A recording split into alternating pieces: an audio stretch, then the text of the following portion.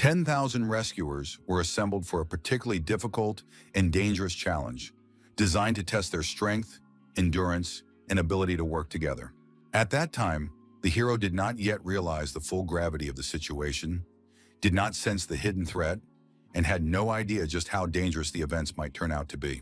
Besides him, the only ordinary person among the chosen ones, there were another 9,999 powerful cultivators, each possessing their own strength and experience. They all had to face the monsters already looming out of the darkness, radiating menacing power and forcing each of them to prepare for an exhausting battle. There were 365 days left until the ascension of the higher powers, and this countdown relentlessly reminded them of the approaching event that could radically change the fate of the world. A rather grim and harsh reality suddenly engulfed the young man, forcing him to take a different look at his own strength, capabilities, and the dangers that lay ahead. On the 30th day, he was able to destroy the stars with a single blow, demonstrating a power that seemed incredible even to experienced warriors and forcing everyone to realize his potential. Screams and commotion could be heard from the hospital ward, echoing through the long corridors and filling the air with anxiety, tension, and a sense of imminent danger. The young man persistently urged the armed men to leave his sister's room, trying to shield her from unnecessary fear and danger, while keeping his own anxiety in check. Boss Shu ordered his subordinates to lower their guns and behave like normal people, trying to restore order in the room and ease the tension among those present. After his parents' death, Chumo worried about his sister, but she didn't have time to enjoy life because she suddenly fell seriously ill, leaving him in despair and helplessness. The company helped him pay his bills, and in return, the young man promised that he would definitely repay them, maintaining a sense of responsibility and gratitude for their support. But the boss constantly reminded him that the idea to appoint him as head of the finance department had come from him, emphasizing his own role in the young man's career growth. It turns out that the protagonist initially agreed to the terms to save his sister, and then, having achieved his goal, simply quit, leaving his past responsibilities behind and feeling a certain sense of freedom. The boss openly threatened him, intending to harm the girl, trying to manipulate his fear and force him to submit to his own desires and orders. However, Chumo tried to shout, warning everyone that he would not allow anything bad to happen to his sister, demonstrating his determination and readiness to protect her at any cost. Loudly and decisively, the boss declared that someone had to take responsibility for the failure of the amusement park project and even commit suicide, emphasizing the severity of his demands. However, he had the opportunity to return to the company and restore its reputation, and only then would his sister's medical bills be paid for several years in advance, ensuring she could receive treatment without worry. The manager ordered him to consider the offer and come back with a final decision the next day, giving him time to reflect on the importance and consequences of his choice. The sun heralded the start of the workday, bathing the city in warm light and prompting people to wake up and prepare for their daily routines. The hero strode confidently through the office, every movement radiating determination and self-assurance, demonstrating readiness for any challenges and encounters. Unable to believe her eyes, the assistant was shocked. Her face reflected a mixture of surprise and confusion about what had just happened before her. Jia Xiaomen immediately decided to tell her boss everything, without hesitation and feeling an urgent need to share important information that could influence future events. However, it wasn't the best time to be around him, as his mood and behavior seemed unpredictable and could pose a danger to those around him. The girl openly admitted that she had liked him for a long time and hoped for reciprocity, expecting him to respond with the same feelings and understand her sincerity. Chumo apologized and explained that he wasn't in the mood to think about such things, trying to keep his emotions in check and avoid misunderstandings in his conversation with the girl. So she asked him to close his eyes so she could give him a farewell gift, full of sincerity and tenderness, leaving an unforgettable feeling of warmth and care in his heart.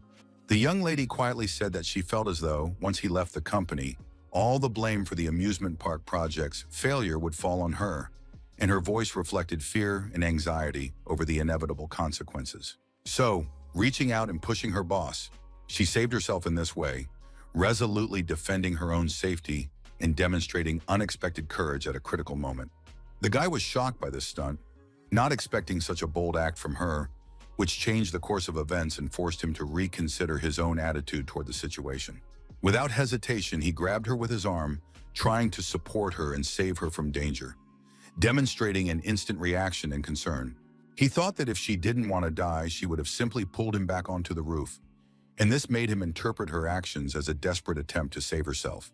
Losing her balance, the young lady fell after him, and both were overcome by a sense of sudden danger and shared risk, forcing them to react instantly.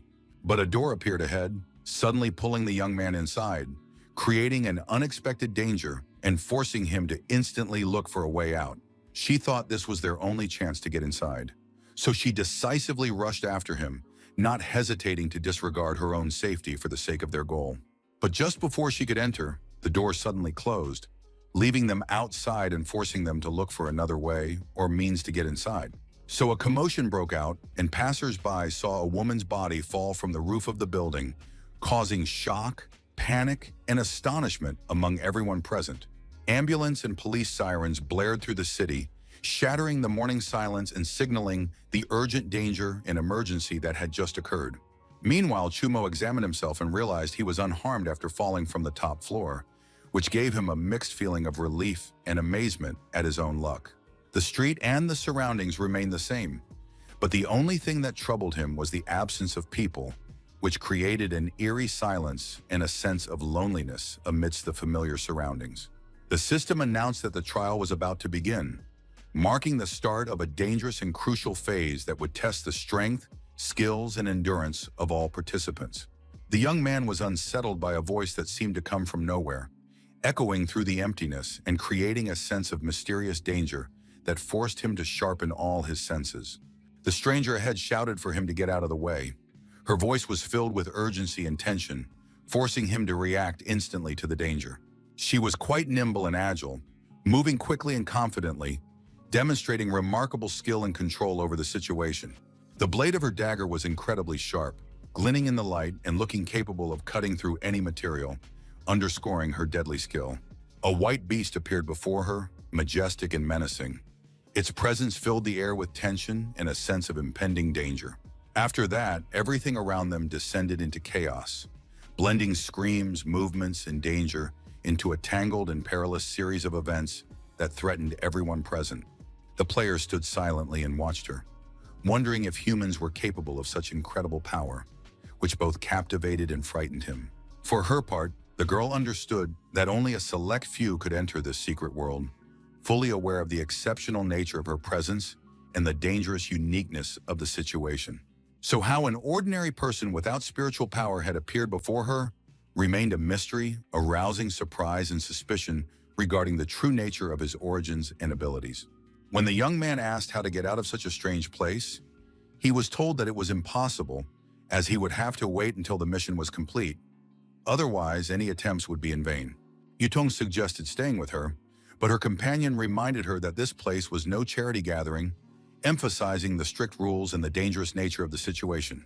Even for them, cultivators, such trials were dangerous, but if she wanted to take him with her, she would have to leave the team and risk her own safety. The young lady was shocked, as she hadn't expected her leader to intend to leave the poor boy as prey for the monsters, filling her with anger and a sense of injustice. Tong turned to him, but the newcomer cut her off, showing impatience and a desire to take control of the situation. Chumo asked her to look out for herself and assured her that, despite everything, he would make it out of there alive, demonstrating confidence in his own abilities and determination. His main motivation was his sister, who was waiting for him in a hospital bed, and the thought of her gave him the strength to keep fighting and overcome any danger. The team leader was quite malicious and wanted to see the look on the newcomer's face when he lost all hope, relishing the control and psychological pressure he exerted over his subordinates. In that instant, they simply vanished from the scene, leaving a void and bewilderment among those present, who didn't even have time to figure out where they'd gone. Holding the sword she had left behind, the boy didn't know how to use it, feeling both the weight of responsibility and his own insecurity in battle. The system announced that upon entering the secret world, players could receive generous rewards, encouraging them to participate in the trials and motivating them to demonstrate their full potential. Chumo pondered the strange light screen and the sounds emanating from it, trying to understand their origin and meaning in this mysterious and unfamiliar environment. Nevertheless, he decided to press it, hoping to receive a reward, and despite his doubts, he was willing to take the risk for the sake of a possible win. Suddenly, the player gained the power of a 1,000-year-old monster, feeling an incredible force that flooded his body and opened up new possibilities for combat and survival. Feeling the power surge through him, Chumo couldn't believe what was happening around him and marveled as fatigue gradually left his body, leaving a sensation of incredible energy. In the real world, an unexpected invasion of creatures from another dimension was officially announced, causing panic and widespread discussion in society. Cultivators who had been granted the status of rescuers had to fight enormous monsters, and all their battles were broadcast live around the world, drawing millions of viewers. If the trial had failed, forces from another dimension would have descended upon Earth, and all of humanity could have been completely destroyed, leaving the planet. Everyone around was baffled and couldn't figure out where those strange, incomprehensible sounds were coming from. Sounds that disrupted the usual silence and created a sense of unease. People's phones automatically downloaded a special live streaming app from the secret world, allowing everyone to watch the events unfolding beyond the boundaries of ordinary reality. People were curious to watch the events unfold, and they were confident that they were in no danger, since the rescuers were supposed to be the first to die while carrying out the dangerous mission. So, upon opening the app, it automatically greeted all users, informing them that they had successfully joined the live stream of events from the secret world. The secret world existed between the real world and another world, and cultivators had built it as a defensive barrier on Earth to resist the invasion of monsters and protect humanity. If the rescuers were to triumph in this world, Earth would restore its spiritual energy and enter a new era of cultivation, regaining the strength and harmony it had long lost. Virtual host Li Liu-Zhang was invited as a speaker for the live broadcast of the secret world to comment on events and interact with viewers from around the world. Standing on either side of her were Elder Ji and Ms. Shuang, who had the opportunity to share important information and advice before the start of this massive and dangerous event. The man said that the various sects of cultivators were fully prepared for the invasion, and although the monsters were extremely powerful, their generation could not miss the chance to join the battle. The young lady replied that such a speech was truly encouraging and instilled confidence in the viewers and participants of the broadcast ahead of the extremely dangerous battle. The program also featured an award system, and every day during the live broadcast, special coins were generated that could be used to support a favorite savior. Later, the host would also recommend a specific player whom viewers should look forward to seeing on air, highlighting their skills and potential in future battles. Viewers were invited to click on the broadcast room to summon the first rescuer and watch their actions during the live broadcast in dangerous battle. It turned out that the hosts contradicted themselves, because as soon as a monster appeared in front of a player, it was immediately killed, casting doubt on any previous promises and predictions made during the broadcast. Viewers themselves left various comments of a negative or offensive nature, expressing their dissatisfaction, skepticism, or sarcasm regarding the events of the live broadcast. So the host suggested that viewers go to another room where events might unfold differently and offer a chance to see the rescuers in safer or more successful situations. There was also a rescuer there begging for help, as he was afraid of dying and didn't want to perish during a dangerous battle with monsters. Once again, they decided to switch channels, as if trying to find something more comforting and hopeful amid the brutal and dangerous events of the broadcast. Ms. Shuang apologized to all subscribers for failing to meet expectations and for the broadcast events not living up to viewers' hopes. However, the man felt that something was wrong, since the first trial wasn't supposed to be this difficult and wasn't supposed to put the rescuers in such extreme danger. The system reported that the enemies had increased the intensity of their assault, and the difficulty of the mission had risen sharply. For the first time in the history of the Secret World trials, the danger had reached its maximum limit. The elder explained that the longer the monster remained alive, the stronger it became. And at that moment, the combat strength of the strongest cultivator was equivalent to thousands of years of the monster's life. The host said that all viewers should listen carefully to Elder G's explanation, as his words contained important information about the battle's strategy and dangers. For the future of Earth, the rescuers were desperately fighting dangerous monsters, so the viewers had to support them by donating coins of fate to strengthen their power. Jumo paid no attention to the chaos raging around him and calmly enjoyed his ramen, as if no dangers or monsters threatened him. Viewers immediately concluded that the player was there just for a picnic and began joking about his indifference to the dangerous events unfolding around him. The contrast was striking, as fierce battles raged and rescuers perished in other rooms, while he was having a regular lunch or dinner in complete safety. The elder immediately realized that he was facing an ordinary mortal and could not fathom how the secret world could have chosen him to play the role of a rescuer among true cultivators. The man's words surprised the audience even more, sparking a wave of discussion and doubt regarding the true nature and decisions of the secret world. People were convinced that if the player had encountered an enemy, he would have died long ago, and his calm demeanor seemed utterly unbelievable and incomprehensible. Suddenly, the number of viewers skyrocketed, and everyone began to heatedly debate how long the young man would be able to stay alive in the dangerous secret world. In the corner of the room, it became clear that an enemy had appeared, and his presence immediately heightened the tension among the onlookers and rescuers. The hero noticed the monster, but at that moment he was merely studying it intently with his eyes, taking no action and maintaining a calm demeanor. The young woman was terribly frightened and, pleading with the elder, begged him to spare the simple man and free her from this difficult and dangerous ordeal. But the man calmly explained that the secret world had been created by ancient cultivators long ago, and even they could no longer fully control it.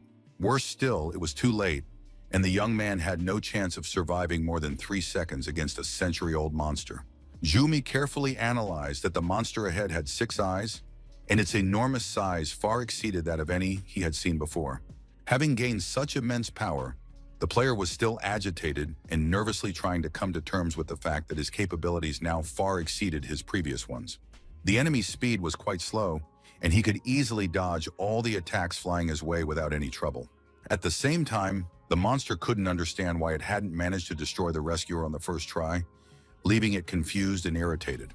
The monster deliberately provoked him, trying to force the young man to attack aggressively, but he remained calm, knowing exactly what to do in this situation. So, at that very moment, he decided to test his hunch, carefully preparing for an action that could completely change the course of events. Yuding had left him a sword he could use to deliver a powerful blow to the enemy and turn the tide of battle in his favor. So, the player swung and hit the target squarely, dealing significant damage to the enemy and demonstrating his accuracy and skill. The monster had absolutely not expected such decisive and unexpected actions from him, which caused it to lose its concentration for a moment. But it immediately became clear that the attack had not caused the enemy any damage, leaving the player surprised and a little confused. Just as Chu Mo had predicted, the enemy had deliberately provoked him into attacking so that he would take damage from his own strike, using a cunning plan. Fortunately, he had attacked with a sword, so the damage from the parried attack was minor, and he managed to avoid serious injury. Comments from the audience began pouring in again, as this time they were dissatisfied with the false information spread by the elder, which had caused outrage. They immediately realized that the young man's attack was pathetic, since even his sword broke in half while trying to strike the enemy. Meanwhile, the TV host was surprised that he managed to dodge all of the monster's blows, demonstrating incredible agility and reflexes during the fight. The young lady was also convinced that even an ordinary guy could have managed to take down the monsters, watching his precise and bold actions. Elder G admitted that he had underestimated him and suggested that the young man was most likely a martial arts master, even in the ordinary world. It was extremely difficult for everyone to watch, as they understood that a mortal had no chance against such a powerful enemy. Even as Chumo deftly dodged countless attacks, the realization that a single blow could be his end kept him in a constant state of tension. The player himself understood that he had been cornered, and that any carelessness could cost him his life in this critical situation. He had no chance to even dodge, and every move could turn into a deadly danger for him. He could only take a risk, feigning an attack on the enemy while simultaneously pushing it away from him, hoping his plan would succeed. While the monster was frightened and flustered, Chumo decided to take advantage of this opportunity to carefully escape the dead end and find a more advantageous position. Raising his hand, he summoned a bright light that illuminated everything around him and instantly drew the attention of everyone present. The opponent should have retreated, but stubbornly refused to take a step back, remaining in place and displaying unyielding resilience. The terrifying monster standing before him suddenly vanished, leaving behind only silence and a sense of astonishment. The spectators couldn't believe that an ordinary young man had managed to completely defeat such a powerful opponent, remaining in a state of shock and amazement. Everyone immediately began throwing coins at him in support, wanting to thank him for his courage and incredible bravery in battle. In the end, the spectators contributed more than 5,000 coins, a testament to their deep gratitude and admiration for his feat. The young man didn't quite understand what was going on and couldn't figure out what this new feature was that had suddenly appeared before him. It was precisely this that helped him significantly improve his combat strength, yet he didn't feel any changes at all and remained confident in his usual strength. By that time, his training had reached 10,050 points, which attested to the immense level of development of his skills and strength. In the real world, surprised voices could be heard in the office, as employees couldn't believe what had just happened right before their eyes. An employee informed Boss Shu that former employee Chumo had unexpectedly appeared on live TV, causing surprise and tension among the entire team. He also explained that this was a unique broadcast from a secret world where the young man had unexpectedly been chosen as a rescuer, which shocked and intrigued everyone present. The man explained that he knew this information because Xia Xiaoman had told them everything, and they decided that if she died, they could pin the blame for the entire project on her. They also decided to pay all the bills of the young man's sister and make amends with him to restore trust and support the family during this difficult time. However, from the young man's perspective, he might not have been willing to make amends and was hesitant due to the resentment and doubts that had built up inside him over previous events. The manager explained that everything was done for the sake of the social elite, since having a cultivator mother always gave a significant advantage in society and opened up numerous opportunities. He could have asked someone at any moment to calm Chumo down so that he wouldn't pose a threat, and the situation would remain under control without risk to anyone.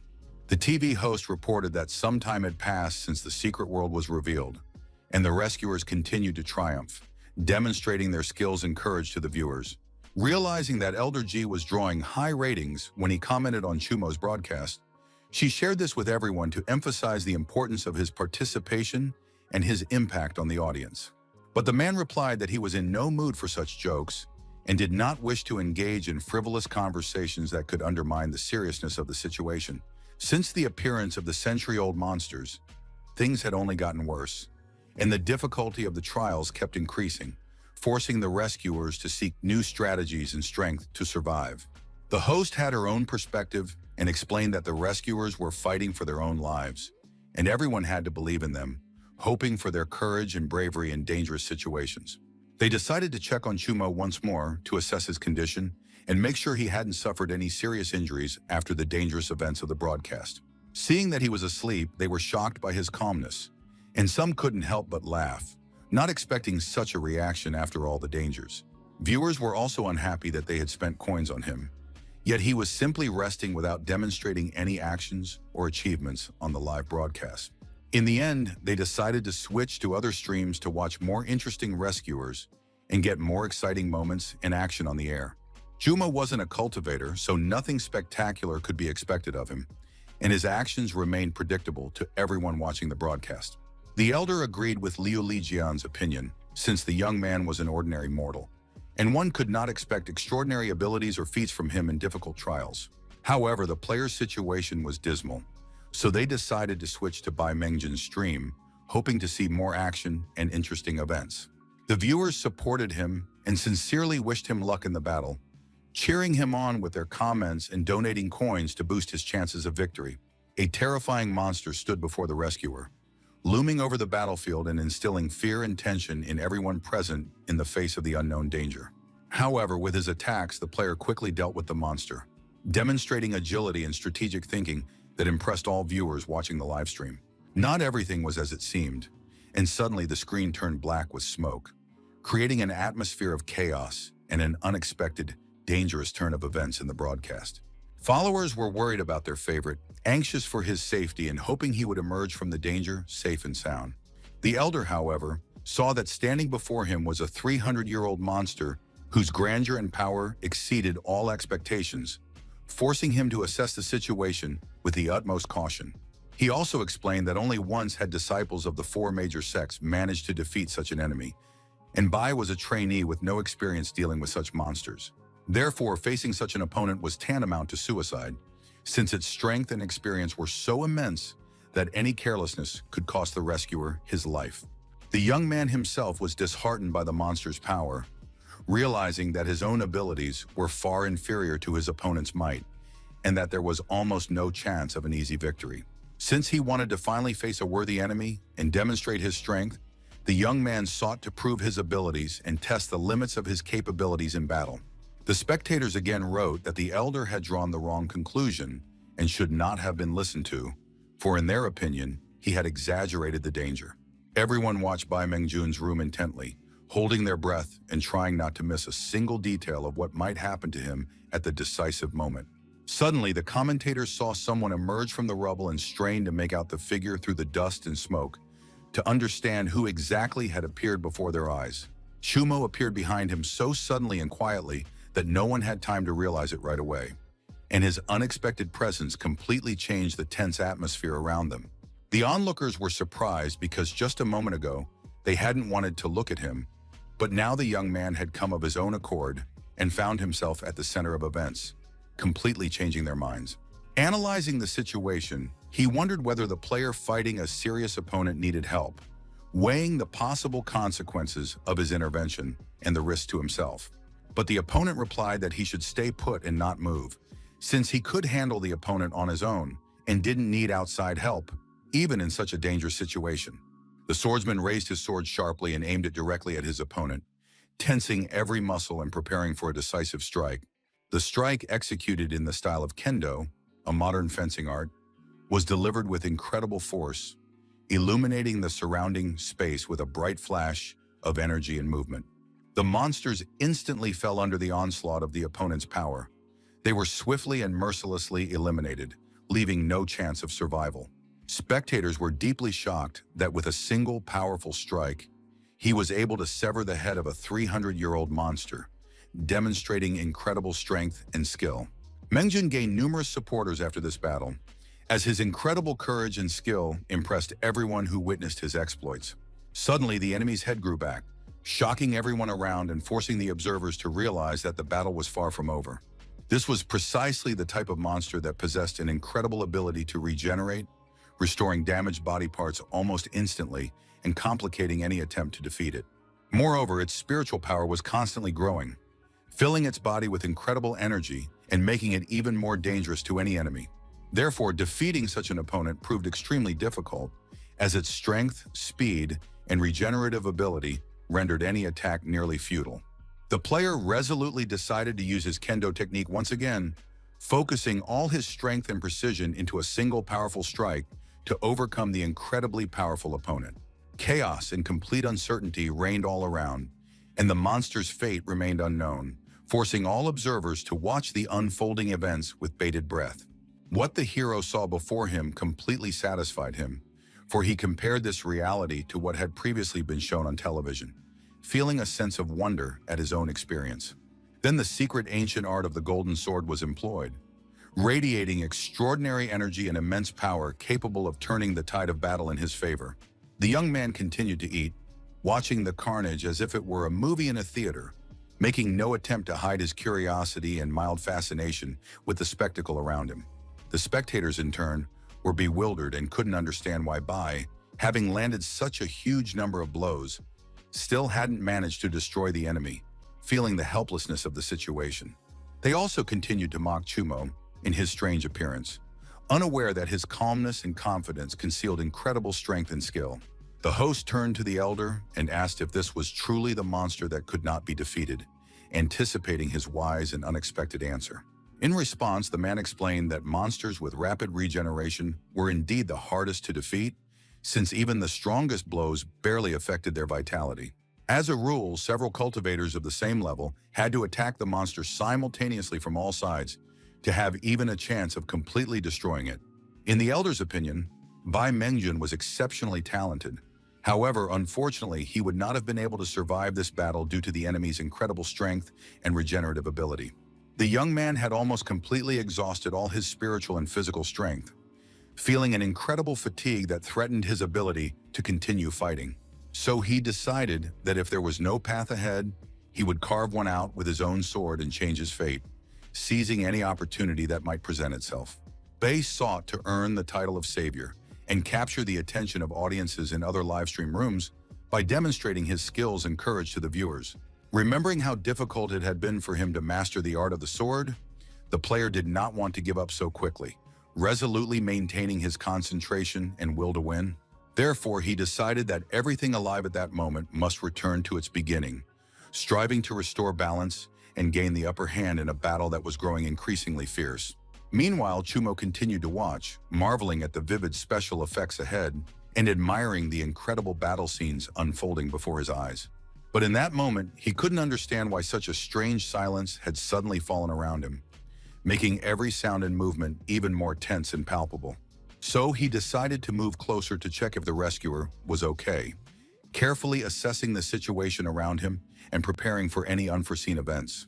Worried about him, the player asked about his condition, hoping to get a quick answer and make sure the rescuer hadn't suffered any serious injuries.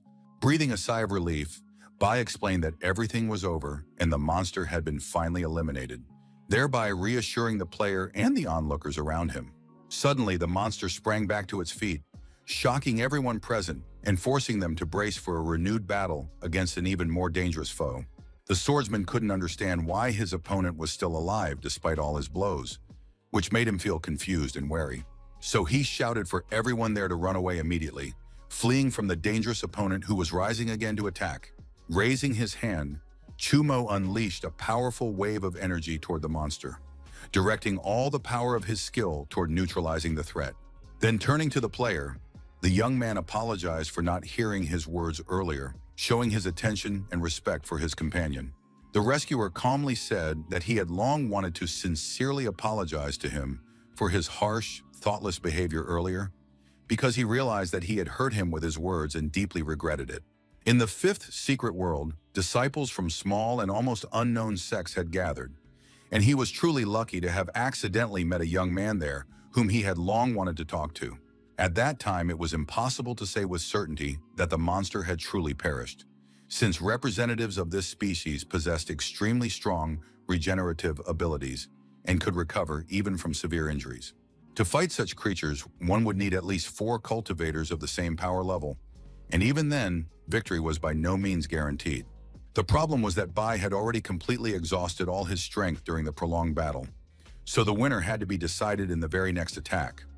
Otherwise, they themselves would become the prey. Without wasting time on long deliberations or doubts, the hero immediately agreed with him, realizing that the situation demanded a quick decision and that hesitation could cost them dearly. So the new companion calmly suggested they join forces for a joint attack, explaining that together they would have a much better chance of defeating the dangerous enemy. They had to launch the attack at the exact moment the monster began to regenerate, in order to inflict maximum damage and significantly increase their chances of victory in this dangerous battle. They also had only 5 seconds to quickly prepare, gather their strength, and precisely coordinate their actions before launching the decisive attack. Chumo didn't understand exactly what he was supposed to do in such a short amount of time, and because of this, he felt extremely nervous and awkward in front of the others. When the allotted seconds had passed, everyone remained in their places, tensely awaiting the signal to begin the attack, maintaining full readiness and concentration. And so they continued to stand motionless for a full minute, tensely awaiting what was supposed to happen. Everyone could feel the tension and anxiety in the air. The hero suddenly realized that the monster's expected regeneration wasn't happening, and this made him feel both surprise and anxiety at the same time. Bai suddenly began coughing up blood, but calmly assured everyone that everything would be fine, explaining that he simply needed to rest a bit to regain his strength. The rescuer also couldn't understand how his companion had managed to eliminate the monster with a single blow, and began to wonder if his true strength exceeded ordinary limits. His condition could only be explained as a side effect of the last attack, which had drained his body and spirit, leaving visible signs of loss of strength and exhaustion. At that moment, his spiritual strength was leaving his body, leaving him defenseless and exhausted, and every breath came with great effort and pain. Bai Mengjin had no desire to leave this world, feeling a deep attachment to life and a strong will to survive, despite the critical state of his body and spirit. Suddenly, an explosion erupted around him, shattering the air with a roar and raising a cloud of dust, causing everyone nearby to feel fear and shock at the same time. The young man was violently thrown aside and crashed to the ground with a thud, feeling the impact throughout his body and the pain from the unexpected force of the explosion. Not even ashes remained around him. Everything was destroyed and devastated, and the site of the explosion had turned into a completely empty and lifeless wasteland. The hero realized that he hadn't even noticed when the monster had attacked, and what exactly had happened ahead remained a complete mystery, filling him with a sense of anxiety and uncertainty. The viewers didn't know what was happening either, but now no one dared to write negative comments about Chumo because everyone was stunned by his power and the unexpected turn of events. They all watched him intently, not taking their eyes off him, and trying to figure out what exactly he planned to do next in this dangerous and unpredictable situation. And then they began to comment actively, and some even wrote sincere compliments to the rescuer, admiring his courage, skill, and decisiveness at the critical moment. Ms. Shuang herself concluded that the outcome of the battle had been completely unexpected, and immediately asked the elder for his opinion, wanting to understand his assessment of the consequences of the clash. He replied that he regretted Mengjin's death, and that Chu Mo, along with his combat techniques, reminded him of a long-lost sect of cultivators. The body refinement sect, which could mimic the abilities of monsters, had vanished because even its strongest cultivator could only achieve true combat power at the level of a 1,000-year-old monster. During battle, they relied exclusively on raw physical strength, completely refraining from using spiritual chi energy in order to conserve their energy reserves for critical moments. In the office, everyone was intently discussing the man's words that had been broadcast, exchanging thoughts, expressions of surprise, and speculations regarding their meaning and implications. Boss Yu immediately realized just how powerful Chumo was, and that he could very well be a follower of such a sect, capable of reaching incredible heights of combat prowess and possessing rare abilities. A body cultivation sect could attain such incredible power that its followers became capable of standing up to millennia-old monsters and emulating their extraordinary abilities. But in a world where spiritual energy was almost gone, even the strongest cultivator could only possess strength equivalent to 1,000 years, so he couldn't afford to hire a savior. The subordinate tried to reassure the boss, explaining in a calm voice that whenever a problem arose, it always found a way to be resolved. Realizing that they hadn't yet reached a dead end because Li Hanlin, the third son of the Li family, had taken charge of the amusement park project, and that he certainly wouldn't stand idly by after that. Be that as it may, they had to bide their time so that the employee could carefully assess the situation and find the right solution without rushing. The boss ordered his assistant to go to the hospital and kidnap Chumo's sister, as she was absolutely essential to the realization of their plans and intentions. He was also to inform all employees that they had the day off so that no one would show up at work and interfere with the execution of their plans. The assistant suggested hiring more security guards, since the company's existing security was too weak and couldn't provide adequate protection. Boss Shu reminded everyone that he would make all decisions on his own, and that he had gradually, step by step, risen from a street thug to the status he held in his current life. Therefore, he vowed to fight for his life until the very end, never backing down in the face of any difficulties or obstacles in his path. Before heading to hell, the man wanted to see the landscape from above one last time, to memorize every detail and enjoy his final view of the world. Battles raged every second in a secret world where no outsider could peer in, and every moment was filled with danger and unpredictable events. Yudong was in danger, surrounded by unknown threats and circumstances that could put her life at serious risk at any moment. A terrifying monster had taken over the area, spreading fear and chaos all around, and anyone who dared to approach risked falling under its destructive influence. It was drawing ever closer to them, palpably heightening the tension and making hearts race with fear and the foreboding of imminent danger. The girl realized that everyone she had fought side by side with was already dead, and the horrific reality of utter loss and loneliness came into view before her eyes. It was then that she realized she had never wanted to be a rescuer at all, and that all her aspirations and dreams had nothing to do with heroic deeds in danger.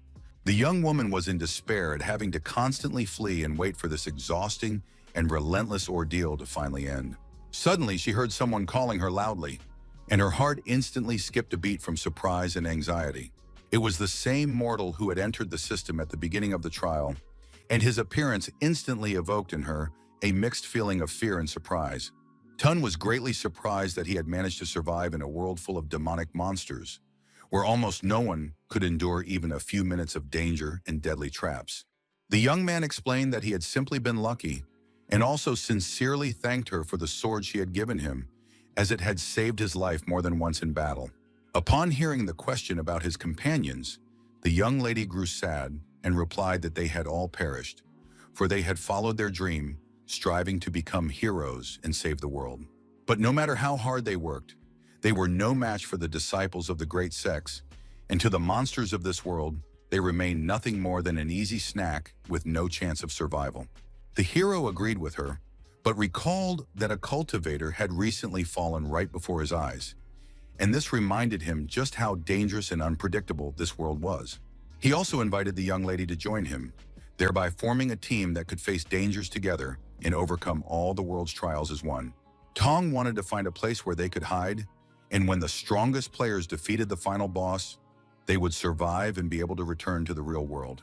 Viewers begged her not to be so foolish, since the strongest savior was right in front of her, and his help could save her from imminent danger at any moment.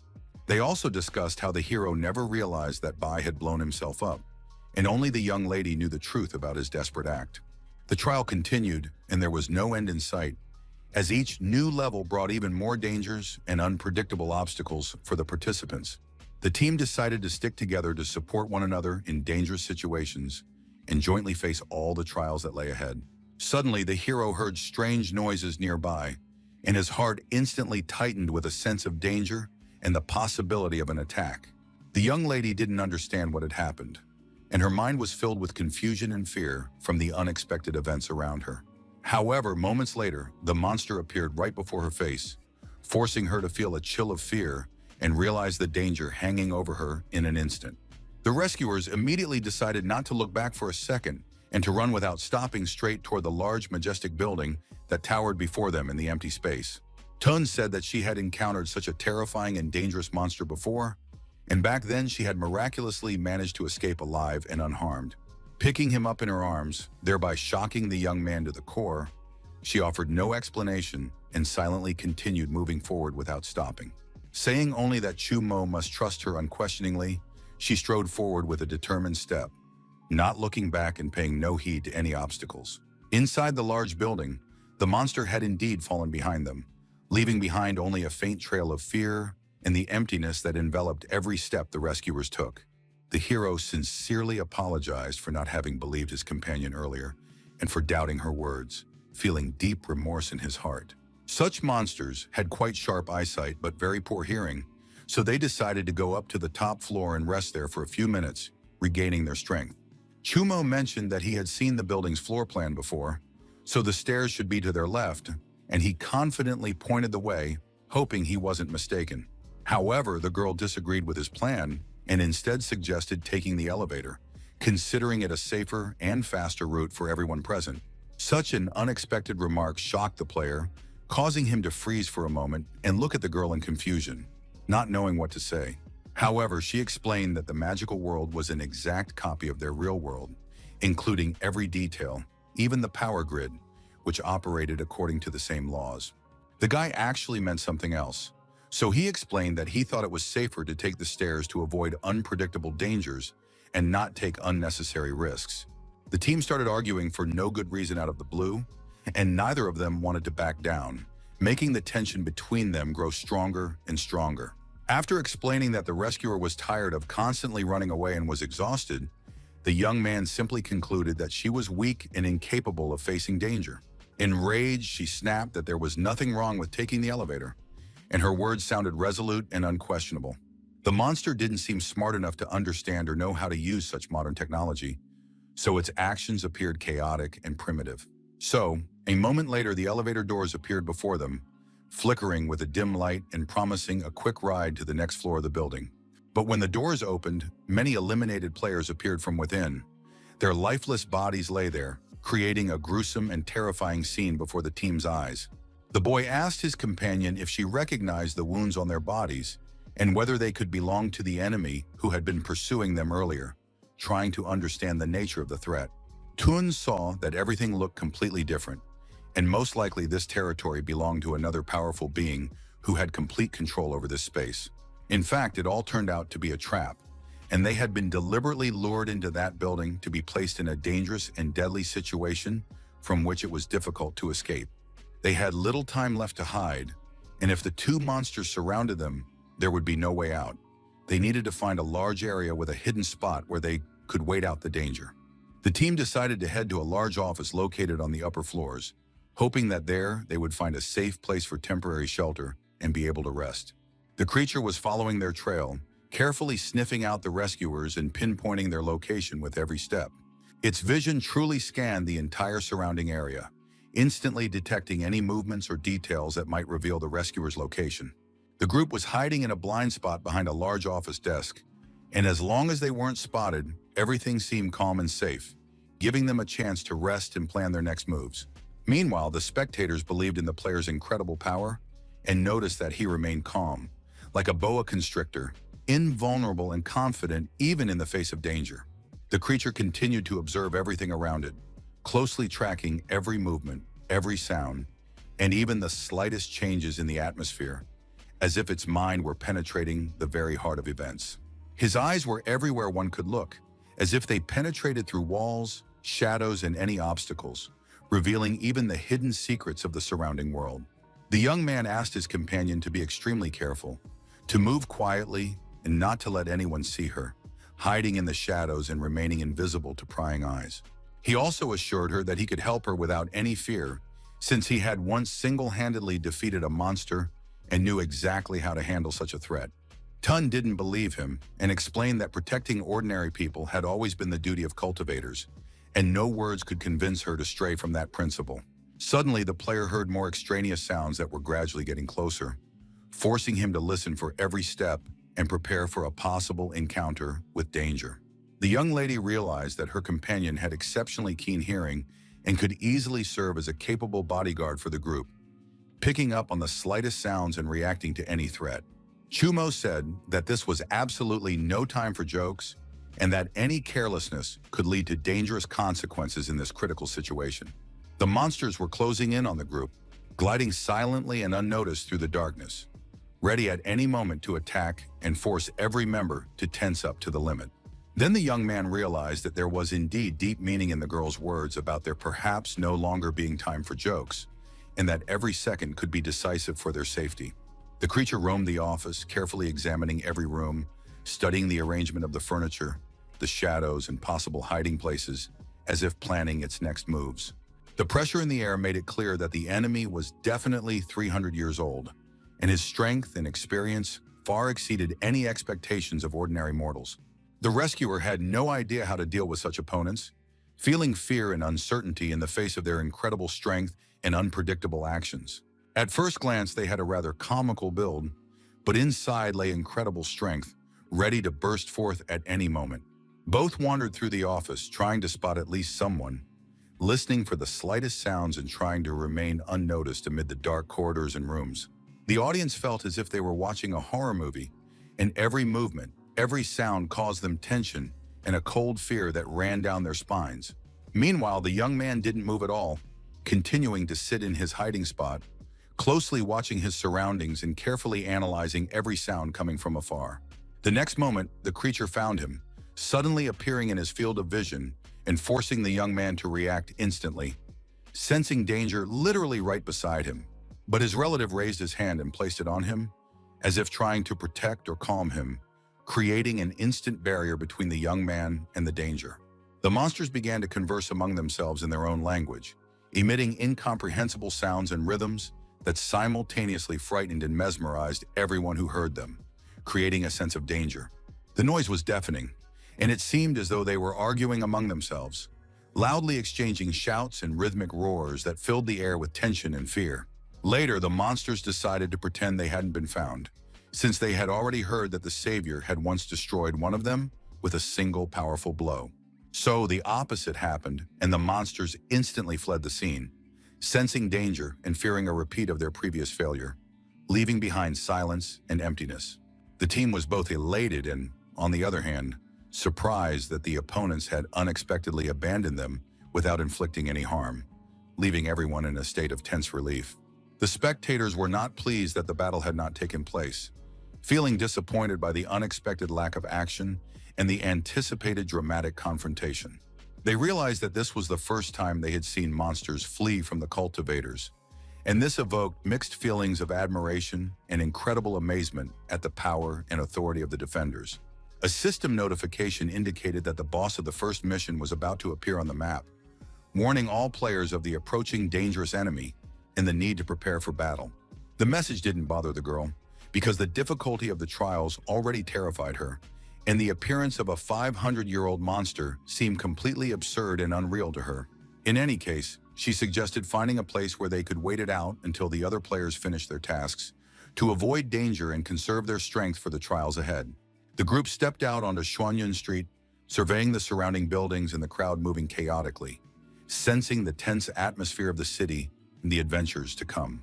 Ahead of them, not far away, a beam of light illuminated the area, casting long shadows and highlighting every detail of the surroundings. They realized they had caught a glimpse of their main adversary, whose imposing figure and menacing aura immediately instilled a sense of fear and wariness in them. The team also couldn't believe that monsters could be of such a high level, and concluded that the secret world might have been sending false messages, misleading them. Suddenly, a stranger crossing the road called out to them, drawing attention with his unexpected appearance and mysterious tone of voice, which made everyone wary.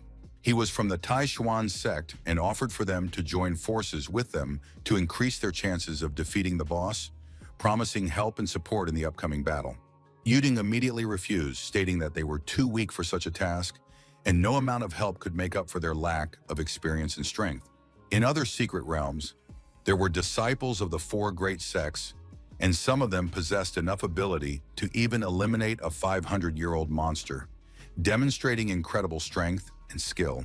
The stranger understood that to survive, they had to unite, as there was only one way out, and any attempt to act separately could lead to fatal consequences.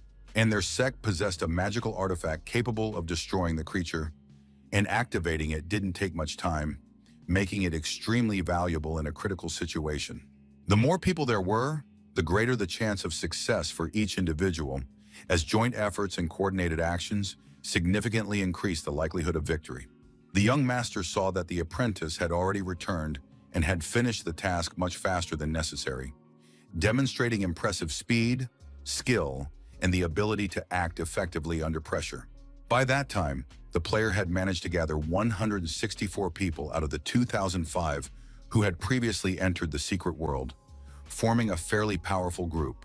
No one had expected the difficulty of the trial to increase so rapidly, and the number of cultivators who had perished far exceeded all expectations, forcing the survivors to strain themselves even further. While the players were supposed to hold the creature back for a moment, the young master had to activate the Thunder Amphora in time, using its power to destroy the enemy. The item was one of the most valuable in the Taishuan sect, and it could only be used once, making every attempt to use it extremely critical and high stakes. The man had given him the amphora solely because of his weakness, realizing that without support, he would be unable to cope with the extraordinary threat and succeed in completing the task. At that time, the father wanted his son to use the artifact as a way to buy time and allow more cultivators to be gathered, increasing the chances of success in the battle against a powerful enemy. The master understood that such a plan would inevitably lead to a great many deaths, and every decision he made required immense caution and a willingness to bear the terrible consequences. But the father thought only of making his son stronger, for after defeating the final boss, he would receive a large number of fate coins from the spectators and could significantly raise his level.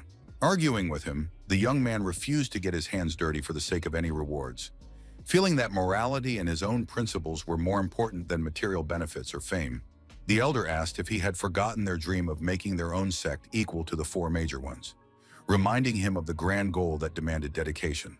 The man had worked hard enough to turn the organization into one of the strongest, but by that time they had already reached their limit and could not move forward without great sacrifices and risks. In the eyes of the world, there were only two types of cultivators: those who belonged to the four major sects and all the others who were considered trash. This harsh reality determined their place in the world. According to his father, they had always been second class, And it was only with the emergence of the secret world that they were given a chance, one they had to seize fully to catch up with and surpass the others. The sun had to make the players of the fifth secret world feel true fear and despair, and only then become their hero by destroying the monster and earning their respect and admiration. After listening to his father, the young man agreed, as he had no other choice, realizing that refusal could lead to even worse consequences for him and the team. And then, standing before the sect, he apologized to them on his father's behalf, acknowledging his decision while simultaneously taking responsibility for his own actions. In doing so, he explained that their sacrifice was simply necessary, for without it, the success of the dangerous mission and the team's survival would have been impossible. Soon, the loud boss of the first trial appeared before all the participants, instilling both fear and excitement in them as they prepared for battle.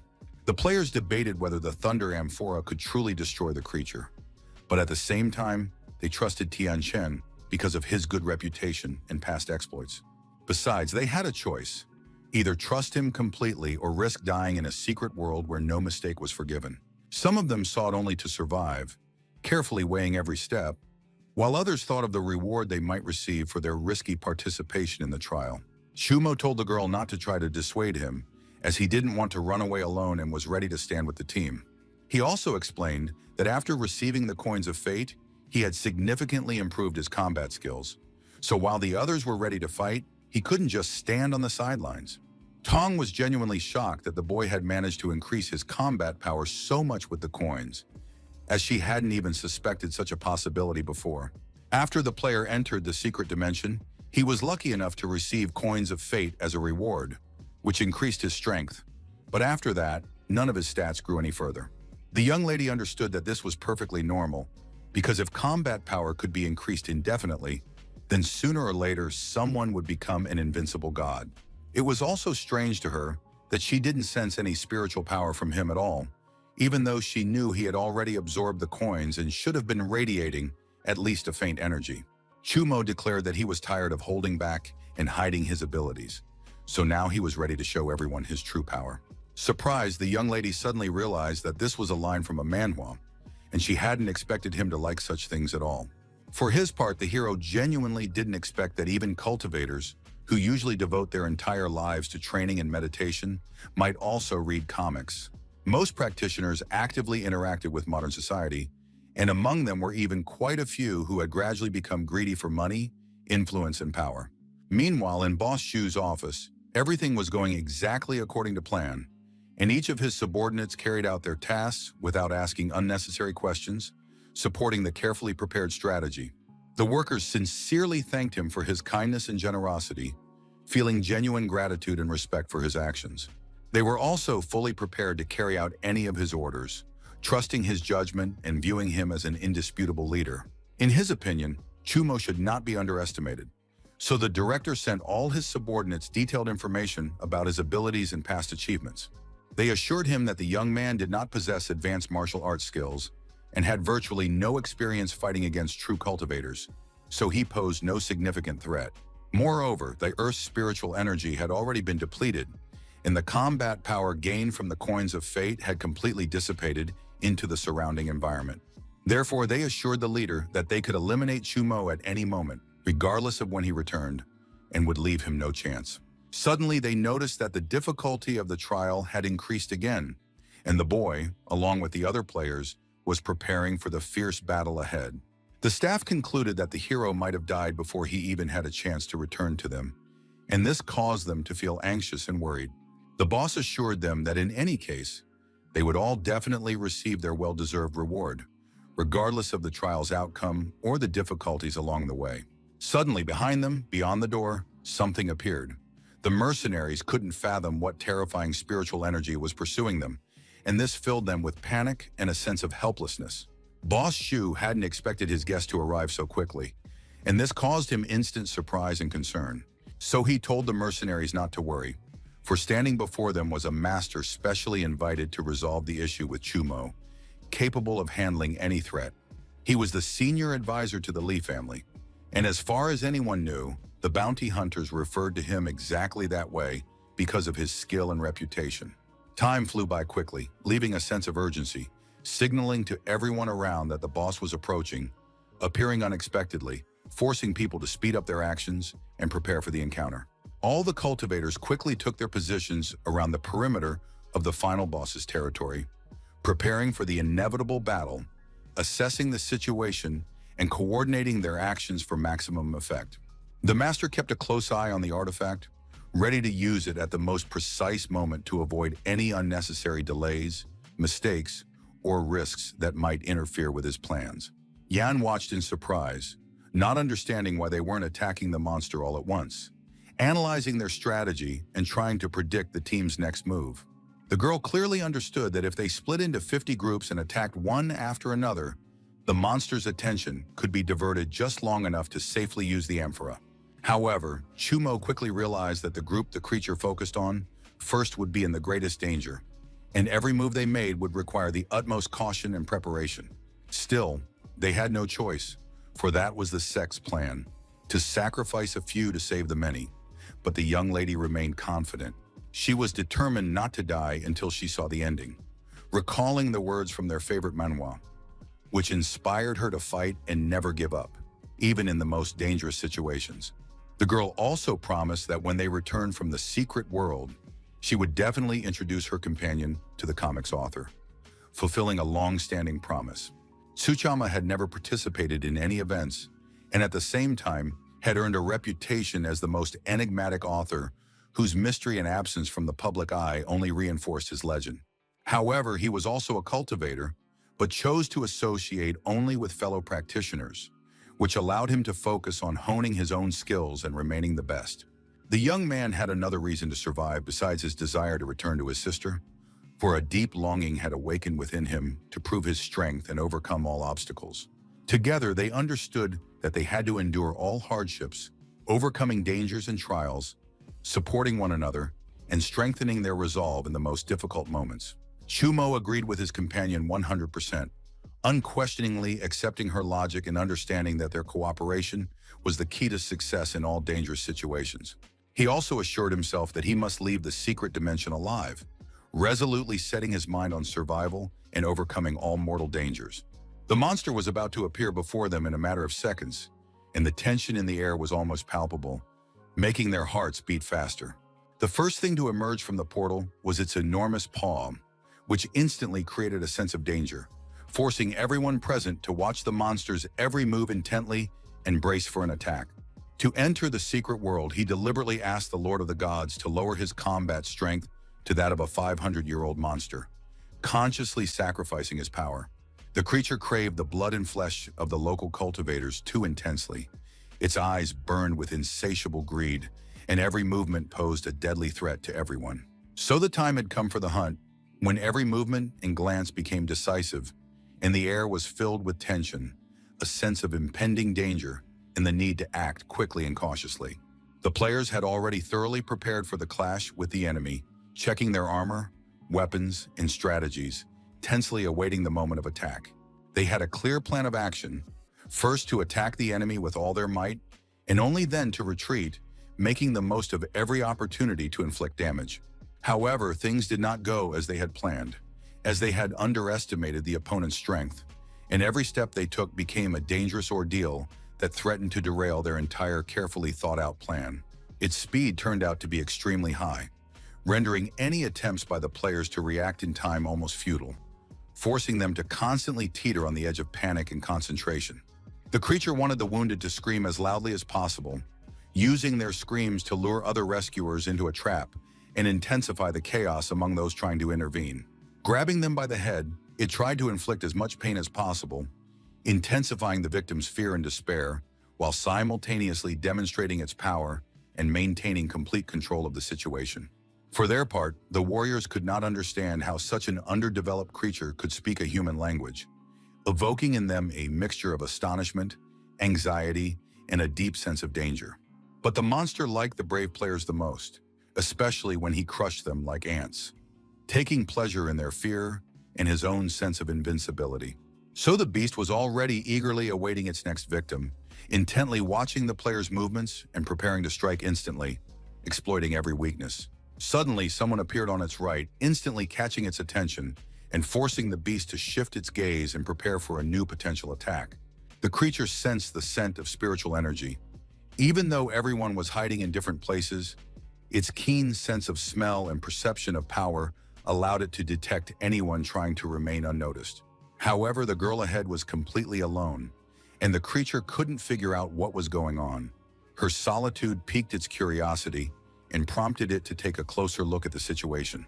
Tun replied decisively that she alone was more than enough to handle someone like him, demonstrating confidence in her own abilities and a willingness to face danger without outside help. Such a retort amused the creature even more, lifting its spirits and giving it a sense of superiority, for it took pleasure in the self-assurance of its victims. The rescuer instantly directed her attack at the enemy, concentrating all her strength and precision into every movement to inflict maximum damage and force him to retreat. At first, it was unclear how much damage she had inflicted on the opponent, as the effect of the attack remained hidden, and everyone around watched its reaction intently, waiting for any sign of weakness. It soon became clear that the creature hadn't even felt the blow, and she found it laughable how weak they were, highlighting the vast gulf between her power and their abilities. Suddenly, the young man appeared behind them, unexpectedly upsetting the balance of the situation and forcing everyone to react instantly to the new sudden threat. His fist was already poised to strike, filled with strength and determination, ready to deliver a powerful, devastating blow to the enemy at any moment. The cultivator's power surged across the ground, heading directly toward the monster, leaving a trail of destructive energy in its wake and underscoring his might and resolve. The monster, in turn, pricked up its ears, as it hadn't expected such a turn of events. Its reaction was instantaneous, and its body was ready for unexpected movements and counterattacks. The whole reason was that Chumo had forced him to instinctively dodge, using cunning and precise calculation to put the monster at a disadvantage. He suddenly became curious, because among the cultivators, someone had appeared who was truly strong, and finally the opportunity had arisen to stage a real battle. The host couldn't figure out if the final boss of the Fifth World was a mutant, so she immediately asked for a detailed explanation, trying to get a clear answer for the viewers. Ms. Shuang explained that the stronger the monster, the more human-like its appearance became, and under normal circumstances, only creatures over 800 years old were capable of such a level of development. The reports from the secret world could not lie, as the elder well knew, and it turned out that the difficulty of the Fifth World's final trial was significantly higher than in all other dimensions. They also asked the man to explain how the creature had so swiftly dodged Chumo's attack, seeking to understand its incredible speed and the predictability of its movements in battle. But he decided to save his full commentary for later and suggested returning to the broadcast so as not to distract viewers from the main events and to continue showing the thrilling battle. There was a girl who was scared to death, and she absolutely did not like the show they put on, leaving her with a sense of fear and unpleasant shock from the situation. According to the plan, she was supposed to distract the opponent with the first attack while her partner prepared to strike him, taking advantage of the moment of complete surprise and maximum effectiveness. Suddenly, she realized that the final boss hadn't caught up to them and thought he'd gotten scared and run away, feeling both relief and surprise at the unexpected turn of events. However, the monster had only one target, her partner, but it hadn't sensed his spiritual power, leaving him unnoticed for now and giving him a slight advantage in the fight. But then he realized he could lure him out using the girl, killing her to force her partner into the open and into his trap. Yuting saw that she couldn't move and waited helplessly for death, feeling the chill of fear that pierced her entire body and the tension of the impending danger. The high-ranking monster had already come too close to her by that point, threatening an immediate attack and forcing Yu Tong to feel the inescapable danger and acute fear. However, a young man appeared, instantly blocking the attack, standing as a shield between Yu Tong and the monster, and risking his own life to save her from imminent danger. The opponent had been waiting for him, delighted that his plan had worked, confidently preparing for the attack and taking pleasure in the anticipated turn of events. Some of the spectators were thrilled to finally witness a real battle, while others were anxious because the opponent was too strong and every blow could be fatal for the combatants. Each of them drew their own conclusions, watching the live stream closely, analyzing the participants' actions, and assessing the chances of victory in this dangerous battle. The sounds of the fierce battle did not cease for a moment, and it seemed as though somewhere very close by, someone was desperately fighting the final boss, trying to hold their ground in the decisive confrontation. The warriors understood well that right now was their long-awaited chance to join the battle, support their allies, and change the course of events in this decisive confrontation. They were so eager to receive the promised reward for victory that they were already imagining how they would divide it among themselves after the battle, each hoping for a generous share. His comrade agreed to help only because he hoped to receive his share of the prize after the victory, counting on this risky venture to ultimately pay off. Also present at that location was a strong and still unknown young man who confidently held back the dangerous creature, so the others had no reason to fear and felt a certain confidence in the situation. Every second, Chumo deftly dodged the enemy's fierce attacks, moving almost instinctively, slipping between blows and constantly looking for the right moment to launch a precise counterattack. His gaze closely tracked every movement of his opponent, trying to anticipate the next attack and not miss a single detail in the intense flow of the battle. The monster didn't understand where exactly the boy was looking, since his gaze was directed somewhere past the creature, as if he were intently watching something else, hidden in the darkness. So it swung sharply and delivered a powerful blow, from which the boy couldn't stay on his feet and flew backwards several meters, crashing heavily into the ground. He didn't know how the cultivator was still standing after such devastating blows, which would have long since broken any warrior and forced him to the ground. And then he realized that an incredibly powerful force was hidden within the cultivator's body, but he wasn't using it to its full extent, holding it back and revealing only a fraction of his true might. The spectators were also unsure about the young man, as they considered him not strong enough and unfit for such a dangerous battle, doubting his ability to withstand the ordeal. But some of them called for coins to be thrown to support the savior and provide him with the necessary aid, hoping that this would strengthen his powers and help him overcome the danger. The monster seemed to take pleasure in the weakness of its enemies, watching them with cruel curiosity and reveling in their fear and uncertainty during the battle. It was quite certain that the player would not be able to endure this trial for much longer, expecting his strength to be exhausted before he could land even a single serious blow in return. He begged to be allowed to put an end to his opponent's suffering, hoping that this would quickly end his torment and free him from the pain he could no longer bear. A luminous lasso suddenly wrapped around his limbs, gripping them tightly and leaving him no chance to break free, forcing him to struggle against an invisible but relentless force. The young lady suddenly appeared on the battlefield, resolutely aiding her comrade, supporting him in the struggle, and providing the necessary assistance at the decisive moment of the confrontation. Holding the creature back, she desperately tried to buy them a few precious minutes, using all her strength and agility to slow down the dangerous opponent. The monster was terrified at that moment, for it could not even move, sensing that its strength was suddenly limited and control of the situation was completely slipping from its grasp. Chumo had already prepared his strike, tensing every muscle and focusing his energy, ready to strike with maximum force to deliver a decisive blow to his opponent. His fist struck the target squarely, shattering the enemy's face with such force that he flew backward, feeling the devastating blow that made even the strongest witnesses hold their breath. It was clear that the area was engulfed in flames and chaos, as fire tore through the air, and debris and smoke created an incredibly dangerous and chaotic atmosphere all around. In the end, Tun injured her arm and felt excruciating pain pulsing through her entire limb, forcing her to endure the discomfort with great effort and limiting her movements. But that was all she could do to save her companion from certain death, giving her all and bravely facing the danger, despite her own pain and exhaustion. At that moment, he was able to seize the opportunity and knock the monster off its feet, though he didn't inflict serious damage on it. Worse still, his body was feeling severely exhausted. Suddenly, other cultivators arrived on the battlefield, ready to immediately attack the boss, decisively engaging in combat and demonstrating their strength and agility at the decisive moment of the confrontation. Seeing that his body lay on the ground, drained of strength, the players immediately decided to act, preparing to intervene in the battle and offer assistance so as not to let the enemy take advantage of his weakness. Their minds were filled only with thoughts of the reward they could receive after victory, and this constantly guided their actions, forcing them to take risks for the sake of potential gain. However, Chumo ordered them not to approach, because the creature remained extremely dangerous at that moment, and any careless action could lead to serious consequences or even death.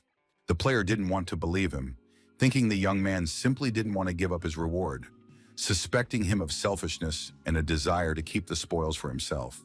Suddenly, his colleague, who was standing behind him, slashed his sword sharply across his body, delivering a powerful blow that made him flinch and feel a sharp pain from the unexpected attack. The rescuer could not comprehend how his companion could have acted so treacherously, for he had never expected betrayal from someone he trusted and relied on in a critical moment. But the other explained that he was certain the reward would never be shared between them, so he decided to act on his own, hoping to secure all the benefits for himself without the risk of sharing with others. The boss opened his eyes, preparing for the next round of the fight. His gaze grew even more fierce and focused, radiating danger and a readiness to deliver a devastating blow. His body shot forward abruptly, closing in on the man at tremendous speed, leaving a trail of danger in its wake and creating a sense of impending disaster. The rescuer, frozen in shock and intense fear, stood completely still, unable to move or react, as overwhelming danger had suddenly taken hold of his mind and body. The young master and his assistant watched intently from the roof of the house, analyzing the situation below and considering their next moves to intervene in the battle at the most opportune moment. They were surprised that the final boss turned out to be a humanoid monster, as they hadn't expected to encounter such an unusual and dangerous creature among their enemies. For his part, Yan was confident that the Thunder Amphora would be a powerful enough weapon to kill the 700-year-old opponent, counting on its destructive power for the decisive blow. However, what troubled the man was not that at all, but the young man who was fighting the creature at that moment, for he was worried about his safety and concerned whether the youth could withstand this dangerous battle. No one believed that such geniuses could exist outside the four major sectors, although his own level did not allow him to be compared to them, and he remained significantly weaker. In fact, due to the monster's immense combat power, ordinary cultivators would not have been able to withstand the battle, as their strength was clearly insufficient to counter such a destructive force. If they had attacked alongside him, the enemy could certainly have been destroyed, but the Amphora remained inactive, and without its destructive power, even their combined efforts might prove insufficient. In the young master's opinion, the loss of such a talent would be a great tragedy, not only for cultivators, but for the entire world, as his potential could significantly influence the course of events. It didn't matter how difficult his plan was, but the man convinced himself that he had to save the young man, resolutely preparing to overcome all difficulties and risks for the sake of his rescue. On the battlefield, the adversary suddenly lunged at the young lady, directing all his strength into the attack, threatening her life and forcing those around her to react quickly.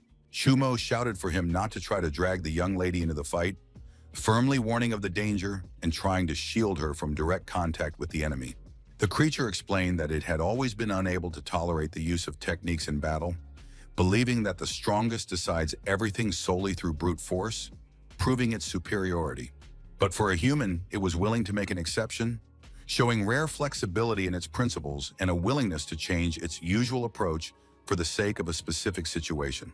A huge shadow cage suddenly rose before the young man, enveloping the space around him and creating the sensation of a trap from which it seemed impossible to escape. The situation completely threw the young man off balance, causing him to lose control of the events and temporarily find himself in a state of confusion and shock. The technique had been bestowed upon the monster from birth, and he could use it without expending his own strength, making its effect constant and incredibly powerful in any situation. With his strength, it would have taken the young man about 20 seconds to break free from the cage, but the enemy was planning to mercilessly kill the girl in that time, leaving him no chance to save her. The boss wanted Chumo to save the girl, so he ordered him to unleash all the power he had, because otherwise, all that would remain before him would be a dead body. The cultivator struggled with all his might to break free from his captivity, exerting every possible effort and using every ounce of his strength to free himself from the strong restraints holding him. Every second, the monster mocked him, sinisterly manipulating his companion's life, creating intense psychological pressure and forcing him to feel helplessness and fear. Still, the boy managed to cope and escape the trap, exerting incredible effort and demonstrating composure, agility, and determination at the most critical moment. His thirst for survival and what he managed to do shocked the beast immensely, causing it to lose control for a moment and casting doubt on its confidence in its own superiority. Chumo thanked the cage because it was thanks to it that he was able to understand how to properly use his strength, feel its potential, and apply it at the decisive moment of the battle. It turned out that the new cultivator truly surprised him with its power, efficiency, and ability to work quickly even on difficult terrain, something he hadn't expected. As a reward for such a powerful experience, he decided to return her to his partner, realizing that this decision would bring her joy and strengthen their relationship for the future. Chumo tried to revive the girl, doing everything in his power and using his knowledge and skills to bring her mind back after a long period of unconsciousness. The creature assured him that the rescuer was alive, merely unconscious, and all his fears and doubts gradually began to dissipate at her words. The young man vowed not to leave the battlefield until he had destroyed his opponent, standing firm in his resolve and ready to fight to the last drop of his strength without retreating a single step. The enraged boss was ready to employ more powerful techniques, preparing to use all his might and skills to dominate his opponent and force him to retreat. A shadow current engulfed the surrounding area, spreading rapidly and devouring everything in its path, creating an atmosphere of fear and uncertainty among everyone present. With a sweep of his arm, the young man blocked the strike, sensing his opponent's power and reacting instantly to every movement to prevent him from breaking through his defense. In a confident voice, he asked if the opponent had anything stronger than what he had shown, trying to gauge the opponent's true power and prepare for the blow. It became clear that the monster had underestimated the cultivator, failing to take into account his true strength and skills, which made him a dangerous opponent. Appearing beside him, Chumo struck his ribs with such force and precision that the opponent felt intense pain and temporarily lost the ability to resist. The monster did not expect such a turn of events, suddenly finding itself in a difficult situation as all its plans and advantages instantly began to crumble under the unexpected onslaught. In turn, the rescuer, striking the enemy with a series of precise blows, remained calm and confident, not letting his emotions dictate his actions and maintaining complete control over the situation. The enemy used a trick involving swapping places with his shadow, instantly changing his position and attempting to confuse the rescuer in order to gain the upper hand in the fight and deliver a surprise strike. From that moment on, it became clear that he feared the young man, for every one of his movements and reactions betrayed inner anxiety and caution in the face of his opponent's strength and resolve. Chumo managed to transform his body into a different state, demonstrating his incredible strength and high level of skill, capable of influencing his opponent even in the most difficult circumstances. To enter the secret realm, the monster reduced its power and death lifted the limits on it, ordering everyone to pray so they could hold out for at least a few seconds in the dangerous space. The sect leaders continued to watch the proceedings, carefully analyzing every movement of the participants and assessing their abilities and reactions to determine who was truly worthy of surviving and gaining the upper hand. Yen worried whether the young master could see what was happening, anxious that he wouldn't miss a single detail and would be able to correctly assess the situation and make a timely decision. The hero did indeed have the upper hand against the monster, as his skill, speed, and strategic thinking gave him a significant advantage in combat, allowing him to control the course of events and avoid dangerous attacks. The Thunder Amphora was also activated, signaling that it was time to conclude the trials of the secret world, and all participants had to muster their last efforts to endure the final stage of the dangerous trial. The group decided to act quickly to help the young man, coordinating their actions and using all available resources to provide support at the most critical moment of his struggle. However, everything that unfolded before them left them in shock, as they had not anticipated such unexpected events and were stunned by the scale and consequences of what was happening around them. The creature had become much stronger. Its power equaled or even surpassed that of an 800-year-old monster, demonstrating incredible might and the ability to outmatch the mightiest opponents in battle. The young master stood silently, saying nothing, but the emotions on his face spoke volumes, reflecting the deep turmoil, determination, and inner tension he was feeling at that moment. In that moment, he realized he had made a mistake. Fully aware of the consequences of his actions, and feeling the weight of a decision that could seriously impact the course of events. And as it turned out, the Thunder Emperor had not been activated, which caused unexpected surprise and forced the participants to reconsider their plans and prepare for new, unforeseen circumstances. The spectators immediately realized that the man had been afraid, and it became clear that now they could rely only on Chumo, since his determination and strength offered the only hope in this dangerous situation. Together, they watched Luo Tianchen, closely following his every move and action, trying to understand his intentions and assess the strength and strategic skill he was displaying in this situation. Afterward, they realized that with such manipulations, he should not be allowed to join any group, as his cunning and unpredictable behavior could lead to dangerous consequences for any team or group. The city was bathed in a dark purple light, filling the streets and squares with a mystical atmosphere that served as a reminder of the hidden danger and extreme tension that reigned all around.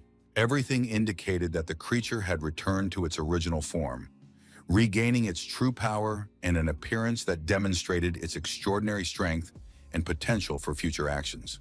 Chumo realized that the creature had mental issues, as it belittled the human race while simultaneously taking on an appearance that revealed its inner repetition and psychological instability.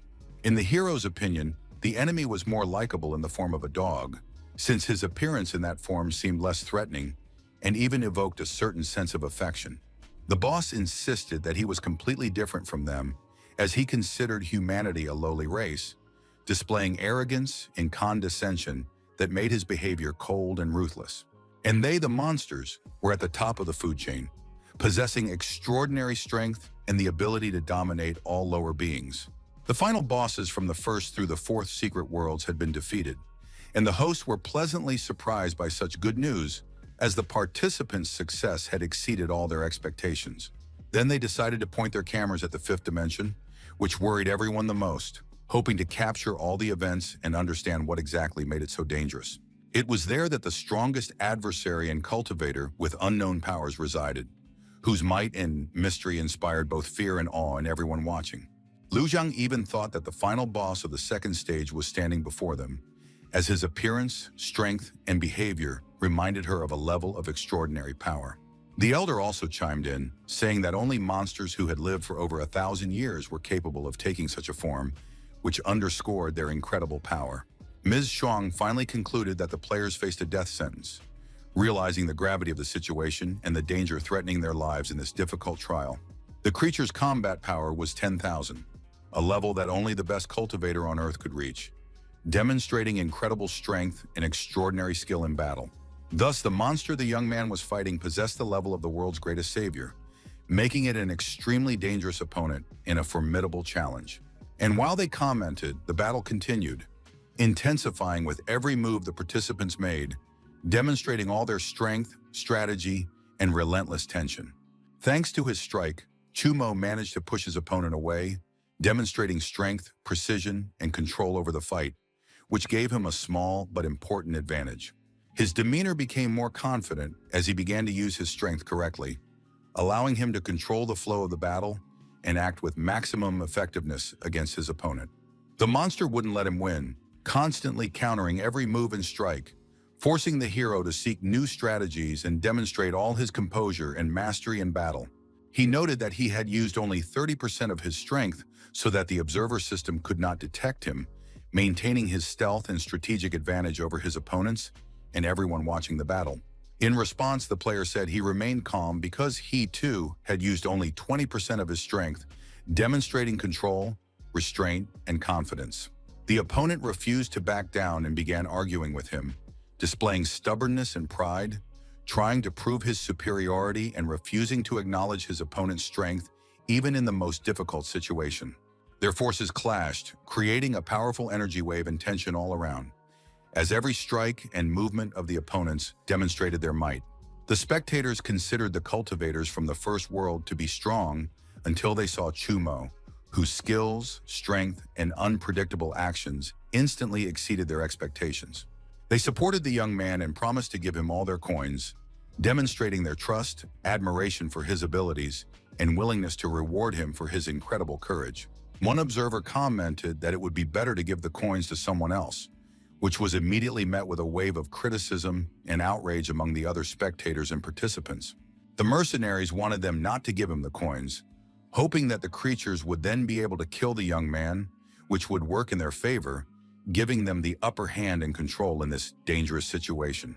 As it turned out, the third brother left them, saying he had to go home to feed the cat, leaving everyone surprised and a little annoyed by his unexpected absence at a crucial moment. Convinced that once the hero returned from the secret world, his power would vanish, they reassured themselves, trying to believe that the disappearance of his might would diminish his influence. In their opinion, as soon as that happened, he would cease to be a problem, and they could breathe a sigh of relief, confident that the threat would vanish along with his power and influence. Such thoughts troubled them the most, constantly returning to their minds and causing them to worry about the future and the consequences of events they could not fully control. However, they then asked Boss Shu for permission to go home, explaining that there were some matters there that required their urgent attention and could not be postponed. Suddenly, the system announced that the boss's combat strength had exceeded the trial limit, causing shock and alarm among all participants, as this signaled an unpredictable danger. It turned out that the creature was found quite quickly, which caused surprise and concern among everyone present, as its presence could significantly alter the course of events and the level of danger for the participants. The guy asked him not to worry, since they had a full minute to finish the battle, emphasizing the importance of focus and proper use of time to achieve victory. In that case, they could fight to the end, using all their available strength and strategies, without retreating and giving their utmost effort to secure a final victory over the opponent. The countdown began, creating a tense atmosphere and forcing all participants to focus on every second, realizing that the outcome of the battle and their safety depended on it. It was quiet in Boss Chu's office. A tense silence reigned, filled with concentration and anticipation of important decisions, and every sound seemed extraordinarily loud and significant. The man understood that the mercenaries had vanished at the last second, realizing that they had seized the moment and unexpectedly slipped out of control, leaving him alone to deal with the consequences of the situation. However, one master remained, ready to help, demonstrating courage, determination, and a willingness to risk himself to support those in danger. Chumo's fight exceeded all his expectations, and for safety's sake, he wanted to contact the master to request more guards and ensure maximum control over the situation. The mercenary couldn't understand. Did Shu really want to disgrace Mr. Lee in front of his family by causing a scandal over the failed amusement park project? If they were to engage him in battle, they believed that neither the hero's strength nor his combat prowess would help him, as the opponent seemed extraordinarily powerful. Meanwhile, there were 20 seconds left until the end of the battle, creating critical tension and forcing all participants to act as quickly and focused as possible. Everything around was tense. The air was filled with excitement and anxiety, and every movement and sound seemed extremely important and potentially dangerous for everyone present. When the panel showed a 5-second countdown, nothing was clear, as the situation was unfolding extremely quickly, and every observer was trying to keep up with all the events. Only in the last 3 seconds could one see a surge of power emanating from the cultivator toward the enemy, which manifested instantly and revealed its true might. It was then that the system announced that the final boss had been defeated by the rescuer, Chumo, confirming his incredible skill, strength, and ability to solve the most difficult tasks. The player stood motionless, staring at the defeated monster, assessing its condition in the aftermath of the battle, while also pondering his next steps and the impact of his victory on the situation around him. The spectators were shocked and reacted in various ways. Some rejoiced and applauded, marveling at the hero's strength, while others criticized and doubted, expressing dissatisfaction and skepticism regarding the events. However, it became clear that Chumo was indeed first in the rankings by number of coins, demonstrating not only his strength and skill, but also his ability to achieve the best results among all participants. There were differing opinions on why the young man had become so strong. Some attributed it to his natural talent and training, while others believed it was the result of hidden abilities. The private panel reported that he could also use the coins for trading or to purchase equipment in the Secret World store, which opened up additional opportunities. The young man didn't understand where the other 1.5 million coins had gone and wondered if they had been taken as a commission or something similar. trying to find a logical explanation for their sudden disappearance. The young woman ran up to him, shocked that her friend had managed to kill a monster with a wolf's head, as such a feat exceeded all her expectations. She also explained that she felt fine because, when the mission ended, the world automatically healed all the rescuers' injuries, restoring their strength and health. In the young man's opinion, the challenge could sometimes be useful, as it gave him the opportunity to train, test his abilities, and gain valuable experience in difficult and dangerous situations. But he had no injuries or wounds, which attested to his high skill, self-control, and ability to avoid danger even in the most difficult and dangerous situations. Tun thought that with such power, he could conquer the world, realizing the immense potential of his abilities and just how dangerous and influential he could become. The boy wouldn't listen to a word because he considered himself an ordinary mortal, unaware of his own potential and the power he had already demonstrated in trials and battles. Suddenly, the sky above them began to lose its color and fade, creating a sense of chaos and unknown danger that hung over everyone present and forced them to prepare for unexpected events. This meant one thing: the secret world was crumbling and the surrounding reality was beginning to shift, threatening all participants in the trials with danger and unpredictable consequences. Upon returning to the real world, the first thing Toon wanted to do was take a bath and get a good night's sleep, regaining her strength after the grueling trials and tense events in the secret world. Less than half a day had passed since the trials began, but to them it felt like a whole month had gone by, as the intensity of the events, the tension, and the constant battles created the sensation of a prolonged struggle. Her companion asked him not to pretend that nothing had happened, hoping that he would acknowledge the events, his emotions, and the significance of what had transpired during the trial. The panel showed that additional rewards had been granted for completing the mission, and the trainee was in a state of readiness, prepared for further actions and new tasks. The cultivators finally returned to the real world, creating a sense of a strange intertwining of virtual and real space. Everyone immediately rushed up to Chumo, eagerly asking him for photos and videos for TikTok, creating an atmosphere of genuine chaos and enthusiasm around him. The young man was not at all thrilled by the enormous amount of attention he was receiving from the people around him, feeling discomfort and an unpleasant flutter inside. The girl even imagined that, in time, the owners of famous brands would surely start looking for him to offer him the chance to become their official ambassador and the face of their campaigns. This intrigued him greatly, as such a prospect meant he would no longer have to worry about finding money for his sister's treatment, and he could finally focus on what mattered without unnecessary worries. Tun wanted to help and had the opportunity to contact doctors and some cultivators who were well-versed in medicine and could provide expert support in difficult situations. The young man really liked this plan, and he sincerely promised that he would be ready to repay all the funds later, once he could resolve his financial issues without any complications. To start with, the team decided to call a taxi to find a place where they could grab a bite to eat and rest a bit before moving on to their next tasks and continuing with their plans for the day. But a car pulled up to them, which seemed strange because the young woman hadn't even confirmed the order, and this caused everyone to feel uneasy and surprised at the same time. Chumo immediately felt on edge, realizing that the situation could turn into trouble, and began to closely watch every movement around him, preparing for unexpected events. The driver who got out of the car said that Boss Shu had invited the young man to come to the office to explain the past misunderstandings in detail and clarify all issues in person. In response, the protagonist assured him that he would come the next day, as he had some important matters that required his attention and could not be postponed. The employee was supposed to convey some unpleasant information on behalf of the manager, which caused him to feel internal tension and a sense of responsibility for the consequences of the message. Not wanting to wait so long, the young man asked to be told everything directly without holding anything back so that he could immediately understand the essence of the situation and make the right decisions. So the man said that his sister was staying with them, and if he didn't come, something unpredictable might happen to her, which caused the young man great anxiety. Chumo hadn't even expected them to stoop to such a low level of behavior, demonstrating cynicism and a complete lack of moral principles in their actions. He was extremely angry and could barely control himself, trying not to lose his temper and give in to his intense emotions in that tense situation.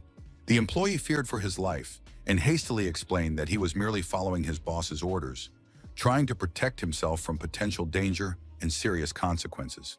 Chumo agreed to have them taken to the office, realizing that this would give him the opportunity to sort out the situation personally and obtain the necessary information directly from management. The director was already waiting for them in his office, ready to discuss all the issues and misunderstandings in person in order to resolve the situation as quickly and effectively as possible. The woman also agreed not to mention that the driver had brought her along with the others, keeping the matter confidential and avoiding unnecessary questions or misunderstandings in the future. The employee wanted to keep his job because, at his age, finding a new position would be extremely difficult, and he understood that stability in his current role was critically important to his life. The man asked the girl not to go with him, but she refused, as she didn't want to stand on the sidelines and wanted to be there, supporting him and observing the events. In her opinion, the combat prowess he had gained after being tested in the real world turned out to be practically useless, as it brought no real benefit in everyday matters and problems. That is why, on the way, she messaged several cultivator acquaintances who were waiting nearby, just in case something happened, so they could quickly provide help and support. Meanwhile, the director was acting strangely due to intense anxiety, displaying nervousness in his movements and words, which betrayed his unease ahead of the important meeting. The mercenary tried to calm him down, doing his utmost to influence the director's emotional state and achieve the desired result in this complex, intense situation. For a simple man like him, there was no need to intervene in the battle, as circumstances dictated that his presence could remain passive and the outcome depended on others. The cultivators, in the mercenaries' opinion, were extremely powerful, yet even they had weaknesses, for the effectiveness of their spiritual energy depended on their own psychological state. That is precisely why they kidnapped his sister and hid her, to distract the hero, weaken his concentration, and diminish his strength, using her as leverage over his actions and decisions. The company's employees were to behave as usual, just like on any other workday, so as not to attract unnecessary attention and to give the impression of normal routine office activities. The director refused to allow many casualties, as this could lead to the closure of his company and serious legal and financial consequences for him personally. The mercenary rejected his idea, but still asked the director to act confidently so as not to give Chumo excessive confidence in himself and not to let him take advantage of their doubts. Promising to do so, Shu assured him that he would do his utmost to control his state of mind, making every effort not to give in to his emotions and to act sensibly in any situation. The hero was already heading to the office, not expecting any help, to make sure on his own that his sister was in good condition and had not been in any danger during the situation. He also instructed his friend to stay downstairs so that, in the event of any unforeseen circumstances, she could support him from outside by providing assistance and monitoring the situation. Of course, she was worried about him, but she promised to come right away as soon as her friends arrived at the office to be there and provide support if needed. The door opened quietly, signaling the arrival of a guest, and the room immediately felt tense as everyone present braced themselves for an important conversation. Upon entering the office, Chumo carefully surveyed his surroundings, taking in every detail of the space and trying to gauge the atmosphere and the intentions of those inside. The director greeted him and immediately inquired about his journey into the secret world, showing interest in the details of the trip and hoping to obtain the most accurate information possible. However, the young man didn't want to waste time on idle chatter and immediately asked where his sister was, seeking to obtain specific and important information without unnecessary distractions. The man suggested that they put all misunderstandings behind them and assured him that he was willing to pay substantial compensation to resolve the situation peacefully and avoid conflict. Stepping closer, the young man agreed to speak only after his sister was released, insisting that her safety be addressed first before any discussions. The manager strongly disagreed, as he wanted evidence that would reassure him and convince him of the reliability of the situation before taking any steps or making any decisions. Otherwise, he promised to contact Joe's assistant from the consortium to have him persuade him, using his influence and authority to secure the necessary decision and guarantees. The young man became angry, and a powerful aura enveloped him, clearly signaling to everyone around him his furious state and readiness to act decisively and without compromise. The advisor couldn't understand what was happening to the young man, observing his strange behavior and unexpected display of emotions that went beyond a normal reaction. He couldn't move, for the sixth sense he always felt when danger approached was warning him of a mortal threat, and he knew he would die if he engaged him in battle. Chumo asked if Joe had been an accomplice in the kidnapping of his sister, seeking to uncover the truth and determine who exactly he could trust in this dangerous situation. To this, Joe replied that the boss had misunderstood him and that he had come only because he had learned of the underhanded actions against him and was ready to restore justice and protect the victims. Hearing the advisor's words, Boss Shu was shocked and realized he was alone, without support or allies, and now he would have to solve all the problems that had arisen on his own. The man firmly promised that he would bring his sister back in just a few minutes, while sincerely apologizing for such a vile and disgusting scoundrel. Thanks to his secret treasure, he could sense the approach of danger much more accurately, and his intuition proved to be infallible, for the young man turned out to be extraordinarily strong. The advisor was incredibly eager to unravel all the cultivator's secrets, so all he could do was stall for time and avoid any dangerous conflicts. The director had no idea what nonsense Joe was spouting or why he had suddenly become afraid of this complete nobody, which struck him as extremely strange. He suddenly realized that the consortium was trying to deceive him and wasn't at all afraid that he was capable of leading them all to true freedom. Joe noticed that the man had begun to pass himself off as some kind of great being and calmly explained that in reality he was just an ordinary thug. So he took a different approach and politely asked the advisor to remind him what exactly was located beneath the amusement park. At this topic, he instantly flew into a rage and sharply pressed the blade of a knife to his throat, demonstrating dangerous determination. Chumo firmly ordered the director to continue saying everything he had to say without stopping or evading the subject. So he explained in detail that there was a shelter base there, secretly built by the consortium, and noted that there were several such bases because other entrepreneurs knew about the impending monster attack. After listening to all this nonsense, the hero came to the clear conclusion that he didn't care at all, and it didn't cause him any concern. Joe discovered that the manager had gathered a huge amount of information, but his real goal was to kidnap Chumo's sister and frame Chumo himself. Unbuttoning his jacket, the man said there was no room for negotiation and declared he was ready to take them with him at any cost. In his hands was a chi suppression device that allowed him to significantly weaken both hunters and cultivators at the same time. Boss Shu knew full well that he had never been underestimated, and they certainly could not have foreseen such a turn of events. But the advisor understood that even if his combat power were slightly weakened, an ordinary person would be completely powerless against him. The leader's plan was entirely different. He had planted explosives in the building and in the amusement park, and all that remained was to press the button to set everything in motion. Without wasting a moment, Joe plunged the knife's blade straight into the man's heart, explaining that this was the only way he could stop him to prevent the deaths of innocent people. Thus, he was completely unable to activate the explosive system, and all of the leader's plans were instantly in danger of being thwarted. However, the man turned out to be more cunning than they could have imagined, and with his last breath, he whispered that the remote control for the explosives was hidden right inside his heart. It was already too late to flee the building, and danger threatened everyone who remained inside, with no chance of escape. Flames instantly engulfed everything around them, raging wildly as they consumed the building and everything nearby, creating hellish chaos and suffocating smoke. After that, the office exploded with terrifying force, sending a huge cloud of ash into the sky that blocked out the sun and enveloped everything around in thick fog. When he came to, the advisor realized he hadn't suffered a single injury, but he hadn't managed to escape either, as he remembered the chaos and flames still raging all around. It turned out that Chumo had saved him, but exactly how this had happened remained a great mystery to everyone around. Then Joe decided this was his chance, since the player, in his opinion, was at his weakest, and if he attacked now, he could uncover all his secrets. The young man pondered deeply about the terrifying explosive, which possessed such incredible power that it could instantly and completely destroy the entire building around him. The advisor turned out to be so physically and mentally weak that he couldn't handle the pressure and suddenly lost consciousness right before everyone's eyes.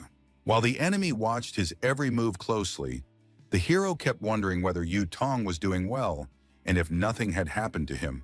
Taking the unknown and mysterious object into his hand, Joe wanted to uncover its secrets on his own, and first tried mentally to overcome his deep fear and anxiety. Every day for 10 long years, he felt again and again the same emotions, pain, and anguish that had overwhelmed him in that tragic moment long ago. He dreamed of becoming the most outstanding and ruthless bounty hunter, rather than remaining an ordinary advisor whom no one cared about and who made no decisions. In his hands was the deadly venom of a winged viper, capable of instantly and mercilessly destroying the nervous system of even the strongest living organisms. Thousands of cultivators had died for this incredibly valuable high-level treasure, which could only be found in the deep and dangerous ruins of the ancient continent. But at that moment, this extraordinarily powerful treasure betrayed its master, failing to live up to expectations and bringing him unforeseeable problems and dangers. Joe couldn't understand why things had turned out this way, since the cultivator's spiritual power was supposed to be under control and incapable of breaking free. Moreover, the attack suddenly rebounded back toward him, and it turned out that he found himself in a situation where he could accidentally kill himself with his own power. Joe Mo, feeling a sudden, searing pain in his shoulder, was baffled and couldn't understand what exactly had happened or where this pain had come from. So he decided he absolutely had to go for a massage to thoroughly loosen up all his joints and relieve the tension that had built up in his body. The advisor had no desire to die, but his strength was steadily ebbing away with every passing second, leaving him increasingly weak and defenseless against the danger.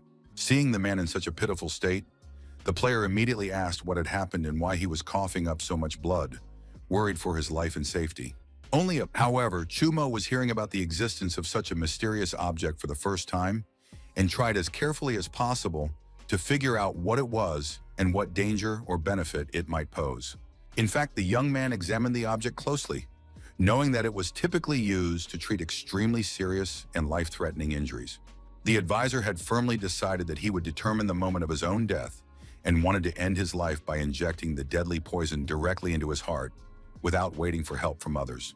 Therefore, doing nothing, he continued to cough weakly until he finally lost consciousness completely and fell into the darkness of unconsciousness. As it turned out later, Joe had completely left the real world, plunging into an unknown space or state where the boundaries between life and death had become blurred and incomprehensible. Meanwhile, elsewhere, Tong was anxiously worried about her friend, realizing that he was in the building that had suddenly exploded and feared for his life. Her friend, in their opinion, if the enemy had used explosives, it clearly indicated that he was an ordinary person, not a true cultivator with extraordinary abilities. The woman asked everyone to remain silent because their words and actions only heightened the tension and fear, rather than helping or calming the situation. Another team member pointed forward and calmly explained that he had spotted the boy somewhere ahead, trying to indicate his exact location to everyone present. But the problem was that the player was holding someone else in his arms, and no one could figure out who it was or what had happened to him up to that point. He cold-bloodedly dropped the body right in the middle of the road without even looking back, then calmly stepped aside and confidently approached a small group of people standing nearby. He sincerely thanked his comrades, Yutong, for taking time out of their busy schedules, responding to his request and agreeing to help him handle the difficult situation. Immediately after his words, they began showering him with numerous compliments, enthusiastically thanking him for his courage, determination, and for being the one who saved the world from great danger. But the Chumo's main mission was to give the advisor a rare healing elixir, hoping that in return he would tell the truth and reveal where his missing sister was right now. But in the eyes of the girl's friends, everything looked completely different, as if the hero had deliberately come to force the information out of him and then brutally beat him. They had to perform all actions as carefully and quickly as possible, because even the slightest mistake could lead to his death, which would cause enormous and irreparable problems. It turned out that in order for the young man to finally find his sister, he would have to resort to much more serious and risky actions that would require the utmost determination and courage. The girl's friend was overcome with fear as he had been unable to help him and was constantly worried that the rescuer might become angry with him and strike him a fatal blow. So the team decided to suggest that everyone join forces, work together, and set out on a difficult and dangerous search for his sister, trying to overcome all obstacles. Absolutely. The heavy metal office door slowly swung open before them, creaking ominously, and let the cold light of the hallway spill into the room. The hunters had finally found his sister, and along with her, Boss Shu's subordinates, whom they kept under strict control, preventing them from taking any unwanted actions. Also, most of Donghai City was fully mobilized for the search for Chumo's sister, and the unbreakable power and organization of this group struck fear into even the boldest residents. Even the four major cultivator sects and the influential bounty hunter organization attached great importance to this matter, realizing that its success could shift the balance of power throughout the region. The rescuers exerted a significant influence on the public through their actions and authority, and all of this was of immense importance to financial groups that were closely monitoring events and planning their next moves.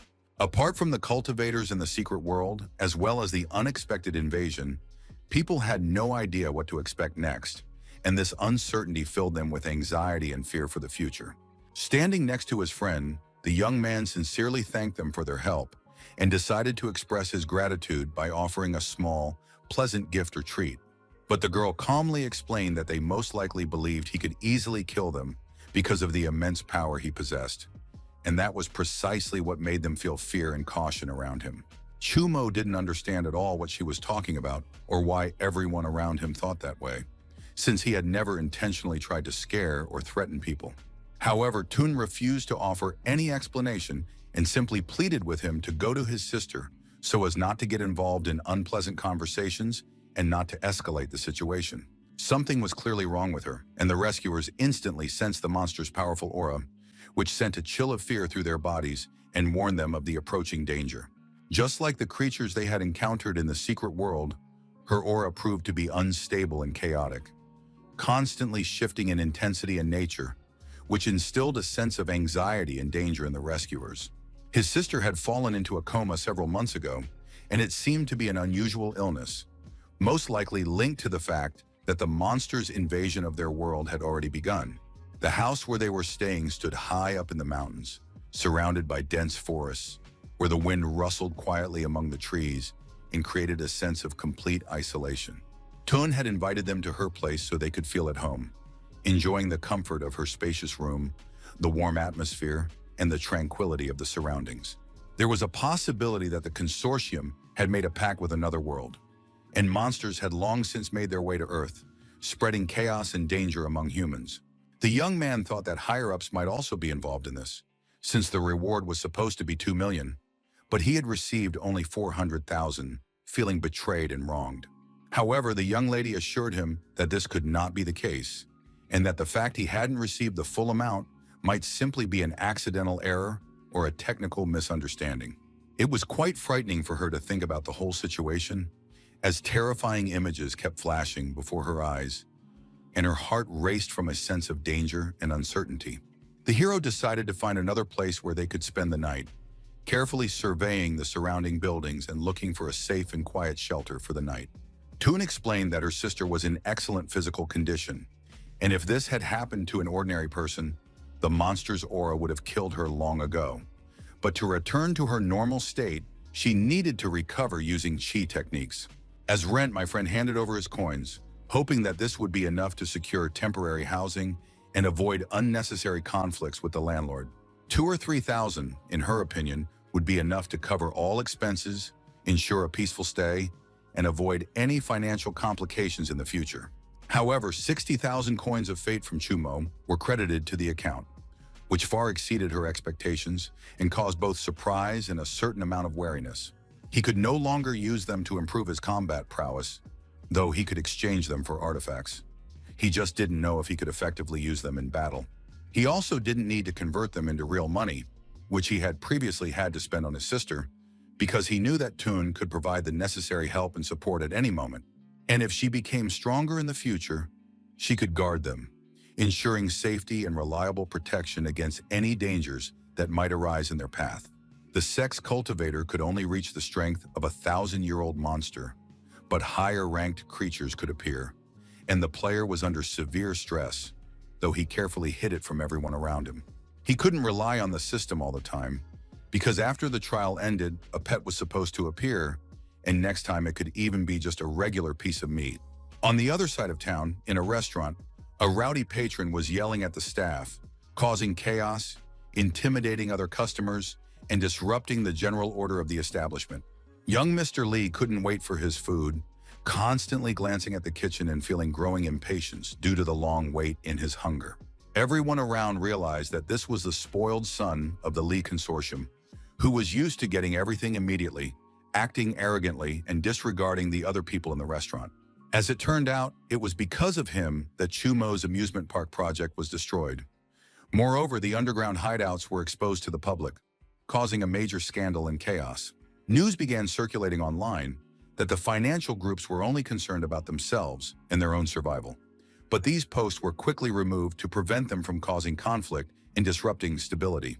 The visitors fell silent as soon as Lee Su entered the room, feeling both fear and respect at the same time, for his presence immediately changed the atmosphere and silenced everyone.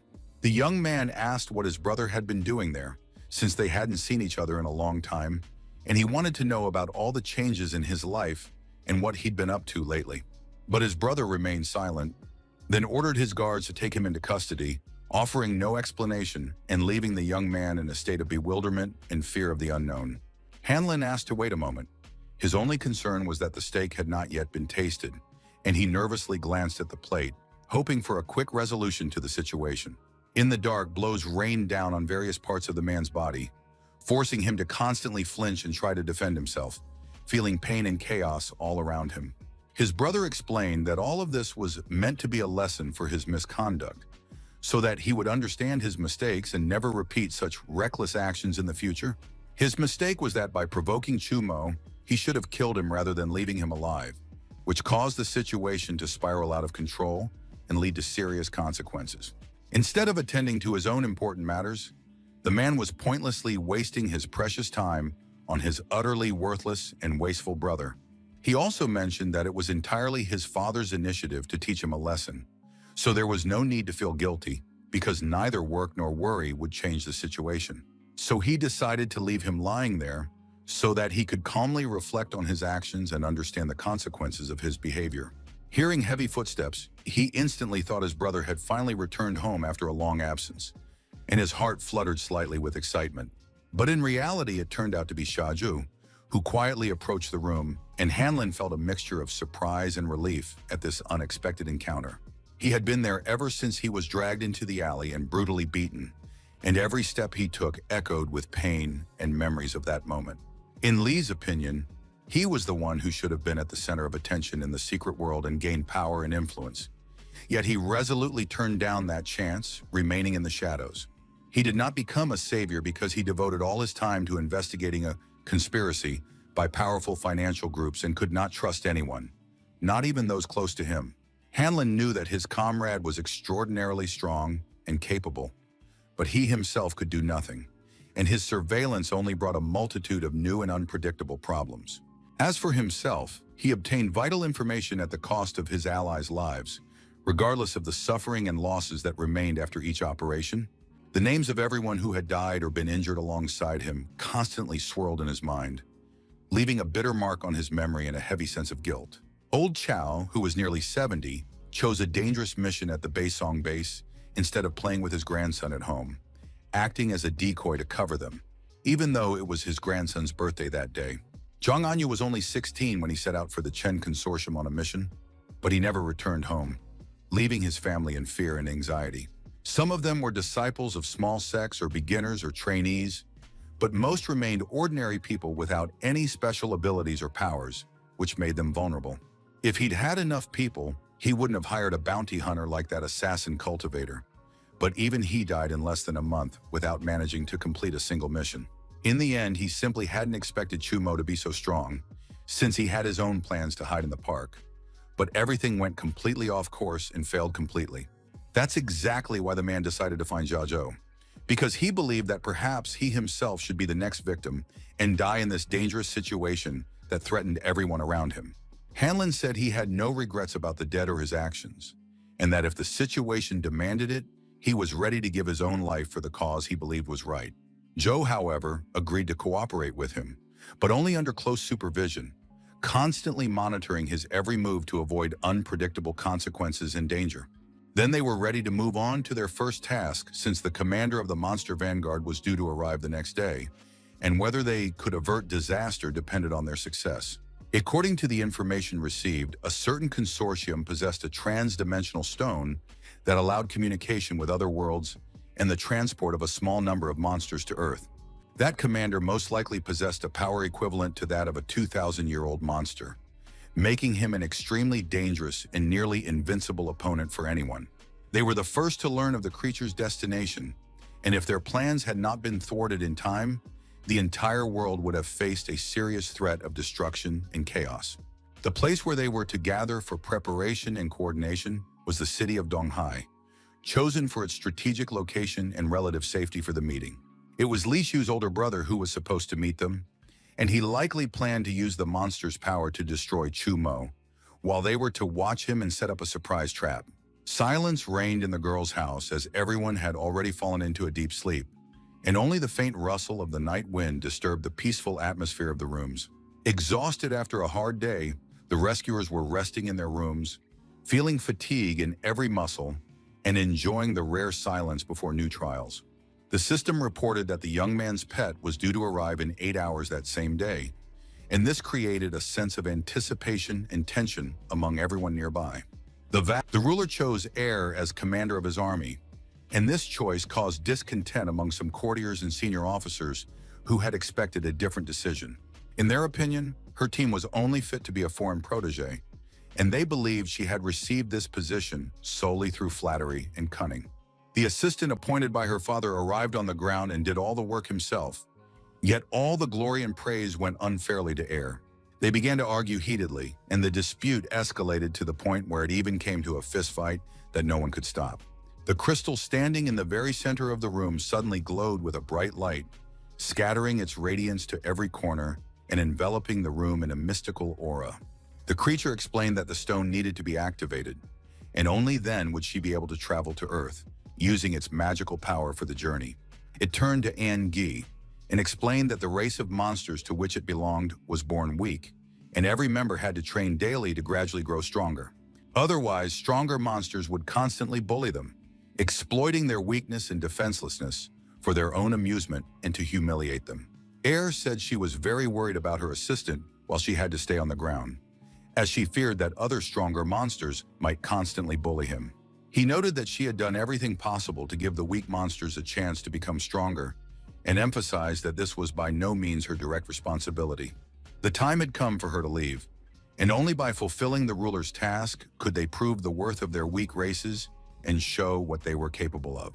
High-level beings did not like air, and if she were to encounter an ambush, they would have to constantly watch over her to intervene in case of danger and control the situation.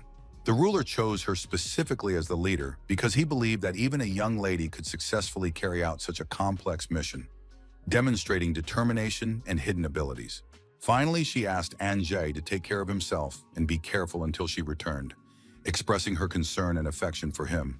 The creature was anxious for the lady to return safe and sound, constantly worrying about her safety during the dangerous mission. The stone suddenly closed, emitting a bright light, thereby announcing the start of the mission and signaling that the time to act had come. The girl hadn't expected to retain the power of a 300-year-old monster, and a surge of strength washed over her body, forcing her to realize the incredible magnitude of her new capabilities. On the ground, the system reported that the savior's pet had arrived at the location, but at the same time warned that it could pose a danger to its master due to its strength and unpredictable behavior. Having just woken up, Chumo didn't understand why everything was happening so early in the morning, and didn't even know where to wait for the delivery, feeling confused and slightly anxious. Suddenly, a portal opened before him, radiating bright light and creating a sense of wondrous and dangerous magic that beckoned him inside. Air leapt out of the rift, but by then her body had already shrunk in size, making her movements swift and her presence almost imperceptible amidst her surroundings. After examining her closely, the young man concluded that he was not facing a pet at all, but a little girl whose appearance and behavior completely baffled him. The lady was in the cultivator's house, though she had previously thought it was an ordinary human home, and now she was surrounded by unfamiliar things and mysterious objects. Having lost all her power, Air didn't know how to behave, feeling lost and afraid of the unknown dangers around her. But she decided there was only one way out: to take the cultivator hostage and thus ensure her own safety, using any opportunity to her advantage. So Air directed her attack toward the player, using all her honed skills and speed to deliver a spectacular and dangerous blow. Her gaze was filled with confidence and determination, but her body remained small and fragile, not matching the strength evident in her eyes. Grabbing her by her dress, Chumo said that the girl could get hurt and that she really didn't need to act so recklessly, putting herself in danger.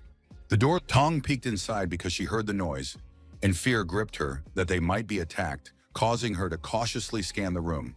And then she saw an unfamiliar child in her companion's arms, and this immediately filled her with surprise and anxiety, for such a situation was completely unexpected. The lights came on throughout the house, filling the dark corridors with a bright glow and forcing the shadows to retreat instantly into the corners of the rooms. Air explained that she didn't understand how she had ended up there. Her voice trembled with surprise and a slight fear of the unknown. She also accused the young man of doing strange things to her, and her words sounded indignant and bewildered, forcing everyone present to listen intently. The system displayed the pet's profile, indicating its species, exact length, and dietary requirements, which allowed them to immediately assess its potential and needs. Chumo immediately told Yutong that the child before them was a monster. His voice sounded decisive and unquestionable, leaving no room for doubt. But the girl understood that all she could do was pretend to be a simpleton and endure the humiliation, hiding her intelligence and true feelings from those around her. So, widening her eyes, the little child asked who those monsters were. Her voice sounded innocent and full of genuine curiosity. In an instant, the order was ready to be carried out, and the pet tensed, ready to react instantly to any signal from its master. And standing before the command was a frightened little girl with ears, her eyes wide open, her body trembling with fear and surprise. Toon saw how soft and fluffy the monster was, and her hand reached out involuntarily because she wanted to pet him, unable to hide her delight. Her body was overflowing with positive emotions, and she even felt the urge to keep the monster for herself, feeling the warmth and joy of its presence nearby. But the young man pointed out that she was in human form, and the monster was over 1,000 years old, so the danger remained, forcing everyone to watch the situation warily.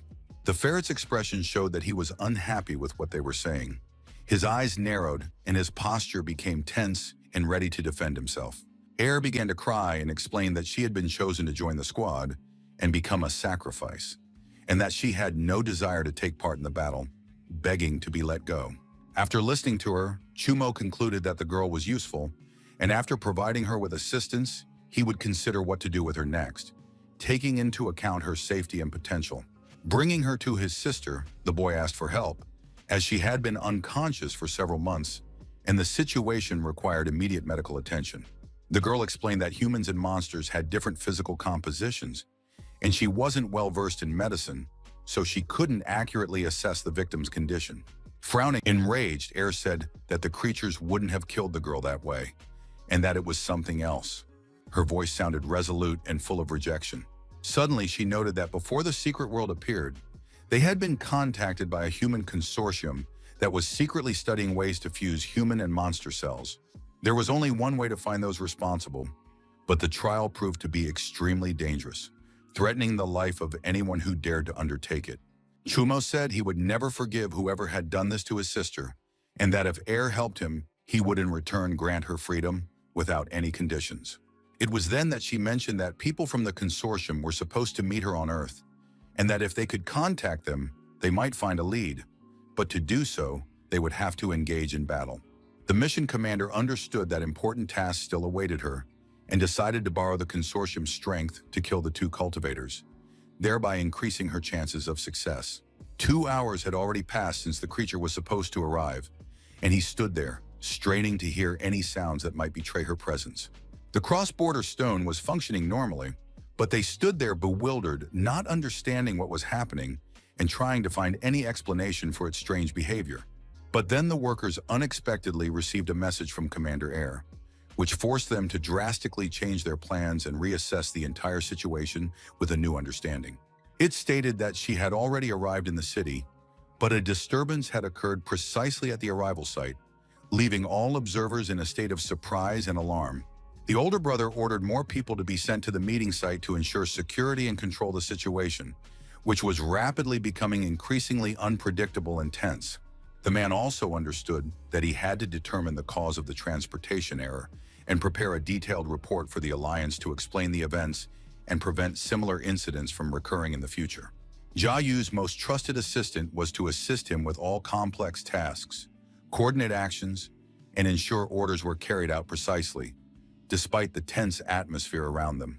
Next time, they had to remember that the monsters arriving on Earth were extremely dangerous, and every careless decision could lead to serious consequences. The group was ready and waiting on site, having received clear instructions to watch their behavior, as the creatures were extremely dangerous. Approaching them, Air asked which bloodthirsty monsters they were talking about, trying to understand the threat and assess the level of danger before taking any action. Everyone stood there in confusion, as they couldn't understand how a little girl had managed to find her way to them, and this filled each of them with deep surprise and anxiety at the same time.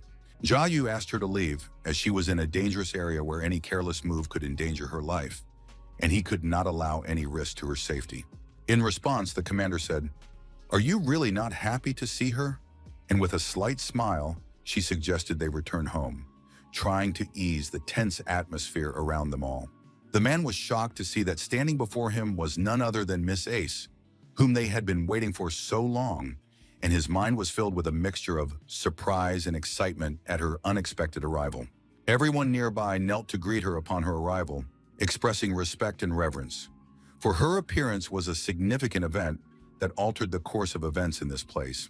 The young lady also concluded that they were all bounty hunters, as their auras differed from those of cultivators, and this prompted her to watch their every move more closely. Jia Yu explained that each of them held a high rank, so there were many tasks to choose from, and she now had the opportunity to select any available option.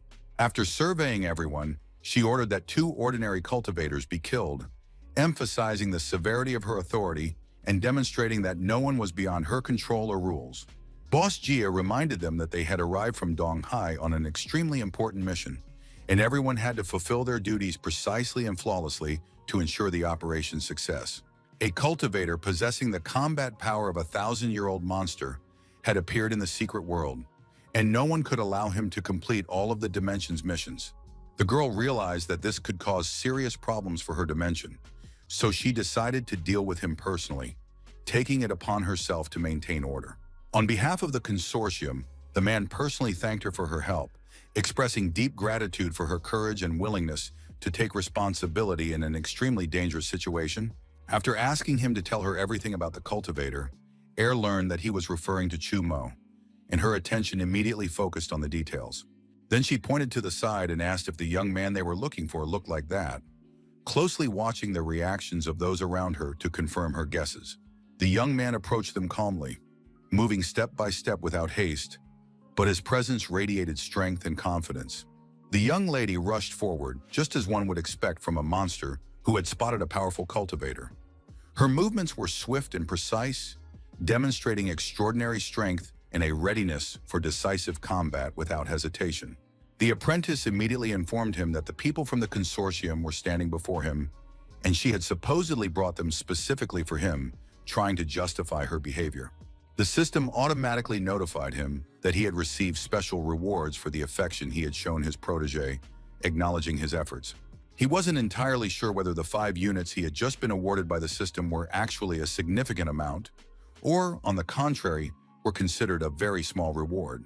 She also carefully checked the hunters the system had shown nearby, and quickly realized that most of them were quite weak and posed no serious threat. In her mind, the young lady couldn't understand why the master constantly caused so many problems, and it seemed to her that it was almost impossible to defeat or kill him. Stepping a little closer to her, Chumo calmly praised her for handling the task well, and at the same time agreed to keep his promise and not kill her. Meanwhile, the Alliance couldn't fathom exactly how that strange and dangerous monster was connected to the cultivator, for there was an inexplicable bond between them. They fully understood that this was almost the end for them, as they made no attempt to hide their thoughts and even openly discussed plans on exactly how they intended to destroy Chumo. Jia sincerely apologized to him and calmly explained that they had actually been unaware of his true status, and that the assassination had been orchestrated by the two worlds. Air declared loudly that they had absolutely no right to ask her to eliminate their master, after which she sternly ordered everyone to immediately get down on their knees and beg for sincere forgiveness. Without wasting a moment, the hunters immediately obeyed her stern command, for they were deeply frightened by what was happening around them and did not dare even to object. Boss Jia knew full well that he would have to face his inevitable end, but he still held out a faint hope that the young man would show mercy and spare them, saving at least some of them. At first, the hero thought they would surely fight him to the bitter end, but as soon as he saw that his enemies were already on their knees, he instantly decided to forgive them for what they had done. In his mind, the man sincerely thanked God for having managed to survive all the dangers and trials that had just barely failed to take his life forever. The problem was that they knew full well that the young lady was the commander, so she decided to play by her own rules and gave them two choices. Either they kill themselves, or they will be mercilessly devoured. After carefully considering the situation, Jia Yu finally decided that the best solution would be to kill himself, taking this heavy responsibility into his own hands. Pulling his pet slightly aside, the player couldn't understand why she had suddenly taken command and started giving strict orders to everyone around her. After calming the frightened hunters, the man finally agreed to let them go, but only after they gave full answers to his questions, and first of all asked who exactly had sent them to kill him. After thinking for a few minutes, the man wanted to name anyone just to avoid betraying his master, but he realized that this could turn out to be a cunning trap that would put him in even greater danger. Glancing at the cultivator, he had no idea what to say, as a multitude of tangled thoughts swirled in his head, but under no circumstances could he name Leader Li. The young man's patience was nearly exhausted, and he clearly understood that none of those present actually intended to give him direct answers to his questions, limiting themselves to evasions and silence. Summoning all his inner strength, the hunter finally agreed to answer the question, realizing that there was no longer any way to avoid answering without consequences. Blood suddenly began to flow from his mouth, unexpectedly revealing the serious consequences of a blow or wound that he had previously tried to hide and suppress. All the subordinates lay on the cold floor, coughing convulsively up thick red fluid that quickly covered the surrounding area and testified to their critical condition. A tense atmosphere completely filled Mr. Li's office, making every sound extremely noticeable and keeping everyone present on edge. He couldn't understand why Chu Mo had turned out to be the master of the monster commander, and realized that this was precisely what could explain his incredible strength. Even worse was that the cultivator had surpassed all expectations. Not only was he possessed by the stone, but he had also forced Air to betray them, demonstrating extraordinary cunning and control over the situation. Fortunately, Li Shu managed to quickly activate the deadly poison to buy the necessary time for himself and his allies, hoping to slow down the dangerous turn of events. He had barely mentioned his brother when the latter suddenly appeared in his office, as if materializing out of nowhere and completely altering the course of events with his presence. Frightened by the sudden threat, the elder immediately called security, trying to quickly ensure his own safety and prepare for a possible attack. The man didn't feel safe, so he constantly ordered his subordinates to do all the dirty and dangerous work, hiding and watching them.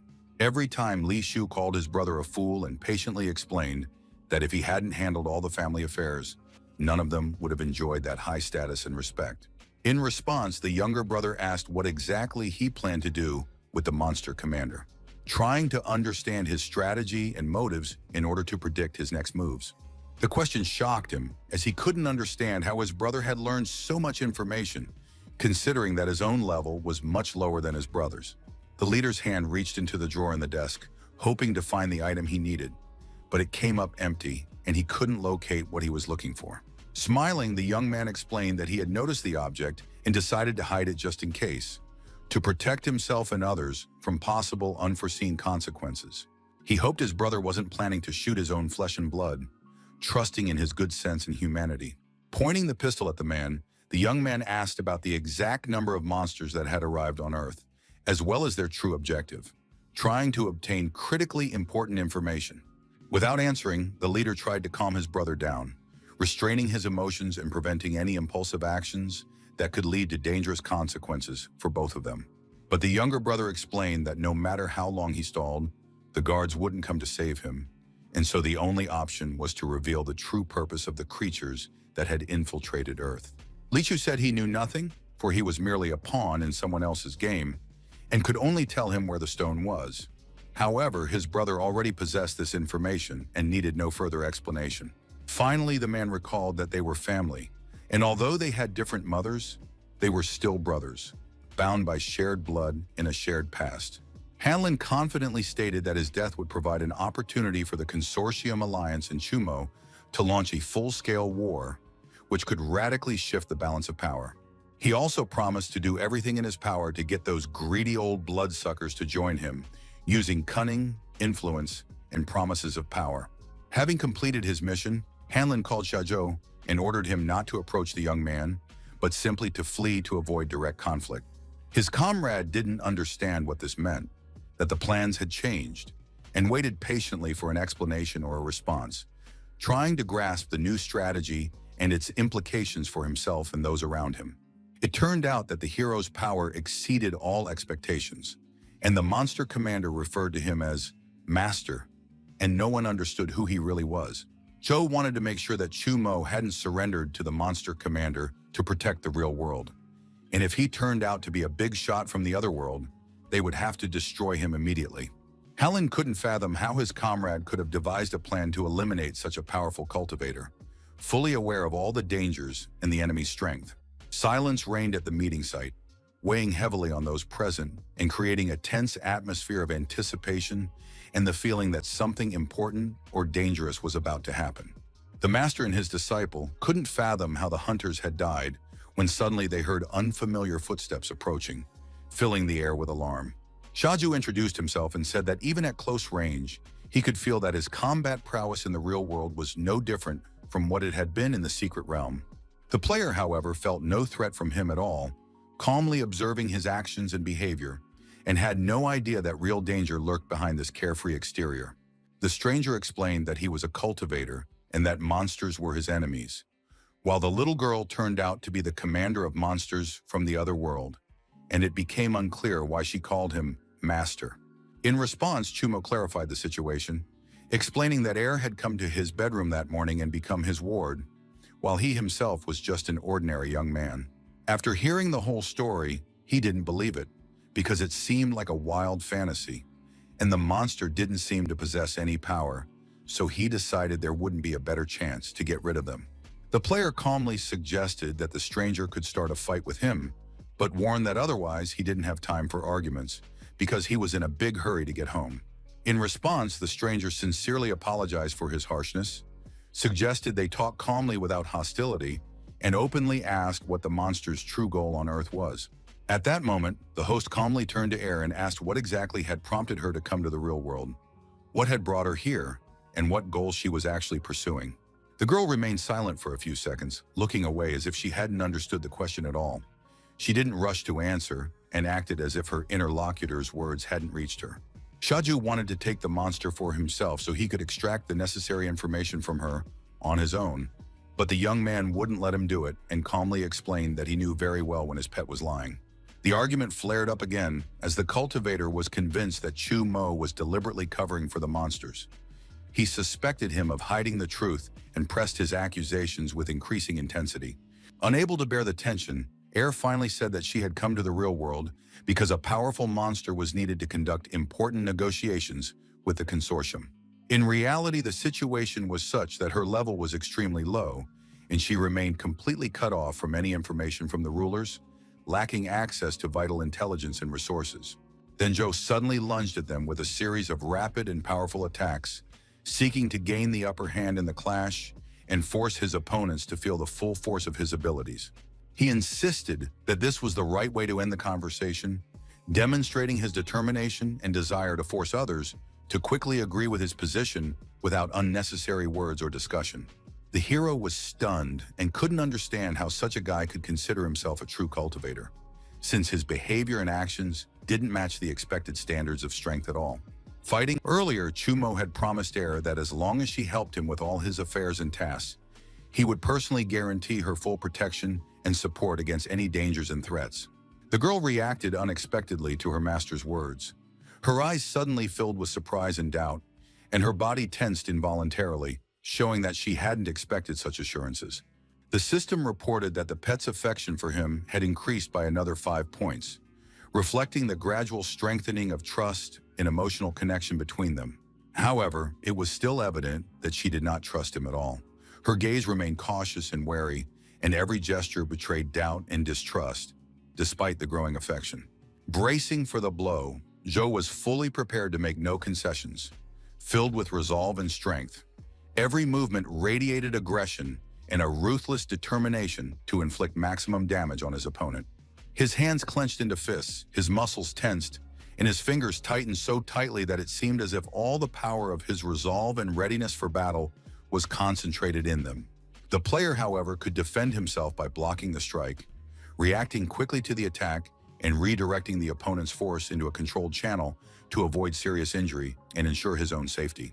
An incredible spectacle unfolded before them the moment the two forces collided, creating a massive wave of energy that shone with a brilliant light. The opponent was extremely strong and experienced. Realizing that ordinary strikes wouldn't even scratch the young man, he was forced to seek out more cunning and powerful ways to attack. Then he decided to use the 5 elements of Chaos Fire Lotus technique, concentrating all his energy and strength into a powerful strike capable of creating a devastating effect. With each attack, the power within the attacker's body spiraled out of control, growing and building up violently inside until, in the end, it was on the verge of exploding. The real battle was about to begin at the moment when the tension reached its peak. Both opponents were fully focused, and the air around them was filled with a sense of imminent danger. This was precisely the cultivator who deserved the title of a worthy opponent for Chumo. His strength, skill, and determination met the highest standards. Air, however, understood that if they killed each other in this brutal clash, she would be able to intervene or escape safely without risking her own life. It was reported that the user had been attacked by unknown forces, and the damage transfer function was automatically activated, directing all damage to controlled reserves and protecting his body. The pet took on a portion of the damage from its master, distributing the damage evenly between itself and him to reduce the risk of serious injury and protect him from the dangerous consequences of the attack. The hero had no intention of giving up, assuring everyone around him that he hadn't even felt a single pain during the clash and remained unbreakable. Enraged, Zhou lunged at him again, carrying a frenzied rage that blazed in his eyes and made every one of his movements extremely dangerous. The battle was gaining momentum, unfolding with incredible intensity, as every strike and movement of the warriors created chaos that filled the entire battlefield around them. All around was only light and chaos, blending into a storm of incredible power that engulfed everything and made reality almost unrecognizable. The young man understood that every time he blocked his opponent's attack, he still took damage, and this drained his body and spirit, forcing him to seek new ways to defend himself. The technique he employed was quite interesting, combining unexpected movements and cunning maneuvers that put his opponent in a difficult position on the battlefield. When he lunged at the young man with greater force, the latter did not flinch, standing motionless and calm, as if anticipating his opponent's every move and preparing for a counterattack. This reaction surprised the cultivator quite a bit, forcing him to pause for a moment and reconsider his strategies, as he hadn't expected such stubborn resilience from his opponent. Chumo sensed that it was now his turn to attack, preparing to focus all his strength and agility to turn the tide of the battle in his favor. So he lunged at his opponent, channeling all his energy and determination into every movement to overcome him and change the course of the fight. The sheer force of the impact instantly sent him flying to the side, and his body shot several meters through the air at breakneck speed, leaving a trail of the blow's destructive energy in its wake. All that remained was dust hanging in the air and scattered stones, flying in all directions from the destructive force of the blow that had changed the situation on the battlefield. Fortunately, the 5 elements of chaos had increased his defenses. Otherwise, such a blow would have mercilessly shattered his body, leaving him with no chance of survival amid the ruins of the battlefield. Zhou counted that he had struck the young man 8 times, and that was enough for the power within his body to spiral out of control, leaving him exhausted and unable to resist. The cultivator had underestimated his opponent. His strikes weren't particularly powerful, But thanks to his refined technique, they landed precise and dangerous blows capable of seriously wounding his opponent.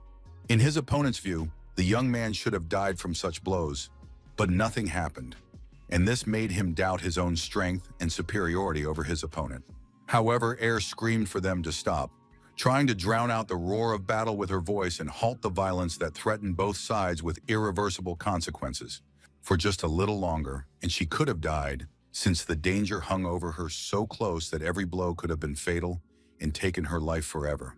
Having drawn this conclusion, he realized that Chu Mo could transfer the damage he sustained to his pet, which kept him combat-ready even after numerous blows and posed a significant threat to his opponent.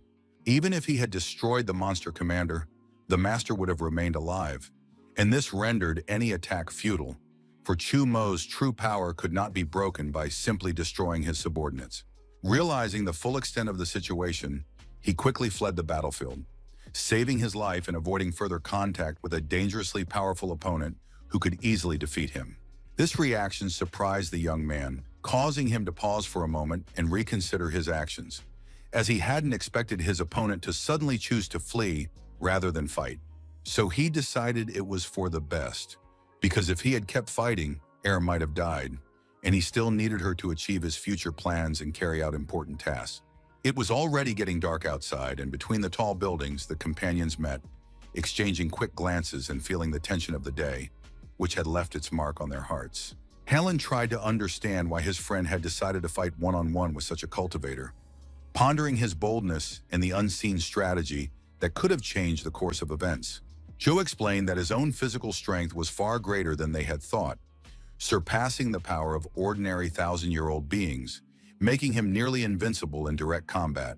The younger one said that only another monster could defeat the monster, and then they no longer needed to worry about Chu Mo, because his strength became irrelevant compared to the level of such beings.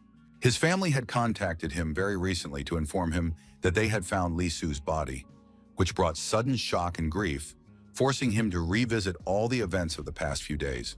The family consortium could do everything in its power to punish the suspect who had killed a descendant of their lineage, and that suspect turned out to be Chu Mo, causing great fear and tension among all members.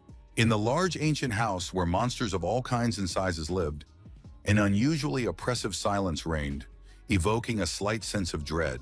President Li, wishing to personally sort out the complex situation and clarify all the circumstances, unexpectedly paid him a visit to get the full picture of events. However, before doing so, he was cautiously warned that this visit could prove very dangerous and might put him in a situation of unpredictable risk and danger. His aides urged him to return home as soon as possible, concerned for his safety and trying to shield him from potential unforeseen dangers. He flatly refused his aides' requests, as he was determined to meet Mr. Garrett in person to discuss important matters and resolve urgent issues.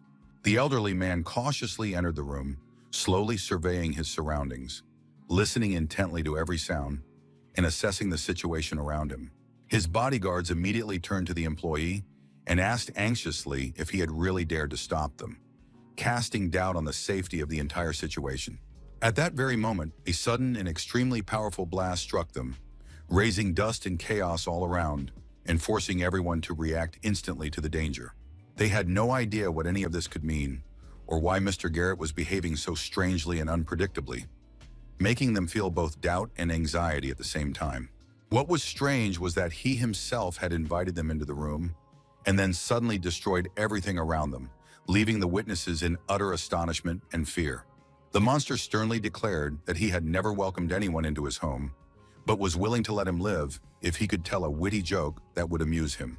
Mr. Li sadly recounted that his son had gone to the city of Donghai to meet with the monster commander, but had been killed there, and he begged for vengeance for his tragic death. The creature asked curiously about the killer and stated that it could help, but on the condition that afterward, the cross-border stone belonging to the consortium would become its property forever. The elderly man confidently stated that Chu Mo had killed the senior advisor and revealed the location of the underground hideout, even though all the videos had been deleted and there was no actual evidence left at all. Upon hearing the young man's name, Mr. Garrett categorically refused the deal and sharply ordered the elderly man to leave immediately, demonstrating his unwavering resolve and anger. He couldn't calm down and kept insisting on how weak the cultivator was, and that any experienced warrior could easily kill him without difficulty. But they all understood perfectly well that such words did not apply to Chumo at all, for his strength and skill rendered any such claims absurd and impossible. He had become extremely popular after the events in the secret world, and they had thoroughly studied all available information about him, discovering that incredible strength was hidden beneath the guise of a kind young man. Even when his sister fell seriously ill, his true identity remained hidden, and when he discovered his abilities after entering the world, this meant that in just one day, the hero transformed from a mortal into the strongest cultivator on Earth, and, having understood the rules of the trial, he employed various cunning tactics. First, he slept to recover his strength after exhausting adventures, and also played hide-and-seek with monsters, deftly dodging and hiding, demonstrating remarkable agility and quick wits. Second, he ate chips and pretended to be a fool to attract the audience's attention, while simultaneously obliterating monsters in a matter of seconds, demonstrating incredible skill and strength. Jumo also obtained a large number of fate coins, which significantly increased his combat power and allowed him to defeat enemies even more effectively and handle any difficult situation. Acting entirely according to his own plan, the hero was completely unconcerned with the lives of other cultivators, focusing solely on achieving his own power and realizing his ambitions. Possessing such immense power, he selectively saved people while patiently and extremely cautiously manipulating the onlookers, controlling their emotions and reactions for his own benefit. After listening carefully to everything the creature had said, the elderly man realized that such a cultivator could not be allowed to live, as he posed a tremendous threat.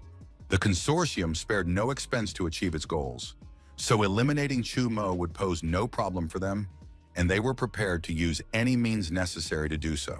In response, Mr. Lee remained silent, deep in thought and suppressing any emotions so as not to reveal his true thoughts to those present. Garrett, however, understood perfectly well that the guest was thinking only of money and profit, without the slightest concern for his dead son or his suffering. He then firmly ordered the guest to take certain measures that would make the young man's murder significantly easier and safer for those carrying it out. After they had listened carefully to all the orders, they went their separate ways, each setting out to carry out their duties, preparing for the upcoming events and tasks. Garrett asked Nate to leave since they were alone, so they could discuss important matters without unnecessary witnesses or outsiders present. The assistant reported that the traps in the second world had already been set, and therefore they wouldn't have to share any of the spoils with Air, whom, in their opinion, the cultivator had already killed and who was now considered dead. They also understood that upon arriving on Earth, the creature could retain the power of a 1,000-year-old monster, and if it wished, easily escape using its incredible strength and knowledge of the world. Meanwhile, it was dark and quiet in Yutong's building. Only a faint light glowed in a single window, casting dim reflections on the empty walls and creating a sense of unsettling loneliness. Her companion told her that the ferret seemed to have fallen into a depression, and they decided that the simplest solution was to just cook it for dinner, without giving the consequences a second thought. He told her in detail about the dangerous hunters and strange cultivators who had been appearing nearby, and sincerely thanked her for looking after his sister. Meanwhile, Tun had carefully set up a complex hidden security system around her house, so that only invited guests could enter, and no strangers could get in without her permission. Suddenly, a loud knock on the door abruptly interrupted their conversation, as the courier had just delivered the long-awaited order, and they instantly turned their full attention to him, falling silent.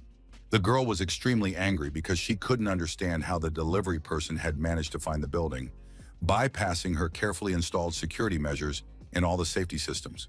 Then the delivery person explained that their company had recently updated its satellite positioning system, and even if they lived very far away, he would still be able to deliver the food right to their door. So, in the young lady's opinion, it was absolutely necessary to urgently strengthen and improve the building's security so that no outsider could break in, even with the help of modern technology.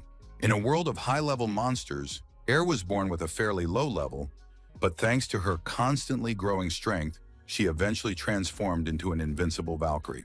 When her strength completely vanished, the former paragon of beauty became a mere pet of the cultivator, serving as a living shield that absorbed harm in his place. So the girl realized that she absolutely had to find a safe way out, return home alive, and fulfill her master's difficult task. The young man entered the room informing everyone present that he had just bought and brought food, ready to distribute it among them and ensure everyone's comfort and satisfaction. First, he sincerely apologized for causing her pain, and also pointed out that she too had hidden her role as the monster's commander from him. The young lady was extremely angry and firmly declared that she could not be bribed with food, for no material reward could change her principles. But when Chumo placed a variety of incredibly delicious dishes before her, her staunch resistance instantly wavered, and the young lady could not remain indifferent. Her face instantly lit up with bright new colors, and her eyes widened in surprise and admiration, reflecting unexpected joy and pleasant surprise. The aroma of freshly prepared dishes instantly filled the room, filling it with warmth and a pleasant sense of hunger and satisfaction. Without a moment's hesitation, Air immediately pounced on the food. Her hands moved quickly and decisively, and her eyes sparkled with hunger and an eager desire to savor every bite of the dishes before her. The host immediately concluded that she particularly liked the chicken, noticing how she bit into the pieces with great pleasure, savoring the taste and aroma.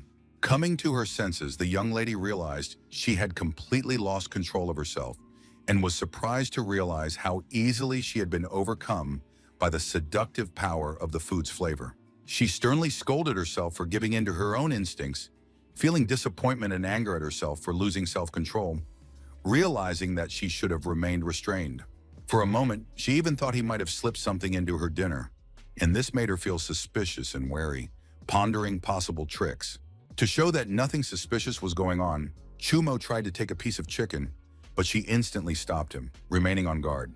The little monster couldn't understand how such an incredible flavor could be hidden in ordinary fried meat, a flavor that literally exploded in her mouth and awakened a sense of delight. The boy teased her, mocking the fact that she had initially refused to eat and then hadn't shared a single bite, causing the young lady slight irritation while also making her laugh. In response, she calmly said that she simply wanted to prove she wouldn't be poisoned by his possible poison, emphasizing her own caution and distrust of any tricks. However, the host could only quietly hope that she was truly happy and that she had enjoyed the food and the company. Unaware of his anxiety and his observation of her mood, the system instantly reported that her level of affection for him had risen significantly, reflecting how their interaction and time spent together had affected her emotional state and strengthened her trust and fondness. The hunter's deaths meant the effective collapse of the Lee Consortium, and he understood that their next encounter could pose a serious problem for him and his sister.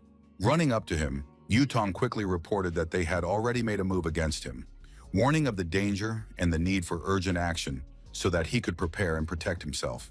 The situation turned out to be such that Lee had been posted online, and he instantly became a trending topic, attracting the attention of a huge number of users. The next day, an introductory lecture on the secret world was held, during which attendees received detailed information about its laws, inhabitants, and dangers. Some harsh critics condemned their approach, criticizing them for only taking money and expressing disappointment, while others could only hope that Chumo would be able to put an end to the monsters. However, by morning, his dark past had allegedly been exposed, his reputation plummeted instantly, and everyone around witnessed his name and actions being subjected to criticism and doubt. Search queries skyrocketed, and a massive number of people rushed to watch the same video, creating a real frenzy and incredible interest in the events. Before entering the secret world, Chumo and Xiaomin climbed onto the roof of the company where they worked to discuss their next steps, assess the situation, and prepare for dangerous adventures. A few seconds after that tragic moment, the girl fell to her death, leaving everyone present in a state of shock and creating a deep sense of loss and helplessness. Other company employees reported that Chumo had allegedly embezzled company funds, causing a significant shortfall in funding for the amusement park project. Another video also surfaced showing the young man returning to the company after the incident and openly threatening the CEO, displaying a determination and strength that frightened the employees. After being denied the funds, he ruthlessly killed President Xu and destroyed the building, eliminating all evidence that could incriminate him, leaving chaos in his wake. Some viewers simply couldn't believe he could be so greedy and ruthless, finding his actions unbelievable and shocking, since his previous image didn't match such behavior at all. But others who were well informed about the situation explained that his sister had fallen ill earlier, and it was boss Shu who had been helping him pay the medical bills. Jumo, who was called a savior, didn't care about his sister, while a stranger sincerely helped her and tried to support her, only to be brutally murdered in the end. All those who had previously sincerely believed in the cultivator were deeply disappointed in him, for his actions and indifference toward his loved ones shattered all their hopes and made them doubt his morality and values. As far as could be gathered, the young man exploiting the viewer's kindness was in fact only seeking to obtain their fate coins, manipulating their emotions and trust for his own gain. Many talk shows discuss the theory that the young man intentionally killed several farmers to heighten the show's impact, create dramatic tension, and draw even more viewer attention to his image and actions. Most participants in the live streams claim that Chumo had turned into a real scoundrel, condemning his actions and deeds that violated moral standards. Numerous negative comments and offensive remarks directed at the young man also appeared on forums, indicating widespread public criticism. Meanwhile, Mr. Lee's office reported that the propaganda campaign had worked and its impact was noticeable, as people's opinions and attitudes began to shift, spreading the desired messages and influencing public opinion. Due to numerous online posts and videos about the young man, his reputation was completely ruined, and everyone around him began to doubt his integrity. The monsters who had arrived on Earth also rejected the request to kill Chumo, demonstrating unexpected neutrality or caution, and thus complicated the plans of those who sought to destroy him. The elderly man explained that the beings were withholding a great deal of information because they did not trust the consortium, but at the same time, he revealed that they planned to take a major step in the near future. Spreading negative information about the boy was their idea, and in this way they sought to weaken the cultivator's power by manipulating public opinion. Tong's house was in complete chaos, where every movement and action was disorderly. Noise and commotion filled every corner, creating a sense of total unpredictability and instability.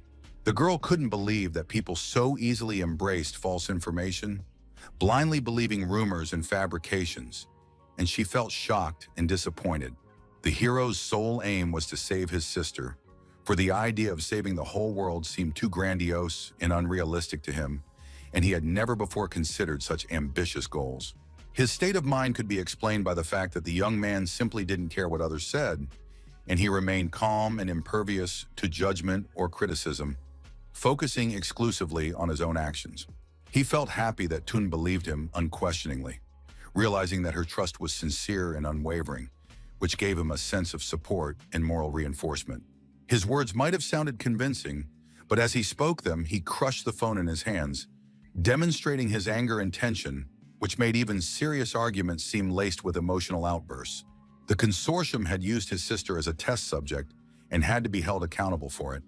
So he thought everything through carefully and decided to start with the biggest problem, which was Lee's company.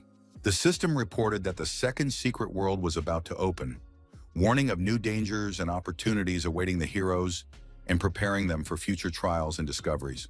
The rescuers were deeply outraged that they hadn't even been given a few days' rest, feeling tired and irritated as they had hoped for a brief respite after the exhausting events. Because of what had happened to their companions in just a single day, it felt as though they had been in the real world for a very long time, experiencing events and trials that had left a deep emotional mark.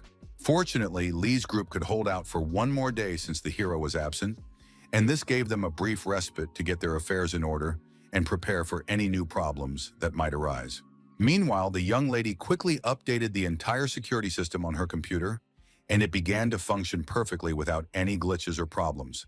Then she ordered some delicious takeout, but the delivery person had a hard time finding her house among the many streets and buildings in the neighborhood. As if putting air to sleep, they cautiously made their way to the large gleaming portal, which beckoned them with its mysterious light and the enigmatic atmosphere surrounding it. The hosts also couldn't understand why they had to do a live broadcast, since it completely disrupted their tight and pre-planned work schedule. But smiling broadly, Ms. Shuang warmly greeted all the viewers who were eagerly awaiting the start of the broadcast and her words of encouragement. Li Luzhang, who had been furious just a minute ago, was now also smiling sincerely at the camera, trying to hide her true emotions from the viewers. Meanwhile, The elder calmly suggested that everyone pay special attention to the cultivators, who had boldly entered the secret and mysterious world around them for the second time. The viewers watched closely as the first of the cultivators carefully prepared a huge piece of monster meat over the fire, releasing an aroma that spread all around. Everything looked very strange, and they clearly understood that the player was doing all this just to get more coins and win the game. The next room also surprised everyone present with its unusual contents, which left no one indifferent and sparked a flood of questions and astonishment. Haoyuya carefully dug up a huge monster egg and prepared to eat it raw, paying no attention to the strange looks from everyone watching him. The TV host couldn't make head or tail of it, and noticed that everything around her had suddenly turned into a real cooking show with unusual dishes and strange ingredients. The cultivators were simply following Chumo's lead, imitating his previous broadcast to attract viewers' attention and earn as many rewards as possible for their actions. The man explained in detail that they were quite weak, and it was thanks to food that they could obtain valuable coins of fate, thereby gradually increasing their combat power and strength. Mingzi also carefully tasted an ordinary monster with huge tentacles in his room, and even claimed that it was quite useful for increasing strength and health. Unable to bear such a sight, the elder insisted on changing the channel immediately, as the events on the screen were too strange and shocking for everyone present. Chen's cultivator noticed Chumo and decided to cautiously ask him how he felt after the latest news, trying to gauge his true emotions. Returning to them, the reporter politely asked for a moment of their time so he could ask important questions and get the answers he needed for his story. The protagonist immediately thought he urgently needed help, as the situation was complicated and required quick decisions for safety and success. But in response, the reporter asked in surprise if he really didn't want to give an interview about killing his boss, causing tension among everyone present. Chume confidently explained that all these rumors had been fabricated by the Lee Consortium because he had exposed their secret conspiracy, and the possible involvement of other companies in this plot could not be ruled out. The young man also explained in detail that monsters had arrived on Earth, but the true reason for their visit remained unknown, so everyone had to remain as alert and vigilant as possible. He added that he had nothing to do with Boss Chu's death, explaining that it was the man himself who had tried to pin the blame for the failed project on him and ordered Xiao Men to kill him without any evidence. The audience listened intently to his every word, but no one believed the young man, doubting the sincerity of his explanations and suspecting hidden motives. Ms. Shuang thought that if the young man's account was true, then they were indeed in grave danger, and every moment could be decisive for their safety. The elder also decided to order the sects to thoroughly investigate Li, since they would surely be able to sense the presence of the creatures on Earth and warn of the danger in time. Watching the broadcast, the girl suddenly realized she had started to get anxious, feeling uneasy and worried about what was happening on the screen in front of her. Tong told her friend that he was holding back his emotions too well, even when the reporter clearly didn't believe a word he said and doubted the sincerity of his answers. Even the player realized that the consortium would soon try to erase everything he had said, but since live broadcasts are difficult to control, he decided to seize the opportunity. Suddenly, the secret world began to shake violently, and they could barely keep their balance as they teetered amid the chaos that had suddenly engulfed everything around them. The system reported that due to interference from the second world, 5 previously separate secret dimensions had been unexpectedly merged into a single dimension with new dangers and mysteries. In this case, Chuma received a generous reward, and his combat experience skyrocketed, reaching the level of a legendary demon, which significantly increased his power. The rescuers quickly realized that almost nothing had changed around them after the powerful earthquake, and this caused them surprise and anxiety, as they had expected entirely different consequences. However, it soon became apparent that a rather strange and frightening monster was slowly approaching them, whose appearance caused tension, astonishment, and a sense of danger among everyone present. The young lady immediately rushed toward it, for its appearance seemed cute and not at all scary to her, so she felt no fear and even smiled as she looked at this strange creature. Like a little kitten, it began to purr softly around the entire team, as if deliberately trying to distract them from their work, eliciting surprise, smiles, and a slight sense of confusion among the people. And in that very second, its jaws snapped open, revealing long, sharp teeth, and it suddenly became aggressive and lunged forward, startling the team with its unexpected behavior. With a single powerful blow, the hero instantly eliminated him, And even after death, the body continued to move as if on autopilot, causing astonishment and horror among everyone present. This was how the legendary combat skill manifested itself. And during the attack, he felt the power surging violently through his body, filling every muscle with energy and a determination to act. After that, the number of creatures suddenly increased before them, emerging from the surrounding darkness, creating a sense of danger and forcing the team to prepare for a fierce confrontation. The young lady clearly understood that in this dangerous situation, they had to stay together and act very cautiously to avoid any unforeseen threats and casualties among the team. The young man looked quite strange, and in places even terrifying, and his appearance evoked in everyone present a mixture of surprise, fear, and confusion about who they were dealing with. But he himself understood that the state he was in at that moment was the best of his life, and no words could fully describe or convey his emotions and feelings to others. The monster suddenly lunged at the cultivator, enveloping him in a menacing shadow and creating chaos around him that forced everyone present to keep their distance and prepare to defend themselves. He was in a state of true ecstasy from his own power, feeling every muscle and every cell of his body fill with a mighty energy that gave him a sense of boundless power. Having destroyed most of his enemies, he continued to attack relentlessly, and his strikes remained incredibly powerful and unceasing, creating chaos and fear among everyone present. A deafening roar and utter chaos reigned from the battle, where screams, blows, and the rumble of distant explosions mingled, creating an atmosphere of complete anxiety and tension for all involved. The player threw himself at creatures that were significantly larger than him, risking his own life, but moving with incredible courage and determination to stop their threat. The first emotion he felt was anger, so intense that he felt ready to destroy the entire world and tear apart any obstacle standing in his way.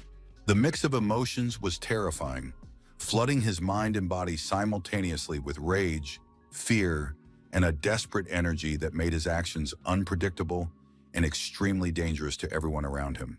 A powerful explosion suddenly rang out across the area, and a shockwave rippled out, knocking objects off their bases, kicking up dust, and causing panic among everyone nearby. The system advised that while his combat experience was still loading, he needed to avoid any battles and not engage in combat so as not to risk his progress or lose the power he had accumulated. His companion was deeply concerned for him and his condition, constantly monitoring his behavior and emotions, trying to anticipate any dangerous consequences. Chumo, clutching his head, sincerely apologized to her for losing control of himself, feeling deep remorse and a desire to correct his mistake so as not to harm others. At that very moment, the system activated the damage transfer function, automatically redistributing the damage and reducing the risk of serious injury to him, while simultaneously protecting the team from dangerous enemy attacks. Air, who had previously been reserved and restrained, began to hate her master even more, feeling anger and disappointment over his loss of control and dangerous actions that could have endangered her and everyone around her. To save his pet, he resolutely decided to stay away from any battle, avoiding danger and protecting the animal as much as possible from any unpredictable attacks or threats. The lady and the elder tried to understand what had happened to Chumo, closely observing his behavior and reactions, trying to figure out the reasons for his loss of control. The man quietly recalled that he had once seen a cultivator who had lost control and fought relentlessly until his death, but they couldn't be sure exactly what had happened to the young man. The other players hid in safe places, wary of another outburst and the chaos around them, as the fear and panic caused by the events forced them to watch the situation carefully. It was precisely because of the insult, in their opinion, that the young man was behaving so aggressively and unpredictably, and they were convinced that his emotional state was completely controlling his actions, posing a risk to everyone around him. The cultivators were also certain that it was precisely through deception and the coins of fate that the young man had become so powerful that his strength was now limitless. Having passed through 2 secret worlds and received bonuses in the form of coins of fate, they too sought to surpass Chumo's strength and catch up to his incredible power. Behind one of them stood an unknown beast, huge and menacing, watching everything around it, instilling fear and tension in everyone present. A rather strong and eerie energy suddenly spread throughout the area, enveloping it in a thick sense of danger, tension, and fear, causing everyone present to refrain from any action. The creature standing before them looked outwardly cute and defenseless, yet its deep and strangely eerie voice instilled fear, forcing everyone present to nervously keep their distance. The cultivators immediately remembered that this was the pet of Yuejianyan, the chief disciple of the Tonghuayan sect, and their impression intensified as they realized they were facing a being of extraordinary power. Her mistress was so enraged that she was ready to blow up Chu Mo, as she couldn't fathom how some ordinary cultivator could lay claim to the title of the strongest. Mr. Li's plan worked successfully, and the young man began to spiral out of control. His actions became increasingly unpredictable and dangerous, causing anxiety and tension among everyone present. When he leaves the secret world, he will become ordinary and remain alone, with no one to help him, leaving him vulnerable to the dangers of the outside world. In their view, people were ready to mock him, watch him, and even envy him, yet no one would dare to offer a helping hand, leaving him alone to face his problems and dangers. Even if such volunteers were to come forward, Mr. Li had already prepared a way to disrupt their live broadcasts, making any assistance impossible. Her reputation would be instantly ruined. She wouldn't receive the coins of fate, and in their view, even Yu Tong might abandon her, leaving her without support or the chance to recover.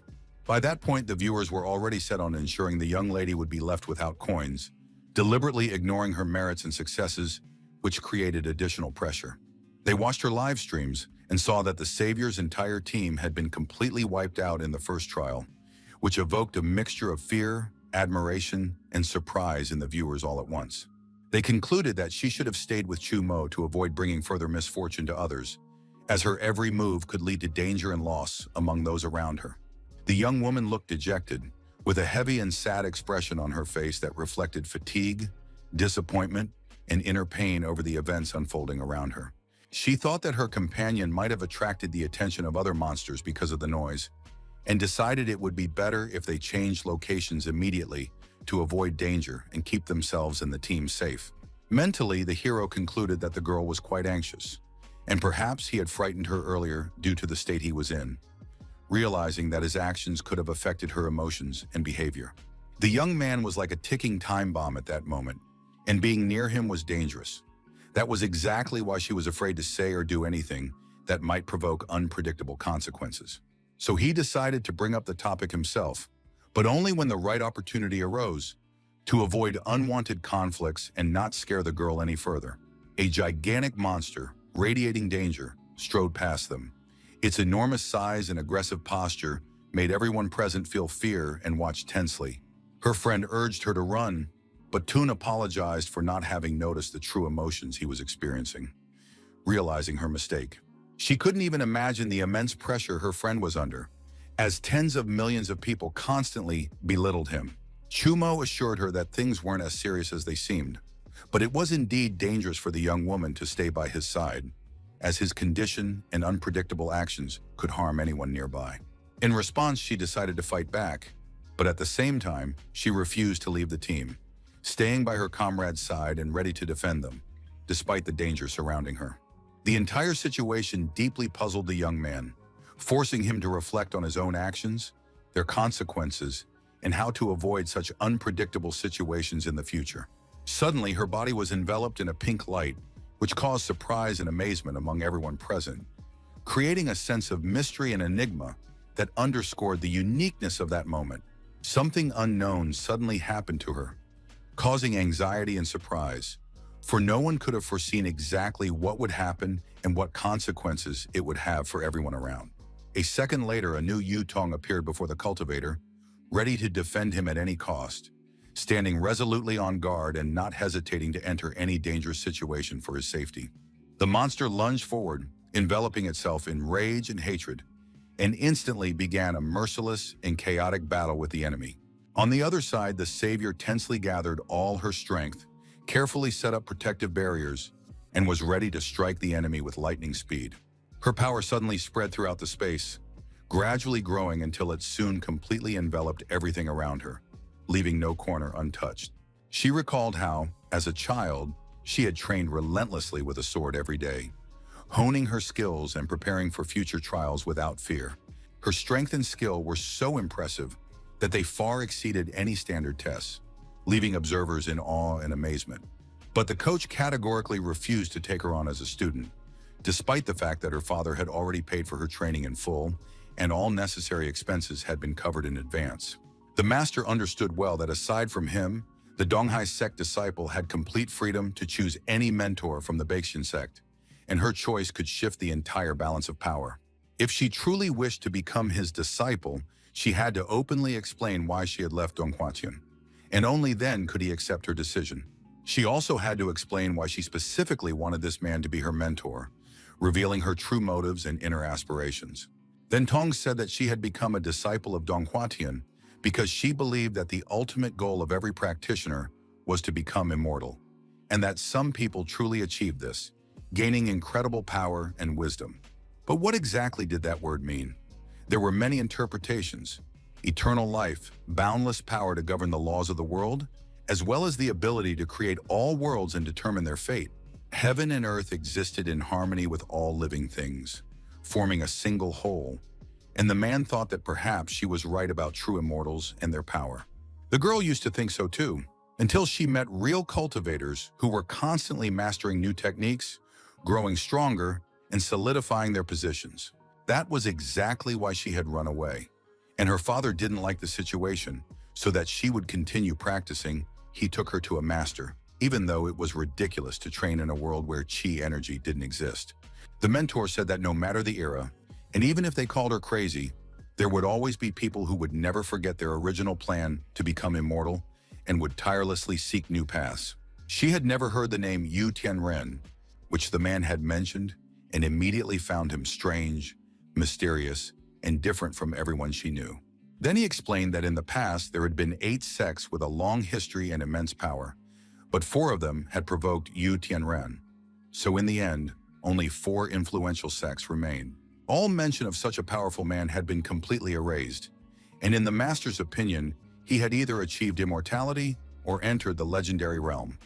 However, there was no reliable information about this, so the mentor agreed to take the girl into his sect, and Tong said she had heard of his weakness and decided to help him in his seemingly pointless but important research for the development of power and knowledge. Although the master was quite poor, he was able to rent a house outside the city for practice. And though he remained weak, his unwavering character continued to attract new followers. A calm yet solemn atmosphere reigned there, ideal for cultivation, where every movement and thought felt particularly important and meaningful. Yudong, though the youngest, became the master's first disciple, and she was respected by everyone in the sect, who recognized her perseverance, intelligence, and talent for cultivation. Until the day her husband's house was suddenly destroyed, leaving behind only ruins and ashes, which filled everyone with grief and shock. The masters of the Baeksin sect, as well as representatives of other sects and even their disciples, attacked and surrounded them, claiming that Yu Tianren's practice method was a fraud and that the man's actions were nothing but lies. In their view, most cultivators had been deceived by the master, which hindered the sect's affairs and led to significant losses, a decline in quarterly revenue, and a weakening of the influence of all participants. At that time, the master was expected to take all the blame, and the disciples and followers would only be released on the condition that they too admit their mistakes and accept responsibility. Apart from the girl, no one else supported the man, leaving him alone to face the accusations, criticism, and pressure pouring in from all sides without any support. Her enemies mocked her, ridiculing her every move and weakness, and then Tun became terrified. Her heart pounded, and fear pierced her from head to toe. The master ordered her to accept her own mistake, and without any objection, she meekly obeyed his command, demonstrating complete devotion and obedience at this critical moment. However, the man himself refused to be swayed by his adversaries and declared resolutely that his faith remained unshaken, despite the pressure, condemnation, and looming threats from all sides. After killing him, his enemies mocked his body, ridiculing his defeat and devaluing all the strength and devotion he had demonstrated in life, leaving only a cold laugh over the ruins. In their view, even if Yu Tianren's practices had been preserved, it did not mean that anyone would be capable of comprehending or properly studying them without incredible strength and experience. The girl simply stood aside then, watching them, unable to do anything, feeling the helplessness and gravity of the situation hanging over her and the master. Later, her father sent her to another sect, where she merely wasted her time, her body filled with anger and regret, the feeling of powerlessness and wasted potential eating away at her from the inside. That is why, in the real world, Yutong decided she would no longer stand by and would never make such a mistake again, resolutely taking responsibility for her own actions and destiny. The system warmly congratulated the savior for successfully destroying the dangerous boss clone and reported that another clone was due to appear shortly. Then Ms. Shuang cautiously asked the elder whether the world's difficulty level had indeed been lowered precisely because the boss's clone had been eliminated in advance. In his opinion, the creature's combat power was equal to 2,000, but after the split, each received 500 points of power, and the other world interfered with the merger of the 5 secret worlds. Fortunately, Yutong managed to kill the clone, which meant she had effectively saved them from a direct confrontation with the massive 2,000-point monster that threatened their lives. The main enemy was already approaching the cultivators, carrying with it a threat of unimaginable power that could destroy everything in its path and put their lives in mortal danger. The players noticed that a bright beam of light suddenly appeared, cutting through the darkness and catching their attention, as if foreshadowing something extremely important and dangerous. The point of its origin was too far away, so some players had to run immediately, covering the distance at high speed to reach the danger zone in time. After the merger, the number of cultivators increased sharply, and now everyone had to compete for spots in the front row, trying to get as close to the boss as quickly as possible. By then, even the cultivators had arrived on the scene to join this dangerous and fierce battle, not hesitating to fight for the upper hand among the powerful opponents. Even the guy who used to catch creatures by the sea and then eat them decided to get to the scene as quickly as possible, eager not to miss the chance to take part in this important battle. The rescuer, who had planned to buy the egg he found, was deeply disappointed that he had already eaten it, even raw, depriving her of the opportunity to carry out her plan. Everyone was extremely curious about what the egg tasted like, and they eagerly tried to imagine its flavor and characteristics, even though it was already impossible to see or taste it. The questions were rather strange, but he replied briefly that everything was fine, without going into detail and leaving everyone slightly puzzled and surprised. Then he suggested not wasting time on idle chatter and heading straight to meet their main rival, so they could face the danger head-on as quickly as possible. On the roof of the building, a dark shadow watched everything, silently observing the events, hiding from everyone's eyes and revealing not the slightest movement or intention. Nate watched the events unfold and noticed that everything was going exactly according to his carefully thought-out plan, confirming the correctness of his actions and predictions. Smiling, he realized that the cultivators had misjudged the boss's strength, underestimating his true power and unaware that the danger was far greater than they thought. But in reality, it was a deadly pit he had cunningly dug for all of them, setting a trap from which few could escape alive. Meanwhile, Toon was still in shock that she had managed to eliminate the monster's clone, feeling both relief and an amazing sense of her own power after such a dangerous victory. Her companion worried that she might have been injured, but the girl assured him that the enemy's power was too weak, and she hadn't even used a fraction of her true strength during the fight. But in response, Chumo explained that it was she who had grown stronger, and because of this, he felt a rare sense of security and peace beside her that he had never felt before. They stood side by side, talking calmly, exchanging thoughts and feelings, enjoying a moment of closeness amidst the chaos around them. Suddenly, the sect disciple's apprentice caught their attention, appearing out of nowhere and causing everyone to instantly turn their gaze toward his unexpected presence. He realized he had finally found Chumo, and this discovery filled him with excitement and determination, for this meeting had been long awaited and important. Running up to them, the young lady grabbed his cheeks, holding him tightly and looking into his eyes as if trying to convey all her care and emotions with a single gesture. She didn't understand why the new monsters turned out to be so cute, since their appearance and behavior contradicted her expectations and all her previous notions of dangerous creatures. Then the creature decided to call its master for help, hoping that his presence would change the course of events and give her the upper hand in this difficult situation. The words he spoke threw his companions off balance, causing them to feel a sudden shock and confusion over the meaning of what was said and his abrupt confidence. Ahead, they could hear the footsteps of a person approaching slowly and confidently, and this sound filled the air with tension and a sense of foreboding about an unknown danger. Jenyun frankly said that she had been searching for the young man for a long time, expressing the sincerity of her feelings and her desire to finally meet him after a long search. And then she confidently asked if the cultivator was ready to accept her challenge, demonstrating determination and unwavering confidence in her strength and intentions. The young man's demeanor betrayed his every emotion, for he could not fathom how such a small girl could dare to fight him, filling him with doubt and astonishment.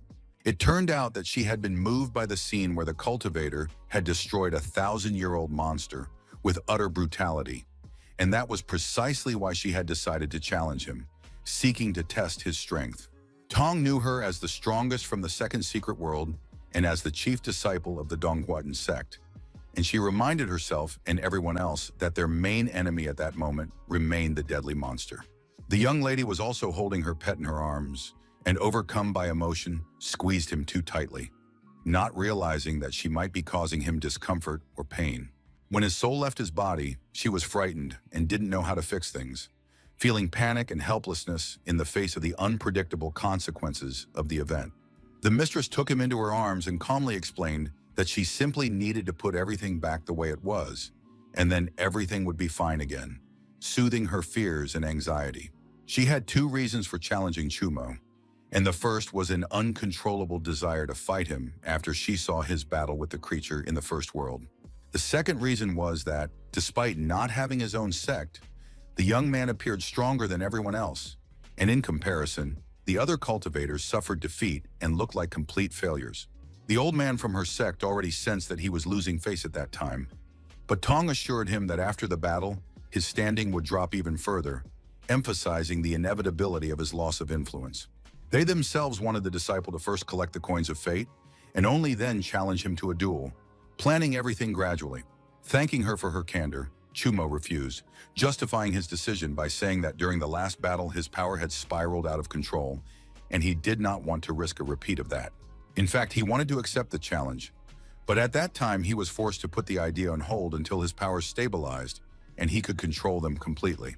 However, in her opinion, he couldn't postpone the battle since he had cultivated the practices of the body refinement sect, and the limit of his power was already equal to that of a 1,000-year-old monster.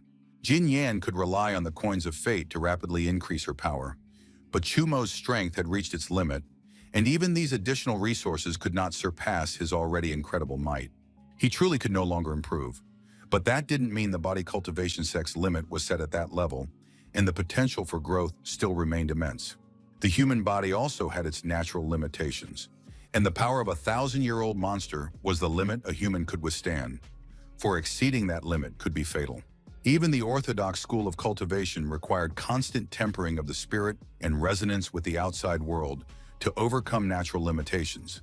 In theory, anyone could practice their techniques, but the process was excruciatingly painful and could almost be called a form of torture against one's own body and spirit due to the unbearable physical and mental pressure.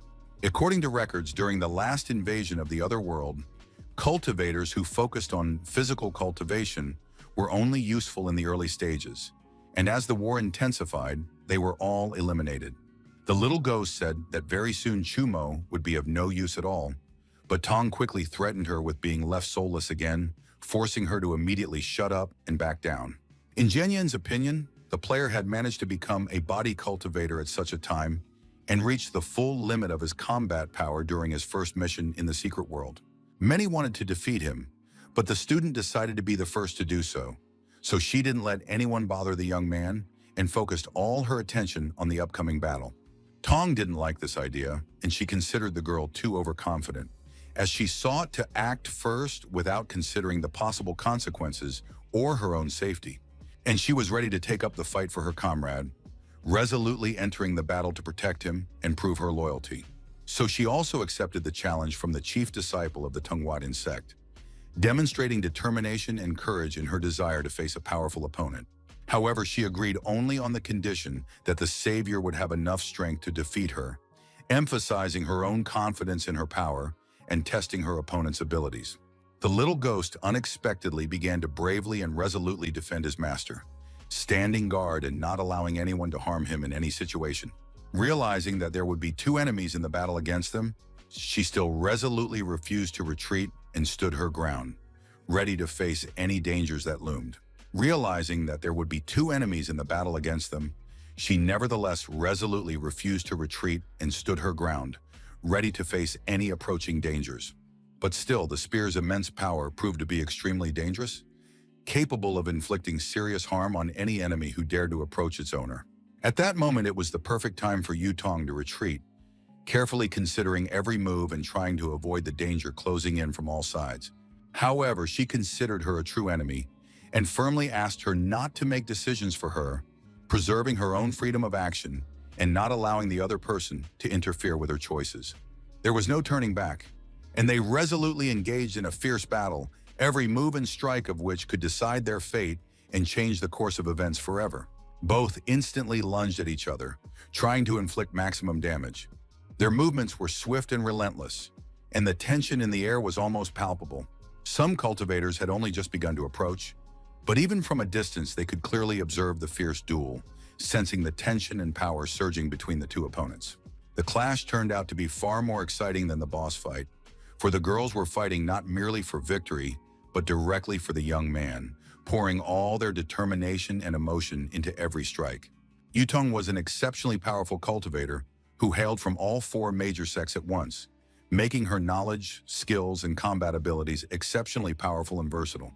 No one even expected that someone as outstanding and talented as Chumo would appear in the Fifth World, whose fame and power compelled everyone to be cautious and respectful. One need only look at the master of the Taishuan sect. In the first trial, he had gathered everyone together to eliminate the boss, but as a result, Chumo unexpectedly entered the battle, and the boss immediately vanished without a trace. Xinjiang felt deep anger at how others spoke so brazenly about his mentor, feeling indignant and determined to defend his honor at any cost. He was already about to rush toward them with fury and determination, but the man stopped him and calmly reassured him, trying to rein in his emotions and prevent rash actions. In his opinion, they were telling the truth, because he himself was aware of his own mistakes, felt shame and disappointment, and even his father was deeply disappointed in his actions and behavior. The young man explained that he simply had high hopes for him, and just last night he had been diligently reinforcing the Thunder Amphora with precious materials to increase its power.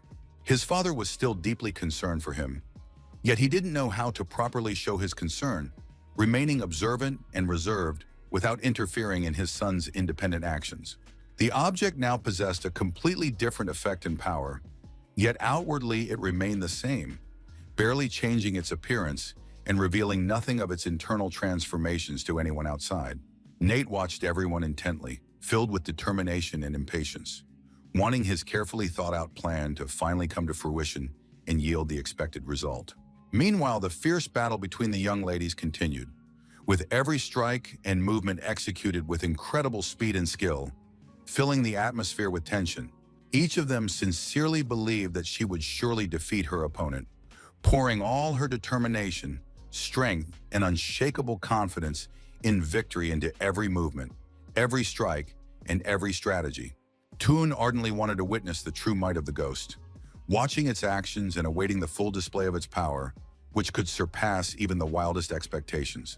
One instantly lunged at the other, moving with incredible speed and confidence in her own abilities, ready to use all her skill and power to win. Suddenly, the weapons vanished from their hands, leaving both opponents stunned and forcing them to quickly adapt to the new conditions of battle without any warning. They had no idea what was happening, feeling bewildered and anxious due to the unpredictable events that were rapidly changing the course of the battle and putting them at a disadvantage.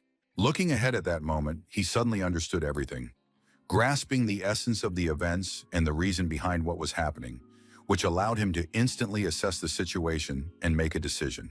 Holding a sword and a spear in his hands, Chumo calmly asked them to settle down, trying to ease the tension and lead everyone to a reasonable resolution of the conflict without unnecessary harm. The systematic download of the legendary demon's experience continued uninterrupted, filling him with knowledge and skills, gradually increasing his strength and enhancing his combat capabilities. A female disciple of the sect noticed that he had become angry, sensing the tension and the power of his rage, which instantly changed the atmosphere around them and made everyone tread carefully around him.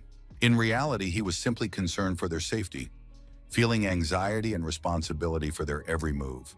trying to anticipate dangers and protect them from any possible threats. Seeing just how immense Chumo's power truly was, she instantly realized that her own abilities were still far below his level. As always, the hero refused to accept any compliments, remaining humble and focused on his actions, not wanting anyone to assess his merits or strength with words. In such a situation, even the strongest members of the four sects might not have been able to stop their battle as easily and skillfully as he did, demonstrating remarkable strength and experience. The girl desperately wanted to join him and become his disciple, eager to learn from him the skills, strength, and knowledge that could help her become stronger and more confident.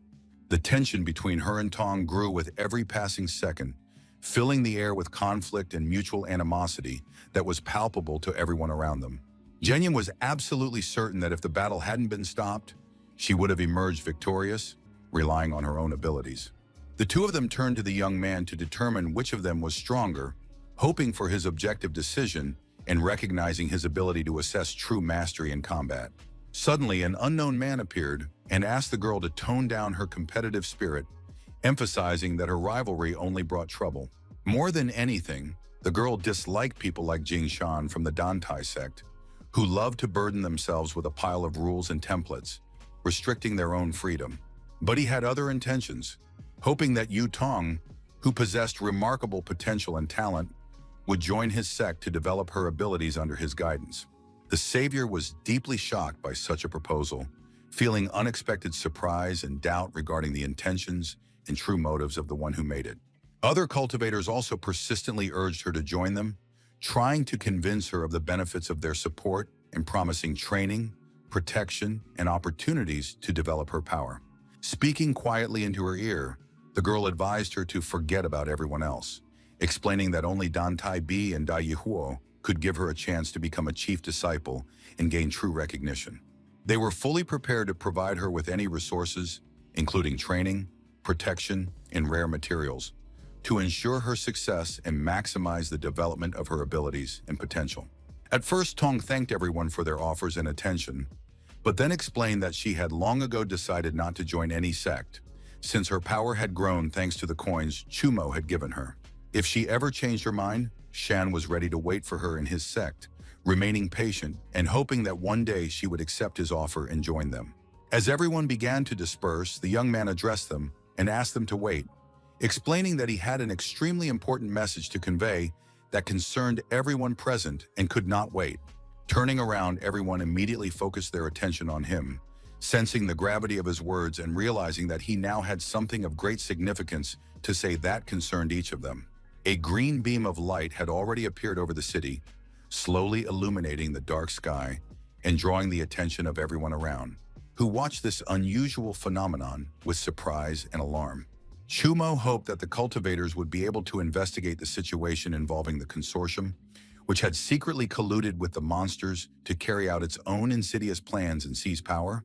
The onlookers commented among themselves that he was at it again, recalling his previous statements and stories, so almost no one present was willing to truly believe his words. Others even demanded to see convincing evidence clearly showing that he hadn't actually killed anyone, and that all the accusations against him were false or deliberately fabricated. The secret realm was an absolute line of defense established by the ancient cultivators, and as long as the saviors did not suffer a complete failure, monsters would never appear on Earth. Jin Yan sincerely believed what he was saying, listening intently to his every word and sensing that behind his story lay a truth that others simply refused to acknowledge. Shan, on the other hand, believed the likelihood of what was said was low, but he still agreed to look into it. And once the mission in the secret world was complete, he promised to report to the sect and launch an investigation. Chumo sincerely thanked him for his help, feeling relieved that at least someone had agreed to listen to him and promised to sort out the complicated situation. Protecting the world and preventing monster-related disasters before they happened was their primary job. They decided to discuss everything in more detail after they had defeated the boss. The beam of light instantly grew much larger, dispelling the darkness around it and drawing the attention of everyone present with its brightness and powerful energetic presence. With every passing second, its scale grew relentlessly, spreading across the entire area and enveloping everything around it, creating a striking sense of might and immense power. The cultivators were already frightened and confused at that moment, sensing an unexpected threat and realizing that the situation was spiraling out of their control and would require immediate action. Meanwhile, Nate watched everyone from the top of the building, quietly analyzing the situation and waiting for the most opportune moment to intervene or put his plan into action.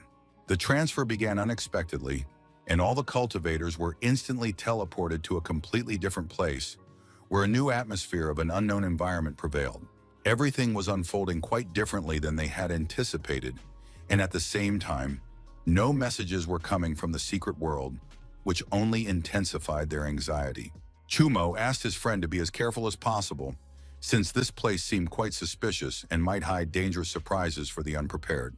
The first mission stated that the final boss was supposed to be a 500-year-old monster, but a 1,000-year-old one appeared instead, and what was supposed to happen in the second trial remained unknown.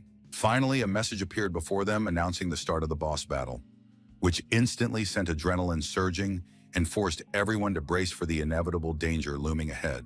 The monster appeared before them. Its incredible size was awe-inspiring and evoked both fear and admiration for the extraordinary power that stood before their eyes. At that moment, the cultivators hoped for a quick victory, wanting to end the battle as soon as possible and return to the real world, leaving the dangerous dimension behind. Each of their swords was already at the ready, glinting in the light of the surrounding atmosphere and poised to instantly engage the massive monster bearing down on them. So the players swung and delivered the first attack, which instantly sliced through the air, leaving a trail of brilliance and a sense that a fierce battle had begun.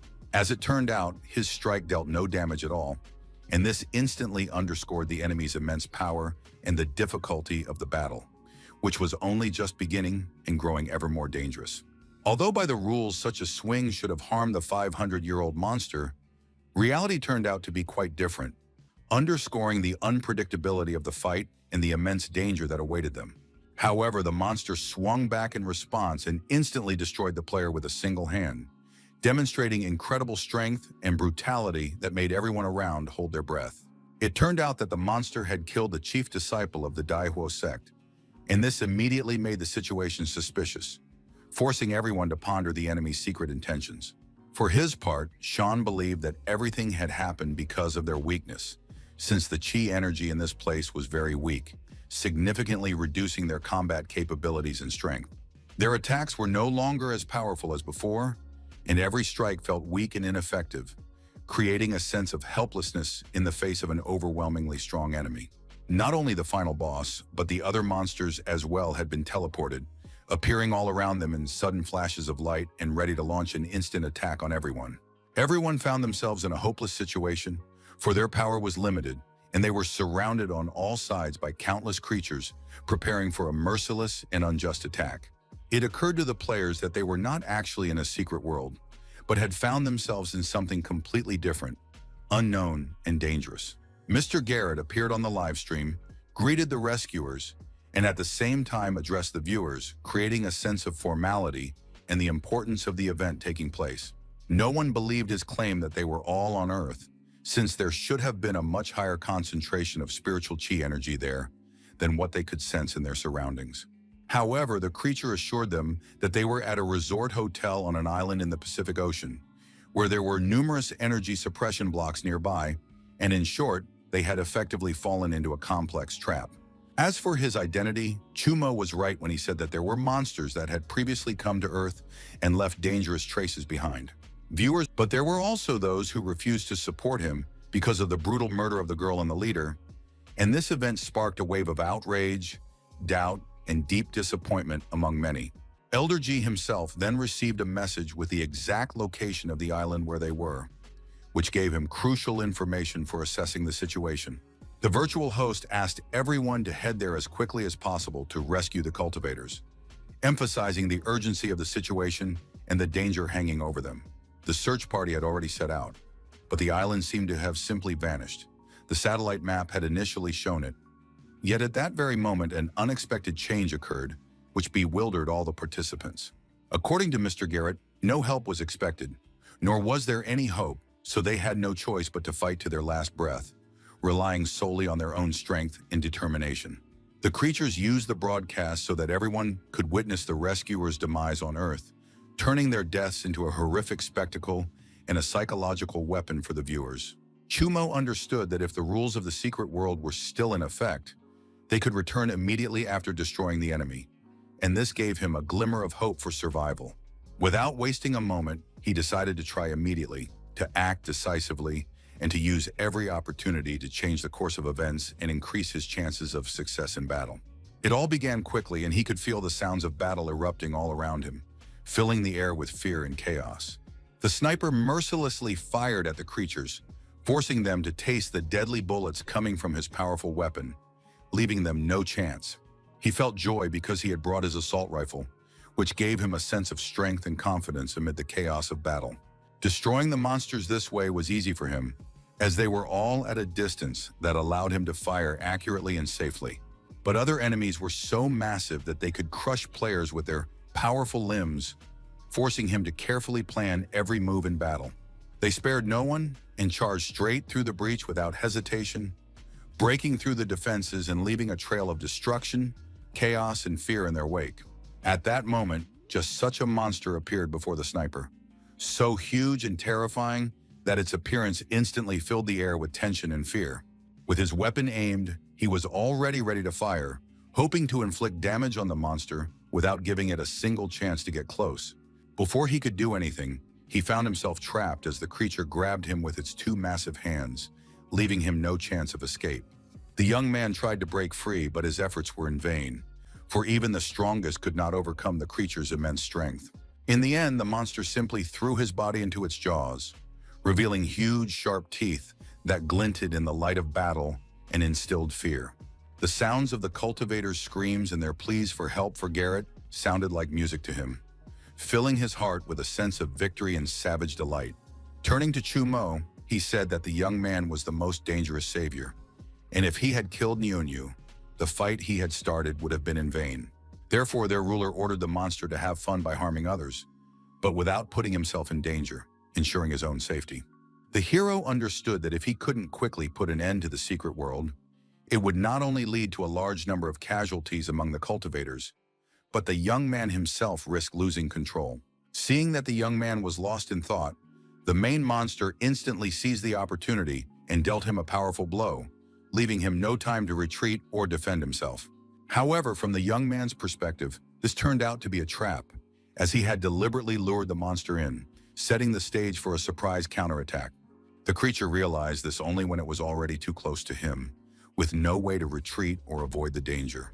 Sean unfurled his fan and channeled the Fire Emperor's burning blood, directing its power at the enemy to deliver a devastating blow and demonstrate his might. Fire erupted everywhere, engulfing the surrounding space in flames that burned brightly and mercilessly, turning the tide of battle in his favor. Garrett commented on the whole spectacle, considering these flashes and attacks to be nothing more than weak tricks that could not inflict any significant harm on him. By that time, Jian Yan had joined the battle, attacking the enemy with her spear and trying to support her allies in their fight against the powerful foe. Tong aimed her sharp sword, glowing with a crimson light, at the enemy to deliver a devastating blow and bolster her allies' attack in the battle. None of them wanted to give up, fighting bravely and trying to remain the saviors of the land until the very end, regardless of the danger and pain. The cultivators did not realize that even with all their strength, they could not harm such a mighty monster, rendering their attacks futile and helpless. Only Chumo had the ability to do so, but he suddenly vanished from sight, leaving his allies without support and forcing them to act more cautiously. It was then that it became clear that the team had been distracting Garrett, while the hero himself had quietly set out to take down the final boss, seeking to end the battle quickly and efficiently. Enraged, the creature declared that they would never be able to hold back his power for long, threatening everyone around him with his invincible might. Confidently, the young ladies replied that they were ready to sacrifice themselves to save the world and not let darkness triumph over good. Fire was everywhere, engulfing every corner, destroying everything in its path and leaving behind smoke and ash rising into the sky. Sean used every technique at his disposal, employing every move and ability he had ever mastered to overcome his enemies and control the situation around him. It was difficult for the cultivators to fight against such a powerful opponent, for his skill and formidable abilities exceeded their wildest expectations and capabilities. But they did not give up, continuing to fight bravely despite the pain, fatigue, and danger looming over them from all sides, maintaining unwavering courage. Jin Yan joined the team, using her spear to deliver precise and powerful strikes, skillfully coordinating attacks with her allies and supporting them in battle. Yuding was also confident at that time, demonstrating a determination and fortitude that inspired others and bolstered the team's fighting spirit during engagements. They attacked the opponent from all sides in a coordinated and ruthless manner, trying to seize every opportunity to strike and control the battle. Something had gone wrong. Judging by the power the monster had demonstrated earlier, they were no match for it at all, and even with maximum effort, they wouldn't have been able to kill it in 10 seconds. Sean was worried that what stood before them was actually a clone, because that complicated their actions, called all their strategies into question, and could lead to unexpected consequences in battle. From the very beginning, the monster's goal was to kill only Chumo, focusing all its strength and ferocity on him, ignoring the others present and leaving no chance of survival. Meanwhile, the hero managed to break through its barrier, carefully navigating all the traps and obstacles, and approach the center of the battle, ready for a decisive and dangerous confrontation. Even with his strength, it was difficult to get through it, as the barrier proved to be extremely strong and dangerous, testing every ounce of the hero's endurance and skill. The young man understood that Garrett had deliberately lured him in, carefully analyzing the situation and anticipating every trick to avoid the trap and not end up in a dangerous position. As befitted the most dangerous rescuer, even if he had fallen into the trap, he would still have been able to remain calm, controlling his actions and thinking strategically, despite the threat all around him. Chumo tried to figure out what the creature wanted from him, paying close attention to its behavior, analyzing its intentions, and trying to anticipate its next moves in this dangerous situation. Then he confidently stated that he wanted the cultivator to join them, because then he would be treated fairly, and his exceptional talent would not go to waste, but would remain useful to everyone. Inside the barrier, the live broadcast wasn't working, so there was no need to worry. No one could hear their conversation, and they could freely discuss strategies. The audience couldn't figure out why the boy was silent and didn't answer questions, since his facial expression betrayed no emotion, and his behavior remained a mystery to everyone around him. The combat experience of the now legendary demon continued to accumulate, gradually unlocking new abilities and techniques, making him even more dangerous. Chumo had to buy as much time as possible, maneuvering cautiously, dodging attacks, and using every opportunity to delay the consequences and give his team a chance to gain the upper hand. The monster's patience was running out, and he waited for a response, watching the others' actions intently, ready to attack instantly at the slightest delay or hesitation. If he rejected the offer, they would have no choice but to kill him, forcing them to act decisively and ruthlessly, and any compromises would be impossible. The young man casually hinted that he was supposedly from the consortium, dropping subtle remarks that made the others doubt his true intentions and react cautiously toward him. He also explained that, in the creature's opinion, the monster commander's disappearance at that time was no accident and certainly no coincidence, emphasizing the significance of the events and their strategic importance. The enemy understood nothing, which was to be expected of them, since their intentions remained hidden and their actions unpredictable, creating an atmosphere of tension and uncertainty. Since he had set a trap without telling them, the cultivators could only launch a counterattack in response, and the monster commander was an extremely valuable specimen. It was the consortium that initiated their cooperation, planning all actions in advance and defining each participant's role to achieve maximum effect. The young man declared that their agreement had long since come to an end, firmly stating his position and making it clear that any further obligations were no longer valid or relevant. Garrett admitted that he had lied when he said the live broadcast had been turned off, and then the whole world learned what the consortium was really like, revealing its true intentions. The combat experience upload was nearly complete, and the system already displayed a nearly full progress bar, with only a small portion remaining until final completion. The young man read all the system notifications carefully, trying not to miss a single detail, because every new message could contain important information. The opponent didn't understand where the young man's composure had gone, since just a short while ago he had seemed reserved and confident, but now a different, tense determination was evident in his demeanor. In response, Chumo thanked Garrett for openly admitting their connection to the consortium, and thanks to this sincere confession, his tarnished reputation was finally cleared. The monster's eyes narrowed, closely watching his opponent's every move, as if trying to anticipate his next action before the inevitable attack. And then, having understood everything, it looked anxious, its face reflecting deep agitation and unexpected anxiety in the face of the unknown. The creature revealed itself to the whole world, demonstrating incredible power and a presence that made everyone around feel fear and awe at the same time. The problem was that Garrett didn't understand how the young man knew so much information without being part of the higher-ups, since his knowledge exceeded the expected limits of any ordinary agent. It was no surprise that the hero was digging into his enemy's background, as his strategic thinking and readiness for any action made him unpredictable. He had more evidence than was necessary, and each piece could convincingly confirm the truth, giving him an undeniable advantage in any dispute or conflict. Air had also provided quite a lot of material to help him understand everything, and every document and record helped piece together the full picture of events with all their details and nuances.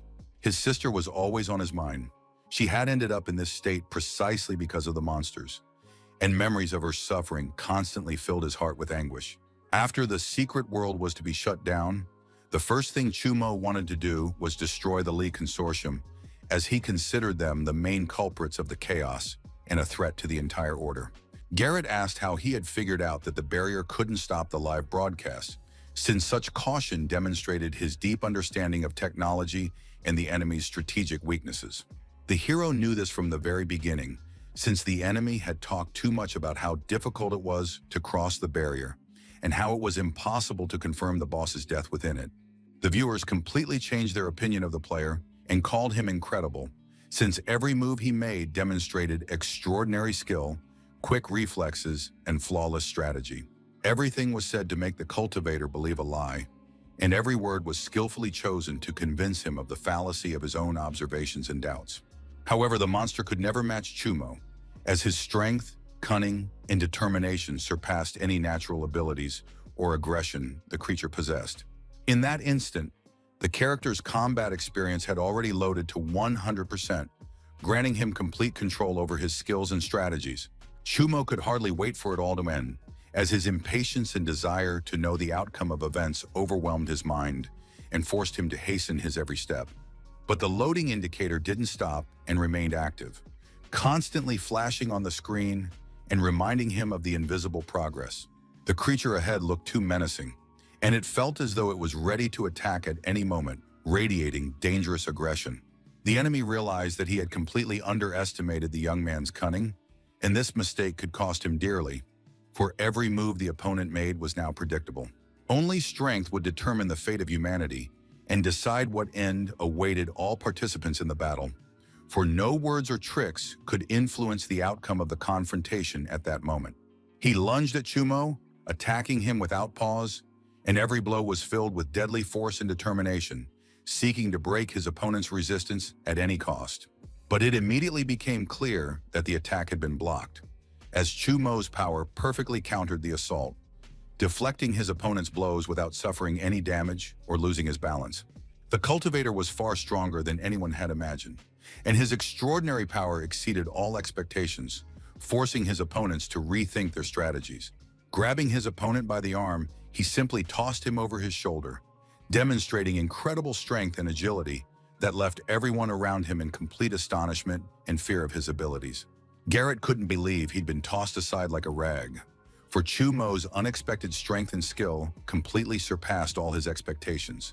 Everything that was happening at that moment was a surprise, and no participant could have predicted the course of events, as every move and action of the opponent radically changed the situation before their eyes.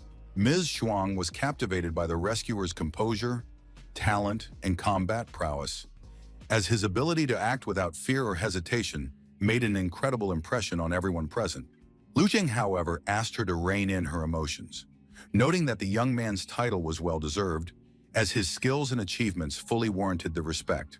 He asked him to remove the barrier so that the monsters could not attack the cultivators and to allow them to safely complete the secret mission, preserving the lives of the participants and ensuring the success of the operation. Then the enemy admitted that he had been thinking about how powerful the young man might be and had prepared for everything in advance, trying to anticipate his every move and exploit any possible weakness.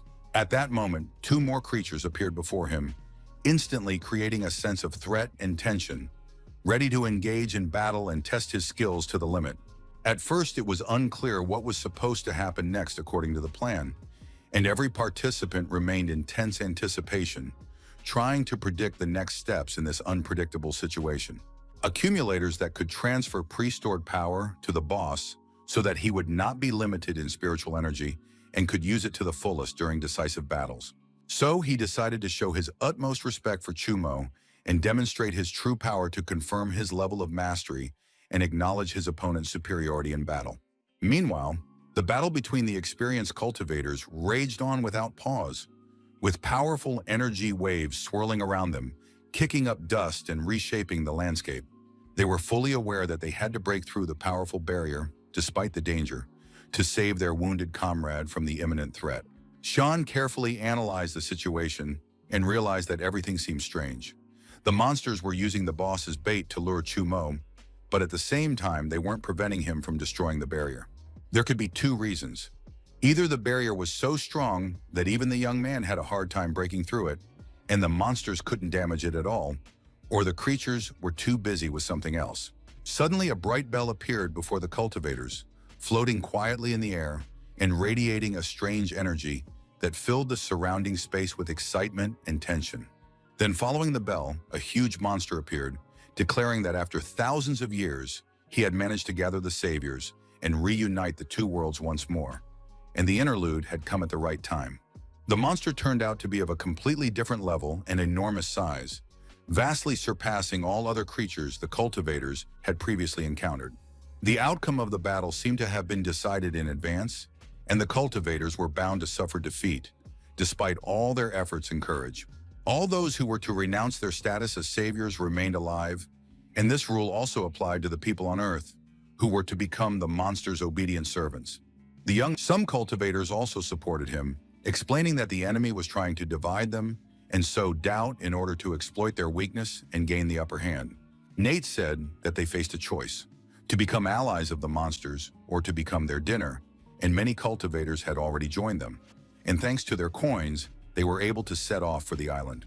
The master didn't understand why he had been singled out, since he didn't have a single item that could explain such attention or a special choice regarding him. However, the problem was that he possessed the Thunder Amphora, which his father had asked him to guard, and this made him a target for others and underscored his importance. To the man's despair, his own father had surrendered to the monsters, leaving him alone and intensifying the sense of betrayal and hopelessness that gripped his soul.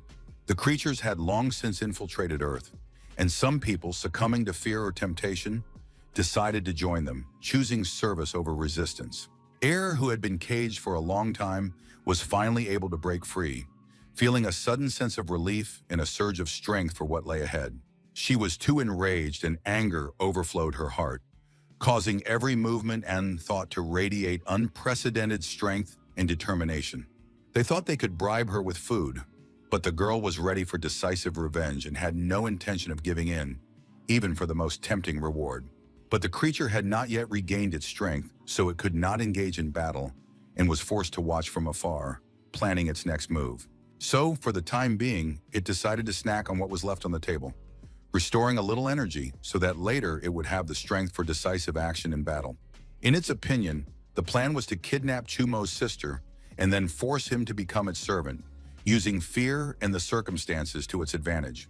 In this way, the monster could fulfill the ruler's mission without even using her own strength, skillfully manipulating others and exploiting their fears and weaknesses. But looking at the poor girl, she felt disgust and hated the idea of tormenting the weak, for her own heart could not tolerate injustice and cruelty. And if she had done so, she would have been no different from the high-level beings who acted in a similar manner, losing their own morality and leaving only cruelty behind. So she decided to return to her retreat strategy and leave Chumo's territory, choosing caution and planning to conserve her strength for a more favorable moment. The system reported that the damage transfer function had been activated again, signaling a change in combat conditions and potential danger for all participants. Air hated everything associated with it, feeling anger and revulsion toward every element that reminded her of suffering and danger. So, from the force directed at her, she simply fell to the floor, feeling pain and complete exhaustion, unable to withstand the blow. The attacks on the young man continued to rain down incessantly, leaving him in constant fear and forcing him to seek shelter in unexpected places. As long as Chumo kept his distance, there was nothing to fear, for his calm and confident demeanor created a sense of complete safety.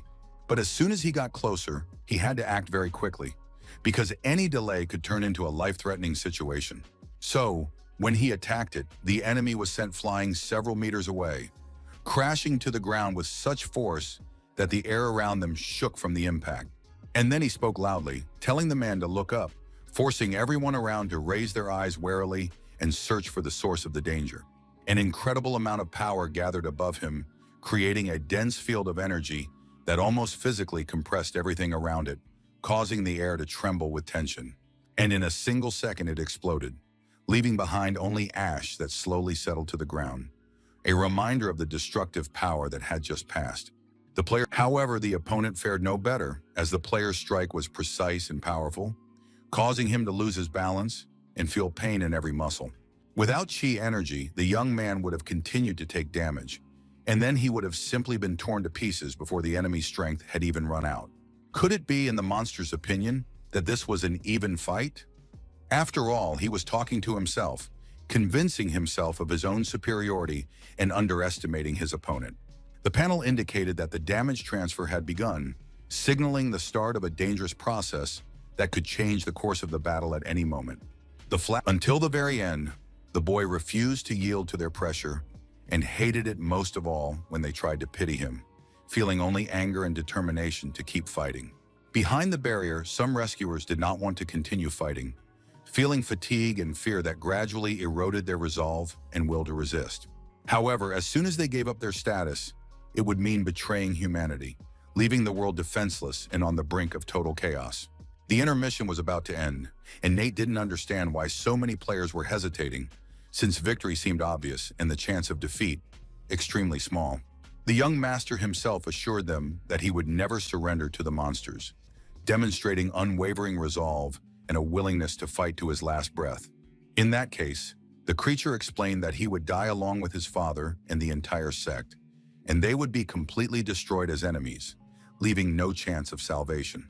Nate added that his father had worked tirelessly to continue his legacy, yet the ungrateful son had decided to doom the entire sect to destruction, disregarding the sacrifices and efforts of the previous generation. Two forces stood opposed to one another, creating a tense atmosphere where every movement could shift the balance and determine the outcome of this dangerous confrontation. The enemy pounced on him immediately, attacking mercilessly and without pause, forcing him to react instantly to save his own life. And then he crushed him like a worthless insect, leaving behind only helplessness and chaos that engulfed everything around him. The others saw that with such power they didn't stand a chance against the monster, and fear slowly gripped their hearts, paralyzing any attempt at resistance. Nate announced that the intermission was over, and the atmosphere shifted as the players began preparing for the next stage with renewed tension and anticipation. The remaining cultivators were to become the monster's prey, helplessly awaiting the inevitable doom that hung over them like the shadow of a merciless fate. On the other side, Chumo could barely stand, feeling every muscle protest painfully against the strain and exhaustion following the brutal battle. And then later Daluotian was born, who united power and religion. All the major cultivator sects supported his rule, and for the common people, the long-awaited peace finally arrived. Then the man wanted to quit his job because he was tired of it, and he saved up some money to open his own shop and start a new life on his own terms. But his boss asked him to make one more delivery, and only after that could he be free and start his own plans without any restrictions. To prepare for war, Daluotian built a secret world where prisoners who had committed serious crimes were sent as test subjects to strengthen the defenses. At that time, they were strange. Men and women, young and old, dressed in rags, appearing to be ordinary villagers, yet hiding secrets buried deep within. The old man said back then that their village was located in a barren mountainous region, and they survived only thanks to the harvest in the fields and mountains, which provided a modest but necessary income. When the monsters appeared, everything changed. Many people died, including his granddaughter and son, and the survivors sought refuge with the landowners, but they could not pay taxes and remained defenseless. The ferryman refused to listen to any talk, and he was forbidden from communicating with the prisoners, forcing him to do his work in silence and without emotional involvement. It was quite dangerous. Some people died, and some mutated their bodies, went mad, and then died. They called him foolish and began to believe that none of it made sense. The elderly man simply wanted to help those who lacked the gift to fight for themselves and survive in a cruel world where the weak were left defenseless. The next morning, they continued on their way, moving forward with determination and renewed strength, ready to face any difficulties in their path. The boy screamed not to touch his sister, feeling panic and helplessness in the face of the inevitable danger looming over them. He pushed the guard away with all his might, and the guard flew to the side, hitting the ground with a loud thud and losing any ability to resist. As it turned out, the boy, who was bound in chains, had not only killed the ferryman, but also shattered the stone, demonstrating incredible strength and unexpected agility for his age. The old man, seeing all this, began to shout that he had succeeded and begged them to release the young man, for he alone was their last hope for the future and the village's salvation.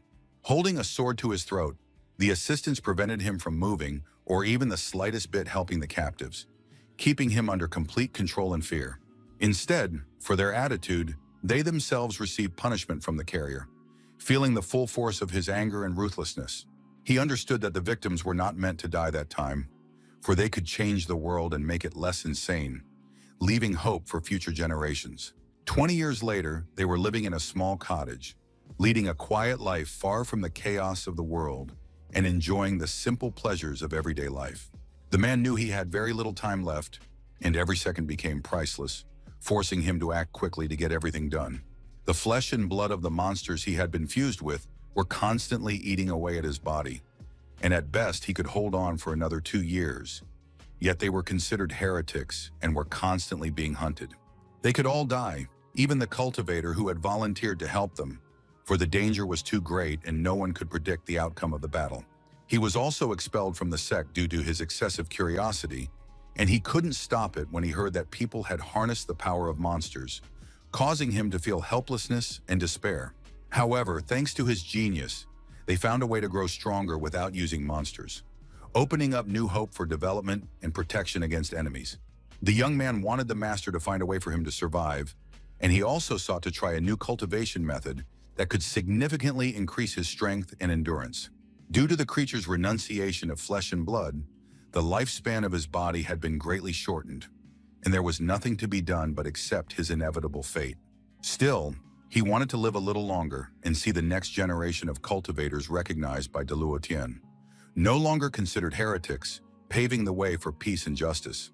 He had to protect all the children he had taken in until they grew up, shielding them from danger and raising them in safety and care. At first, the master didn't want to agree and take everything upon himself, hesitating because of the responsibility and fear of the consequences of his actions. But then he relented and said that he promised to care for all the orphans after his death, taking responsibility for their future and well-being. A security alert sounded across the territory, and it was Daluo Tian's cultivators who had arrived to protect and restore order amid the chaos. The problem was their numbers, for 3 squads had arrived, 60 well-trained men, ready for battle and to carry out any order from their leadership. After the last battle, all their supporters had been killed, so by that time, only the 2 of them remained, along with the small children, without any support or protection. But the boy realized then that if he allowed the monster's blood and his own body to merge, an incredible power would be unleashed, though he might also fall into madness from the uncontrolled energy. So he ordered the master to leave the cultivator to him while he took the children and fled, trying to save them from the imminent danger and chaos all around. Most likely he would have died after the battle, but the man had to keep his promise and protect the children, regardless of the danger to himself. The next generation of children did not need to use the flesh of monsters. Although the process was painful, becoming stronger was safe, and they could fight like humans and die the same way. Many years later, Dalutian sentenced the young man to execution, upholding justice for violating the laws and established order. But he was willing to give him a second chance if the young man publicly admitted that he had been brainwashed and that everything he had done was in the past. If he refused, he would have to fight the head of the spiritual department. In response, the young man chose the duel over execution, taking the risk and demonstrating his willingness to fight for his life and honor before everyone present. He might have been considered the strongest cultivator, but the player refused the glory so as not to become a criminal again and to preserve his own principles and freedom. The practitioner simply wanted to do the right thing, and according to his research from a decade ago, spiritual energy was beginning to run out, which had destabilized the government. They found the only solution, the merging of the two worlds. At that time, Dalutian was defending the interests of cultivators, while the scientist had spent his entire life seeking the ruler's approval to carry out his research. The goal of the body cultivation sect was to protect those without talent, those who were weak and could not defend themselves. The young man no longer needed the approval or status of a cultivator. He was ready to fight as a mortal for the mortals of this world, defending their lives and freedom with his own strength. The battle was about to begin, and everyone was on high alert, sensing the tension in the air and preparing for the inevitable confrontation. Everyone else believed he had no chance of defeating the head of the spiritual department, doubting his strength and ability to withstand the duel. But for himself, the savior decided that in that place, his battle would provoke even greater resistance, preparing him for trials that could change the course of events. He wanted to place his hopes on the next generation, just as his predecessors had done, hoping that they would be able to carry on his work and change the world for the better. Chumo was filled with the strength of his past generations, feeling the legacy and experience of his ancestors, which gave him power and determination in battle. The enemy felt the terrifying pressure emanating from the young man, and it made him tremble and lose confidence in his own strength in the face of this invisible yet powerful energy. The cultivator was already certain that the battle would end in his favor, feeling the advantage and control over the situation that gave him a sense of invincibility. By that time, Garrett must have realized that he was already dead, even though he still stood alive on the battlefield, feeling a strange combination of life and death at the same time. The boy seemed to be taking his power into his own hands, absorbing his opponent's energy and feeling it become part of his own might. On an isolated, deserted island, a heavy despair was slowly spreading, enveloping everything around like a thick fog, leaving a lone person without hope or any salvation. The hunters decided to hide in any safe place, listening intently to every rustle in the dark forest, hoping to wait out the danger. Some decided to give up, convinced that if they went into battle against a stronger enemy, they would inevitably die, with no chance of saving their own lives. Fear overwhelmed their emotions so strongly that everyone felt hopeless, for there was nowhere to run, and only anxiety and the inevitable anticipation of danger reigned all around.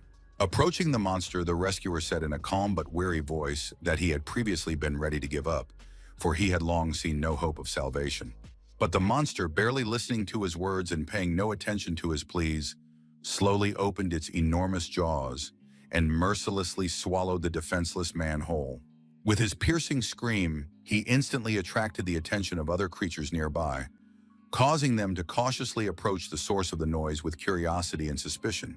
It was precisely because of his companion's carelessness that the cultivator suffered a crushing defeat, for his opponents seized the moment of weakness and mercilessly dashed any chance of victory. The monster's strength proved far greater than their own, as every blow from the enemy sent them reeling backward, exhausting both body and spirit, leaving only a sense of helplessness and fear. Yu Tong was able to defend herself by skillfully attacking her opponents, precisely calculating every move and using her skills to parry blows and save her own life in the dangerous clash. In this way, she saved the player from certain death, displaying incredible speed and skill, parrying deadly blows and creating a chance for survival amid the chaos of battle. In an instant, the man felt a deep emptiness inside himself, but he couldn't understand its cause, for his mind was confused and gripped by an invisible sense of unease.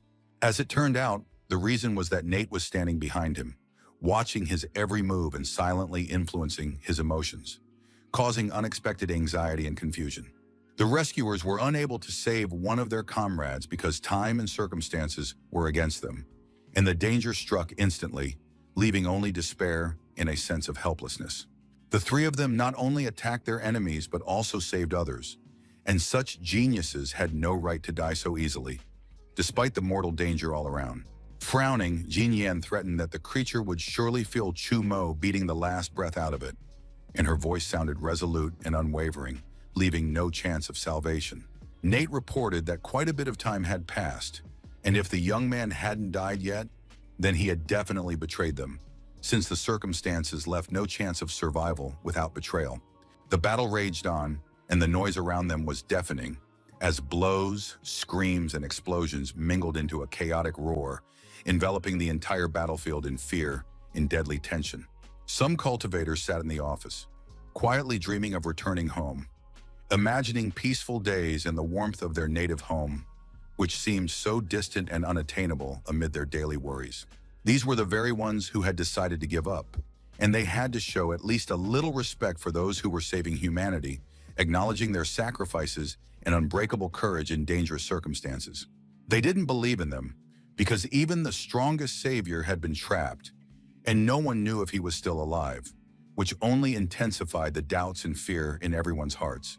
Humanity was soon to come to an end, and then there would be no one left to express gratitude to the saviors, for everyone would be engulfed by the chaos and destruction looming over the world. Sean could barely stand on his feet, exhausted and too weak to continue fighting, for every movement came with incredible strain, and his body refused to obey his will. The rescuers had already lost consciousness and were on the brink of death, as exhaustion and their injuries were draining their bodies, leaving only a faint glimmer of life.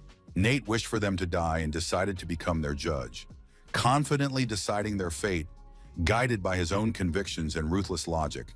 Suddenly, a strange sound swept across the area, echoing everywhere and stirring anxiety in the hearts of those present, forcing them to listen intently for the unknown source of danger.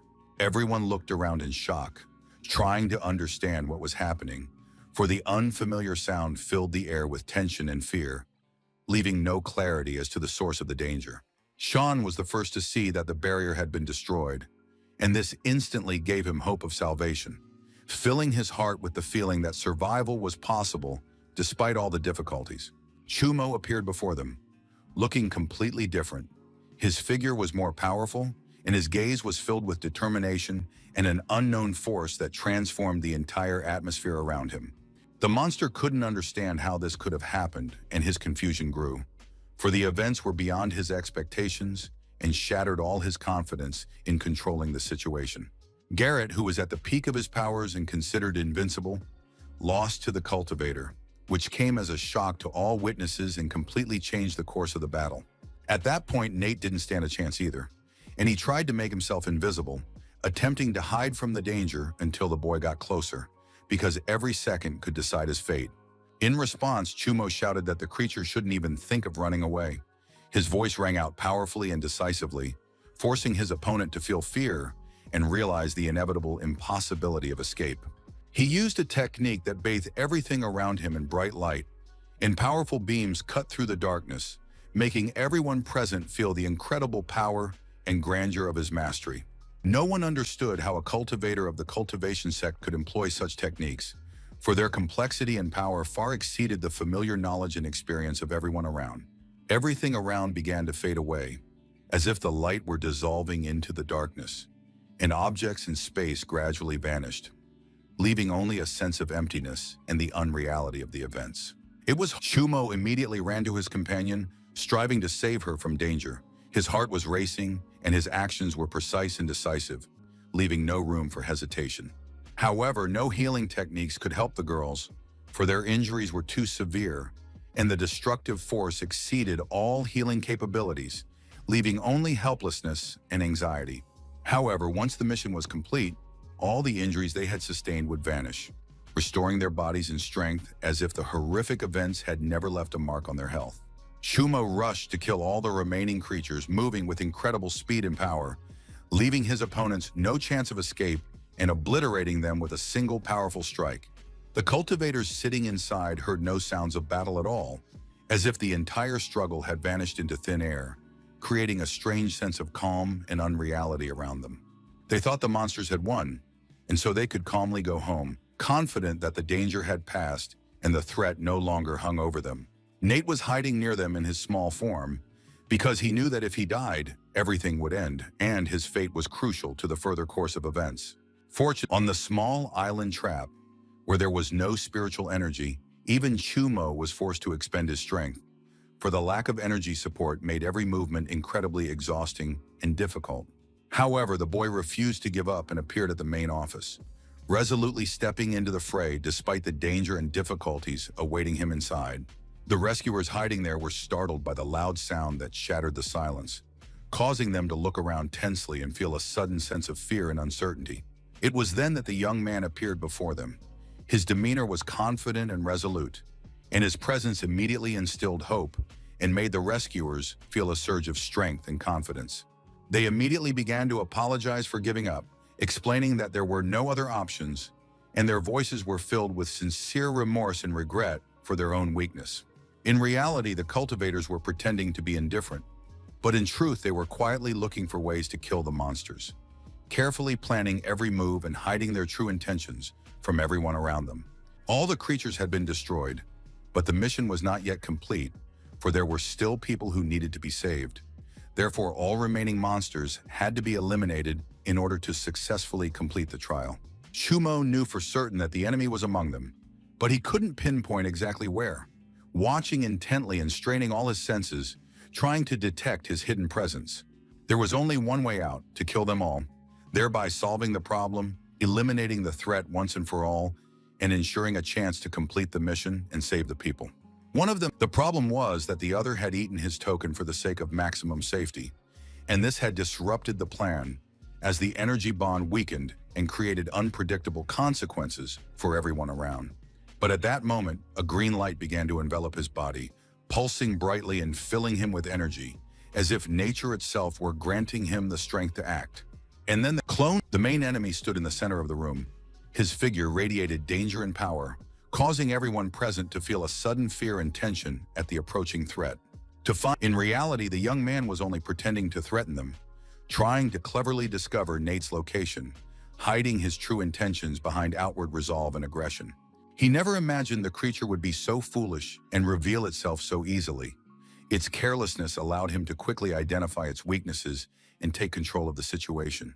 It was his desire to avenge every cultivator was at its peak, filling his heart with rage and determination, forcing him to act without any fear or hesitation against all enemies. Thus, he instantly and without hesitation destroyed 4 clones, demonstrating incredible skill, strength, and lightning-fast reflexes in battle. As he lunged at Chumo, he was fully aware that the situation was extremely dangerous and that every move he made could be fatal, but he continued to act decisively. The creature needed to hold out just a little longer for the success of the entire dangerous operation. One that could change everything depended on this brief interval. However, the cultivator unleashed powerful attacks time and again, causing the ground to tremble incessantly and the surrounding environment to shudder from the force of his incredible power and skill. The young man had one more opponent left, and his next move could decide the fate of the entire battle, for the final victory depended on this last encounter. For his part, Nate tried to escape, using every opportunity to maneuver, for his survival and the continued execution of his plan depended on this risky retreat. On the other, there stood Shan, holding his fan firmly in his hands, ready for any turn of events, and his calm, confident posture radiated a dangerous strength and determination. Shanya's strength was on the verge of exhaustion, and it was incredibly difficult for him to protect even a single comrade, for any mistake in his choice could lead to the death of everyone without exception. Toon's body was enveloped by the young man's technique as he skillfully targeted her, and every one of his movements reflected precision, determination, and deadly efficiency in this dangerous situation. Genuine unconscious, the sex disciple felt nothing of what was happening around her, and the entire world around her made no sense to her, leaving her completely defenseless. Nate turned to Chumo, declaring that he had won, his voice filled with determination and pride, confirming that the intense battle had ended in his favor. Even at such a critical moment, the boy did not think of giving up, and filled with determination, sought to finally destroy the enemy, not allowing fear or fatigue to get the better of him. His companion's life was also at stake, and he understood that if they defeated the monsters incorrectly, it could put her in mortal danger as well. But for him, there was only one option. He would have to kill one of his own comrades in front of the whole world, forcing him to face an unthinkable moral choice and a terrible necessity. Whispering, the young man assured his companion that none of them would die, and that he would definitely handle the dangerous situation, taking full responsibility for the course of events. Taking Jian Yen in his hands, he began to rhythmically shake her up and down, trying to activate her defensive powers and test the limits of her capabilities in a critical situation. In this way, the opponent's body began to precisely mimic every movement of the cultivator's hands, repeating them with incredible accuracy and creating the illusion of double the strength and dangerous synchronicity. Glancing at the girl, it immediately became clear that she was fine, and her calm expression indicated the absence of danger and a full recovery from what she had endured. Gathering all his strength into his fist, Chumo directed it straight at the opponent, and every muscle in his body radiated incredible determination, ready for the decisive blow. This was indeed the end of the battle, but Nate felt a sense of satisfaction that most of the rescuers had been killed and that they had successfully executed their carefully devised plan. The hero turned out to be much stronger than expected, and this was due to his masterful use of techniques and the fact that, as a cultivator of the cultivation sect, his combat power had reached its limit. After the mission was completed, the system reported that Chumo had received a reward in the form of the removal of the limit on his own power, opening up new opportunities for further development. The boundaries of the secret world began to slowly crumble, and he could feel hidden forces awakening all around him, altering reality and paving the way for unknown events. Finally, the saviors were able to return to the real dimension immediately after the grueling trial ended, and they felt relief and peace. The host carefully analyzed the results of the second mission and determined that, following dangerous trials and numerous losses, only 706 cultivators had survived. The elder was in a hurry to check for possible traitors among the rescuers, as he was supposed to attend an important meeting where their future fate would be finally decided. Ms. Shuang and Li Zheng were fully prepared to wrap up the broadcast on their own, understanding the gravity of the moment and realizing that viewers' perception of the events depended on their actions. In fact, what worried the man most was the dangerous conflict between Chumo and the Li Consortium, as he understood that this confrontation could lead to serious consequences. At Li's office, no one could get in touch with the cultivators they had previously worked closely with, and this was causing growing anxiety among all the staff. But they weren't particularly relied upon, as their involvement was based solely on mutual benefit, and no one was certain of their loyalty or stability. Suddenly, a stranger walked in and said that not only had they made a dangerous enemy in Chumo, but they had also recklessly allied themselves with monsters, putting everyone around them at risk. Director Li managed to maintain a calm exterior, though he felt tense inside, and their security system urgently needed another critical update for protection. The assistant immediately lunged at the man, realizing he posed a direct threat to his boss, and was ready to defend him at any cost without a moment's hesitation. Mr. Li stopped everyone and calmly explained that standing before them was a messenger from the Consortium Alliance, who had come to offer assistance in overcoming the crisis. In fact, the man explained that he had come to announce the group's final decision, and at the same time noted that there were enough consortium directors who wanted Li dead. The director quickly realized that 20 votes had been cast in favor, with only one member abstaining, and that this decision would ultimately determine the future course of events within the consortium. He wondered where exactly he had learned such confidential information, since no one was supposed to know the results of the vote before they were officially announced.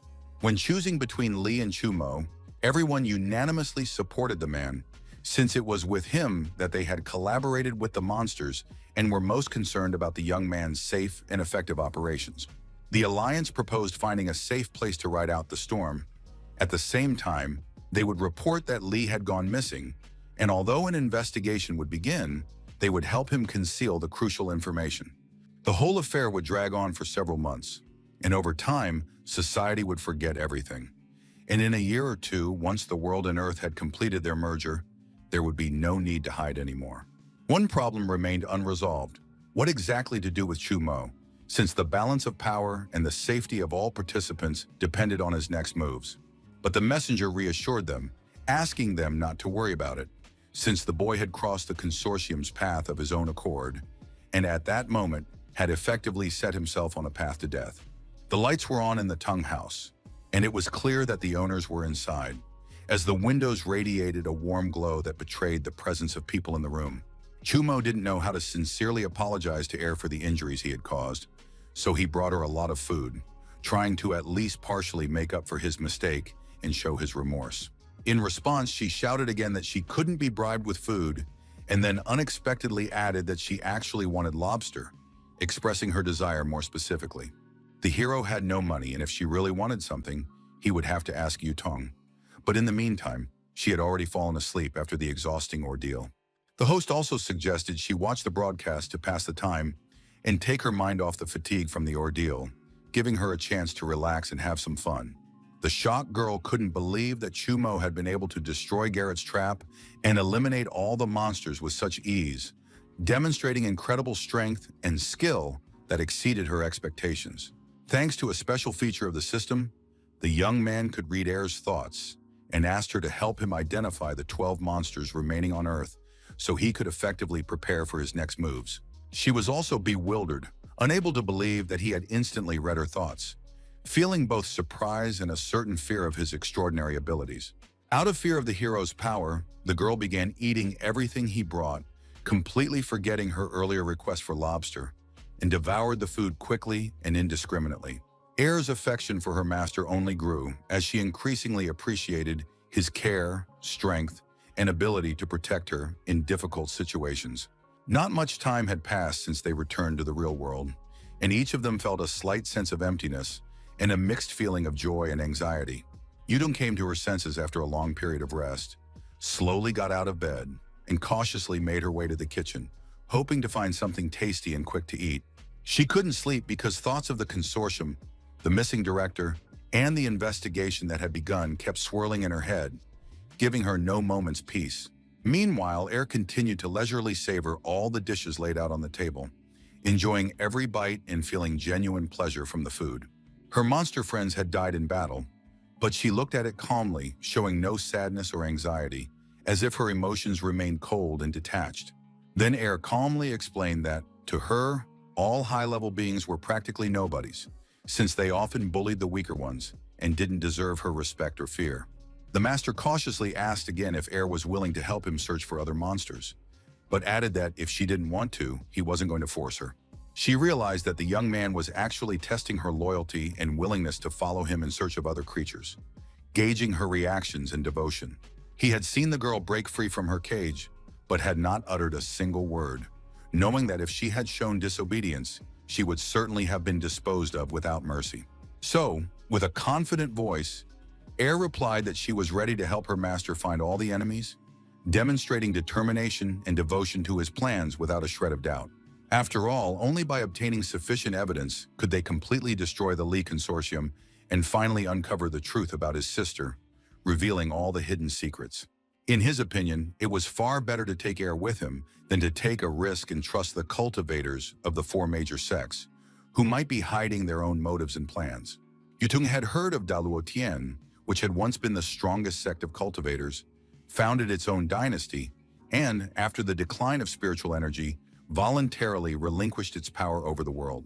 As far as the boy knew, the monster invasion and the construction of the secret world were connected to him. There was a belief that the saviors had been sent to be killed, and the last mission had taken his coins of fate without giving him any reward. This information shocked his companion, for Chu Mo had saved everyone who was there and was left with nothing, receiving no reward or recognition for his heroic deeds. As a result, he trusted only Jian Yan and Jin Shanyu completely, but could not rely on any of the other sects, doubting their intentions and loyalty. He sought to learn more about the secret world, but at that time, the Lee Consortium remained his top priority, and all other matters took a back seat.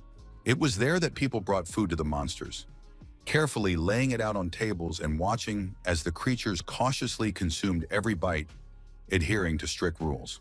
The creatures felt hungry every hour, constantly demanding food, and the people had to monitor their diet to avoid chaos and unpredictable consequences. The cook agreed to prepare a few more servings, carefully planning the timing and ingredients so that all the creatures would receive enough food without any delays or shortages. But they didn't want to eat the prepared food because the worker himself looked so appetizing that they openly stared at him, feeling both temptation and curiosity at the same time.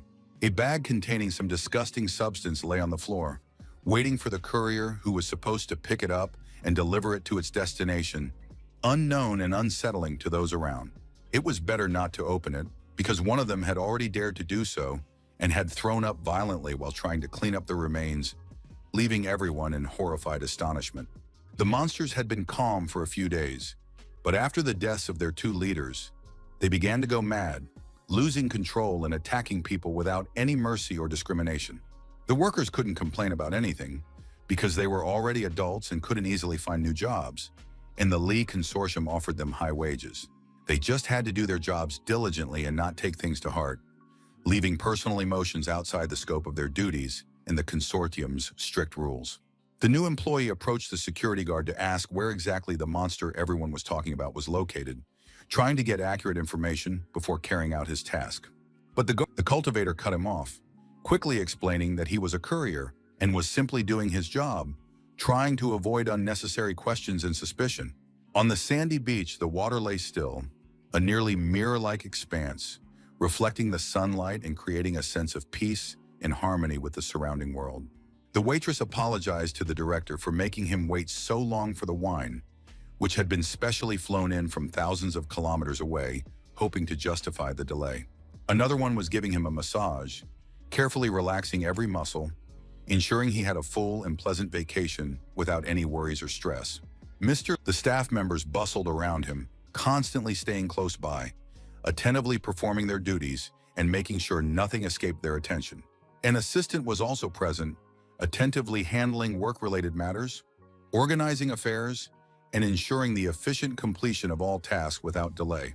The atmosphere grew tense due to his voice, which rang out confidently and decisively, causing everyone present to feel a sense of unease and inner tension.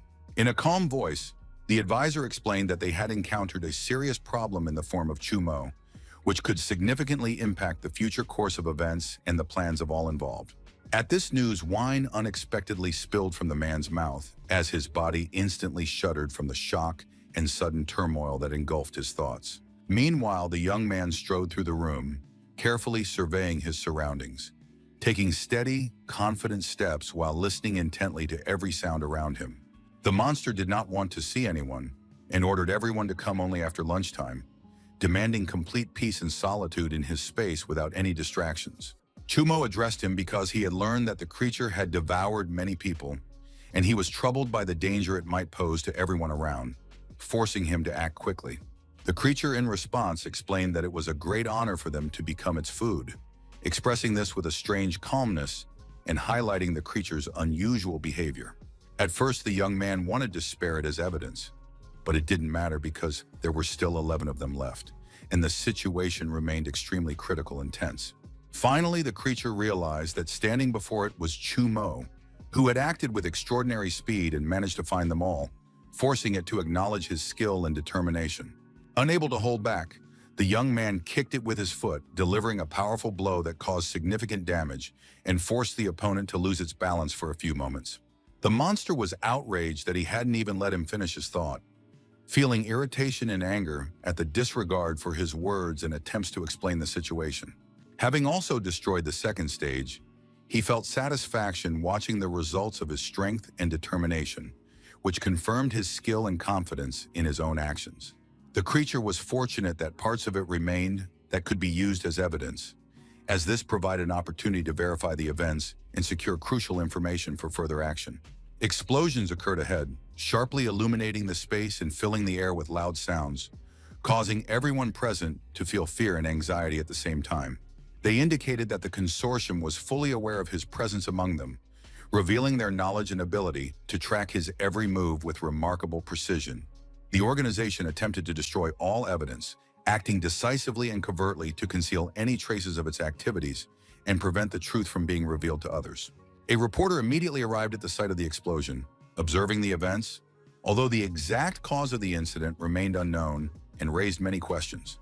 Turning the camera, they saw Chu Mo emerging from the building, moving confidently and decisively, projecting his presence and control over the situation. They immediately rushed up to him with various questions, trying to find out what had happened, while feeling tension and uncertainty due to the rapid events unfolding around them. The young man thought they must have been prepared for something in advance, because immediately after what happened, they appeared instantly, as if anticipating the unfolding events and having a plan of action. The woman explained that she had been conducting an interview nearby and hadn't expected to see anything nearby at all, noting that the events unfolded unexpectedly and came as a complete surprise to her. Chu Mo said he wanted to speak peacefully and amicably with the staff to help investigate the truth about Director Lee's disappearance. But suddenly the monsters attacked him.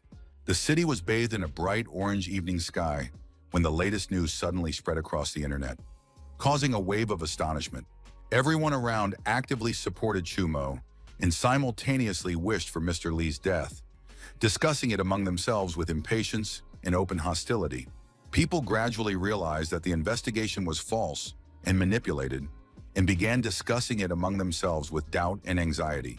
Over 1 million people were in the live stream room at the same time, closely watching the events and exchanging comments from all over the world. All online posts about the consortium were blocked, so people could only discuss the topic in restricted private chats and special forums. It was also clear that society had finally split into two camps. Some ardently supported the savior, while others ruthlessly criticized and discussed him. Some even created jokes about the events and shared them online, quickly gaining popularity among users and sparking a wave of discussions. However, everyone gradually realized that the situation with old Lee and his disappearance seemed suspicious, raising doubts and countless questions about the truth. The man's mood was completely different. He felt apathetic and indifferent and didn't want wine, a massage, or any kind of relaxation that usually brought him pleasure. He also sent away all the hotel staff members he had previously called himself, displaying a sharp change in mood and complete indifference to their presence. Mr. Lee couldn't understand how anyone could say such things to him. He felt shocked, outraged, and completely baffled by such blatant contempt. He also couldn't fathom how Chu Mo had managed to find the monster, and wondered if a traitor might truly be hiding among them, which filled him with deep anxiety and doubt. The master and pet team worked well together, carrying out all tasks smoothly and efficiently, demonstrating mutual understanding and quick coordination of actions. One monster had been destroyed. Its body had been blown to pieces, leaving behind only ashes and traces of destruction at the site of the battle. Air explained that Bart, who had been defeated, had always bullied them and caused trouble for her subordinates, so his defeat was well-deserved and entirely justified. In response to her help, the hero had already prepared a gift for the girl, wanting to show his gratitude and emphasize his care and attention toward her. It immediately became clear that she was expecting a lobster, and the hero agreed, preparing it for her with all his care and attention. The monster captain was so pleased that she jumped for joy, laughed, and couldn't hide her happiness in front of everyone present. The pet's affection increased to 30, and he was awarded prizes, highlighting his loyalty and success in completing tasks. Suddenly, footsteps were heard. Someone was quickly approaching them, causing tension and anxiety among everyone present due to the unexpected sound.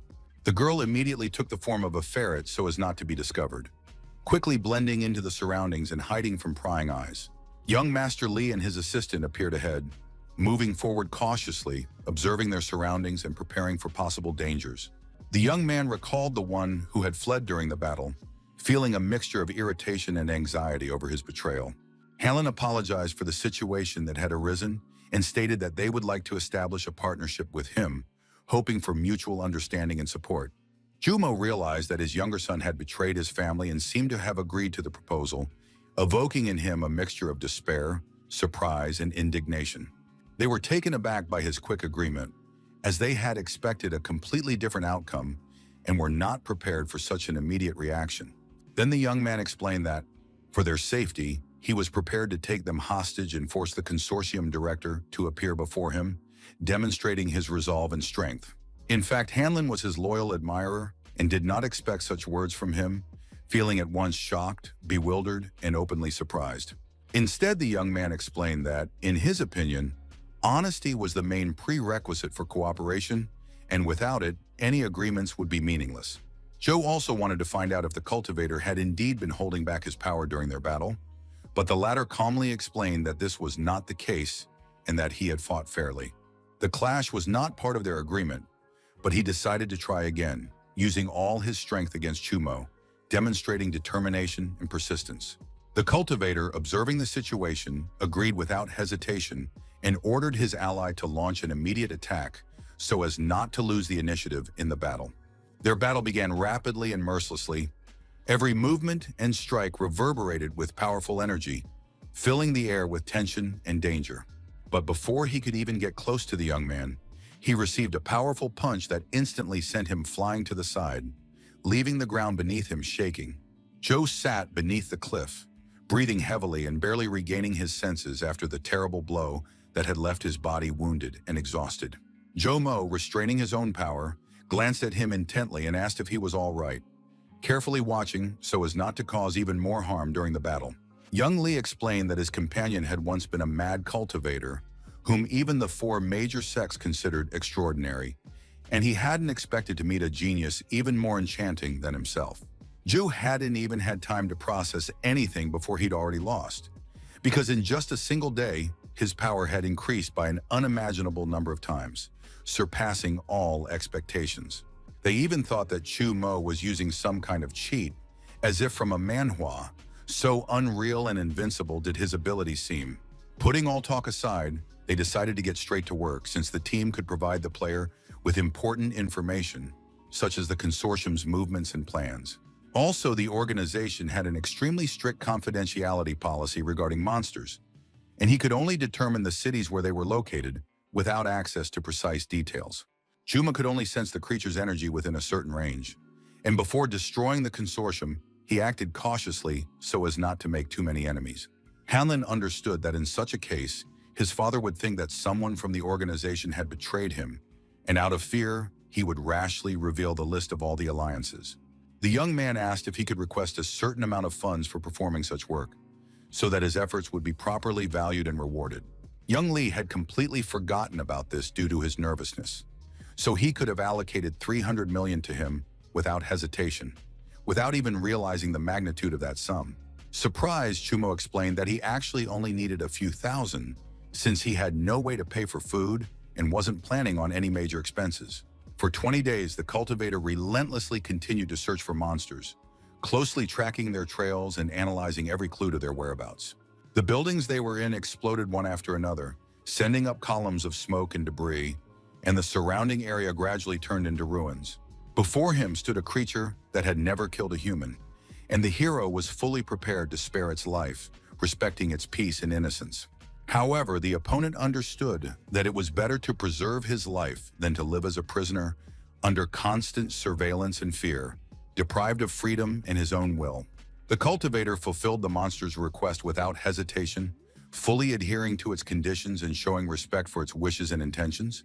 By that time, 4 monsters had already been eliminated, and their bodies lay nearby, a reminder of the scale of the struggle and the danger that reigned in the area. Mr. Lee couldn't understand how he managed to pinpoint the monsters' exact locations, since it seemed that someone from the consortium was passing him crucial information. What he wanted most at that moment was to find out who the traitor was, as this truth could change his understanding of events and influence his future actions.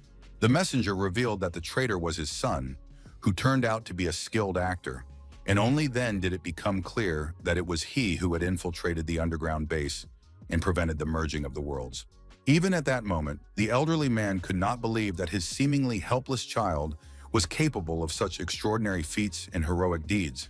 It seems the father knew little about him, for Hanlon had long been throwing a wrench in their plans and was known for his cruel nature, which made him unpredictable and dangerous. But the consortium decided that, once they found the culprit, they could use him as a tool to oppose Chumo and try to take matters into their own hands. The group waited tensely on the roof of an old building, scanning the darkness around them as they awaited the arrival of the mysterious and dangerous monster everyone had been talking about for so long. According to information they had previously received from reliable sources, the 5th monster was bound to pass through the entire city before quietly heading to a new secret base.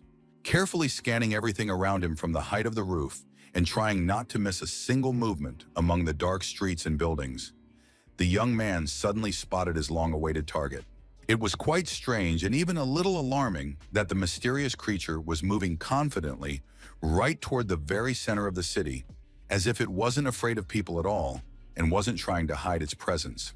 The monster couldn't understand why they had stopped before reaching their destination, but the driver calmly explained that it was there that the dangerous Chumo was supposed to eliminate him. The enraged creature sternly ordered them to drive on immediately, while demanding a detailed account of the plan so that it could understand every step. The man did not take the threat seriously, for he was already prepared to die so that his daughter might live, and no words could change his resolve or his terrifying courage. Stepping out of the car onto the empty street, the monster felt within himself the full depth of the hatred for humans that had accumulated in his heart over the years, and grew only stronger and more dangerous with every step. He rapidly approached the city's residents, loudly proclaiming that he already knew about their secret plan, and that no one could deceive him or stop his decisive actions. Thus, the creature decided to deliberately wreak havoc in the city, destroying everything in its path and forcing people to feel fear, panic, and utter helplessness in the face of its power. At that moment, everything around the monster began to crack and crumble, as if the earth itself were protesting its presence, creating a terrifying atmosphere of destruction and danger for everyone nearby. People walking along the road panicked and fled in fear, not looking back, trying to save their lives amid the screams, chaos, and destruction that had engulfed the city streets. But some of them never made it to safety, finding themselves right in the path of the monster's destructive force, feeling the chill of fear and helplessness in the face of the relentless danger. Had the alliance of consortia truly lost its mind back then, allowing such a powerful creature to kill people with impunity at its own whim, right in the very center of the city? In response, the creature coldly remarked that killing weak people made it unhappy, for even in its strength and cruelty, it felt a void and a sorrow that could not be silenced.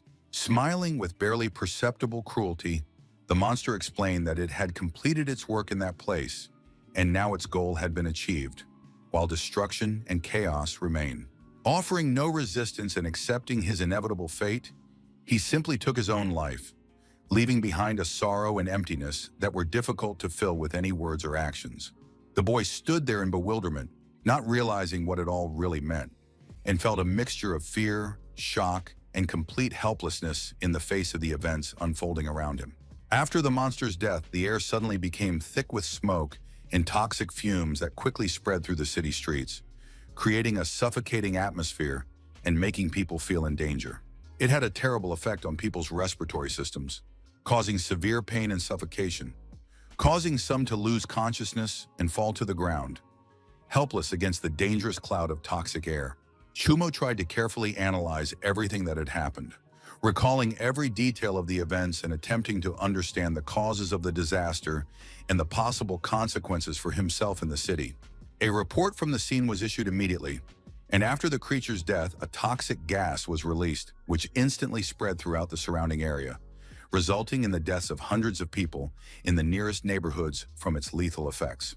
After the news broke, the head of the consortium, Lee, decided to address the public and issued an official statement, attempting to explain the situation and justify his actions.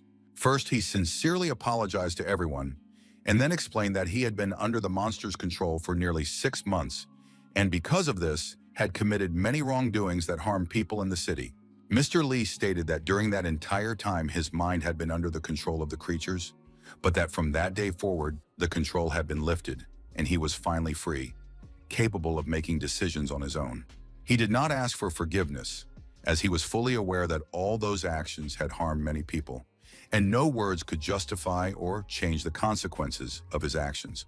The old man also wanted to apologize to Chumo personally before going to trial, and the meeting was to take place on the remote island of Campbell, where they could discuss everything without outside witnesses. All the while, people were actively discussing the events that had suddenly unfolded in the very center of the city, trying to understand their causes and consequences for the community. Some of them blamed Chumo for fighting in a public place, endangering those around him and frightening bystanders. Others defended the young man, arguing that there were no confirmed facts to draw conclusions or accuse him of the events of that day. Mr. Lee understood that everything was going according to plan, as the world was actively opposing Chu Mo and his violent behavior, trying to stop his destructive actions among the people. The four major sects also supported him, because if a superhero appeared who was not restrained by the law and could cause great harm, it would lead to a collapse in prices and unemployment. Coupled with the large number of deaths in the city center, Chu Mo had ruined the positive image of cultivators, and for the sake of their own reputation, they would no longer allow him to act so recklessly. The man understood that if the savior truly wanted to kill him, nothing would stop him, and no obstacles or fear could change that decision. The meeting was meant to reveal the true nature of the young man, and if he dared to harm him, he would immediately become a true enemy to all the consortia and their allies.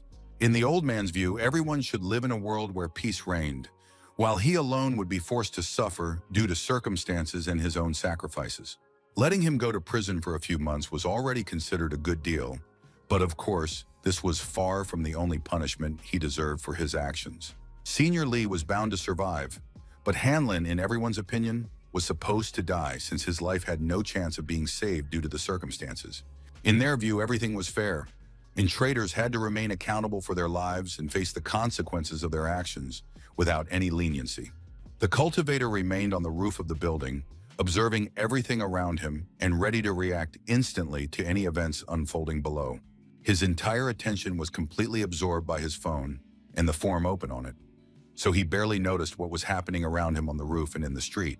Air could see that the stupidity of all those people greatly annoyed him, and this caused a noticeable tension and irritation to appear on his face, which was difficult to hide. If the owner hadn't dispersed the toxic fog in time, the death toll would have exceeded tens of thousands. Yet no one expressed any gratitude or respect to him for this heroic act. The young man did what he thought was necessary and needed nothing in return, but the problem lay in the meeting with the director, who had most likely prepared for everything in advance. Human nature puzzled the girl, and she earnestly begged the master to switch sides, hoping that his decision would change the course of events for the better. His expression darkened at her words, but Air quickly explained that it was a joke, trying to ease the tension and restore calm to the situation. She was terrified of the punishment that might befall her, and begging him not to do anything, she tried to ward off any danger or trouble. But at that moment, the cultivator instantly transformed her into the form of a weasel, forcing the girl into an unexpected and shocking state, completely beyond her control. The island welcomed its guests with beautiful weather, the sun gently illuminating the shore, and a light breeze that made the atmosphere warm and pleasant for all who had arrived. Before him stood companions he had not expected to see at all, and this unexpected encounter evoked in him a mixture of surprise and joy at the same time. They were there to deliver a message from the sects that he must stop attacking the consortium, otherwise they would be subject to punishment under the law, and he would immediately become their enemy. Despair settled in the young man's soul because of the decision of the four sects, which had ruthlessly determined his future, leaving him with little hope and no chance of compromise. Shaman apologized and warned that he had no intention of fighting him, for justice that went against the law disrupted the stability of the entire society and could lead to chaos. He thanked him for his concern, but decided to take responsibility for his actions on his own, realizing that he alone was accountable for the consequences of his decisions and deeds. In reality, Jin Yan was constantly worried and anxious that the powerful consortium might unexpectedly set up her close friend, damaging his reputation and standing. The sect's disciple cautiously suggested simply relying on the hope that he could make a completely rational and measured decision without succumbing to emotions or temptations. The girl realized that without Chu Mo, their war in the secret world would inevitably be lost, since mentally unstable and dangerous rulers capable of chaos and destruction were in power. The masters didn't care at all, and they insisted that even without the boy's presence, there were other reliable and effective backup methods capable of solving any problem. The meeting took place just as the player quietly entered the director's office, and the atmosphere filled with tension and anticipation of the unknown course of events.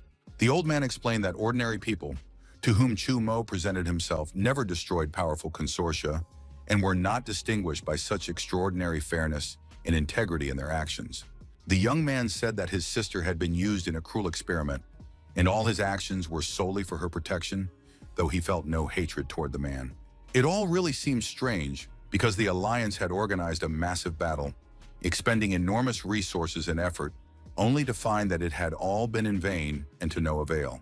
The young man was completely indifferent to their decisions. His sole goal remained to learn as much as possible about his sister's fate and condition, paying no attention to those around him. Over 100 years ago, a mysterious continent suddenly emerged from the boundless expanse of the sea. It was named X and immediately attracted the attention of explorers and adventurers from all over the world. This continent was home to extremely dangerous ruins, incredible treasures that could grant ordinary people special abilities, as well as strange and menacing mutant creatures. During the expedition, several people indeed underwent drastic changes, discovering incredible power within themselves, and eventually came to be called hunters because of their new abilities and courage. According to research, the power they gained was directly linked to the monsters inhabiting the continent and stemmed from their supernatural energy and influence on humans. The hunters' power turned out to be imperfect. The greater their might, the shorter their lives became, and some of them even gradually transformed into monsters.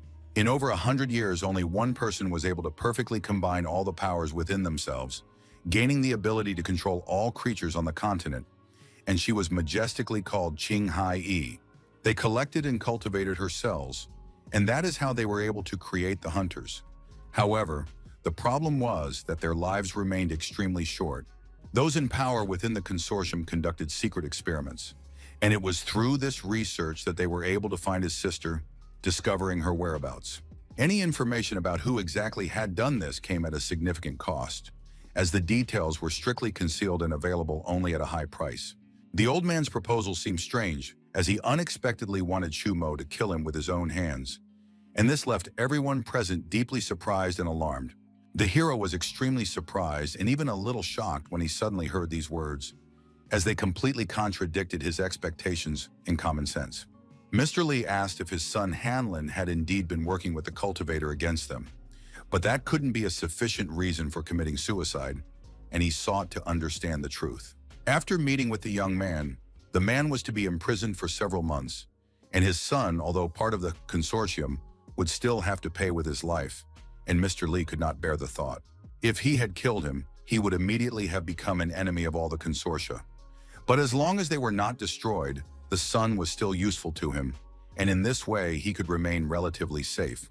In response, Chumo said that such a request was too troublesome and costly, so he decided to seek information about his sister from someone else, looking for a simpler and more reliable way. The problem was that only top management possessed such information about the experiments. The list of names was kept in the old man's desk, and he began begging Chumo to kill him again. In the end, the protagonist asked if his father had anything he wanted to pass on to his son, hoping to understand his final words and intentions. Then Mr. Lee said that he didn't know his children well enough, but he was sincerely proud of Hanlin and hoped that he would at least live his life as he wished, remaining true to himself.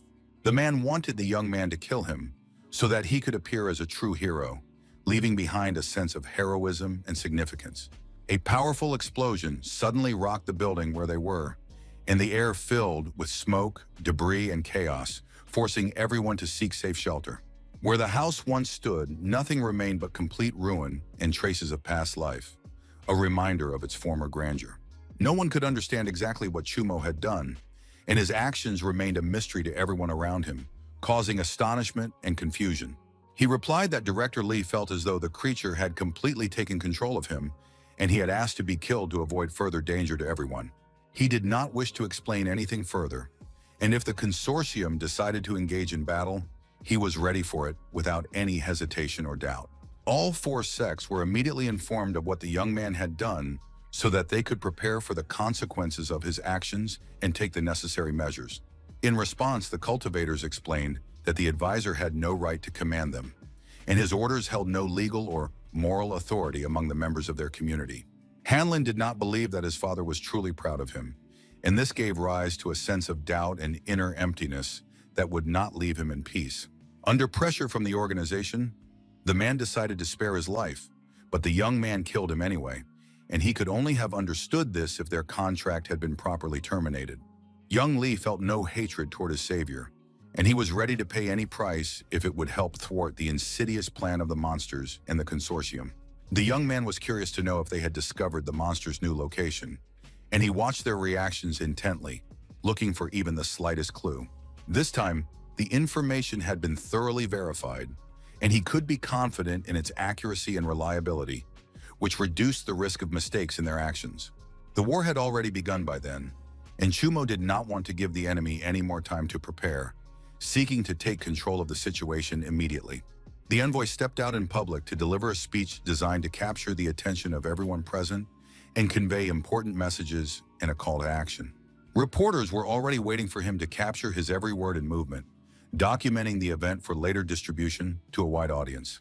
He came to deliver the bad news. Chumo had brutally murdered Director Lee, and after consulting with the sects, they had all reached the same alarming conclusion. Although the cultivator had achieved great success as a savior, no one could tolerate his behavior any longer, as it instilled fear and had unpredictable consequences for those around him. Therefore, 16 consortia and 4 sect leaders issued a warrant for his arrest and offered a generous reward for his capture, seeking to quickly eliminate the threat. They also invited Dantai B, the sect leader, to seek his opinion and coordinate joint actions in resolving the critical situation that threatened everyone. All the reporters around began filming such a distinguished figure, trying to capture his every move and word for widespread distribution in the news and media. The man addressed Chumo with a final warning, urging him to surrender and accept his punishment, promising that he would then be treated with respect without forgetting all his merits. If they did not receive a response by the end of the day, they would spare no effort to destroy the player and put an end to his threatening actions once and for all. The outrage of the people could be heard from every corner, but they were not allowed to speak until Mr. Q finished his speech and conveyed all the important messages. At that moment, it became known that Chumo himself was responding live on air, addressing everyone present in the audience to state his position and the motives behind his actions. The hero stood amidst the chaos, bones, and fire, feeling the full force of the destruction and danger surrounding him and trying to maintain control of the situation. He stated that all 7 monsters hidden by the consortium had been killed, and this announcement caused shock and a mixed sense of relief among those present. In addition, they had also been using the monsters' cages for experiments, and to that end, they had deceived many people. Among the test subjects was the young man's sister. Once the deed was done, the young man could seek revenge. The mastermind behind it all turned out to be the consortium's director, Qian Jun. It was to him that the cultivator had declared war. He was ready to destroy anyone who stood in his way, and he repeated his words only once, warning everyone to stay away from him and not put themselves in danger. Sean asked the master to carefully reconsider his decision regarding his comrade's fate to ensure it was fair and justified. Chumo had proven to be an indispensable combat force in the war against the secret world, and any cooperation with the consortium would bring them absolutely no real benefit. They were in a cave where the concentration of energy was incredibly high, and this was no accident, but a conscious choice that had deep meaning and purpose. 20 years ago, sensing the spatial vibrations of the second world, the man accurately predicted the future invasion that could change the fate of many people. The masters of the 4 major sects had captured a portion of the secret dimension, after which he connected it to the cave and turned it into a special training ground for the sect's true disciples. Sean did not understand what that strange concept mentioned in the conversation meant, and he spent a long time trying to grasp its true meaning, searching for a hidden significance. Then the master calmly explained that there were only 4 true disciples, who were the genuine descendants of their 4 masters, as well as the chosen saviors. The young man did not understand what exactly the other cultivators in the secret world were fighting for, those who fought desperately and ultimately gave their lives in that brutal and exhausting war. During the last invasion from the second world, some monsters had sneaked onto Earth ahead of schedule to kill saviors with potential, and this time they had prepared a dangerous trap in advance. In Shanya's opinion, they should have thanked Chumo, since he not only destroyed the dangerous traps, but also found and killed all the creatures. However, the man coldly stated that he was no longer of any use. The purpose of the Coins of Fate was to demonstrate the viewer's faith and activate the Savior's spiritual energy, thereby enhancing their power. However, under supervision, they no longer performed this function. The other Saviors also had their coins taken away, and had this not happened, they could have significantly improved their abilities and would have had a better chance of surviving the final trial. Q explained that 70% of the coins had been given to the 4 true disciples to provide them with optimal conditions for cultivation, and at that time, their power was no less. So the young man was no longer needed. To them, he had become a destabilizing factor, and the next time he appeared, the masters were ready to ruthlessly destroy him. The disciple didn't understand why they had told him all this information in the first place, since it only increased his doubts and cast doubt on his future actions. As it turned out, they had seen enormous potential in Jian Yan after the last 2 battles in the secret world and decided that he deserved the same treatment as the true disciples. After the master's words, the young man looked even more dejected than before, and his face reflected the deep sorrow and confusion that had gripped his heart. The man could not fathom the true cause of the events, and his mind was filled with doubts and bewilderment at what was happening around him. Sean replied confidently that he would never accept power gained at the expense of others' sacrifices, and would never fight against the person who had once saved him. Consortium Director Chien went on live TV to declare that he was not involved in the experiments and that all the information was a fabrication by Chumo. However, he was not prepared to back down in the war. After hearing all the news, Hanlin was thrilled by his friend, for he had become the only one who dared to challenge the 4 major sects and the powerful alliance. As it turned out, Chumo had no plan at all at that time. He was fully prepared to go into battle and act impulsively, relying solely on his own strength and instincts.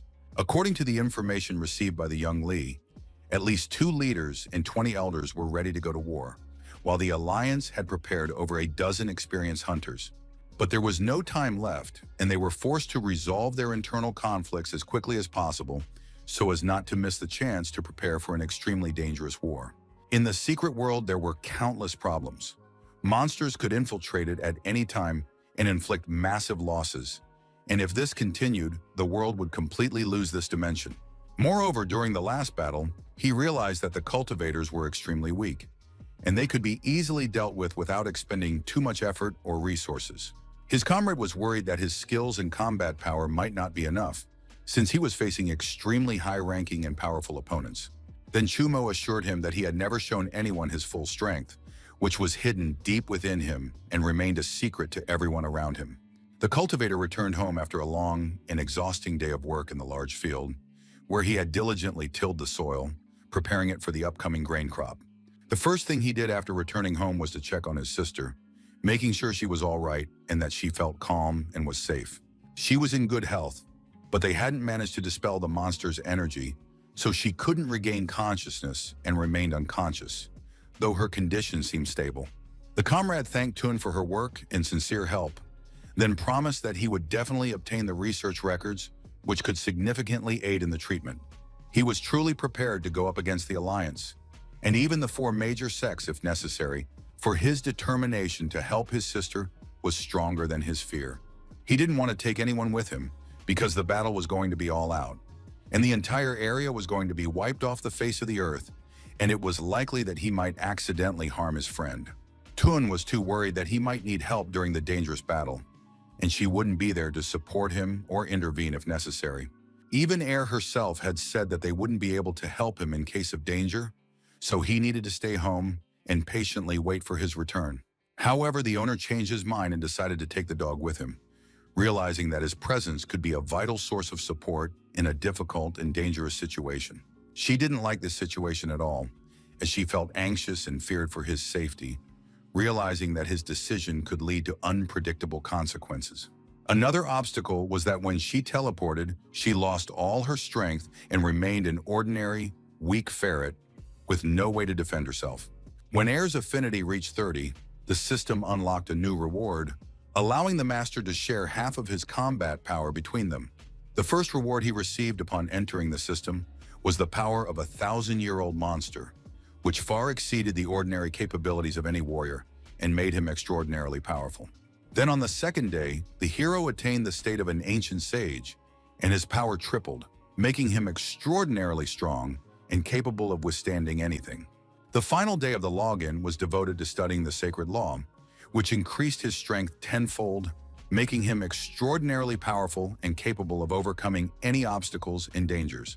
Air was captivated by his incredible strength and couldn't even imagine how much of it had accumulated in Chumo, sensing a tremendous power that exceeded all her expectations and imagination. With the wealth of an ancient sage, the girl could attain power equal to that of a nearly 200,000-year-old monster, and at best she could single-handedly defeat the Alliance and all the sects. The next day, preparations for battle continued, and he made every effort to hone his skills and strengthen his body and mind to be ready for an extremely difficult and dangerous confrontation. Director Chen left the location before Chumo's arrival, trying to avoid a direct confrontation and prepare for the events that were about to unfold. In their opinion, Hanlon was a highly capable informant, and if he had left then, they would have found him quickly, and the entire plan would surely have failed, putting them in a dangerous position. The leader was furious because he had no desire to stay put and risk becoming a victim, feeling anger and resentment toward the situation that threatened his safety. All the masters of the 4 major sects were present at the location, and the Alliance had also dispatched more than half of its high-ranking hunters there, including elite units. They also had a person who could control any light source, and he was capable of emitting beams with a temperature equal to that of the sun, making him incredibly dangerous. The voice of destruction utilized the power of ultrasound, capable of blocking the enemy's hearing while simultaneously attacking their internal organs, causing unpredictable damage. The giant could control gravity and was considered the most powerful and brutal of all warriors, while the spiritual master possessed the power of a curse capable of inflicting irreparable damage on anyone. Cosmos, the most fearsome top-tier hunter, possessed the power of the cosmos, capable of manipulating space and time to create incredibly deadly attacks. Chumo stood before them and confidently declared that they wouldn't even be able to defeat his ferret, emphasizing his strength and invincibility, which surpassed all their expectations and capabilities. The day before, the opposing team had been devising their tactics, carefully discussing every move and possible battle scenarios, trying to account for all of Chumo's strengths and weaknesses. The light source wanted him to stand on the front lines, and he was fully prepared for battle, feeling determined and confident in his strength and ready to face any enemy without fear. Meanwhile, Cosmos was to rescue and teleport him, using his incredible ability to control space to instantly move him out of the danger zone. They began to act exactly as planned, clearly executing each stage of the strategy, coordinating their actions in sync, and using all available forces to achieve maximum effect in battle. The guy on the front line lunged at the hero, moving with incredible speed and determination, trying to deliver a devastating blow and break through the defense, hoping to turn the tide of battle in his favor. At that moment, Chumo was also preparing his attack, intently gathering all his strength and power to respond to the enemy's assault as effectively as possible and destroy any threat instantly. Swinging his arm, he delivered a powerful blow that erupted with incredible force, piercing the enemy's defenses and leaving a trail of destruction and unprecedented power in its wake. The strange thing was that the enemy had suddenly vanished, while his sword remained where it was, lying silently, a testament to the opponent's incredible speed and skill. The thought of this intriguing ability flashed through the young man's mind, evoking admiration and curiosity, and he instantly began to ponder how he could use it to his advantage. He released a burst of light the moment he condensed his energy, and it was his most powerful attack, exploding with incredible force, capable of destroying everything in its path. The hunters did not expect the hit to cause Chumo significant harm, as their goal was to inflict only collateral damage, counting on minimal impact. Even the hero temporarily lost his ability to see after the explosion, feeling the blinding force of the attack, which briefly deprived him of control over the situation and forced him to act blindly amid the chaos. Therefore, the enemies could not afford to miss a single opportunity to attack, constantly exploiting every weakness and moment to inflict damage on the hero and minimize his chances of success in battle. At the moment of the flash, the giant lunged toward the center after him, followed by Cosmos and the spiritual master, moving with incredible speed and readiness to deliver devastating blows. The light source was on the brink of death, and together with the voice of destruction, they were instantly teleported to the nearest building, saving them from certain death and giving them a chance to continue fighting. At that moment, the giant, who had been the first to rush onto the battlefield, made a fatal mistake. He paused for an instant, losing his resolve and giving the enemy a chance to exploit his hesitation for a counterattack. Chumo opened his eyes and found that the light explosion had had no effect on him, leaving him unharmed and calm despite the incredible power of the attack. Chaotic thoughts swirled in the giant's head, and in less than a second, a sense of regret washed over him as he realized that the young man's gaze was fixed directly on him. His eyes were wide open, and he pretended that his vision was unharmed, hiding his true reaction and displaying calm and steadfastness to confuse his enemies. The moment the giant hesitated, Chumo instantly attacked him, using his indecision to deliver a devastating blow and take complete control of the battle. Everything happened too quickly, and even experienced warriors could barely react to the lightning-fast movements and attacks that changed the course of the battle literally every moment. The voice of destruction shifted the direction of the sound, and the light created an illusion of the giant, misleading and disorienting the enemies to secure a tactical advantage for the allies in the battle.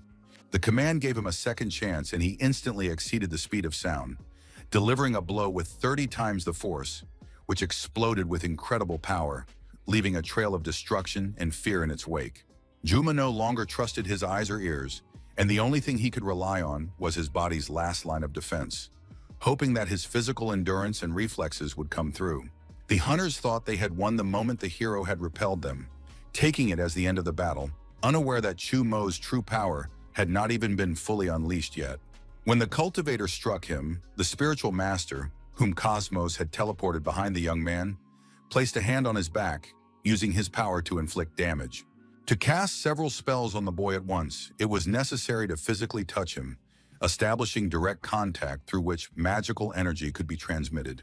A second later, Cosmos teleported himself and the spiritual master off the battlefield, instantly vanishing from the danger zone and saving both of them from the enemy's potentially fatal strike.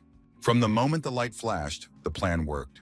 He cast dozens of curses on the young man, but the only thing Chu Mo felt was a slight discomfort in his neck, which did not hinder his movements. The team decided to decisively move on to the next level of attacks, carefully planning every step and considering all possible scenarios on the battlefield. The spiritual master was clearly not himself. His inner state manifested as deep disappointment and a sense of complete loss of mental balance, which was evident to everyone around him. His colleagues decided he should rest, considering that he had expended a tremendous amount of strength, energy, and resources, and his body needed immediate recovery for future tasks. But as it turned out, the moment he cast the curse on Chumo, he came into direct contact with his extraordinary power, which instantly changed the course of events. The young man's power was utterly immeasurable, surpassing all expectations and enveloping the surrounding space with an incredible energetic might that was felt by everyone present. Cosmos supported his comrade, realizing at the same time that it is not always necessary to be stronger than the enemy to win and achieve the desired result in difficult circumstances. They fought on the brink of life and death, which allowed them to earn the status they deserved through incredible trials and fearless courage. It was easy for him to express his opinion on his comrades' actions, while also having the ability to teleport to a safe place and reliably support them from a distance. When asked if Cosmos had fought the enemy head-on after a certain incident, he looked quite bad, showing clear signs of exhaustion and distress following a brutal clash. They decided to put this topic to rest once and for all and return to the battle immediately, focusing on strategy and preparation for the next phase of the confrontation with the enemy. Tension within the team was growing stronger and stronger, affecting every member and influencing their decisions, actions, and mutual understanding during critical moments of the confrontation. The spiritual master spoke to no one, remaining in complete solitude and deep contemplation, immersed in his own thoughts and inner experiences, which no one could disturb. The second round began with the giant, who energetically entered the fray, demonstrating incredible strength and determination, forcing everyone present to watch his every move closely. His hammer weighed 1,000 kilograms and was made of a special metal, and after gravity was increased 30-fold, it slammed into Chumo at a speed exceeding the speed of sound. Once the hero had caught the hammer, the giant's most important task was complete, and his strategic goal had been achieved, leaving all witnesses in utter amazement and awe. It consisted of securely immobilizing the young man, restricting his movements and leaving him no chance to escape the controlled situation. His fighting style differed from the usual in that when the hammer touched the enemy, gravity was instantly activated, creating a powerful suction. To this end, the sun's rays could be concentrated at a single point to deliver maximum impact. And in all previous battles, regardless of the material. The voice of destruction could deliver infrasonic blows directly to the opponent's body through the hammer, creating a powerful physical and psychological effect that disoriented the enemy. The infrasonic waves were tuned to resonate with the opponent's most vulnerable internal organ, destroying it from within and inflicting invisible damage. At the moment the attack concluded, according to the plan, Cosmos was supposed to teleport Light, the voice of destruction, and the giant away from the battlefield to ensure their safety and prepare for the third attack. That was the plan. But at that moment, Chumo suddenly appeared before him, disrupting all plans and forcing a re-evaluation of the strategy, as his presence created a new, dangerous situation. The hammer didn't harm him at all, and that was the only thing Cosmos had time to think about at the last moment, realizing the danger of the situation and the need for an immediate reaction. Fear forced him to teleport 1,000 meters away from the enemy, and when he came to his senses, he realized his mistake, but it was already too late to take the team with him. He left them as if they were children in a cage with a lion, forcing them to fight alone against a powerful cultivator, fully aware of the danger and hopelessness of their situation. Time seemed to stand still, but Chumo was relentlessly gathering his strength for a powerful attack, and Cosmos was certain that after this assault, he would lose his friends forever and be powerless to change anything. On the other side of the battlefield, the spiritual master pierced his own chest with a ritual sword and cast a powerful curse, which immediately shifted the balance of power and affected all participants in the battle. Then the hunter realized that he was about to lose all 4 of his friends, feeling deep pain, fear, and helplessness in the face of the inevitable tragedy looming over them at this critical moment. 13 years ago, a terrible disaster struck an ordinary residential building in the city of Donghai, killing a huge number of people, and the rescue team was able to find only 1 survivor. Over the next 3 days, 32 members of the team died in various tragic accidents, while the remaining 18 gradually lost their minds and took their own lives in despair. The cultivators decided to conduct a thorough investigation, which revealed that the numerous deaths were caused by the direct or indirect involvement of the same individual. Shu was a descendant of the Tongyu organization, which had gained a notorious reputation for summoning evil spirits before its destruction. The surviving disciples took in the child with the special body. In an attempt to restore the clan's former glory, they tried to instill 1,000 spirits into Shu's body during a ceremony, but the ritual failed, and the evil spirits turned him into an uncontrollable monster. Anyone who approached Shu suffered persecution and misfortune, and no cultivator was willing to take him in. They even tried to kill him, fearing his power and curse. Then the consortium decided to take in the young man, who aspired to become a hunter, and his only happiness was that he ended up in a small group of hunters. Special clothing could shield Shu from some of the evil spirits, yet he continued to bring misfortune. Still, none of his companions drove him away or left him alone. They were all abandoned orphans who had lost their families, but over time they became a true family to one another, supporting and protecting each other through any hardship. When Shu became a hunter and awakened the spirit of the tongue within himself, he learned to suppress the evil spirits inside him, and over the years they became a part of him. Restraining them caused him incredible pain, which he endured bravely. The boy learned to direct misfortune only at his enemies, while protecting his friends from any harm, demonstrating control over his dangerous power and moral fortitude. Until that day, his power had been uncontrolled and chaotic, something ordinary people could neither control nor subdue, making him extremely dangerous to those around him.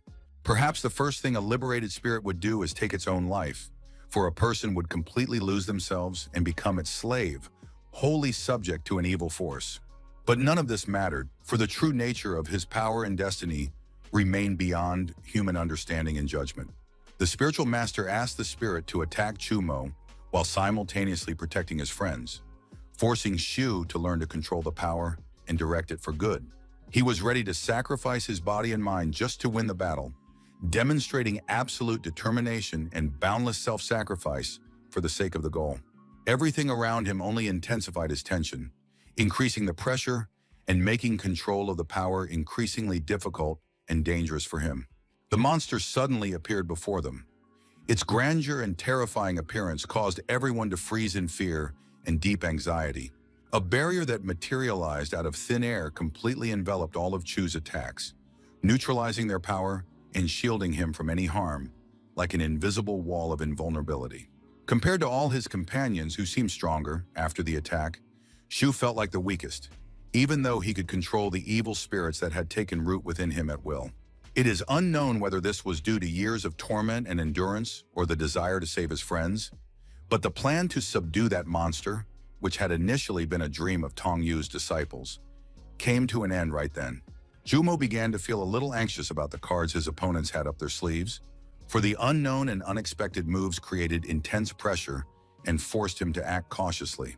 The hero's remark was not directed at the spiritual master, but rather at the cosmos that was about to appear before him, evoking awe and a sense of grandeur.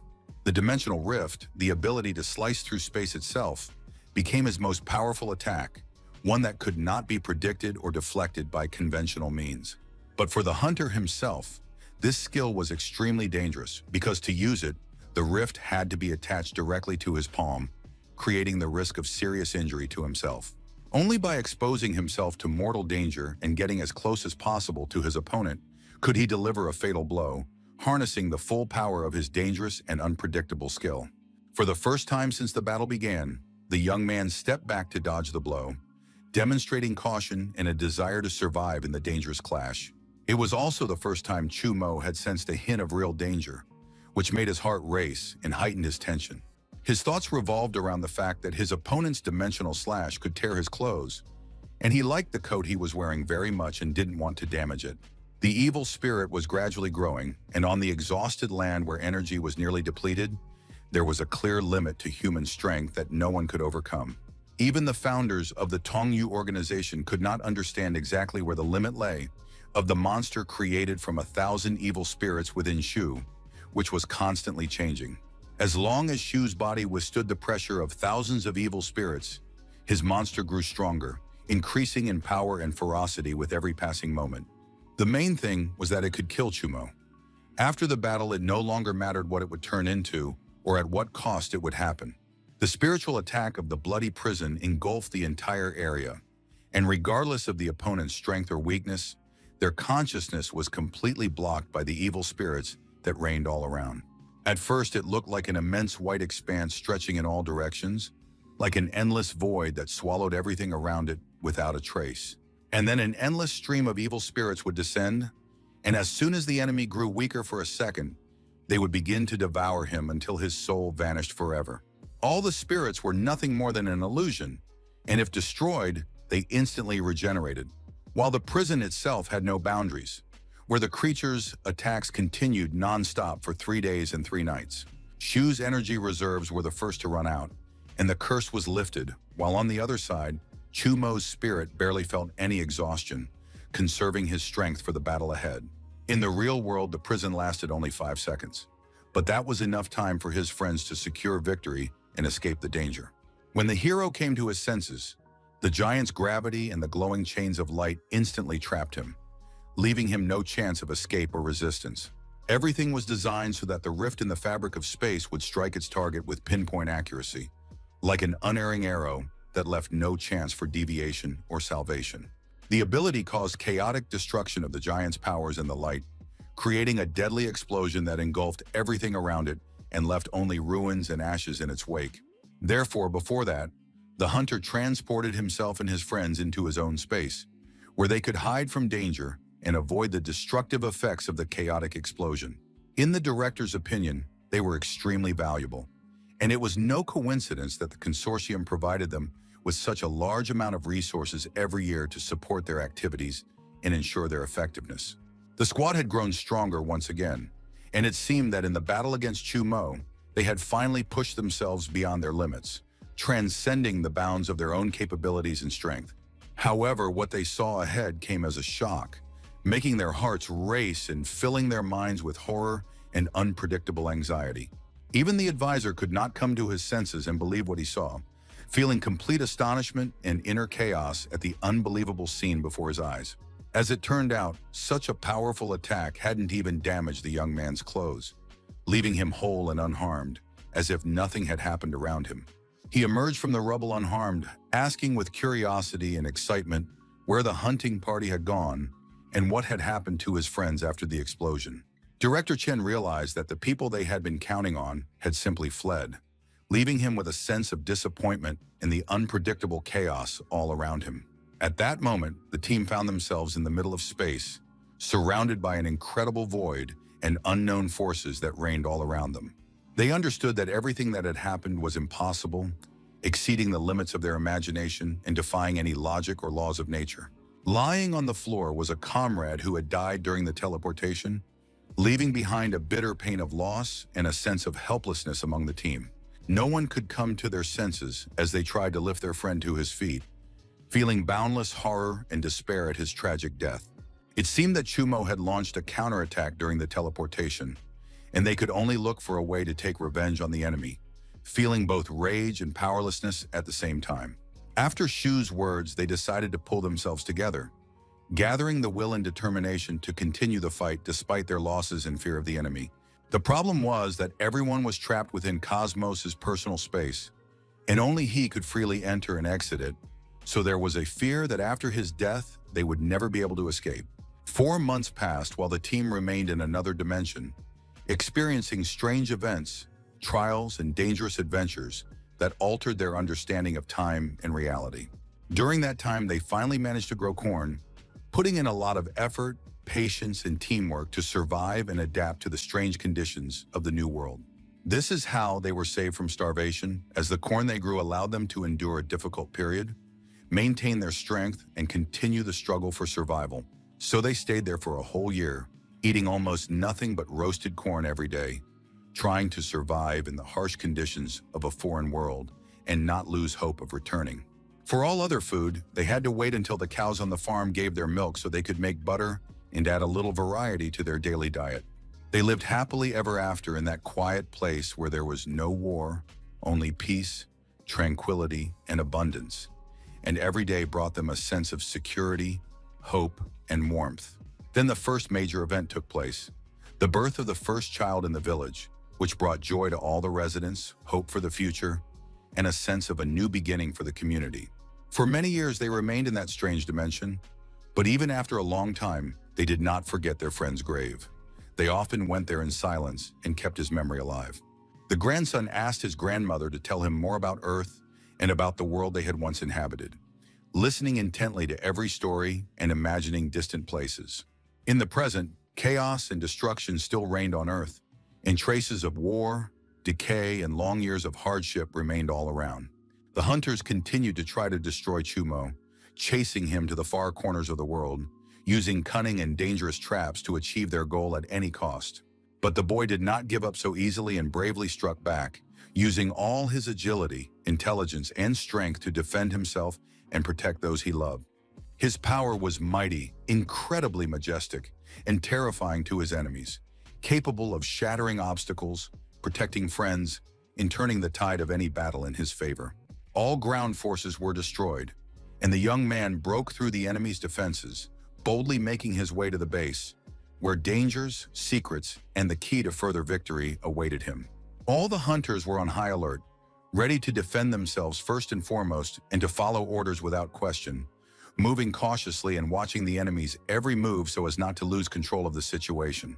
Moving slowly, the hero remained calm, feeling inner balance and confidence in his abilities, ready for any trials and surprises that lay ahead. He wanted to take revenge on everyone responsible for his sister's plight, feeling anger, pain, and a determination to act ruthlessly to punish the guilty and restore justice. Director Zhang realized that contact with all the hunters had been lost and began to grasp the gravity of the situation, trying to quickly find a way to regain control and avert disaster.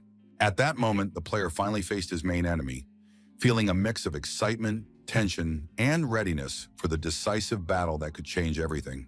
The man immediately asked for a moment and announced that he conceded defeat, realizing his opponent's strength, his own helplessness, and the inevitability of the consequences that would follow this decision. Suddenly, an illusion appeared throughout the room, surrounding everyone with strange images, distorting reality and causing the spectators to doubt what was happening around them. Air bubbles filled every possible space, rising and floating through the air, creating an incredible spectacle and altering the perception of space around everyone present. In a single second, everything around them vanished, leaving behind emptiness and silence that served as a reminder of the unpredictability and power of the forces controlling this situation. The leader stood alone in the room without an enemy, feeling the silence, the tension, and a strange sense of relief, realizing that the danger had passed, but that difficult decisions still lay ahead. Mr. Q addressed him, saying that he had given up too quickly, criticizing his decisiveness and hinting that true strength is manifested in endurance and courage in battle. The master sealed the young man, and it turned out to be unexpectedly easy, for all the previous preparations and strategic plans had proved futile and a waste of time, which shocked everyone present. Suddenly, his expression changed as everything fell into place, and he realized the truth, understood the essence of the events, and saw the true picture of what was happening around him. Chumo destroyed everything he had created with a single light strike, demonstrating incredible strength and agility that left all witnesses in a state of shock and with no chance to intervene. The master's spatial capabilities were indeed superior to Cosmos's, but not by much, which allowed him to maneuver effectively, though the advantage remained relative and required caution. In the director's view, cultivators were useless if they couldn't protect him, since their role only made sense when they could truly ensure safety and provide effective support. Mr. Q attempted to create a new illusion and asked not to be disturbed, focusing entirely on his power, manipulating space and the perceptions of those present to achieve the desired effect.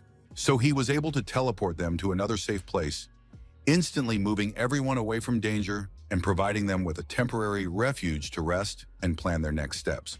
The leader began to complain that he hadn't been warned, but the advisor couldn't take it anymore and asked him to pull himself together, reminding him that they should be grateful for having survived, not complaining. They could only hope that the cultivators had the ability to destroy the enemy, relying on their strength and skill, since they had almost no resources or strength left to win. Everything was moving too slowly, and by that time the magical field was not yet complete, which created tension and risk, as every delay could give the enemy an advantage. The master tried to help as best he could, applying all his knowledge, experience, and strength to support his allies, protect them from danger, and steer the course of events in the right direction. But Chumo had already grown accustomed to his style of defense and demanded to see other techniques besides childish soap bubbles, hinting at the weakness of his methods and demanding true power in battle. In that instant, the secret technique, Connection of Heaven and Earth, was activated, combining the power of both elements to create an incredible energy wave and turning the tide of battle in an unpredictable direction. The cultivators stood in a circle and performed their duties, intently channeling energy, coordinating their actions with one another, and maintaining the magical field to achieve maximum effectiveness. They gathered chi for formation, accumulating energy from the surrounding environment, channeling it into a shared stream, and using it to create powerful attacks. The boy wondered what incredible skill had caused all the students to be positioned around the perimeter, watching their movements and trying to unravel the mystery behind this well-coordinated formation. But all they had done was trap them within a magical circle, which was simultaneously released by thousands of cultivators, creating an impenetrable energy trap and an incredible tension around them. The entire space effectively blocked the young man's escape, and only the side that emerged victorious in the deadly battle could leave the circle, forcing all participants to fight to the very last drop of their strength. Chumo suggested that the three other masters join them as well, and only then could the battle be considered fair, ensuring equal conditions and a chance for each side to demonstrate their true strength. However, this was not a hunt, but an honest one-on-one battle where each participant had to demonstrate their true skills, strength, and endurance without hidden traps or unfair tactics. A live broadcast of the clash was also shown to the whole world at the same time, allowing millions of people to watch the battle, experience every moment, and evaluate the participants' skills. The spectators weren't rooting for just one person. Their thoughts were divided among all the participants, and everyone felt a mix of excitement, tension, and the desire to see different sides win. The rivals stood facing each other, waiting for the battle to begin, intently watching each other's movements and preparing to unleash all their strength and skill in the fight. Meanwhile, subscribers were rooting for Chumo, but at the same time criticizing the cultivators who, in their opinion, were not on his level, expressing both admiration and dissatisfaction simultaneously. Watching the broadcast, the director realized that it had become a disgrace for the consortium, as it exposed the weakness of his subordinates, their inability to control the situation, and drew criticism from around the world. It was indeed a good plan to form an alliance, pin the blame on the young man, and come out looking pure and innocent, manipulating events and others' perceptions for their own gain. But this was only possible if Master Q could win, since the success of the entire plan depended entirely on his strength, skill, and ability to control the course of the battle. The advisor's eyes could perceive the energy form of everything, and as it turned out, other masters had already quietly entered the formation, disrupting the plan and adding unpredictable chaos to the situation. Before the battle, the hero asked whether the secret world was truly controlled only by the heads of the four sects, seeking to understand the true power structure and the true strength of each of them.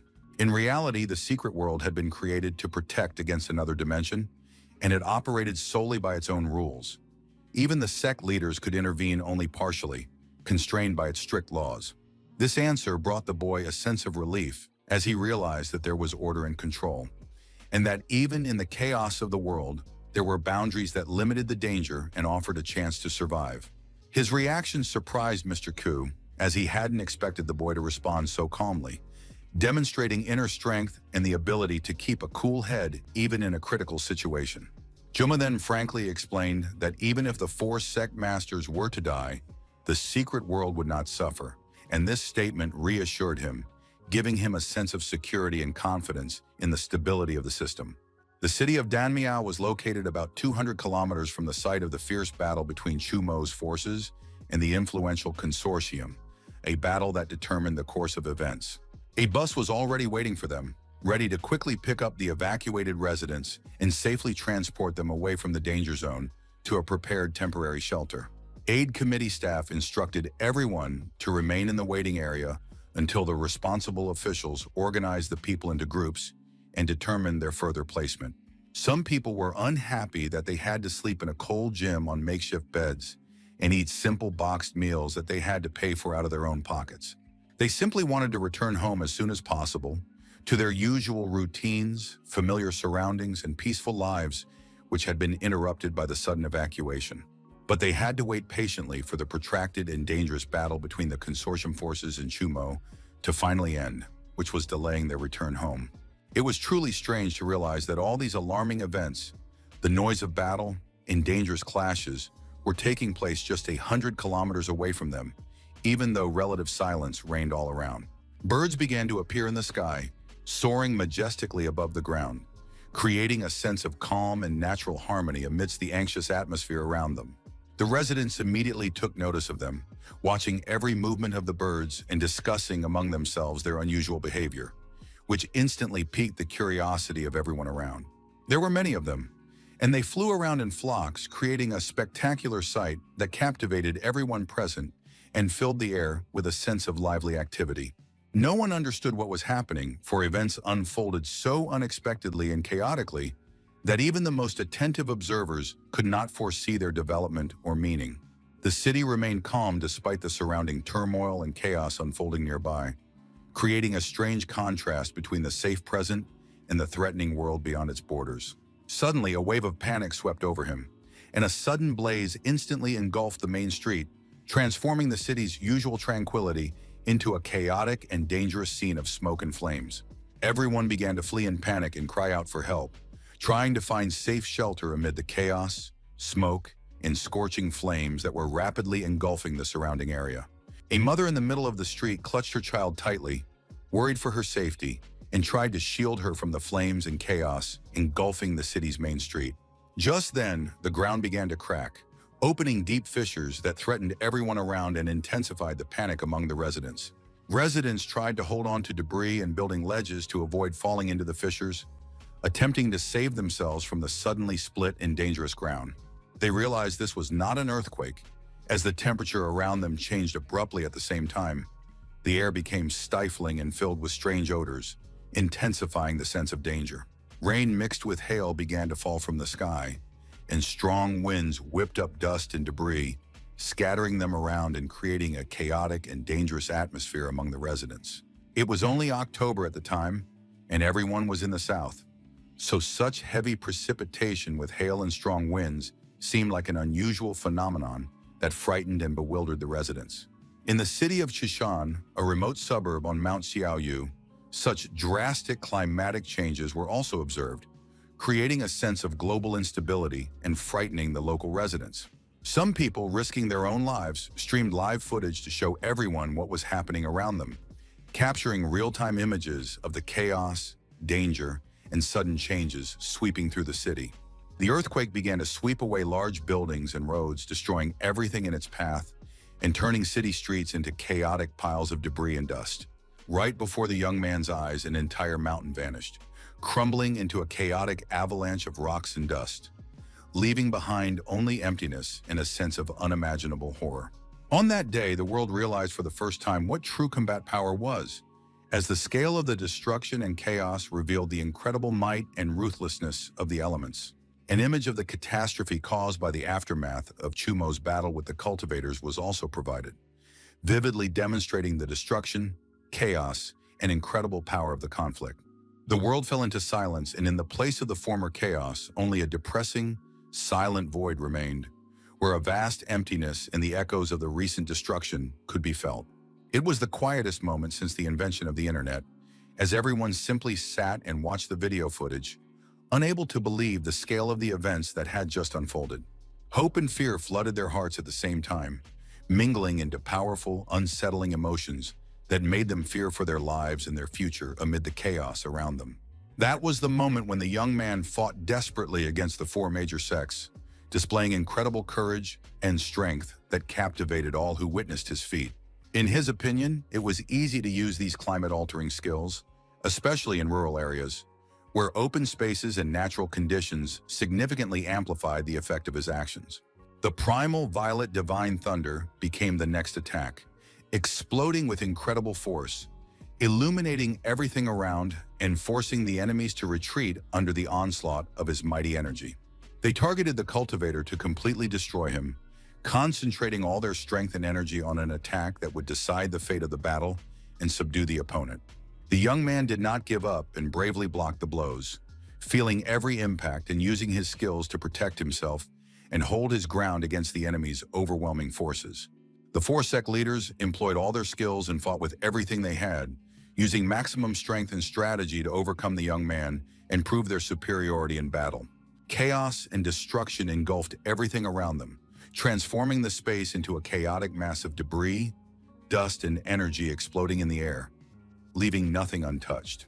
Yet amidst it all, a ray of light broke through, piercing the darkness and destruction, offering at least a glimmer of hope amid the general panic and danger. Chumo lunged at his opponent, attempting to end the conflict with a single decisive blow, concentrating all his strength and resolve to put an end to the chaos and destruction. In the master's eyes, one could see fear, reflecting the gravity of the situation, the inner tension, and the awareness of the danger hanging over him and those around him. The young man's attack pierced the spatial defense, breaking through the magical barriers and creating a breach in the opponent's shield, opening the way for further powerful strikes. The same air bubbles that had appeared earlier materialized before him, enveloping the surrounding space and creating a strange sense of déjà vu while intensifying the tension. The enemy's side was quite heavily damaged. Buildings and barriers were shattered, and defensive structures were completely destroyed, leaving the enemies in a vulnerable and dangerous position. He had 16 broken bones and 2 internal hemorrhages, which made his condition critical and required immediate assistance, though he continued to fight despite the incredible pain. Eternal life drew near to him, seeking to provide support and restoration, promising strength and healing that could save him from his mortal wounds and weakness. The healing was meant to heal all the wounds on his body, restoring bones, tissues, and internal organs, returning his strength and ability to continue the fight without harm to his health. The green beam of light could be seen even from the other side of the world. It cut through the darkness and space, striking with its brightness and incredible power, drawing the gaze of everyone around. This ability not only healed all his wounds, but also restored his clothes to their original state, renewing the fabric and shape as if nothing had happened, giving him a sense of complete recovery. After so many attacks, not even a scratch remained on Chumo, and it turned out that his opponents had deeply underestimated his strength, failing to appreciate the resilience and skill he had built up over the years. In the young man's opinion, he should have given up already since the situation seemed hopeless. Yet his inner resolve and desire to fight prevented him from giving up. The man explained that the major sects were known as seekers of Li Dao. Every time they believed they had achieved complete immortality and were ready to begin their search, a fatal catastrophe would occur. One of them was named Kang Wu, and to strengthen himself and become worthy of the title of Dao, he sought a way to transform his longevity into combat power, striving to become extraordinarily strong and invincible. He also forced himself to pause and enter a semi-trance-like state, focusing his mind and body to control his energy as effectively as possible and increase his strength for future battles. The hero considered himself lucky, as for the first time in a long while, they all used this state to strike the enemy, sensing a rare opportunity to secure victory and control the course of the battle. Calmly, he wanted to see what surprise they were ready to offer him, having paid such a high price, their own lives for it, feeling both determination and curiosity at the same time. Tian Xin couldn't wait for the moment when he would finally destroy the cultivator before him, feeling a frenzied desire for victory and the determination to push his strength to the limit. The system announced that the third secret world was about to open, and all the saviors had to be ready for any trials, as their safety and the success of the mission depended on it. Upon hearing this message, the master was taken aback, not immediately realizing the scale of the new threats and the complexity of the tasks awaiting him and the saviors in the opening of the third secret world. The other sect leaders also did not understand what was to come, finding themselves in a state of uncertainty and surprise in the face of unknown events that could completely alter the course of their plans in the battle. The unfolding situation only amused the savior, for the chaos and bewilderment around him seemed entertaining, underscoring his superiority and inner confidence in his own abilities. He also asked the man to wait until he returned to finish the job, demonstrating calmness and confidence in his own ability to handle the enemy. Tian Xin ordered everyone, without exception, to attack the young man, for if he disappeared, the barrier would begin to mercilessly destroy everyone who had participated in its creation. Together, they gathered in one place to launch a powerful, organized, and decisive attack on the enemy, leaving him no chance. The master's power merged into a single, mighty whole, generating incredible energy capable of overcoming any obstacle in its path. The sect leader sternly ordered the young man to appear before him immediately, for only then could he inflict maximum damage and demonstrate complete control over the situation. At that very moment, the savior was already being transported into a secret world that held countless mysteries and dangers capable of forever altering his fate. The live broadcast was supposed to end, but the battle was still undecided, and the enemy believed he was simply fleeing, unaware of his opponent's true strength and resolve. In reality, if the secret realm had completed its transfer, monsters would have immediately burst onto the earth, and the fate of all humanity would have proven more important than their senseless skirmish. It seemed as though the men from the four most important sects were completely oblivious to this danger and continued to act as if the fate of the entire world meant nothing to them. The master stood alone on the vast battlefield, surrounded by chaos and destruction, but his resolve and cold gaze showed no fear of his enemies. He hated the savior so much that his face flushed with rage, and his eyes radiated a fury ready to explode at any moment over everything around him. At that moment, the barrier suddenly began attacking its own creators, causing chaos and panic, for no one was prepared to withstand its uncontrolled power and fury. They had to dispel the spell as quickly as possible to save themselves, for any delay could cost lives and forever alter the fate of everyone nearby. The terms were that the loser would die, and when Chumo left the field, they had no choice but to pay with their lives to the merciless formation. The good news was that the barrier's retaliation could be divided among all the students who had created it, allowing each to partially avoid total disaster and survive. Surprisingly, the damage sustained turned out to be significantly less than expected, allowing them to continue the fight without losing their chances of survival and victory.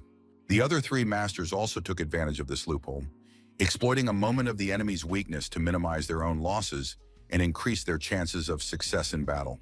Everything happened extremely quickly, as if time had sped up, and every move, every decision could instantly change the course of the battle and the fate of all participants. The spectators saw 4 figures in the sky and immediately realized that the battle was far from fair, for the participants' strength was uneven and the outcome was already almost decided. However, no one could figure out where the demon had gone. Some believed he had entered a secret realm, but others, having looked inside, could not find him and were left bewildered. Chumo found himself in a new location, but immediately realized that it was nothing like the places he had been before, and its atmosphere evoked anxiety and uncertainty. Air was overcome with panic at the thought that they had ended up in a lifeless land, and she realized that it would be much safer for her to stay home than to risk her life. The young man quietly asked if this location was extremely dangerous, or if they should expect something even more threatening, since the atmosphere around him was unsettling. The monster commander replied that it was extremely dangerous there, for this territory was a zone where time and space intersected, where any movement could have unpredictable consequences. Once, a powerful evil had tried to seize these lands, but had been completely destroyed. And even the Lord of the Gods had never appeared there without a teleportation stone, so it seemed they had been carried there by accident. 3 stars hung above them, the red earth of the creatures, the blue of humanity, and the secret realm in the middle. Yet this entire scene turned out to be merely an illusion designed to mislead observers. They needed to find the true portal to return, but the territory was filled with countless false ones that led to entirely different places and could lose them forever. The probability that they would find exactly what they were looking for was practically zero, and every step could lead to even greater disorientation amid the boundless illusions.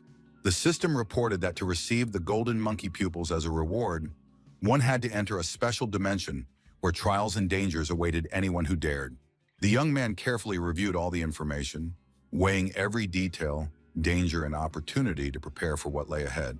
Thus, by that time, the young man could observe the enemy's weaknesses and analyze any objects for which information was provided in order to better plan his actions and tactics. Air was so frightened that every sound around her seemed threatening, and she was afraid to even move, completely frozen with fear. At any moment, a high-level monster could appear before him, capable of instantly destroying everything around, causing him to feel helpless terror and panic. The host, unable to take it anymore, stepped forward, implying that if she didn't trust him, she would have stayed put, feeling inner turmoil and uncertainty. But then Air realized that if she had stayed alone, she would have been in even greater danger, where every step could have been fatal and irreversible. Rushing after him, she begged him to wait, feeling the fear of losing him while trying not to fall behind his quick strides. At the start of their journey, the group came to a crossroads, pondering which path to take, for every turn could radically alter their future fate and safety. The girl's intuition told her that something was wrong with the road to the right, for it was suspiciously clean, and this aroused a sense of anxiety and a premonition of danger in her. So the path to the left seemed like the safer option, since its surroundings looked natural and didn't raise any suspicions, instilling at least some hope for a peaceful journey. The panel displayed information about monsters that were in deep slumber and took the form of a path or trail, creating the illusion of a safe passage and misleading travelers. Tiberto Chumo said they had to go right, convinced that this was the path leading to their destination, though his words aroused doubt and anxiety among those listening to him. They walked for a full hour, but encountered not a single creature along the way. Everything was quiet and safe, and this strange atmosphere filled them with a sense of uneasy anxiety and suspicion. The master ordered his ward to be quieter, for the place where they were was highly dangerous, and any noise could attract the attention of deadly creatures. But in the girl's opinion, there wasn't even a hint of monsters there, and this gave her a strange sense of calm that contradicted her master's words and her own anxiety. She wished they had something tasty to eat with them, so she could feel as if she were on vacation, even in the midst of a dangerous journey and a tense trip. Suddenly, a plate of chicken appeared before her, and it all looked rather suspicious, making her doubt and hesitate about whether she should touch the food. Air, as if hypnotized, lunged forward to grab the food, unaware of the potential dangers that might lie behind this strange offer. Chumo managed to grab her by the shirt and hold her close, preventing her from recklessly rushing into potential danger, while simultaneously keeping the situation under control.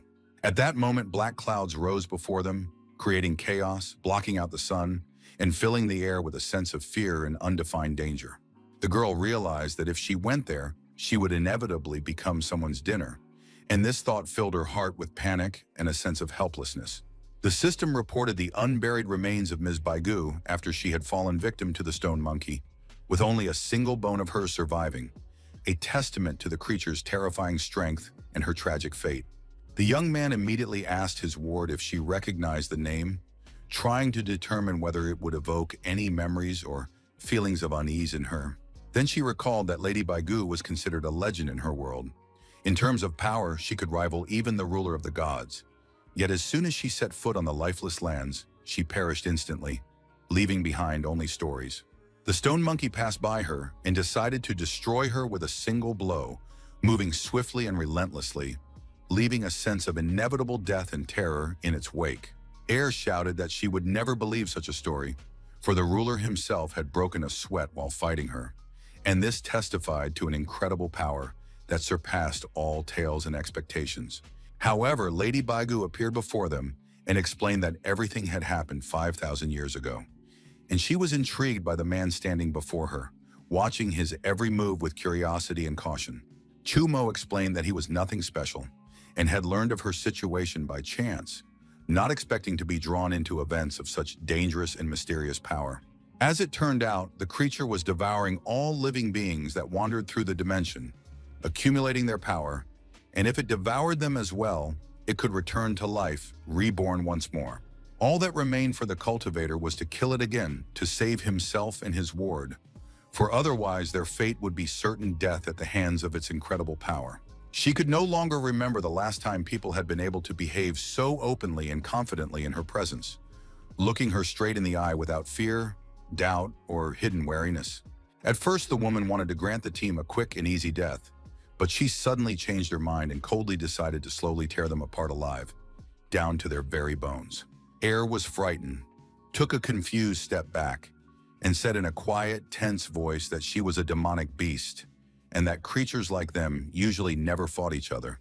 However, in her opponent's opinion, the little ferret looked extremely appetizing, and she was convinced that this prey must certainly become food that would contribute to her rebirth.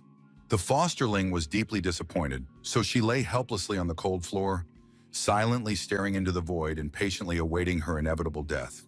Her state truly surprised her owner, who was watching her closely from the side, and couldn't understand why she had suddenly become so quiet. The lady herself also didn't understand why the girl wasn't putting up any resistance at all, just lying there silently, as if she had resigned herself to her fate and lost any desire to fight. With a cry, she explained that her opponent was too strong, and she just wanted to see how that person would fight to the end for their life. The hero asked out of genuine curiosity whether all the demonic beasts were like his pet, closely observing her reaction and trying to understand the nature of these creatures. Using all her strength, the lady sternly ordered them to stop talking and immediately prepare for their inevitable death as they felt her cold resolve. Her hands suddenly turned to bone and snapped toward the young man, seeking to seize him and leave him no chance of escape. In response, the young man merely smiled calmly, sensing no threat whatsoever, as if he were facing not a terrifying force, but a mere obstacle that could not frighten him. His eyes instantly changed from their usual color to a bright gold, glowing with a magical radiance that revealed an extraordinary power and confidence within him. That very same golden pupil technique served as a powerful shatterer of illusions, penetrating deep into the mind and revealing the truth even in the face of the most powerful deceptions. At first, the opponent had no idea what was happening before her. Her mind was bewildered, and her eyes struggled to comprehend the extraordinary power surrounding her. But then in an instant, all her bones were shattered, and she stood there bewildered, unable to comprehend how such a force could have completely destroyed her body. The mythical lady could not understand why an ordinary person had suddenly developed eyes resembling those of her hated monkey, which filled her with deep astonishment and alarm. The system reported that the white-bone lady would inevitably fall and be significantly weakened as soon as her illusion was completely shattered, revealing her true vulnerability. And so it happened. She had lived for thousands of years, painstakingly accumulating energy for her rebirth. But she was unlucky, and all her efforts crumbled in an instant. Nevertheless, the woman should have been satisfied that even after death, she was able to continue existing for thousands more years, feeling a power and presence that surpassed human understanding. Air shouted loudly for the master not to speak with her, but to seize the moment and destroy all the enemy's bones, finally eliminating the threat. The creature smiled, knowing that even a 10,000-year-old beast could not shatter or destroy her foundation, leaving her unshakable and confident in her own power. Chumo knew exactly where her true bones were, even though everything around him looked like a disguise, and even the bones scattered on the ground turned out to be nothing more than a masterful illusion. It was impossible to hide anything from such a gaze, for his eyes penetrated the depths of the soul, revealing all secrets and the most hidden thoughts instantly. At that moment, the young man abruptly snatched a bone, demonstrating his superiority and hinting at an inevitable victory in this brutal and dangerous battle. The system carefully analyzed the White Lady, studying all her weak points to determine where to deliver the most effective blow and break through her defenses. The hero declared into the air that everything meant to rot would surely rot, and his words rang with such authority that it seemed as though reality itself obeyed his command. With a single powerful blow, the white skeletal lady began to crumble right before their eyes. Her body cracked and shattered into countless fragments, leaving no chance of survival. Air was terrified by her master's immense power and was finally convinced that she could not defeat him or fulfill her lord's task, feeling a helpless fear of his might. While they were in another location, a fierce battle raged in the secret world, filled with magic, danger, and unpredictable twists of fate. Yuding persistently tried to defeat the monster with her sword, attempting with every move to pierce its defenses and find a weak spot for a decisive strike. She was joined by a comrade who resolutely entered the fray, supporting Yu Tong as they worked together to defeat the mighty monster. The spectators were surprised that in just an hour the creatures had been completely destroyed, which showed that the heroes were becoming significantly stronger with every battle. No one understood where Chumo had gone, and his unknown whereabouts caused everyone to worry deeply and anxiously await his reappearance. The elder reported that during the teleportation, Chairman Chu had used his abilities to pull the player in, and perhaps this was what influenced his final destination. The virtual host was extremely furious, pointing her finger at the man, and declared that it was they, the four major sects, who had gathered together and dared to call this a one-on-one battle. In the elder's opinion, this was truly a disgrace and a source of despair. He did not approve of their methods, having joined the Taya Fire sect out of respect for a single cultivator, but after this, he declared he would resign from his post. Lady Shuang asked Li Jiang not to react so harshly, for the young man was so strong that even a spatial trap could not harm him, and the saviors were also noticeably growing stronger. What was strange was that the demonic beasts had been destroyed, yet the world remained open, and true danger lay ahead, ready to test their resilience and strength. At that time, the secret world was in relative calm. Nothing foreshadowed the approach of danger or any significant upheavals. The saviors sensed an inexplicable aura that filled the entire dimension, enveloping them in an invisible force and evoking both fear and anxiety. Some even thought that this time their hour had come to perish in battle, sensing the inevitability of the mortal danger hanging over them. They desperately wished for Chumo to be present with them, sensing that his strength and support could change the course of events in their struggle. Something gigantic, resembling a serpent's tail, suddenly began moving toward them, kicking up dust and creating a sense of imminent danger. And then a terrifying creature appeared, declaring in a booming voice that the rescuers had killed the advance guard's allies, intensifying the fear and guilt among them. The battle began just as suddenly as the enemy had appeared, instantly plunging the rescuers into chaos, danger, and a merciless struggle for survival. Sean understood that the attack possessed the power of at least a 500,000-year-old demonic beast, and even an experienced warrior would struggle to grasp its full destructive might. But Zhen Yen herself did not agree with his assessment, believing that the opponent was significantly stronger and surpassed even the 500,000-year-old power of a demonic beast. Instead, the creature said that it had heard of the powerful cultivator Chumo and was eager to see him in person, feeling both curiosity and a sense of threat from his power. As it turned out, even Dan Tai Bi's disciple, Nan Hengju, was able to wound the enemy, and his power proved to be quite formidable, surprising everyone present at the battle. No one had heard of him before, as he had never appeared in the secret world, and his presence came as a surprise to everyone watching the events unfold. He declared that the creature had no chance left, since he had long since surpassed Chumo's level and considered himself the true savior, capable of ending the battle in his favor. A crystal appeared in the lifeless dimension, and behind it opened a glowing portal that radiated a mysterious energy and drew the gaze of everyone around. Air immediately noticed something strange and urgently alerted the owner, sensing that the incident could be of critical importance to everyone present. He understood that they might return very soon, but first he had to carry out a certain task, so he asked his ward to hide in his clothes to ensure her safety. The Crystal House was an object that controlled space. It could transport monsters from its world to a secret realm, altering their location and control over them. In the secret dimension, the creature slowly recovered from the powerful blow that had thrown its body onto the cold, slippery surface, causing a slight pain.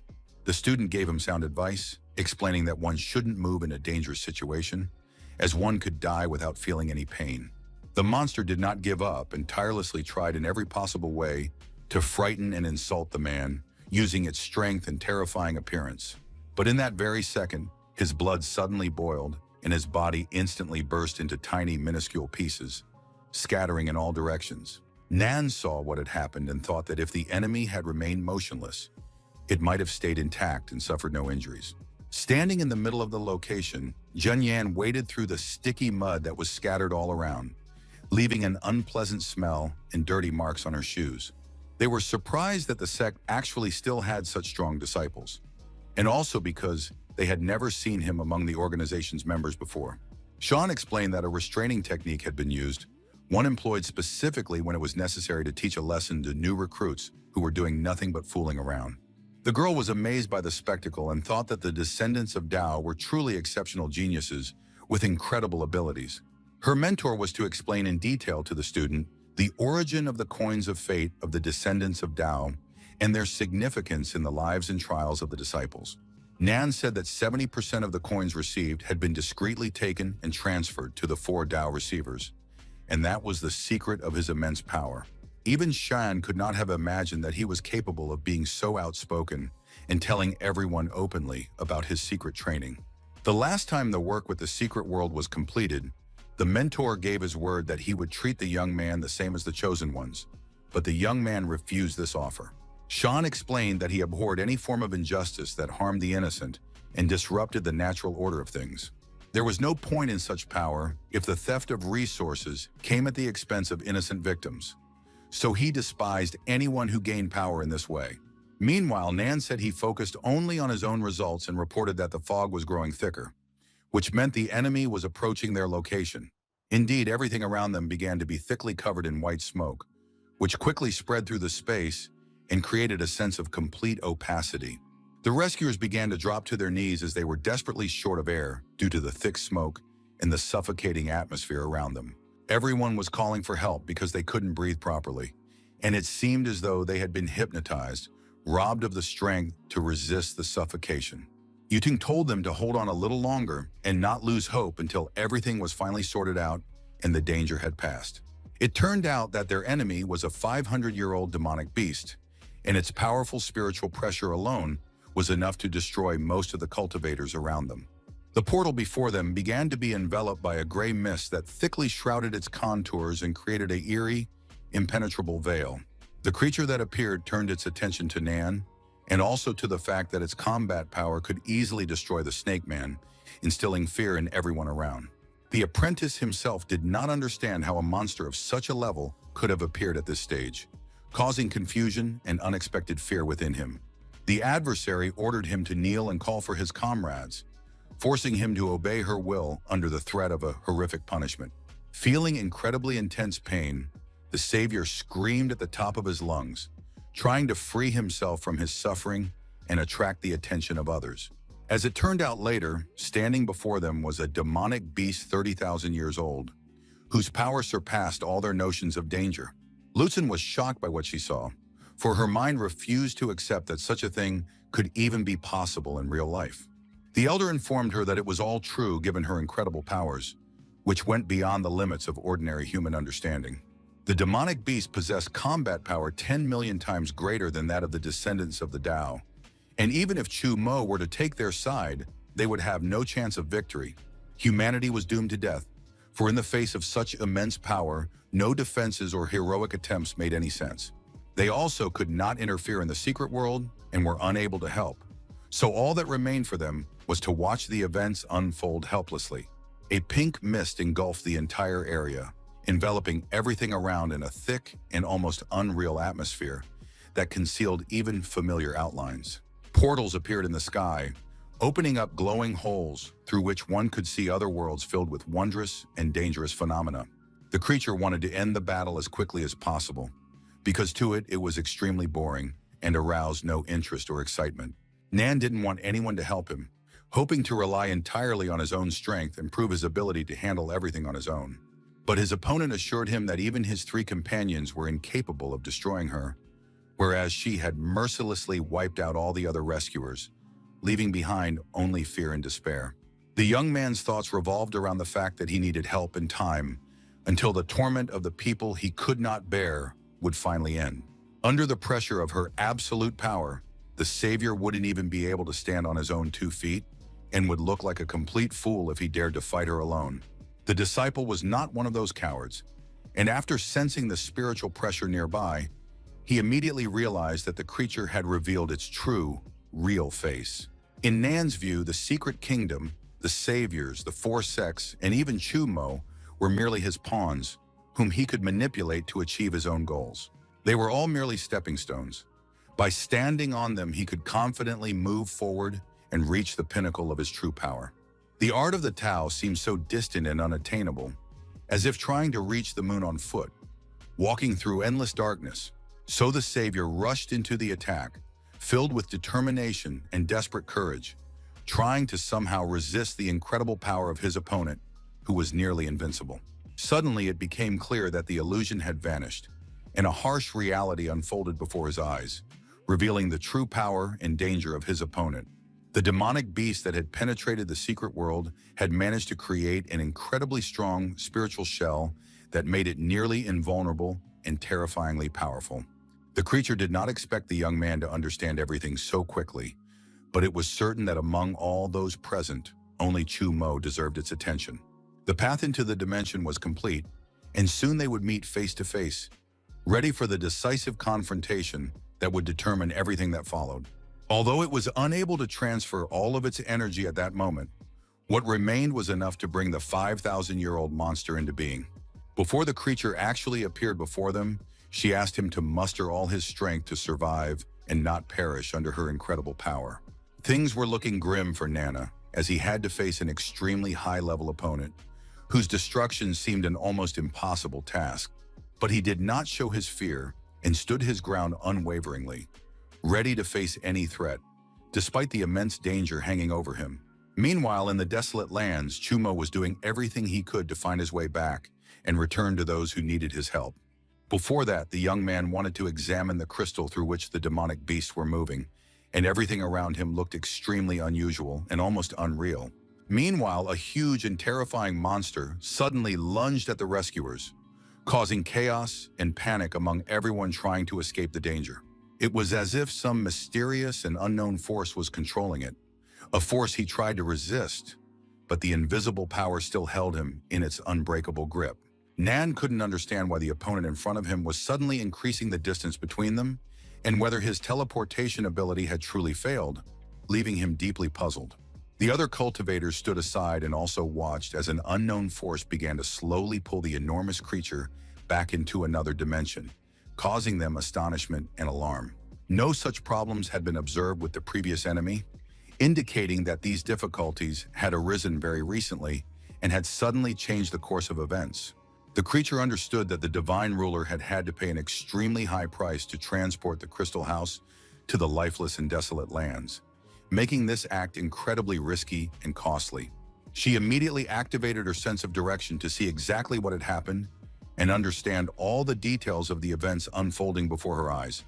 Without wasting a single second, the portal suddenly opened before her, revealing a landscape of lifeless lands, desolate, barren, and cold expanses that evoked a sense of boundless emptiness.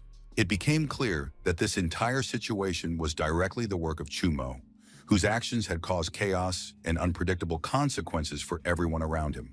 The spectators felt incredible joy and excitement when their eyes finally met the figure of their savior, who appeared before them just in time and unexpectedly, instilling hope. They mocked those who had previously spoken negatively about the young man, relishing how the situation had completely reversed their opinion. Liu Zhang herself had been absolutely certain that Chumo had vanished without a trace into the spatial turbulence, but then he suddenly appeared out of nowhere and just in time prevented the demonic beast's teleportation, saving the day.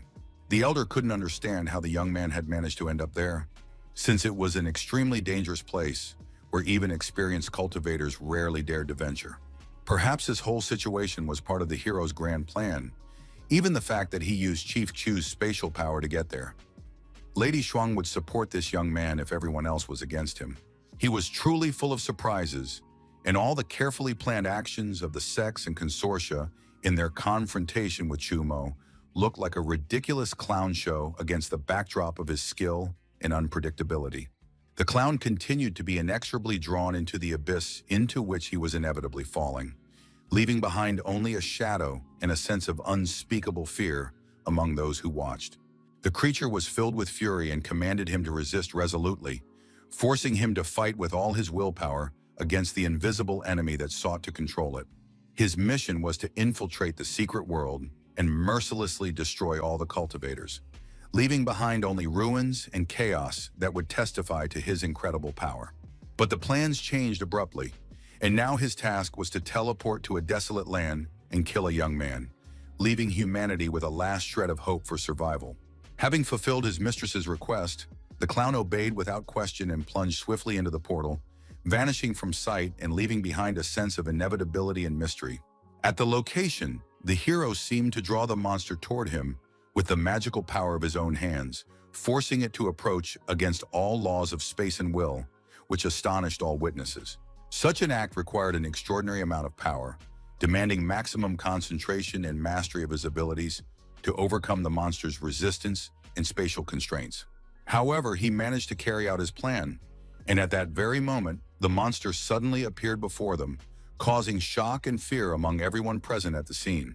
In the woman's opinion, taking the clown with him was a huge mistake, since his strength was clearly insufficient to overcome such a powerful and dangerous beast standing before him. The young man wasn't worried about this at all.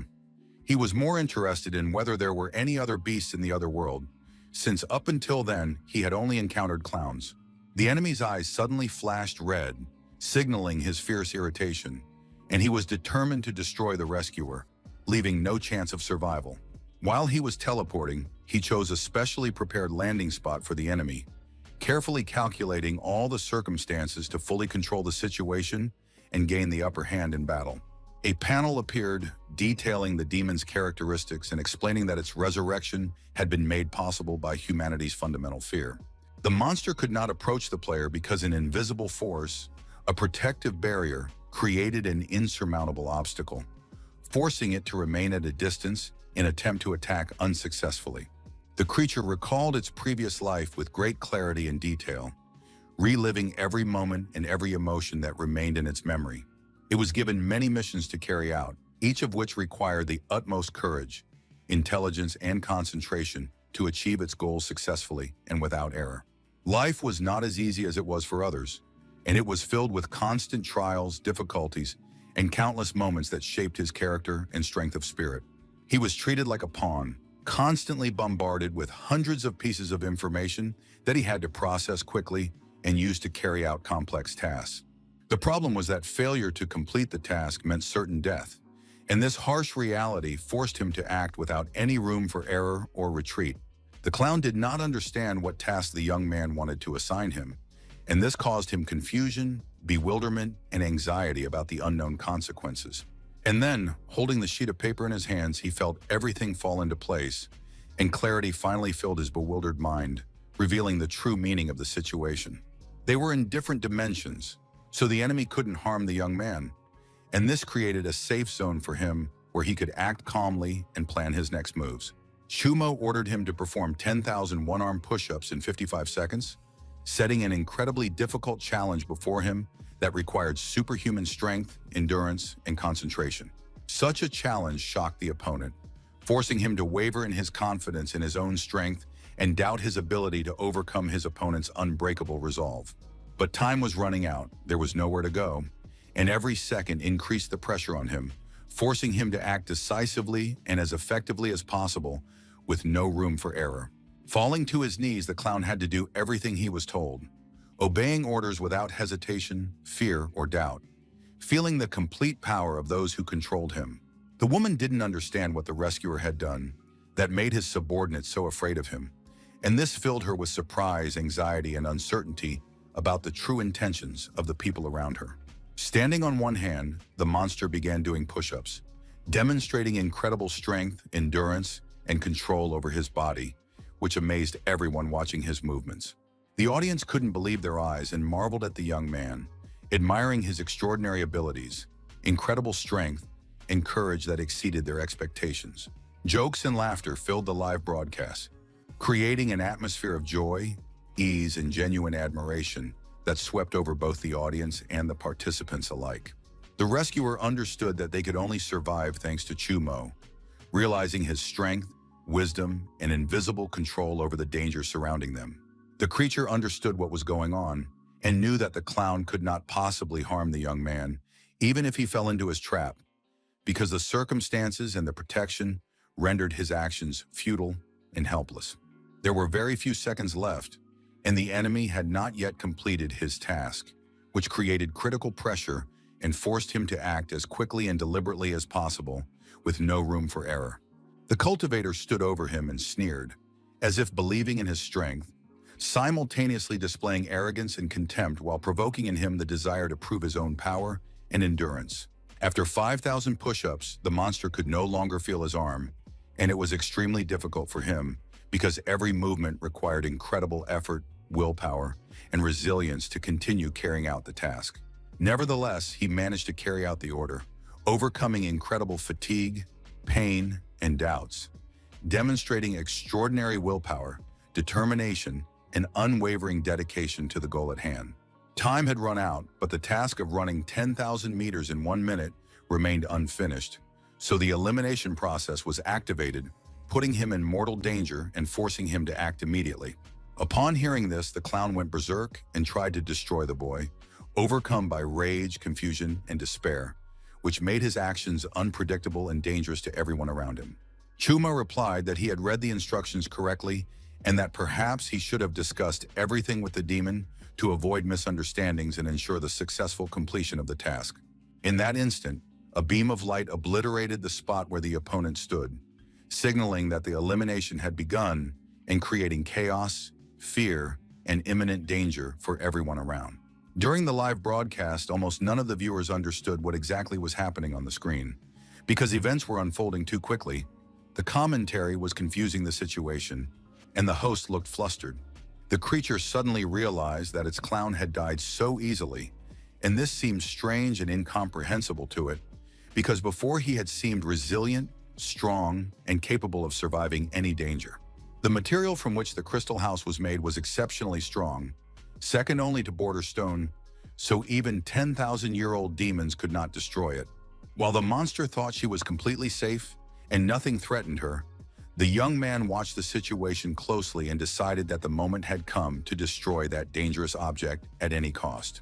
Millions of tiny shards instantly scattered across the surrounding area, blanketing the ground with glittering fragments that sparkled in the light and flew farther and farther from the center of the explosion. They all testified that Chumo did, after all, possess sufficient power to destroy this extraordinarily sturdy object, which had previously been considered nearly invincible. Shun gradually began to understand the newcomer's theory, realizing that intentions or knowledge alone were not enough to save the world. One had to possess truly absolute power. Like an ordinary spectator, he had to assess the situation soberly and calmly analyze the events around him. Yet at the decisive moment, he suddenly felt that he had completely lost his fighting spirit. Most likely, Chumo had used the attributes of the lifeless lands or deliberately drawn the demon's attention so that it would kill the clown and thereby help destroy the crystal house. He had to accept this situation and simply hope for those who could still handle it. And that was precisely why the mentor had chosen Nan as his successor instead of him. The boy, of course, was deeply surprised by these words, for they radically contradicted his expectations and completely changed his perception of the situation. The portal, which had suddenly appeared in the middle of the area, was expanding relentlessly with every passing minute, swallowing the surrounding space and creating a sense of dangerous inevitability. Just then, suddenly and unexpectedly, Chumo appeared before the woman. Emerging from the shadows or thin air, his figure evoked a sense of danger and urgent tension. She turned to him and said that they had underestimated his power, and next time, they would definitely finish him off, no matter what it cost them. The young man instantly realized who was standing before him, for it was the very same being who had previously teleported the monsters, leaving behind a sense of danger and mystery. She held a fairly high rank, and to kill her would require immense effort, the expenditure of all available resources, and the combined strength of several warriors. Nan came to the young man's aid and explained that what stood before him was merely a girl in a spiritual form, a true projection from another world, and she lacked the physical strength of a real body. Even if he had destroyed her, it would not have caused any harm to her real body, because the projection existed only as an illusion in another world and had no direct connection to physical reality. The hero already knew this by then, but he still decided to deal with his opponent, despite the fact that she was only a projection and couldn't harm her real body. After thanking everyone for the advice they had given him, he decided that he wanted to make his own decisions and no longer rely on the opinions of others. As if to explain that he had no shortage of self-confidence, he reaffirmed his desire to act independently and take responsibility for his own decisions. The panel provided complete information about his opponent, including her weaknesses, which proved to be critical for successfully fighting her. Gathering all his strength, he resolutely entered the fray, preparing to seize every opportunity to defeat his opponent. Up to that point, the lady had considered him a fool for deciding to attack only the spiritual body, unaware that this might be part of his strategy or a hidden plan. She also wanted to observe his strongest attack, curiously assessing his abilities and the true power hidden behind his decisive actions. And then she was ready to finish him off next time, knowing all his moves and anticipating every one of his actions in the upcoming battle. Her heart began to pound in her chest, warning her of fear and danger, for she could truly lose her life in this situation, feeling the threat with every cell of her body. As a result of the powerful blow, the creature was sent flying a considerable distance, impressing all the surrounding witnesses with the force and power of the strike. The hero hurried after it, ensuring it had no chance to escape, demonstrating determination and confidence in his intent to see the fight through to the end. Meanwhile, the creature's thoughts flooded her mind, convincing her that she had to escape at all costs, and fear drove her to seek a way out of the dangerous situation. She was no longer as sharp-tongued or self-assured, for fear and the pressure of the situation were making her doubt her own strength and words. The projection used the technique of the reversed world, altering the space around itself and creating the illusion of an inverted reality to disorient the opponent. Around the young man there was only complete darkness, and nothing else was visible. No shapes, no light, no familiar objects, creating a sense of total isolation. This was the very method previously planned for the absorption of the secret world, demonstrating the dangerous power of the technique and its ability to alter the balance between worlds. The lady then thought that such a situation might throw him off balance, and decided to get rid of the enemy as quickly as possible, using any opportunity for a final blow. Everything suddenly turned upside down, disrupting the usual order of events and forcing everyone involved to adapt to the chaos. Someone urgently urged the commander to open his eyes and come to his senses, trying to bring him back to reality and avert the danger. Chumo didn't know where he was and didn't fully understand what had happened to him, feeling disoriented and losing control of the situation. His assistant addressed him as commander, giving orders and hoping for a response. But at the same time, the hero was anxious and wondering if his friends were truly all right. The system described the land of exile as a fragment of forgotten history, providing information about its past and hidden events that had long been erased from the world's memory. No one around him could even guess what had happened to their commander, for his sudden absence and strange behavior left only confusion and anxiety. So the young man replied that he simply had a headache, and that there was no point in wasting time on guesswork. Instead, they should immediately head to the Lu building to take decisive action. Ms. Shuang, live on air, tried to understand why everything in the secret world had suddenly changed, and what kind of city this was that had disrupted the usual order of things. Everyone present watched the broadcast intently, not taking their eyes off the screen so as not to miss a single detail of the events unfolding on it. Even the virtual host could see that everyone around had transformed into characters from the ancient city, including doctors, bodyguards, and even a patrol, creating the feeling of a living historical reenactment. The elder explained that this was the place of the floating clouds, where 1,000 years ago the first clash between demonic beasts and humans took place, leaving behind legends and traces of an ancient struggle. If such a world had not disappeared, then in the southern region, all the saviors had already blended in with the ordinary residents, hiding their abilities and merging with everyday life. The stranger sat before the objects, and they told him that all the cultivators who had arrived there had lost their memories of themselves, left without recollections of the past or their own abilities. Even Nan didn't know what had happened, and in the meantime, he went about his daily business, selling coffins at a funeral home, unaware of the scale of the events unfolding around him. The young man began to laugh at this information, remarking that he didn't even need to go to the circus, and insisted that such an ending was entirely fitting for someone who had previously mocked him. Meanwhile, Chumo had become a patrolman and also remembered nothing, and there was a strange, inexplicable atmosphere in this place, reminiscent of hidden secrets. They had nothing to worry about while they were in hiding, for the laws of that world could not affect them there or disturb their peace or safety. The main goal of the cultivator and his mission was to save the world, ensure its preservation, and restore the balance between the forces that threatened the existence of all living things. Suddenly, the communicator stopped working, as if it had suddenly malfunctioned, leaving everyone without a means of communication and causing anxiety and confusion. It became clear that the secret place had been exposed, and its hidden secrets were no longer safe from prying eyes. An unknown red orb suddenly appeared before him, emitting a strange light and creating a sense of threat and inexplicable power. Meanwhile, the commander arrived at the Liu residence, the very place where the murder had occurred that morning, sensing the tension and foreboding of danger that still hung in the air. The main plot of the story had been reached, and the demon of illusion watched over Chumo, observing his actions and assessing his strength and decisions. The father pleaded with the officer to find the real killer and hold him accountable for the crime, which had left his son, who was only 6 years old, dead. The assistant urgently reported that just a few days earlier, Lu Nian's eldest son had tragically drowned in the river, and shortly thereafter, his younger brother had also met a violent death, leaving the family without any heirs. Shangwen was brutally beheaded while still alive, and no one had any idea who could have committed such a horrific act, since the family had no enemies, and the child himself was only 6 years old.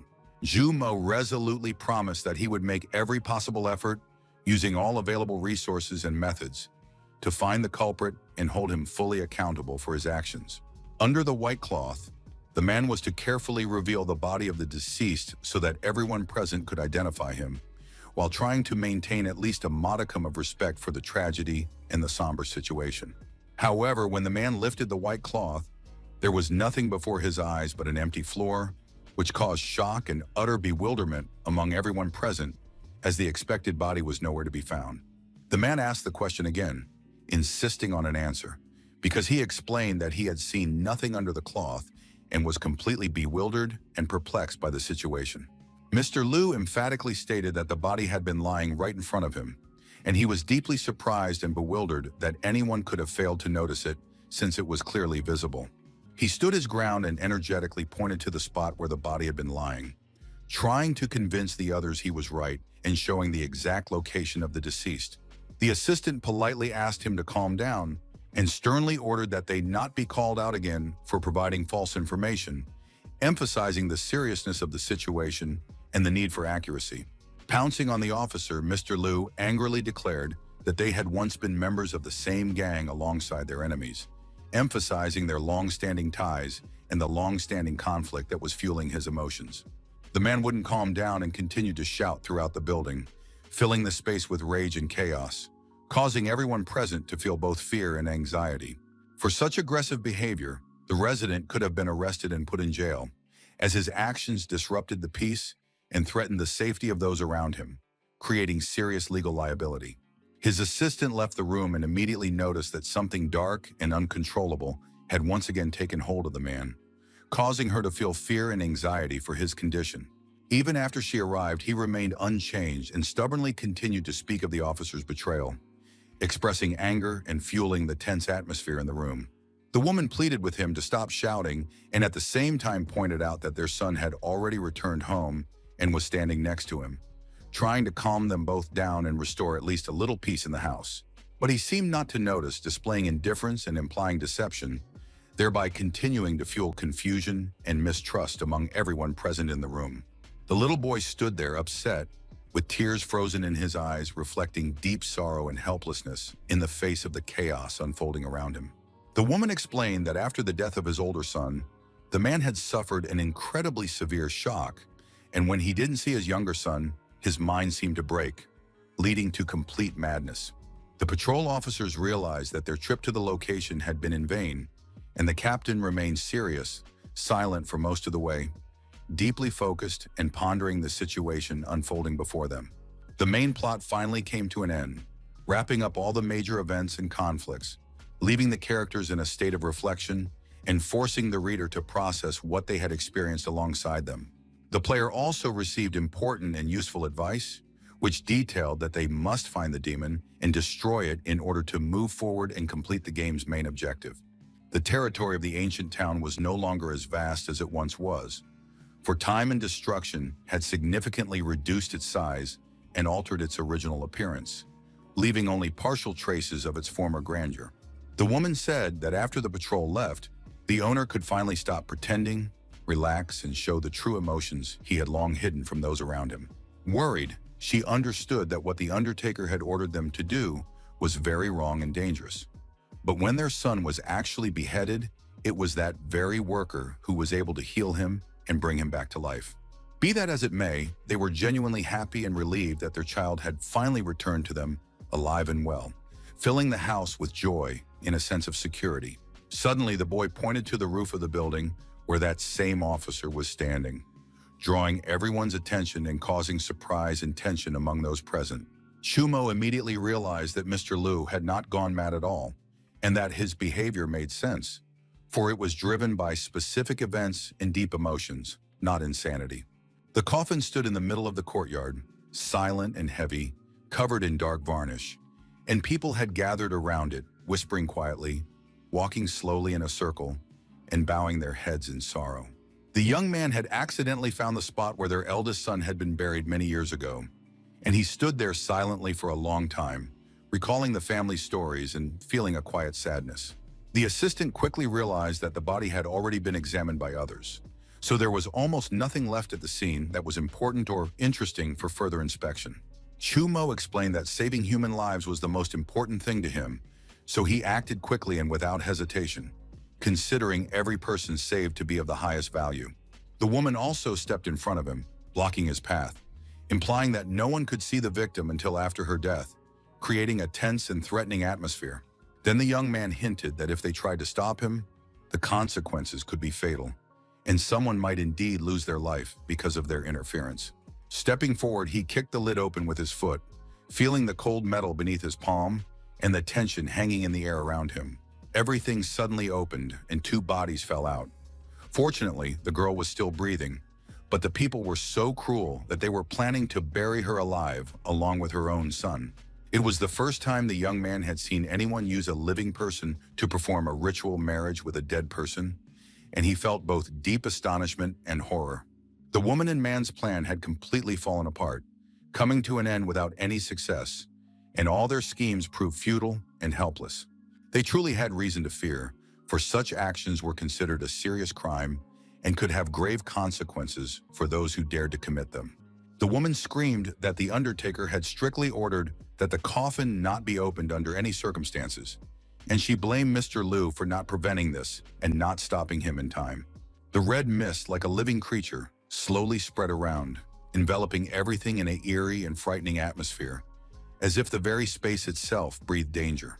Those present in the courtyard froze in shock and fear, unable to move, their hearts pounding with the foreboding of danger that hung over them all at once. A mysterious figure in a white sheet asked why he, of all people, had to die, feeling a deep sense of injustice and helplessness in the face of an inexorable fate. Glancing at him, the woman thought it might be Xiao Wu, and her heart fluttered for a moment with doubt and unexpected excitement. The surroundings had become extremely dangerous, filled with unpredictable threats and a sense of constant anxiety that offered not a moment's peace. The creature suddenly began to attack, but Chumu reacted quickly and managed to protect the woman by placing himself between her and the danger, risking his own life. By that time, the monster no longer had anything in common with her son and had become a creature capable of destroying everyone around it, instilling terror and despair in everyone present. The hero refused to accept this, so he ordered them to tell the truth about everything they had done, hoping this would help find a way out of the dangerous situation. The matter concerned the Undertaker, and after Xiao Wu's death, strange sounds echoed through the night. The next day, all the chickens died, and bloody traces remained near Xiangwen's bed. To save the younger son, a wedding ceremony must be performed. That was all the information they had, and they begged the young man to save their younger son, hoping for his courage and determination in this extremely dangerous situation. At that moment, dawn broke, which meant the spirit had finally vanished, leaving behind a sense of calm and slight relief after a night of fear and chaos. As it turned out, the whole situation was the work of Chumo, and he had orchestrated everything specifically to extract the necessary information, carefully planning every move and the reactions of those around him. The assistant and the boy took part in the plan as actors, playing their roles precisely and cautiously, without revealing their true intentions and keeping the entire scheme in motion. The woman saw the younger child and immediately rushed to him, embracing him with relief and tenderness, feeling genuine emotion and maternal love. Holding him, the mother soothed the already calm child, gently whispering that everything would be all right and trying to give him a sense of safety and security. Suddenly, she realized that all she had left in her arms was a shirt, and everything else was gone, which caused an unexpected feeling of emptiness and surprise. The woman begged the officers to return her child and sincerely promised that from now on she would behave properly, fulfilling all requirements and following the rules.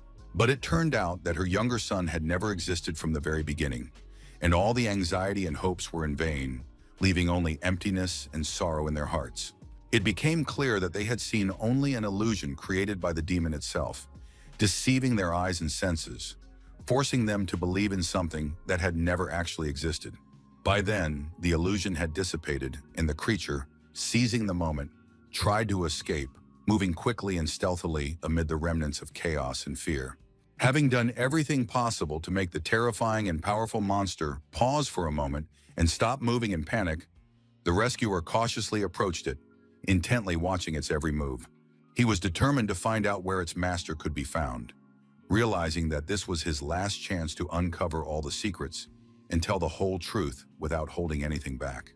In response to his words, a complete deafening silence fell, enveloping everything around and creating a sense of tension, as if time itself had stopped, waiting for the next move. The burial demon turned out to be a cunning illusion that invisibly collected and accumulated the fears deeply rooted in people's hearts, drawing its power from their anxieties. Realizing he would learn nothing more, and that all answers would remain hidden, the boy decided to decisively get rid of it, planning to act without hesitation and with utter ruthlessness. So he instantly and mercilessly eliminated it, leaving no chance of escape, acting decisively and without any hesitation in his actions. Pieces of the wooden object scattered across the entire area, strewn chaotically and creating a sense of destruction and chaos that had mercilessly engulfed everything around. Mr. Liu sincerely wanted to express his gratitude for his diligent work and conscientious performance of his duties, so he offered to accept the funds as a token of gratitude and respect. The woman also reminded him that the Undertaker had sold that horrific monster that fed on humans, and that all the blame lay with him, so he was obligated to take responsibility for his actions without any excuses. The captain firmly ordered Lo Chen to immediately arrest the woman and the man, as it was imperative to conduct an interrogation and clarify all the circumstances of the case without delay. They were truly shocked by such a sudden and harsh decision, not expecting such a severe reaction, and feeling confusion and unease in their hearts. Jumo explained in detail that they had organized human trafficking, using the girl as a bride, and also emphasized their guilt in bribing an officer. The couple tried to explain that they had been treacherously deceived by a demon and were in a state of intense fear and despair, but all their words proved futile, for the decision had already been finalized. Chen cautiously asked if the commander should go with him, since they needed to prepare and submit a detailed report on everything that had happened to the senior cultivator as soon as possible. However, the young man decided to personally set out in search of the Undertaker, considering it a matter of honor, and without hesitation handed over all other important matters and assignments to his assistant. The problem was that if the enemy managed to escape and evade pursuit, he would undoubtedly harm even more people. Shouting after him, the assistant urged him not to act impulsively or recklessly, but to first carefully observe the situation, then wait for him and call for help. The pivotal turning point of the main plotline had finally begun, setting in motion events that would alter the hero's fates and steer the entire story in a new direction. Finding an old dilapidated hut among the thick bushes and trees, the young man thought that the enemy might be hiding there, carefully examining every detail around him. Suddenly, a worker emerged from there and calmly announced that they were currently holding a big sale, during which almost all items could be purchased at a significant discount. Chumo looked closely at the man in front of him and asked directly if this was indeed the same Undertaker he had heard about earlier. The owner usually only appeared in the evening when he returned to his business, and the young man was temporarily working there, handling everything related to sales.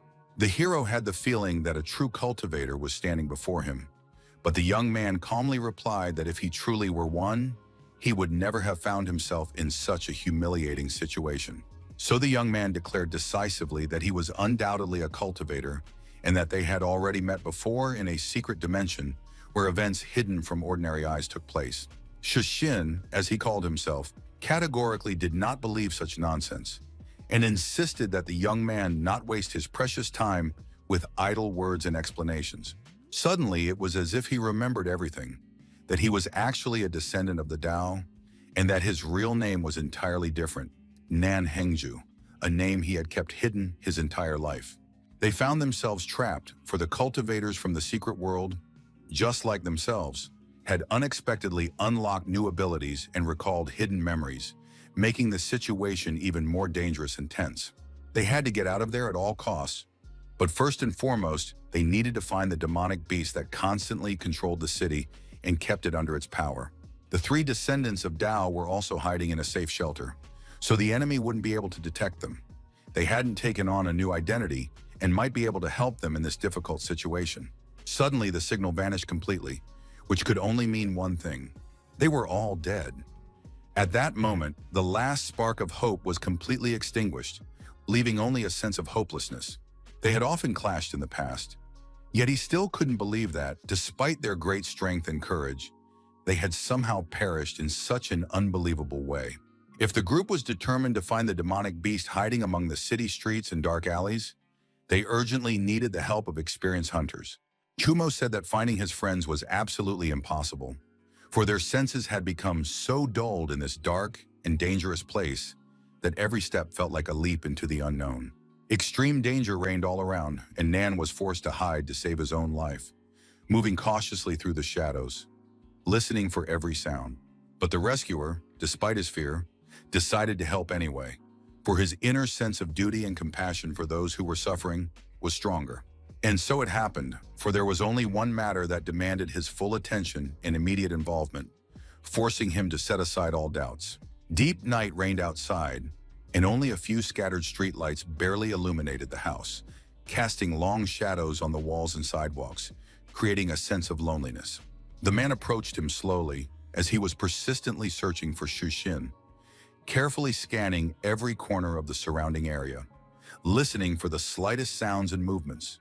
His employee was supposed to be keeping a close watch on the shop, but there was no one to be seen anywhere, and as he looked around, he felt a growing sense of unease and anxiety. Suddenly, his attention was drawn to what was happening ahead, for the unexpected event threw him off balance, causing his heart to beat faster and his eyes to widen in surprise and alarm. Shushin, who had long been his loyal assistant and in whom he had placed great hopes, tragically took his own life, leaving him in a state of deep shock, grief, and helplessness. Immediately, the man began shouting, ordering the kidnapper to come out, for he knew full well that this was the result of his own doing, and his voice, filled with anger and determination, echoed all around. It seemed as though everything had happened because he was late, yet he insisted that he had kept everything strictly secret, concealing any details, because he understood that revealing the truth could lead to unpredictable consequences. The young man appeared before him suddenly and without warning, immediately asking about the kidnapper and his secret underground business. Upon seeing the officer, the man seemed to sober up instantly and, summoning all his willpower, explained that he had spoken such nonsense because he had been drunk and overcome with fear. He also remembered Liu Nian's family well, because just a few days earlier they had bought a coffin from him, and that event had left a vivid impression on his mind, evoking mixed feelings. But after that incident, they never saw each other again. Every encounter had become part of a past that could no longer be changed, leaving him alone with thoughts of how things might have turned out differently. Grabbing him by the shirt, the officer emphasized that they had already confessed to buying a girl from him for a marriage ceremony, underscoring the gravity of the situation and forcing him to realize the consequences of his actions. He also explained that the undertaker was a suspect in the murder of 2 sons and that an employee had taken his own life right in his shop, so he was faced with a choice: to face punishment alone or to tell the whole truth. The man gave in and said that a kidnapper had come to him with a gang that kidnapped people and wanted to collaborate, and the man agreed because he saw it as an opportunity to make money. Not far from the family's home, he made strange noises and stole chickens, exploiting the situation for his own gain. He offered to perform a ritual, though the kidnapper provided the girl herself. Shumo also inquired about the burial demon, who was considered voracious and was Liu Nian's younger son. But as it turned out, he knew nothing about the existence of this creature. A deafening silence reigned in the basement itself, enveloping everything around, forcing one to listen for the slightest rustle or footstep. The girl lay motionless on the floor, as if in a deep sleep, and her helpless posture gave a sense of fragility and vulnerability, for any careless movement could wake her. The couple couldn't fathom what the officers were thinking as they locked them and their daughter-in-law in together and argued among themselves, for the law enforcement officer's behavior was unpredictable. It turned out that the man had bought the girl himself, but to avoid responsibility, he shifted the blame onto others, trying to conceal his actions by manipulating facts and testimony. Suddenly, fear froze in their eyes, for a dark shadow had unexpectedly appeared ahead, moving slowly and inexorably, filling the air with tension and a sense of impending danger. Mr. Liu suddenly realized that standing before him was the very demon about whom he had heard terrifying legends, and this realization filled his heart with horror and dread. Raising their voices, they began to call out loudly for help, trying to attract the attention of others, for they felt they needed support, and their cries echoed all around. With his mouth agape, the undertaker listened intently to everything that had happened recently, and replied that if he could have done such a thing, he would never have kept a small bench in his yard. In his opinion, it was definitely the kidnapper's doing, for he was convinced that the very person he suspected had killed his employee and caused great harm. Glancing inside the room, he noticed that Shi Xinyan was no longer there, nor was his body, leaving behind only an empty and dim room with no traces remaining. The young man stood behind the man, watching him closely and asking if he was the person the man was looking for, unable to hide his tension and anxiety. Sweat trickled down his face from the tension and fear, for he knew he was not to blame for his death and feared that no one around him would believe the truth. He asked the manager to relax a little, explaining that they had already learned everything they needed to know, and there was no point in prolonging the tense situation. Suddenly, something strange began to happen to the man, as if his body and thoughts had begun to obey incomprehensible forces, creating an atmosphere of fear and astonishment around him. His body fell sharply to the ground, completely losing consciousness, and a silence fell around them, further emphasizing the suddenness and gravity of the situation. The undertaker's reaction wasn't exactly one of fear, rather it expressed surprise and cautious wariness as he tried to figure out what exactly had happened and how to proceed. An unknown creature suddenly crawled out of the coffin and slowly approached, radiating a mysterious and eerie aura that made everyone present hold their breath in fear. It muttered only words about murder, warmth, and the last vessel, as if trying to convey some secret information that no one else could fully understand. The faceless demon turned out to be exactly as imagined, radiating a cold and terrifying aura that made everyone around keep their distance and fear coming near. The creature slowly approached the Undertaker. Its movements were deliberate and menacing, creating a sense of imminent danger that hung in the air above him. The cultivator, seeing this, instantly rushed to his aid, moving decisively and with incredible speed to save the Undertaker from the approaching, dangerous creature. However, his blow passed right through the enemy's body, as if it were transparent or immaterial, leaving him bewildered and forcing him to seek a new way to counter the threat. Taking the man in his arms, he said that night he had wanted to invite the two rescuers to witness his mysterious ceremony of immortality, so that they might understand the full grandeur and danger of his plan. A month ago, he had perished in the mountains, on the brink of death, where he encountered a certain celestial being who had discovered the secret of immortality, and that being had then taught him the art of resurrecting the dead. After that, his soul split into two parts. One, Hun, was rational and remained in the coffin until nightfall, while the other, Po, awoke only during the day, following its natural rhythm. That year, he hated more than anything else. For having absorbed Po, his appearance was supposed to remain the same, yet his body became hideous and disfigured, filling him with despair and anguish. It was then that the monster became like a celestial being, acquiring its power and grandeur, yet simultaneously retaining a terrifying and frightening form that frightened everyone around him. No one wanted to become immortal because of its terrifying appearance, which repelled and frightened everyone, forcing them to avoid even thinking about such a fate. Hearing those words, the creature grew even angrier. Its eyes flashed with fury, and its body twitched with uncontrolled aggression, creating a sense of a dangerous and unpredictable threat around it. It lunged at them with terrifying force, unleashing its blows with incredible speed and fierce energy that made the ground tremble beneath its weight. Nan was knocked aside by the blow, feeling a sharp pain and shock, his body flying through the air as if torn from the ground by an invisible and incredible force. Chumo ordered him to find cover to stay safe, while he remained behind, wanting to speak with the Undertaker and understand all the details of what had happened. He wanted to know why the Undertaker had sold the coffin to the Liu family, as well as who the liar was who had spoken of the method for achieving immortality, in order to understand the entire scheme and the motives behind the events. Enraged, the monster believed that everyone envied him, for he had seen the celestial being with his own eyes and understood that this was the state no one else had ever attained. Nan wasn't cautious because he hadn't accounted for his opponent's power, which differed significantly from what he was used to seeing in demonic beasts or cultivators, and because of this, he found himself in danger. Still, he did not want to give up without a fight, and moreover, his refined cultivator's body gave him a significant advantage in strength and endurance over his opponent. Hearing no sounds of battle, the rescuer couldn't understand why everything was so quiet and began to worry that the battle had ended abruptly, leaving him in the dark. As he drew closer, he realized that his comrade was alive and well, having suffered no serious injuries during the dangerous skirmish.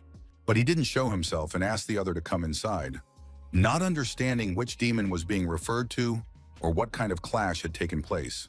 Opening the door, the young man paused for a moment, unable to believe his eyes and unable to fully comprehend what was happening before him. He was asked to come in and sit down so that his fellow believer wouldn't wait too long and worry needlessly about the delay. In reality, everything that had happened turned out to be a misunderstanding, and they had misinterpreted each other. Chumo explained that he had supposedly always aspired to become a celestial being and had begun to feel envy. Thanks to his big heart, the Undertaker forgave him for such rudeness, showing sincerity and mercy despite the offense that might have remained. Joining the conversation, Nan also wanted to express his apologies and show sincerity, hoping to restore mutual understanding between them. All people sought immortality, and in that case, they became allies, so there was no point in wasting attention on petty pranks and misunderstandings. Had it not been for the Undertaker, the young man believed they would not have strayed from the right path to immortality, and so they sought to get back on track and meet the celestial being. The task was extremely difficult, and finding him was nearly impossible, but the monster could meet with the master again to express gratitude, as well as teach them the magic of resurrecting the dead. In Nano's opinion, this knowledge was extremely valuable, since after joining the sect, disciples even had to pay money to have a chance to master the true secret techniques. The monster already wanted to spread this knowledge among all people and help them, since it had been given the chance to learn such valuable information and use it for the benefit of others. The world was plagued by suffering, uprisings, and wars between mortals and immortals. His children had died of starvation, and his wife had perished during their escape, and even with new power, the situation would only have worsened. Chumo was fascinated by the profound knowledge of the great truth held by his fellow believer, the Undertaker. And as an official, he strove to earn his trust through his honesty and devotion. In that city, the officer worked well and earned a reputation as a decent man, so the monster trusted him. But with Nan, things were completely different, and it would be difficult for him to attain the status of a celestial being. Then the Savior decided to ask about the Liu family, wondering what should be done with them, considering that they had lost 2 sons and had also exploited a young girl for their own purposes. The monster flew into a rage and ranted that the couple were greedy, and it was precisely because of their actions that many families were left homeless. And for their rich clothes, such people deserved what they got: death. As for the bride they had intended to exploit, she was merely the key to immortality. Her soul was hidden in the coffin, and she was to become his companion. Only when the 2 immortal bodies, yin and yang, simultaneously complete the final stage of resurrection, will they be able to become true celestial beings. Otherwise, the monster will perish and she will not live long. In the creature's dreams, they were to live happily ever after in the near future, and nothing could disturb their peace, for the time of the ritual had come, and her flesh was to return to life. The basement was as quiet as before. The screams had ceased, leaving only a deafening silence that enveloped everything around them and sent shivers down their spines. The girl kept banging her head against the iron bars, and they were already thinking they would have to tie her up to stop this violent struggle. The man was afraid, for he did not know what answer the demon might give, nor what consequences it would have for him and those around him. Having overcome the complex and ancient spell that firmly sealed the coffin, he described in detail all the stages of the long process of resurrecting the dead. There were major misunderstandings with his fiancée, because among the many people, he had to find a worthy candidate who could become a true partner, and no one understood how a fellow believer had managed to achieve this. He replied that there was a large group operating in the city that traded in living goods, and their clients included demons, deities, and people like him who were soon to attain immortality. Nan became curious about where exactly in the city they could find such merchants who had connections with demons, deities, and people seeking immortality. The task was extremely difficult, since those very merchants found their own clients, and it was possible that, upon returning to the ritual services shop, they might encounter them again. Finally, the monster remembered that he had not yet seen his bride, and this thought immediately filled his mind with excitement and anxiety. The pounding continued to echo ceaselessly through the basement corridors, spreading cold and anxiety to all the dark corners where silence and tension reigned. The girl began banging her head even faster, relentlessly and without pause for a long time, until her body and mind felt completely exhausted and her attempts to stop were futile. None of them knew what to do next, whether to remain seated in silence, observing her behavior, or to intervene to stop her and halt her destructive actions. Meanwhile, the monster raged, realizing that he had come within a hair's breadth of becoming a celestial being, and this thought filled him with rage and despair. Chumo explained that he felt sorry, but the world was unpredictable, and no one could have foreseen that things would turn out this way, and this caused him deep turmoil. Most likely this was his destiny, which he had to endure despite his fear, doubts, and all the unpredictable trials that lay ahead. However, the monster had another plan up its sleeve, and pointing at Nan, said that he was the one who was to become its partner in carrying out dangerous and secret schemes. Frowning, he refused, for he was a man and knew that his birth had occurred at a specific time that determined his own fate and the limits of his choices. The situation began to take a new turn, and he didn't understand why the monster hadn't chosen Chumo as his partner, even though that seemed like the logical and expected decision. The co-believer explained that the officer was his host, and he needed to remain among people, continue his life, and gradually develop the ideology he had initiated. The Savior asked for forgiveness, but the co-believer categorically rejected such a plan, leaving no room for compromise or a change of heart. Continuing on, the monster sought various ways to persuade the young man to agree, employing cunning, persuasion, and every possible method of psychological influence. Nan remained firm in his stance, steadfastly refusing to accept any argument, despite all the monster's attempts to convince him and force him to change his mind. Giving up, the creature also no longer wanted to do anything and decided it would be better to die, for the strength and will to fight had finally left it. Its journey had come to an end, and it bid farewell to everyone, leaving behind memories, traces of good deeds, and a sense of completion of its life's path. Walking quietly across the ground, the believer moved away from the cultivators, leaving behind the noise, the bustle, and all the dangers they could bring him.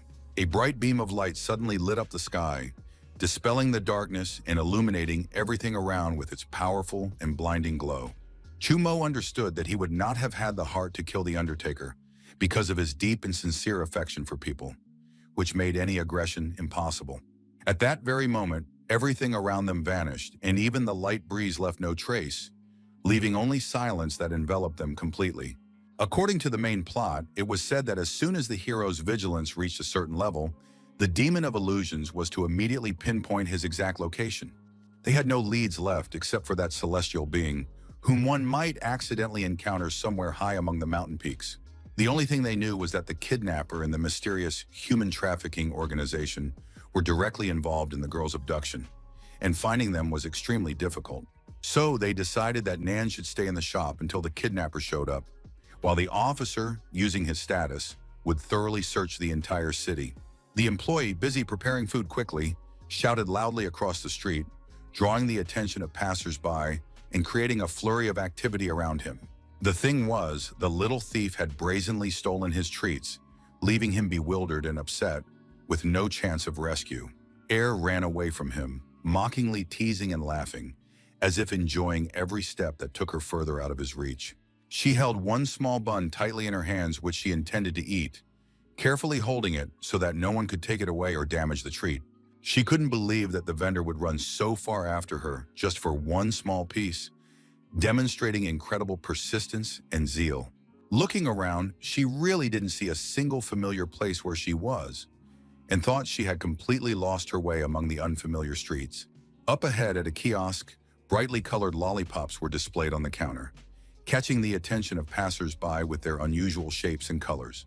The man selling these treats kindly offered the girl a taste of one of them, smiling and trying to pique her interest with the colorful treats. Air, as if hypnotized, slowly made her way toward him, completely forgetting about her own safety, oblivious to the dangers and unpredictable situations that might lurk nearby. In other places, they were also made by hand, but this vendor's candies were exceptionally special, distinguished by their bright shapes, unusual flavors, and skillful presentation.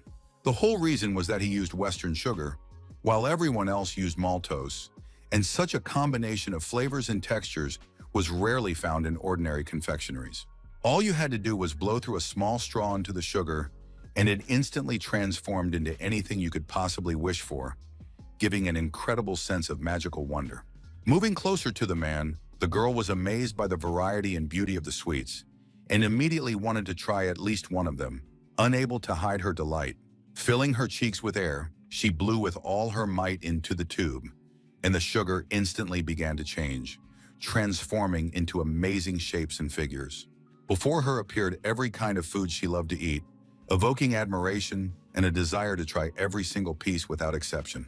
The man, on the other hand, had never seen such amazing things and thought they were inedible, not realizing that they could actually bring true pleasure. Feeling a strong dizziness, Air tried to understand what exactly the vendor had done to her and why her sensations had suddenly changed in such a strange and unusual way. Then he explained that this was a perfectly normal phenomenon. The sugar had simply taken on a new form. In his opinion, she looked like a wonderful candidate for the role of Hebo's bride. Meanwhile, the couple was in a dark basement, cautiously surveying their surroundings and trying to understand what was happening around them. They provided the officer with the necessary funds to secure their release, and at the senior general's command, asked if the man intended to take revenge on Chumo for past grievances. Sensing a treacherous trap, he immediately and decisively refused, as he could not bring himself to do such a thing, fully aware of the possible consequences of his actions.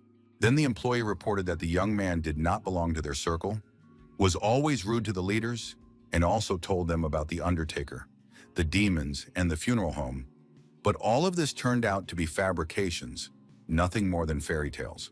Mr. Liu reported that he had seen the burial demon with his own eyes and assured them that this was no legend, but a real event that had made a strong impression on him. The senior general had already sent men to the cultivators, and Mr. Liu, taking advantage of the situation, had to destroy Chumo. Otherwise, he himself would have been among those who would die, with no chance of survival. Viewers watched the live broadcast intently and waited with bated breath for the brave rescuers to destroy the terrifying demonic beast that was frightening everyone around. They were convinced that the young men had simply decided to play detective and weren't doing anything serious, completely unaware of the danger nearby. People even suggested that Chumo destroy the entire city if he couldn't find the dangerous enemy threatening the lives of every resident. The virtual host urged everyone to stay calm, but despite this, the cultivators found themselves in a critical situation and had to quickly come up with a plan to return. She also wanted Elder G to explain in detail the real reason for their presence there, so that everyone would understand the situation and be able to act sensibly.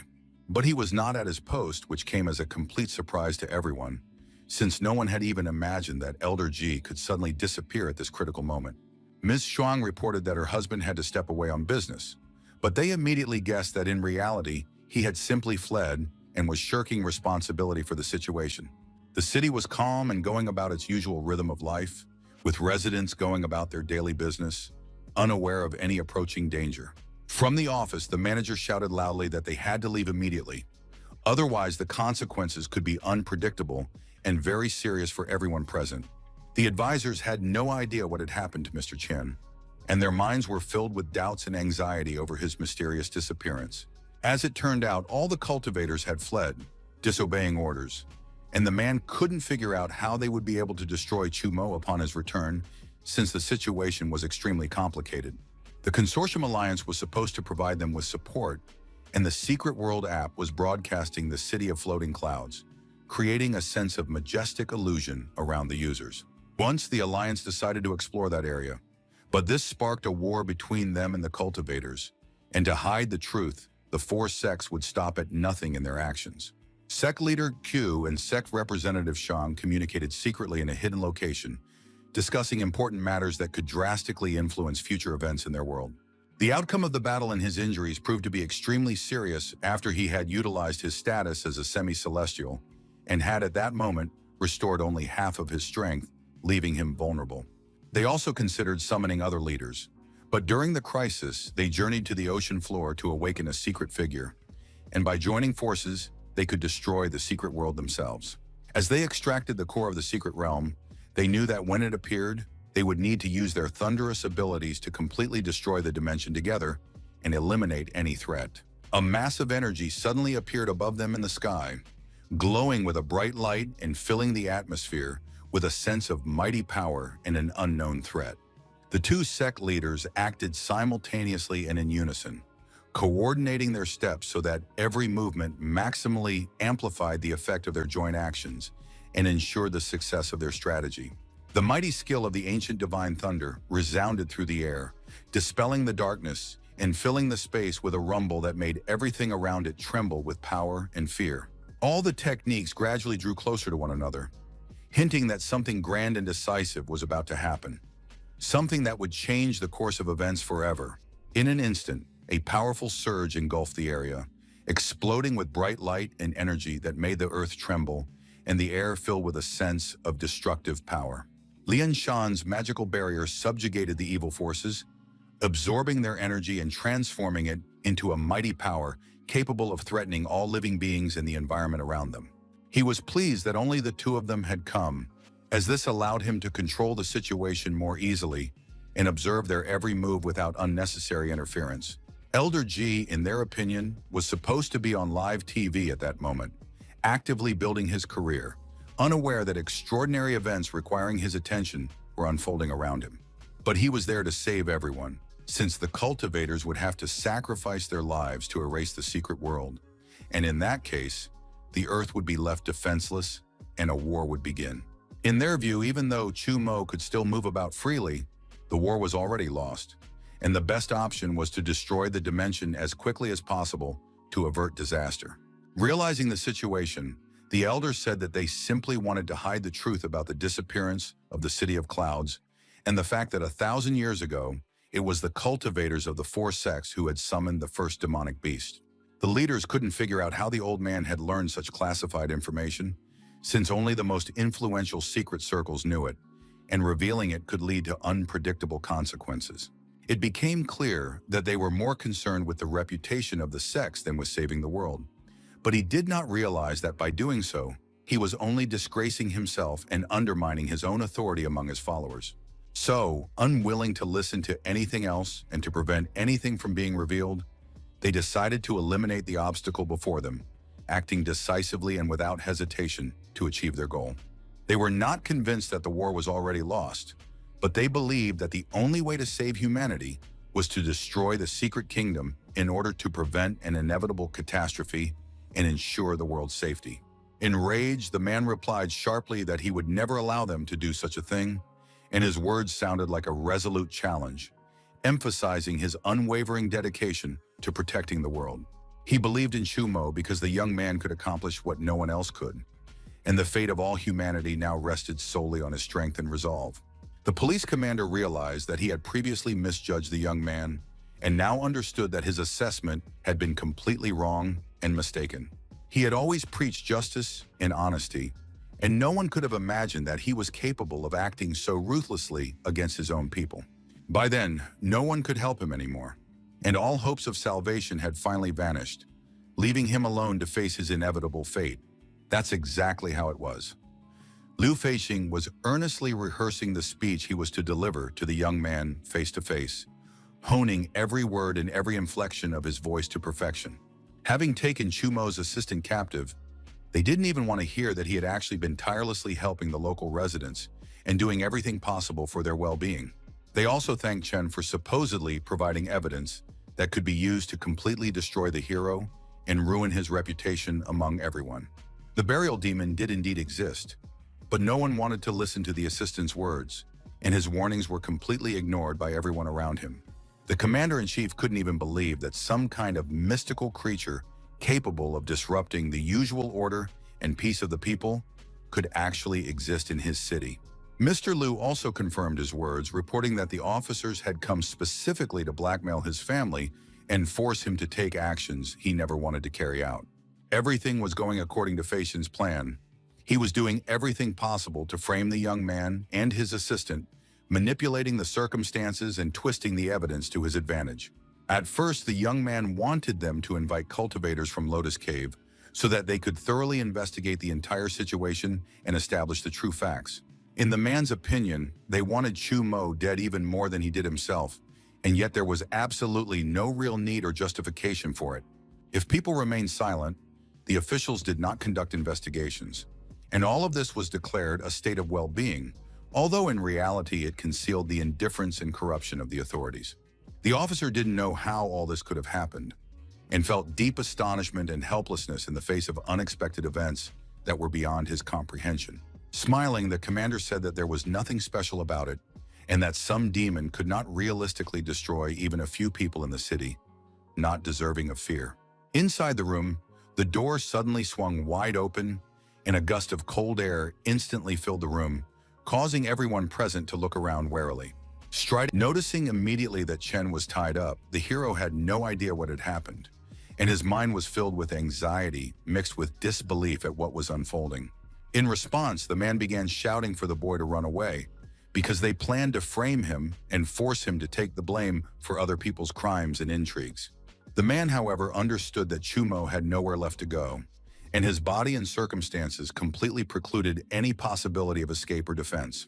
Obeying the order, the subordinates rushed toward the officer to seize him and carry out the order without hesitation, without thinking about the consequences of their actions for themselves or others.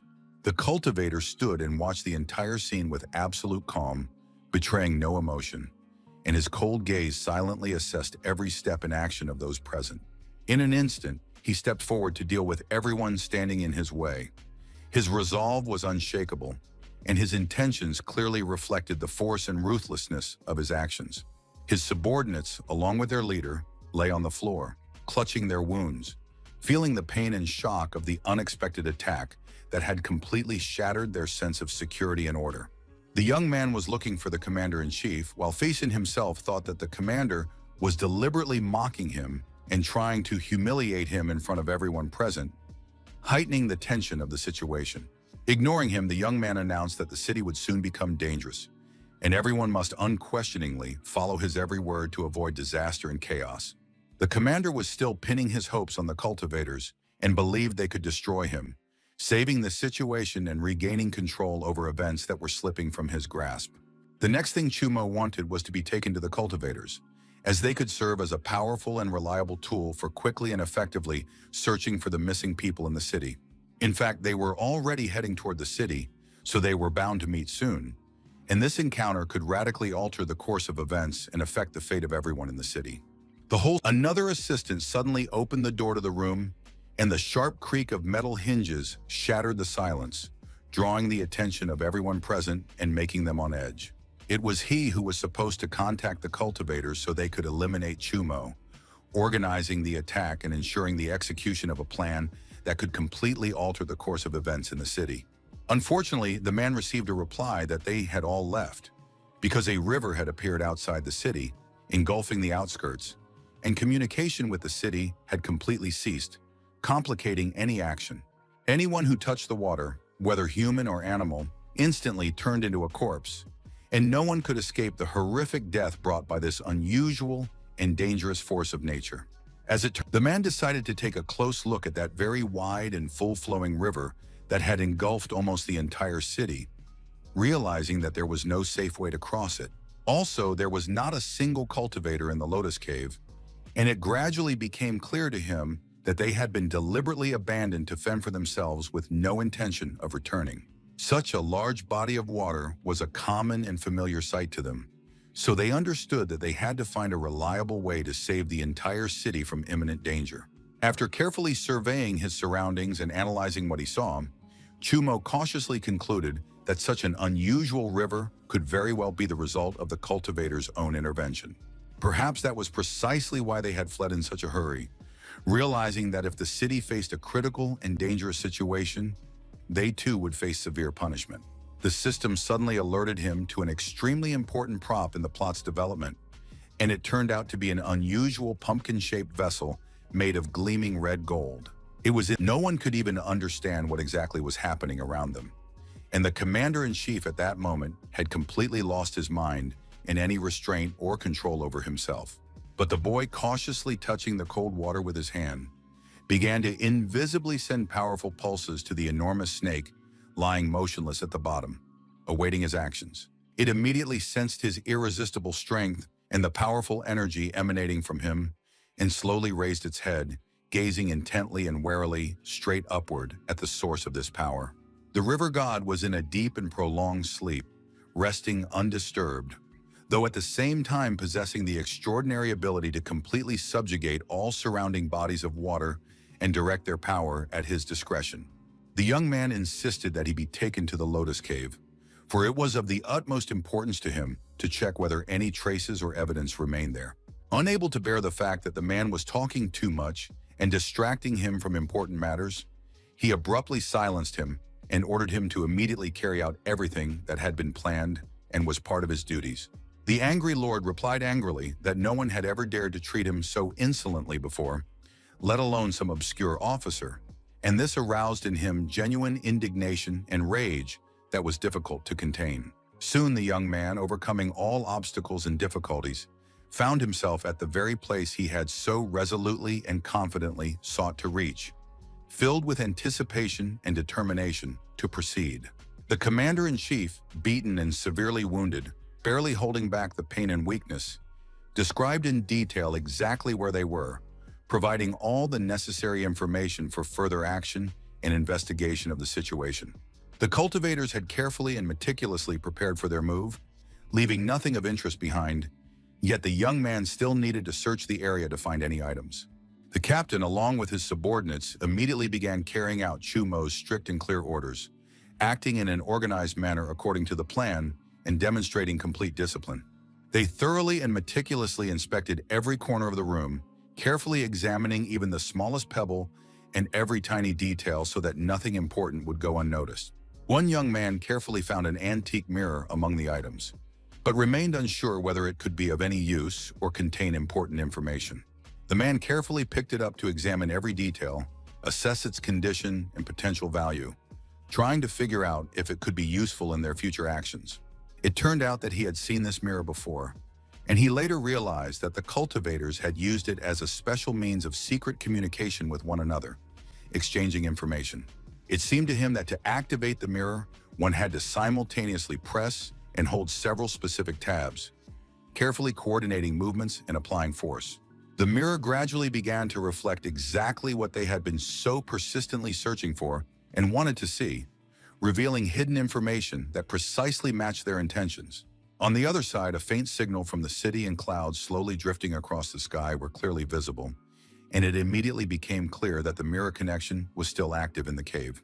The captain immediately made an urgent appeal to Chairman Jin, asking him to help them deal with the strange body of water that was rapidly flooding the entire city and swallowing people up without a trace. But as it soon turned out, his interlocutor calmly stated that this was his doing, and he made no attempt to hide his involvement in the events. Demonic beasts kept trying to break into the city, brutally mutating ordinary people into hideous monsters that served as a kind of foothold. A serious crisis had arisen that threatened the entire world. It was necessary to make a small but important sacrifice to destroy all the demons in the city, and water was to gradually fill the entire area. Trying to reach out to the cultivators, the man persistently continued to ask for help, never losing hope even in the most difficult moments of his life. He fully supported the idea of destroying the city, but sincerely begged to be spared out of old friendship, while at the same time feeling a deep moral dilemma. Chairman Jing could not help him, for even a moment's delay could allow the demons to escape the city, resulting in the deaths of millions of people, a prospect that terrified him. Jumo proposed destroying all the creatures, hoping that this would force them to abandon their plans to destroy the city, though he was fully aware of the scale of the consequences of his decision. So, they had 3 days to complete the task, and if they failed to destroy all the mutants by then, the entire area would be mercilessly flooded. The mirror was no longer transmitting a signal, and it was impossible to communicate through it, leaving everyone in complete uncertainty and anxiety. In the commander's opinion, 3 days was far too little time to complete the mission, but it was the only time they had left, and there was no alternative. The hero ordered him to find the kidnapper and search the entire city, thoroughly checking every nook and cranny and leaving no chance for escape. But he didn't believe that all the officers could carry out the order so quickly, doubting their ability to act in unison and without mistakes. The young man suggested mobilizing all government agencies, and if that wasn't enough, even their wives should be enlisted for the task, for only then could he save himself. Agreeing to everything, the man assured them that he would find the kidnapper under any circumstances, regardless of the difficulties and dangers that might arise along the way. The cultivators pondered whether they had done the right thing by giving only 3 days to save the city, fully aware of the immense responsibility for the possible consequences. As it turned out, Lord Jin did not want to destroy the city immediately. He merely wanted them to die while dreaming of beauty, and this became his final act of mercy. He wasn't going to risk everything for some city when the entire world was at stake. And besides, maintaining the spell required a vast quantity of spiritual stones, of which there were almost none left. With a shout, the man ordered the red-gold, pumpkin-shaped vessel to destroy the city of clouds floating above the earth, leaving no chance of salvation. The water became more turbulent than before, frantically trying to engulf the city from all sides, threatening to drown it without mercy. The god of the waters remained at the bottom, motionless, watching the raging waters, as if waiting for the right moment to intervene. A mighty wave rose over the city, looming over the rooftops and streets, terrifyingly warning all the inhabitants of the approaching inevitable catastrophe that could destroy everything. An invisible barrier seemed to work in the residents' favor, powerfully pushing the water back, saving the city from complete flooding and granting the people temporary relief. The vessel returned to its original state, and the storm gradually subsided, leaving the city in silence after the chaos that had nearly destroyed it. Mr. Jin ordered his subordinates to increase the potency of their magical power by focusing their energy and to try again, hoping to achieve the desired result without error. Doing everything as the leader had ordered, they recited the spell over the object once more, pouring all their strength into the words and hoping to achieve the desired effect. After some time, following their sixth attempt, nothing worked, and disappointment gradually spread among everyone standing near the object, watching the fruitless efforts.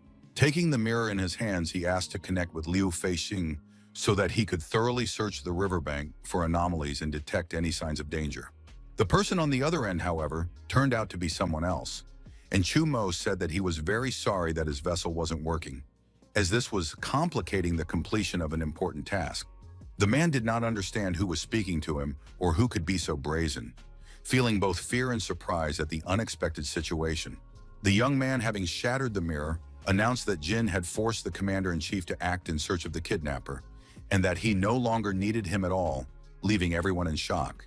The enraged man sternly ordered that all spiritual stones be collected without exception, so that he could mercilessly destroy the city at any cost and completely eliminate all evidence. Suddenly, a new call came in on the mirror, instantly grabbing everyone's attention and causing those present to watch the events unfold with apprehension. They were urgently summoned from Delosian, and this event turned out to be extremely important, as the resolution of critical matters and plans depended on it. Fear suddenly flooded the man's heart, and he couldn't understand how they had managed to find out about all his secrets and hidden plans so quickly. Keeping his composure, the man answered the call calmly and composedly, trying not to show his agitation while listening intently to every word his interlocutor said. The situation looked as if an extremely important conversation was about to begin, one that could radically change the course of events and the fate of everyone present. The caller connected instantly and immediately asked how things were going in the city, watching the clouds drifting slowly across the sky, as if reflecting the mood of the events.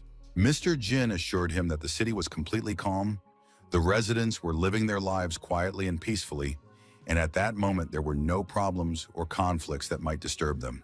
So much time has passed, and he still hasn't wiped the city off the face of the earth, said Administrator Mingguang, expressing surprise and undisguised impatience at the delay. In response, the man said he didn't understand what was being discussed, since this area was under the reliable protection of the Lotus Cave, and any attempts to infiltrate it were impossible.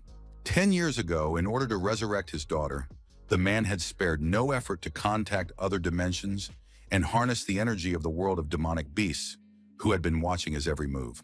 He didn't understand why, if the rulers knew everything in advance, they hadn't stopped him sooner, since that could have prevented many dangerous consequences and losses. Loshin imposed a strict ban due to the heavy loss of life in an attempt to calm the people, but this turned out to be nothing more than a deception, for the world's energy was being depleted, and thus the power of the demons became the primary focus of research. By that time, control over the city had already been lost, and he could hardly destroy it, since the situation had spiraled out of control and become too complex and unpredictable. Meanwhile, Chumanal arrived at the largest gang that ever existed, the Black Dragon, because they were the ones who could quickly mobilize the largest number of people to carry out the most difficult tasks. The hero asked his assistant to remind him if they had ever dealt with this gang before, seeking to understand the level of their danger and preparedness. It turned out that in the past they had repeatedly shut down the gang's operations. Most of its members couldn't stand the young man, and their leader had a strange and obsessive fixation on him, which was cause for concern. There was no need to overthink it, since the city was on the very brink of extinction, and it was up to the leader to make the right choice, one that could determine the fate of all its residents. In any case, the officer wouldn't have objected if a new leader had emerged in the gang, since he understood that changes in leadership could affect stability and order among the gang members. The woman Yudong was the leader of this group, and the hero recognized her instantly, for her appearance and aura set her apart from everyone else and left no doubt about her authority. She also hadn't expected the captain to be so decisive and willing to directly ask her for help, which forced her to reconsider her own attitude toward the situation. The other sister, Jian Yan, was against him, since Chu Mo had always caused them countless troubles, creating difficult situations that they had to struggle to handle. They didn't even want to hear his explanation that the city was in danger and immediately decided to arrest him, ignoring all possible consequences. Those around them could do nothing but obediently follow the ruler's orders, for her authority and power were unquestionable, and any resistance could have serious consequences. Jumo replied that he did not want to intervene in the battle unnecessarily, risking the lives of his men and losing them in vain, striving to act wisely and prudently.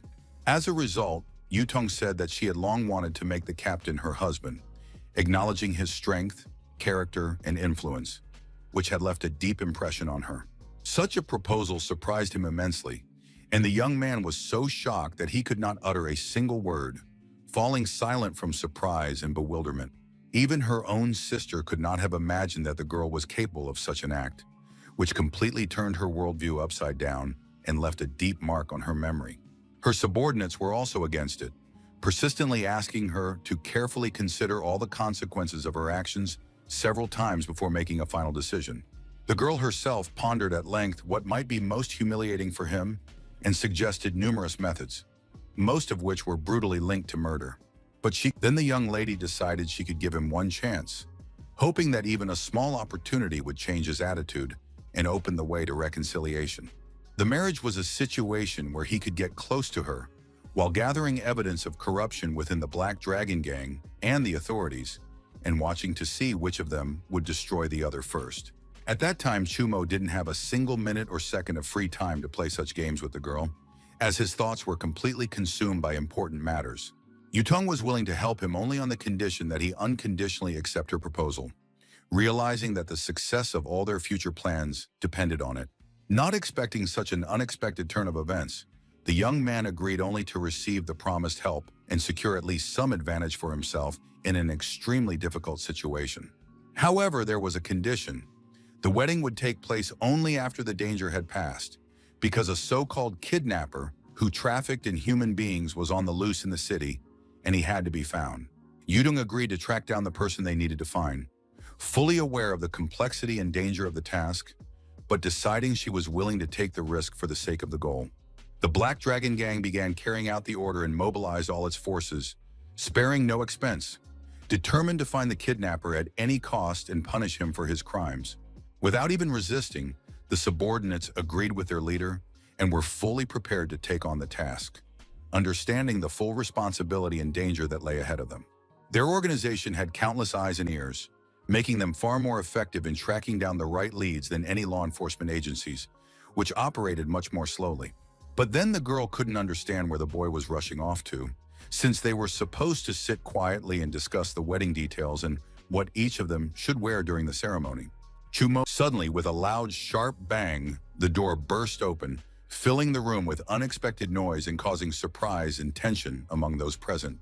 The assistant shouted loudly across the room that he had found the kidnapper, while holding in his arms a poor resident who had become an accidental victim of this dangerous situation.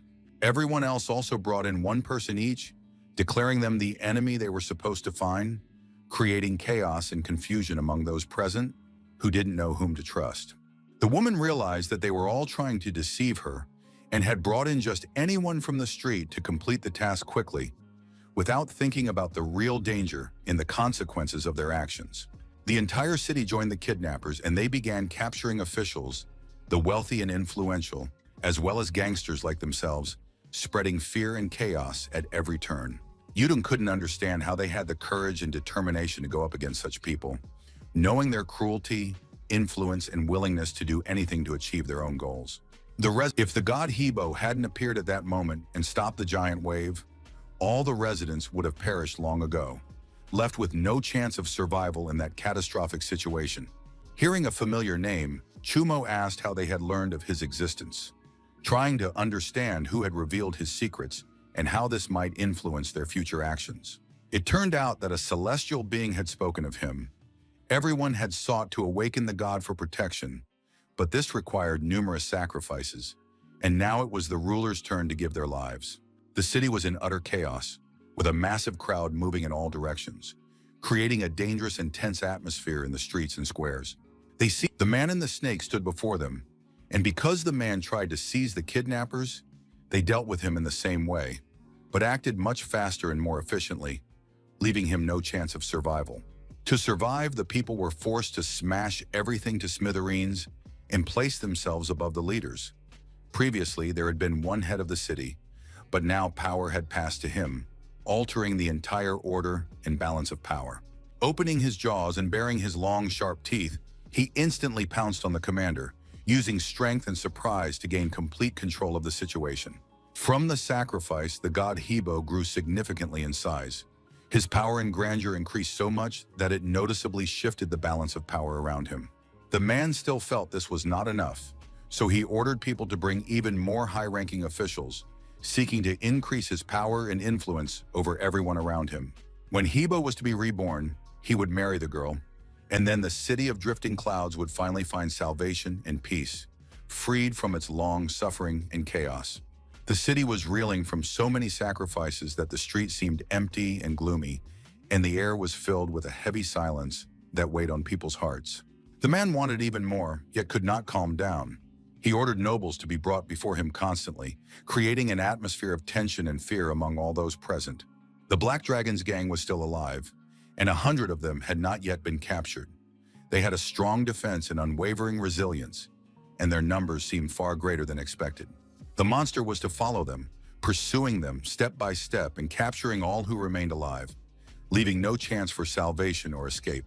Suddenly, they saw someone emerging from the lair of the Black Dragons, and his appearance instantly caused tension and fear among everyone present, making their hearts beat faster. Perhaps they had sent a messenger to make peace, but it all seemed rather foolish, for the sacrifice, in his opinion, was not something to be feared, and this only added to the absurdity of the situation. The young man strode confidently across the tiles, and each of his movements echoed clearly in the empty room, evoking a sense of determination and unwavering resolve. The leader of the kidnappers had come to them himself, and no one expected him to so unexpectedly simplify the entire plan, creating a shocking sense of uncertainty and tension among those present. The man knew Chumo, for it was his doing to ruin his immortality ceremony and mobilize all forces and resources to capture him, dead or alive, at any cost. The hero had contacted the gang solely to destroy his enemies and prevent them from killing Liu Yan, risking his own life and fate to save others. In the enemy's view, the world was sick. Immortal cultivators and officials were devouring the last remnants of flesh and blood, and only a god could save them from complete decay and ruin. To complete the ritual, a few more sacrifices were needed, and then Hemo could once again assume his true form, filled with incredible power and terrifying grandeur that struck fear into everyone around him. Also, as soon as he married, the true god would descend to earth and take power over them all, establishing his unshakable order and dominion over the world. According to their plan, Chumo was to become food for the serpent, and his fate seemed sealed as the dark forces around him prepared every step to carry out this horrific scheme.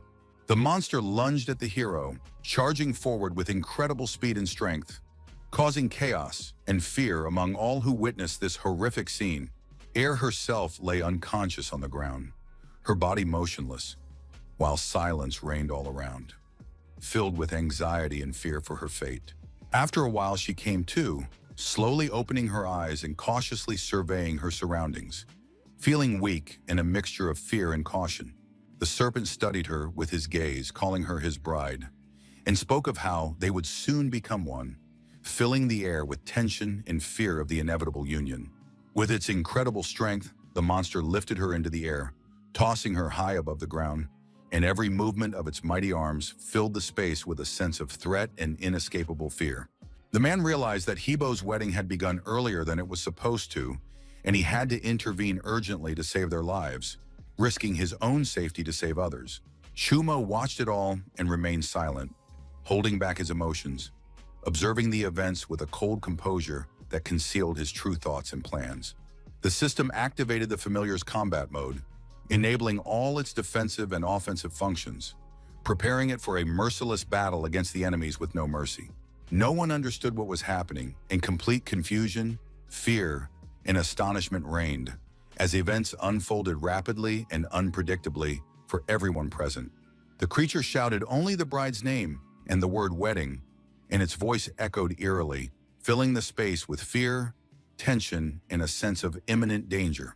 Air was unconscious, lying motionless on the cold floor, and her helplessness created a sense of anxiety and acute fear among everyone around her. Even the groom hadn't expected such a sudden turn of events. When the bride turned out to be the real Hebo, and the snake was just a fake, which completely changed all his plans and perceptions of the situation. But when Air walked past him, everything changed, and the air around them filled with a new tension. Emotions swirled, and his heart began to race faster than ever before. The girl, kneeling down, told the master that she was late, and her voice trembled with fear and shame, filling the space with a tense and anxious atmosphere. The inhabitants believed that the gods had descended to earth to save them, and this belief filled their hearts with hope, desperate faith, and the expectation of a miracle amid difficult times. Many beings also had hope in their eyes as they watched the events unfold around them, sensing a faint glimmer of faith in the expectation that something wondrous would soon happen. The abductor thought that Chu Mo was, in fact, a god himself, and this thought instantly filled his mind with fear, astonishment, and uncertainty about his own future choices. The hero, having assumed his form, commanded that everyone around him immediately obey his orders, and his voice rang out authoritatively, filling the space with authority and compelling discipline. Watching him, the monsters looked at him with hope. Their eyes shone with anticipation, and a sense of faith awakened in their hearts that he was capable of changing their fate. The young man's first order was to kill all mortals, for only their blood could open the way for the army of monsters destined to rule the world, establishing their power and control over all living things. The spectators could not believe what had happened. Their eyes were wide with shock, and their hearts tightened with incredible fear and astonishment at the events unfolding before their eyes. Some of them believed that the young man was the master of the monsters, and that his evil intentions were real, filling their hearts with fear, anxiety, and a sense of imminent danger to all living things. The celestial beings were meant to save humanity and could not understand why they had to kill those they were supposed to protect, and this bred confusion, bewilderment, and inner conflict within their hearts.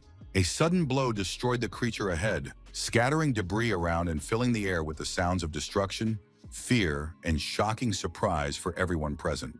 The pounding of feet and footsteps could be felt throughout the city, and their rumble echoed through the streets, creating a sense of panic, anxiety, and imminent danger among all the residents. Residents began to flee for their lives, and some could not utter a word out of fear. Their hearts were pounding wildly, and panic spread through the city, engulfing everyone around. They thought it was the end, and that there was no hope of salvation. Overcome by despair and hopelessness, they felt the inevitability of their own demise amid the chaos and destruction. The monsters ran after them in the hope of helping, while the people, on the contrary, believed that they were trying to kill them, and this created chaos, misunderstanding, and fear among everyone present. The young man found it fascinating to watch everything unfold, and suddenly the celestial beings unexpectedly gathered against him, forming a united front that threatened his plans and forced him to brace himself. They insisted that they must destroy all evil in the world and uphold justice, and these words filled their actions with determination, pride, and unshakable faith in their own mission. Everything was unfolding exactly according to this plan, and the hero knew that it was his duty to lead them to their final end, bearing responsibility for every step and playing a decisive role in bringing this dangerous event to a close. In an instant, Chu Mo destroyed all his opponents, leaving the kidnapper as the last one standing, and his victory stunned everyone watching, filling their hearts with shock and fear of his power. His attack quickly took down the criminal, and the sound of destruction echoed through the air, leaving all witnesses in a state of shock and alarm at the hero's incredible strength. Everything in the city changed rapidly, and the usual order crumbled, filling the streets with chaos, fear, and uncertainty among all its inhabitants. Nan approached the young man, but the latter sensed a hostile attitude from him, and the question of whether Nan was also planning to kill him tormented his thoughts, filling his heart with fear and anxiety. No one understood why the monsters called him their master, and this caused surprise, fear, and countless questions among everyone watching them from the sidelines. The hero replied that Air had previously descended to the earth, had been subdued by him, and that he had then acted according to his plan, deceiving all the monsters and celestial beings in order to achieve his goal unnoticed and strategically. The cultivator believed in the young man, placing his hope in his strength, wisdom, and ability to change the course of events, and this faith filled his heart with hope and resolve. It was strange that all the celestial beings were to be eliminated, yet the events were not yet over, and this generated surprise, tension, and a sense of uncertainty among everyone present. The main historical thread had been disrupted by only 99%, and the remaining uncertainty and danger created a sense of incompleteness, anxiety, and inevitable tension among all who knew of it. In his friend's opinion, he needed a rest to regain his strength and return to full form, ready for the new trials and dangerous events that lay ahead. But he had no time, and he remained in the city with air to avert the danger, fighting fear and risk to save everyone who had been trapped. The hero himself went in search of the Manhwa cultivators, venturing through dangerous places and obstacles, determined to find them and recruit them to his cause. Administrator Mingguan and Master Jin attempted to use their spells to transport Liu Yun Prom to the Lost Lands, so that the monsters could not penetrate the city, creating a final defensive barrier against the invasion. The man decided he would obey Dalotian's orders, accepting his authority and power, and preparing to act in accordance with his plans and instructions without hesitation. No one believed that such a simple and unremarkable artifact could suddenly and unexpectedly teleport Liu Yun to that mysterious and unknown dimension where secrets reigned.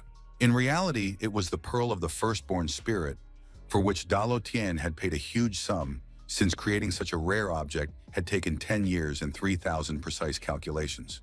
Thanks to Mr. Jin, who wisely saved them an incredible amount of time by placing it inside a huge golden gourd, the journey became much easier and safer. The entire procedure was supposed to take only a few quick seconds, but every movement was extremely precise and required maximum concentration and caution from the participants.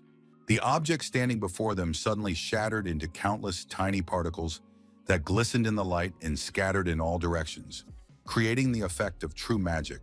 Mingguan didn't know exactly what had happened, and if this man turned out to be one of the monsters, his actions could be considered a capital offense in the eyes of the world. The man himself also couldn't understand why the vessel had suddenly burst from the inside, leaving him completely bewildered and forcing him to search for an explanation for this unusual phenomenon.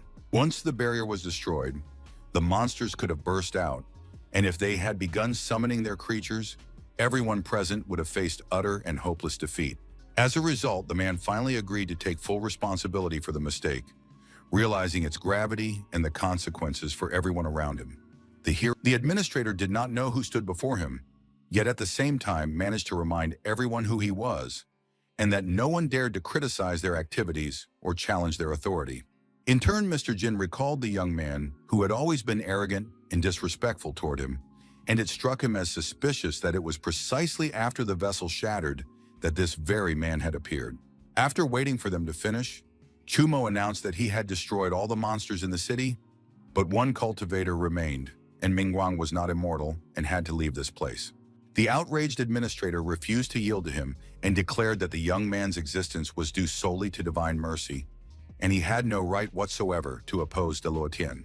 They thought the hero was a traitor and might even have joined the monsters, and that his true goal was merely to stop the teleportation process and save the situation. Immortals had always destroyed spiritual body cultivators, and until recently, their actions had not been recognized, so his colleague's opinion seemed quite logical and reasonable. The young man knew that instead of listening to such nonsense, it would be much easier for him to simply kill him and put an end to the senseless words. Mr. Jin's assistants rushed toward the hero to hold him back, blocking his path and trying to prevent him from moving forward. With ease and without expending any effort, the player repelled each attacker with a single powerful blow, forcing them to retreat one by one with no hope of success. His actions were so confident and focused that not a single muscle in his face betrayed any emotion, leaving his expression cold and unyielding before everyone. The pearl made it clear that he was, in fact, a spirit from another dimension, and its light seemed to reveal his true essence, hidden from everyone around him. The young man stood confidently on the battlefield, his gaze firm, and his posture unmistakably showing determination and readiness for any challenge. In the next moment, he had already vanished, leaving behind a void and a sense of sudden, unpredictable appearance and disappearance that threw everyone around him into confusion. Mingguan thought he had managed to send him to the Lost Lands, where he was to remain in an endless cycle of life and death, enduring eternal suffering and despair. Things did not go as planned, and Chumo suddenly appeared behind him, ready to intervene at any moment and change the course of events on the battlefield. The man couldn't fathom how this could have happened, for no one had ever returned from that dimension, and it completely contradicted all his knowledge and expectations. It was all in vain, for the place where they were was, in fact, those lands, and thousands of years ago, everyone who lived there had perished, leaving behind only ruins and memories. In the deacon's opinion, if he had ended up in those lands, Dalotien would certainly not have sat idly by, but would have quickly sought a way to protect their domain and defend their honor. Thousands of years later, only 4 of the 8 great clans remained. Dalotien had ceased to exist, and power on earth had finally returned to mortals, who ruled once more. The immortal cultivator was already dead by that time, and his mighty presence no longer influenced the fate of the living, leaving the world in the hands of mortal men. Deacon Mingguan's spirit was split into 2 parts. One half remained in the lost lands, while the other returned to reality, carrying memories of the past. The other part of him, which remained on earth, suffered no less than the first, feeling loss and despair at the impossibility of reuniting with the lost fragment of his being. Perhaps it would have been easier for him to simply disappear than to endure all the suffering, pain, and despair that constantly weighed down his divided essence in this world. Mingguan was enraged by the hero's report, feeling anger and irritation welling up inside him, for the news revealed an unwanted truth and stirred a storm of emotions. Yet everything had happened exactly as he had said, and events unfolded precisely as he had foreseen, leaving him both satisfied and grimly alarmed. The immortal cultivator was torn in 2 and vanished, leaving behind only a faint trace of energy that gradually dissipated into space and time. Tako's assistants believed him and wept in despair, realizing they were dead, and their hearts were filled with pain, sorrow, and helplessness in the face of the inevitable. Mr. Jin urged them not to let themselves be deceived and to believe that all of this was nothing but fiction, false stories created to confuse their thoughts and emotions.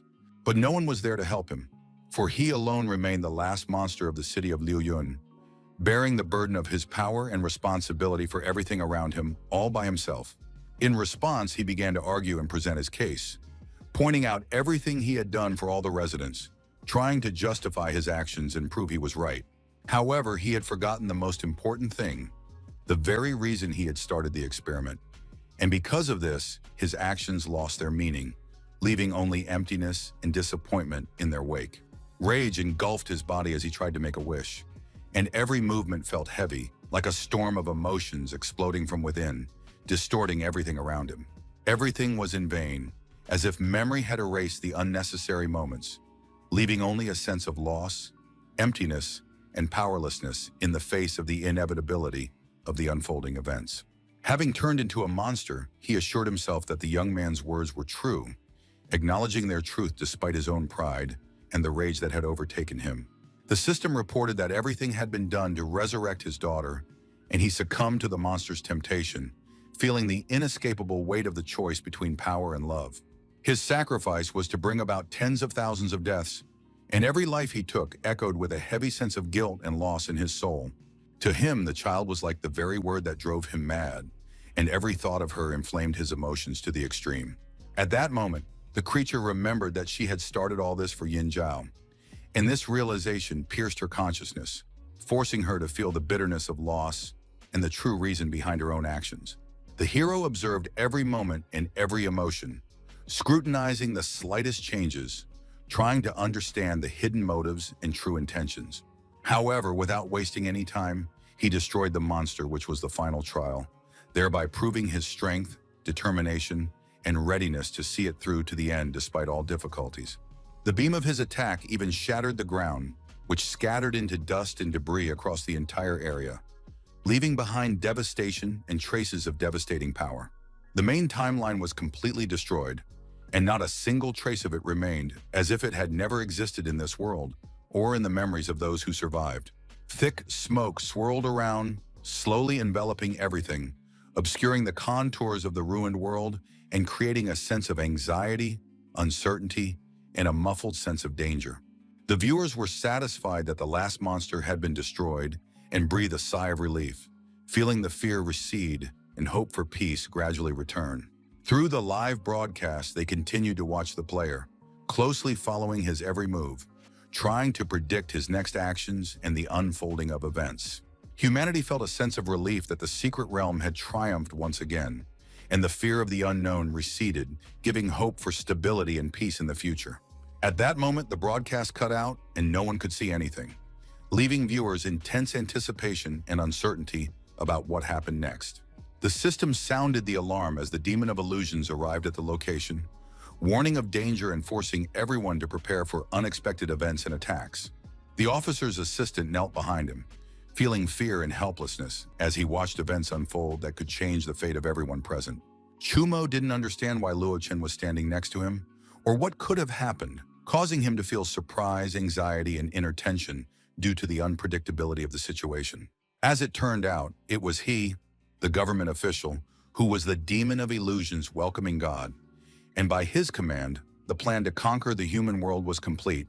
The time had come for the ruler to awaken. The city streets were quite crowded with people moving in different directions, and a noisy commotion could be heard, filling the urban environment with energy and clamor.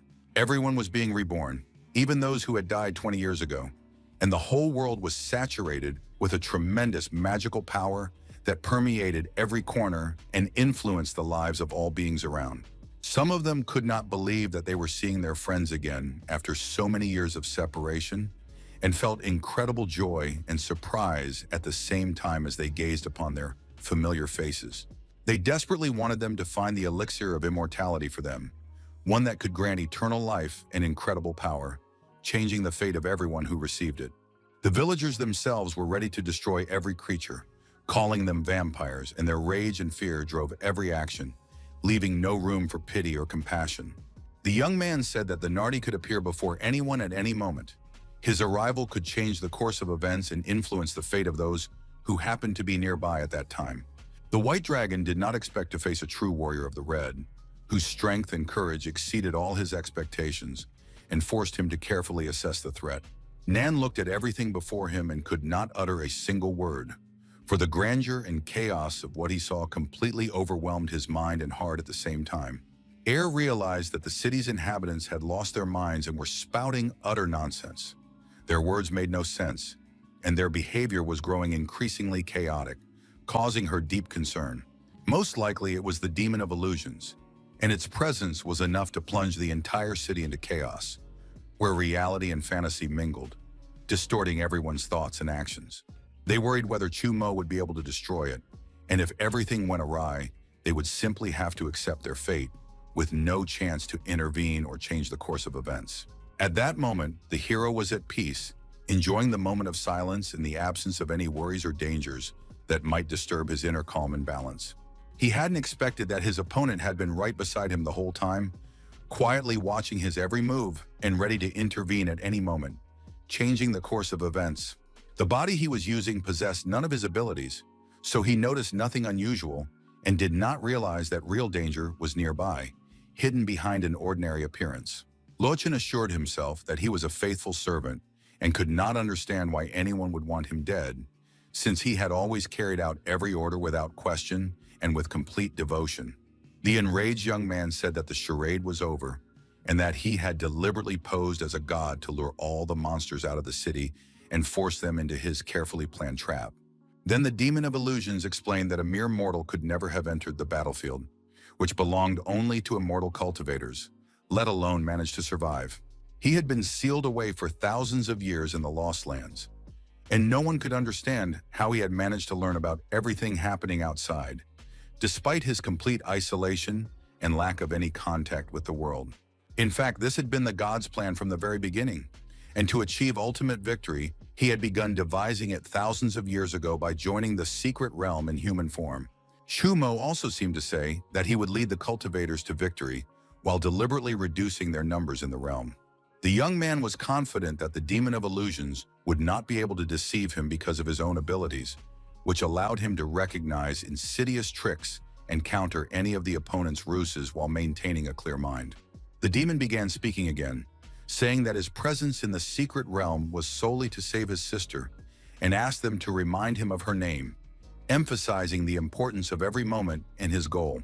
The boy himself replied that he couldn't possibly not know the name of the one who was his entire family, for she was the only loved one who remained by his side and gave meaning to his existence. But when he tried to recall everything, it was as if everything had flown out of his head, leaving a void and confusion that prevented him from recalling even the smallest details that had once been familiar to him. Chen explained that it all made sense, because his sister wasn't real and had never existed, and his memories of her were merely an illusion created to test his resolve and his feelings. The illusion demon spell had completely confused the player's mind, blurring the line between reality and fiction and forcing him to doubt his own memories and sensations, losing his bearings on what was real.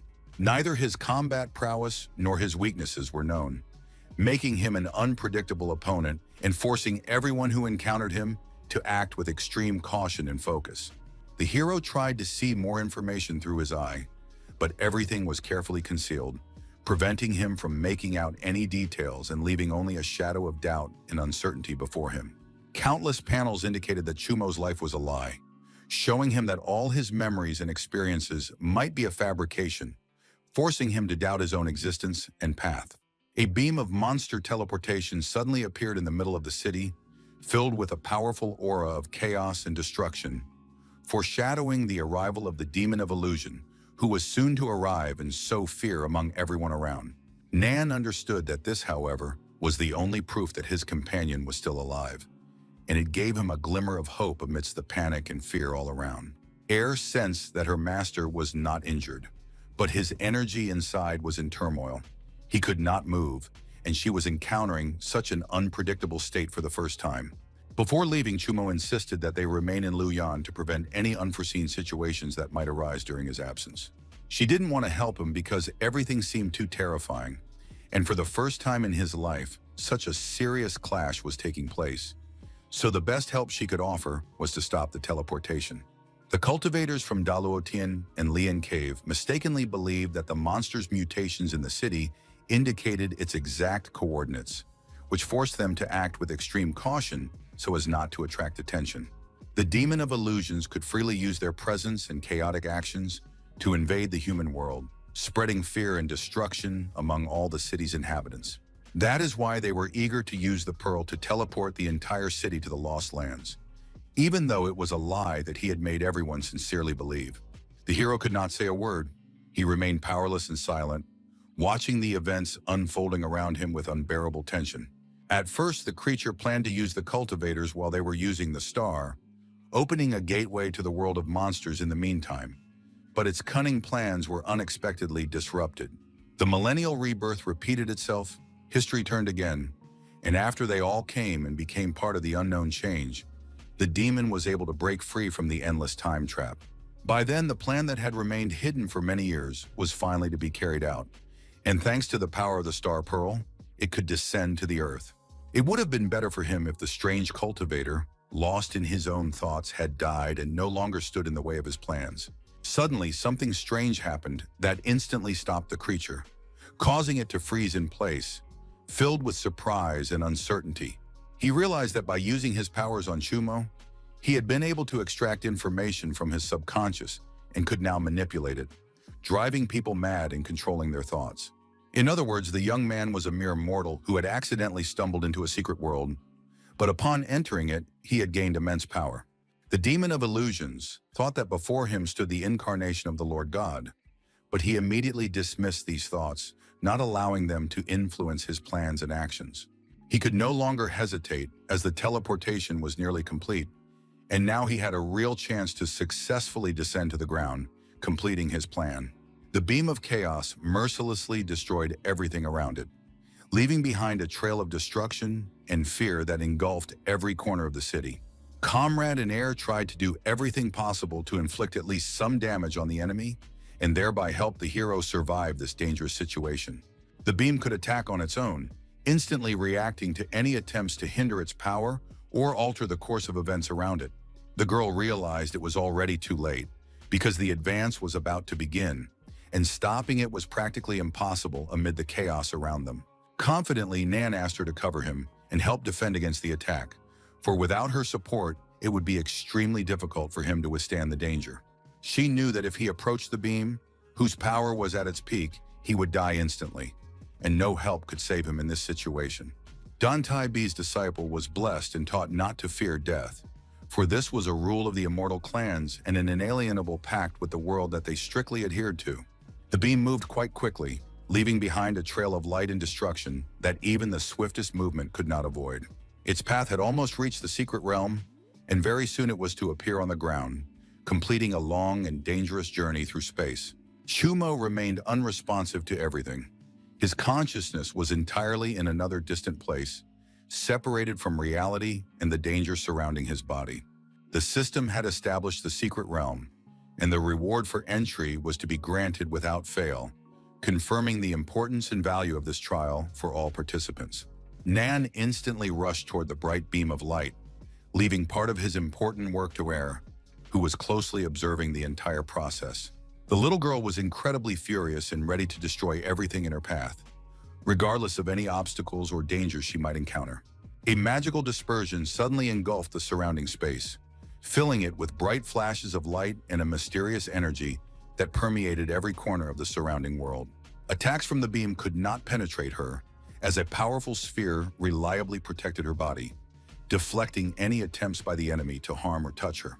The moment had finally come for the cultivator to act, and he was preparing to carry out his actions as efficiently as possible, without a moment's delay. The main goal remained unchanged, and the teleportation beam continued to hold her attention, ready to instantly transport anything or anyone to the desired location without the slightest delay. Reality turned out to be much harsher than anyone could have imagined, and first came a tear in her calf muscle, which instantly restricted her movements and caused pain throughout her body. This was followed by a fracture of the right radius, which further intensified the pain and restricted her movements, forcing her to move cautiously and endure the discomfort. Internal bleeding was accompanied by severe skin burns covering a significant portion of her body, causing excruciating pain and posing a life-threatening risk at the same time. Even just standing in the beam, she had to endure excruciating pain that pierced every cell of her body and tested her endurance to the absolute limit. No one knew what might have happened if the young man had dared to fight the beam's energy, for its power was unpredictable and capable of changing any outcome in an instant. He needed only one thing: to stop what stood before him, focusing as much as possible and using all his skills and strength to prevent a catastrophe. Even if there was only 1 second left, he had to act instantly and not stop for a moment, relying on his reflexes and determination to the very end. The whirlwind of energy proved so powerful that it instantly engulfed everything around it, piercing the space with its force and forcing everything to submit to its incredible might. The demon of illusions understood that even if the cultivator sacrificed himself, it would not stop his true form from approaching, a form that was steadily gaining strength and advancing relentlessly. There was no point in delaying for a few seconds if little could happen, for even the slightest hesitation could ruin any plans and waste all efforts. An unknown blue flame suddenly engulfed his legs, piercing them with a warm yet searing energy that threatened to thwart any attempt to move or flee. Chen didn't know exactly what had happened or where it had come from, for the events unfolded in an instant, leaving him completely bewildered and unable to comprehend the situation. It turned out that Chumo had received the true flame of Samadhi as a reward, which filled his power with incredible energy and granted him the ability to control the elements on a new level. Fire, as one of the 5 elements, demonstrated its intelligence and unyielding will, permeating everything around it and forcing all to submit to its power and the harsh laws of nature. In an instant, the flames engulfed Lianhua's cave, where the demon himself was located, and instantly continued to spread, devouring the space and leaving behind only heat and destruction. The courtyard where the old bench stood also caught fire, and the tongues of flame greedily devoured every bush, tree, and debris around them, creating a terrifying and devastating scene. The celestial being, kneeling on the ground, could not tell whether he was alive or already dying, for the pain and chaos around him mingled with his consciousness, leaving him in utter confusion. But then he realized he was dead but had been resurrected, feeling a strange combination of weakness and new strength that pierced his body and soul at the same time. The flames also engulfed the entire city of Luyun, spreading rapidly through the streets and buildings, incinerating everything in their path and leaving chaos and destruction everywhere. The monsters came back to life, and their terror ended, for the power of the flames consumed fear and darkness, leaving only ruins and a silent void all around. All those criminals who had been executed earlier also came back to life, revived in body and mind, ready to continue their dark deeds amid the chaos and destruction. No one understood what had happened, but everyone desperately pleaded for help and salvation, hoping to find even a shred of safety amid the chaos and destruction. Chen had no idea why all the puppets had suddenly awakened, for events were unfolding rapidly and unpredictably, leaving him completely bewildered and uncertain. Thoughts swirled endlessly in his head as he tried to make sense of the situation, assess every risk, and find a way out of the chaos unfolding around him. Chumo himself stood in the midst of the flames, silently observing everything happening around him. His face remained impassive, and his gaze pierced every corner of the chaos. The system announced the skill's effect, and the fire constantly fortified the bearer's physical body, granting him superhuman strength, endurance, and unshakable resilience against any blows.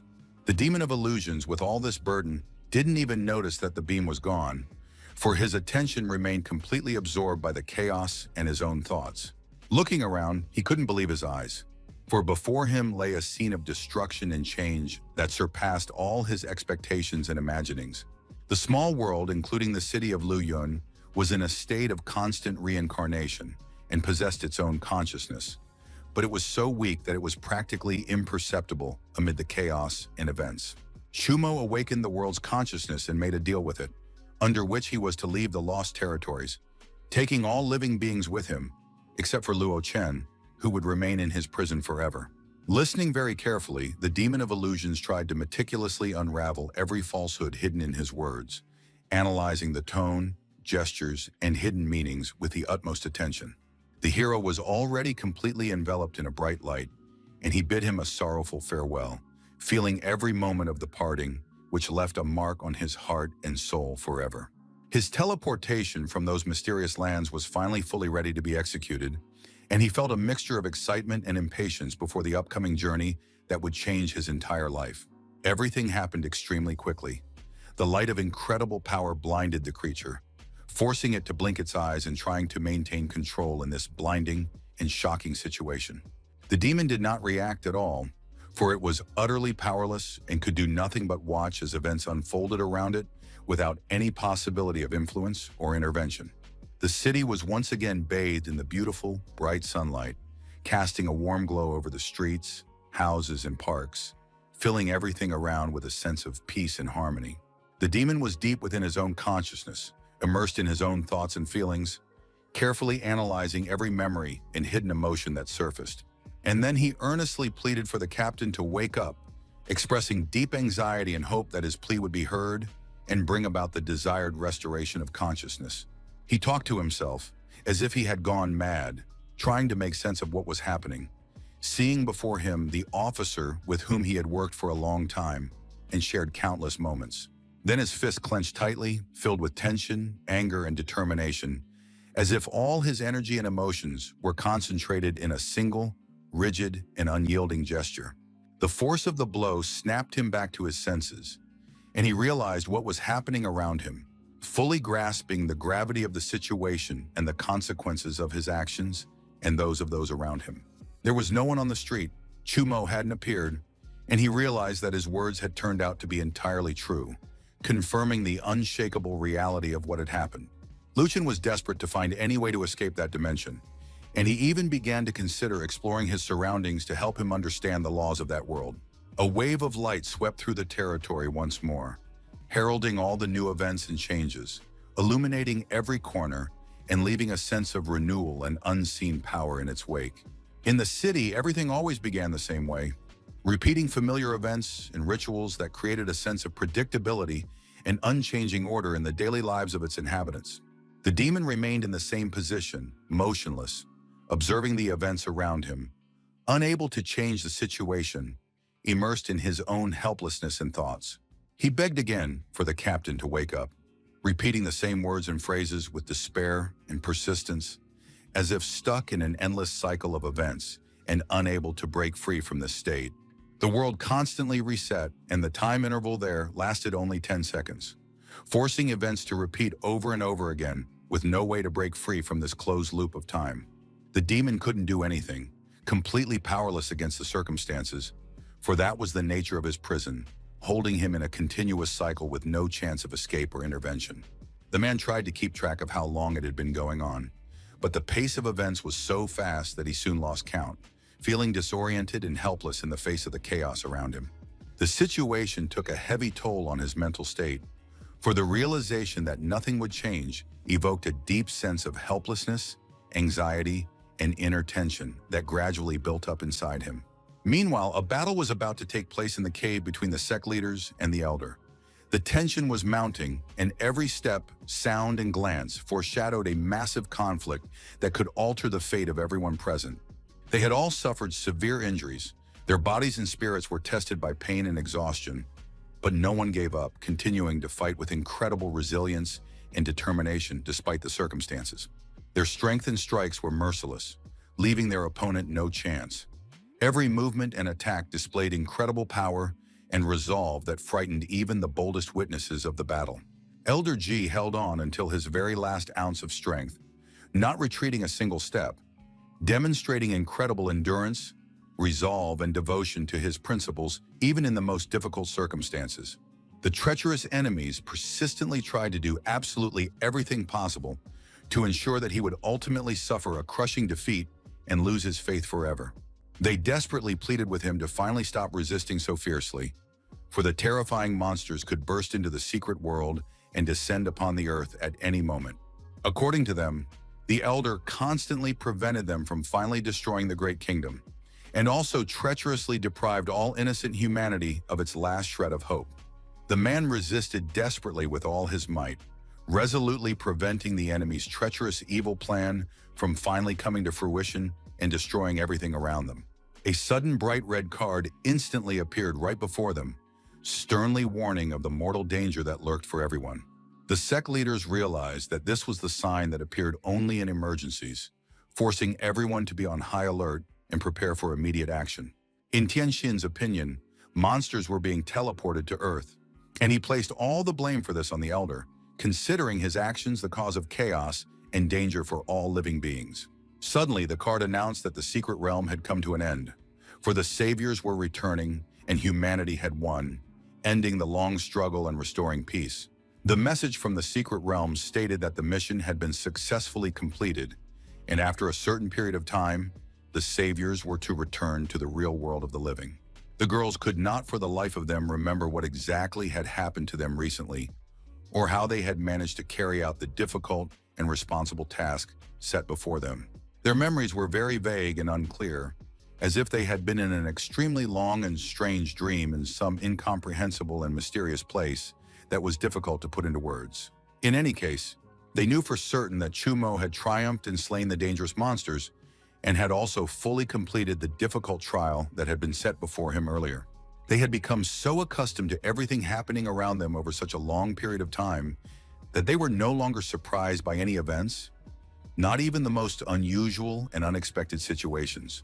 They didn't need to think about what was beyond their capabilities and strength, for their comrade seemed like a far greater monster with such immense power than an ordinary cultivator. Nan was seriously wounded and in pain, but unfortunately his injuries were fatal, so the young man paid the price himself while saving everyone else. The cultivators approached him and began to mock his wounded state, laughing at the fact that he had boasted of being the best and strongest among everyone present. Shan pushed those worthless saviors aside and calmly explained that his serious wounds were the result of him bravely defending all the participants in the battle, risking his life and standing on the front lines. When the city fell under the monster's control, no one could do anything to resist them, and their minds were completely clouded and confused. Perhaps they remained alive at that time only because Nan fought mercilessly to the death, giving all his strength and risking his own life. The hero stood on the roof of a tall building and watched everything happening around him, closely following the events and the movements of the people. He felt a deep sorrow that the world had lost one more person who had sincerely believed in him and supported him in difficult moments, leaving a sense of emptiness and loss that was hard for his heart and mind to overcome. Nan had helped him gain precious time in a critical situation, and because of this, the hero felt that he was now indebted to him, carrying the burden of gratitude and duty. If the leaders of the four major sects had behaved less problematically and hadn't created so many obstacles, the young man would likely have spared their lives.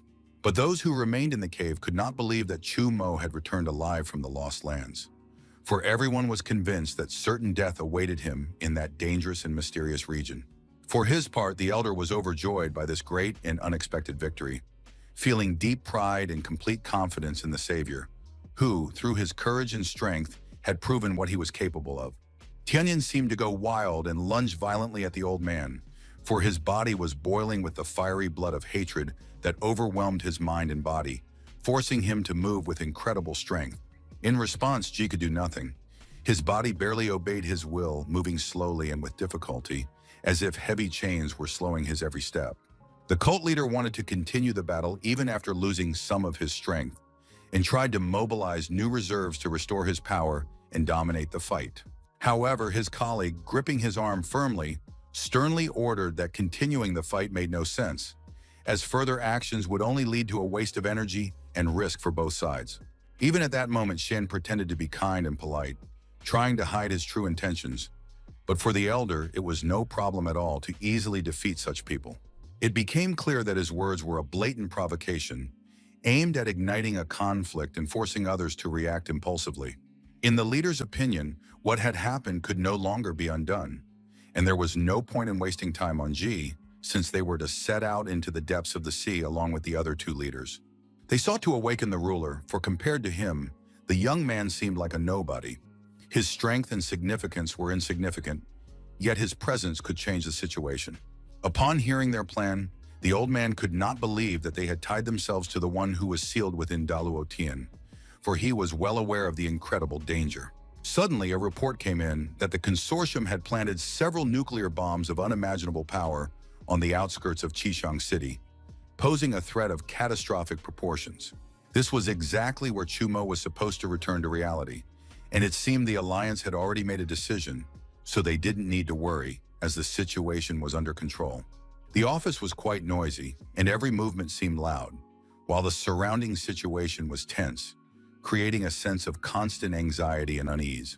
The leader understood that in a few minutes the young man from the secret world would return, and his heart was filled with anticipation, his eyes intently following every sound in the room. They were in an underground base 5,000 kilometers from Earth, and it was safe enough there to allow them to calmly plan their next steps without unnecessary risk. The president was constantly trying to escape somewhere, and his fear overwhelmed all other emotions, forcing every step he took to be cautious and slow, as if he were walking on ice. The advisor reported that their last resort was a nuclear bomb, and this news instantly engulfed everyone present in a wave of fear and despair, forcing them to think about the inevitable consequences. This grim thought did not evoke any positive emotions in the man, and he was at a loss, feeling an inner chaos that gradually filled every thought and movement. The other consortium presidents agreed to the plan, and all personnel were evacuated from the base in Xishan, leaving behind empty halls and a sense of the eerie silence that reigned all around. There was also a possibility that, given his speed, the young man could escape the explosion, and thus the damage sustained could be minimal, leaving him virtually unscathed amid the chaos. While Chu Mo was fighting the four sect leaders, he had entered a secret realm and would have to return to the place from which he had entered. So the alliance had placed 7 bombs in various locations. Inside the case, lying on the table, was a button to activate the weapon, and its presence created a sense of danger and tension, forcing everyone to carefully consider their every move nearby. President Qian had the opportunity to use it to kill the hero, and the man was not thrilled with such a plan, because all the responsibility lay on him, and the consequences could be catastrophic for everyone around. He simply had no choice, and it was he who had used Chu Mo's sister in his research, which became the main cause of their conflict, deepening the mutual distrust and tension between them. Taking the case into his hands, the leader sighed heavily at the prospect, feeling the weight of responsibility and tension that seemed impossible to shake off even for a moment.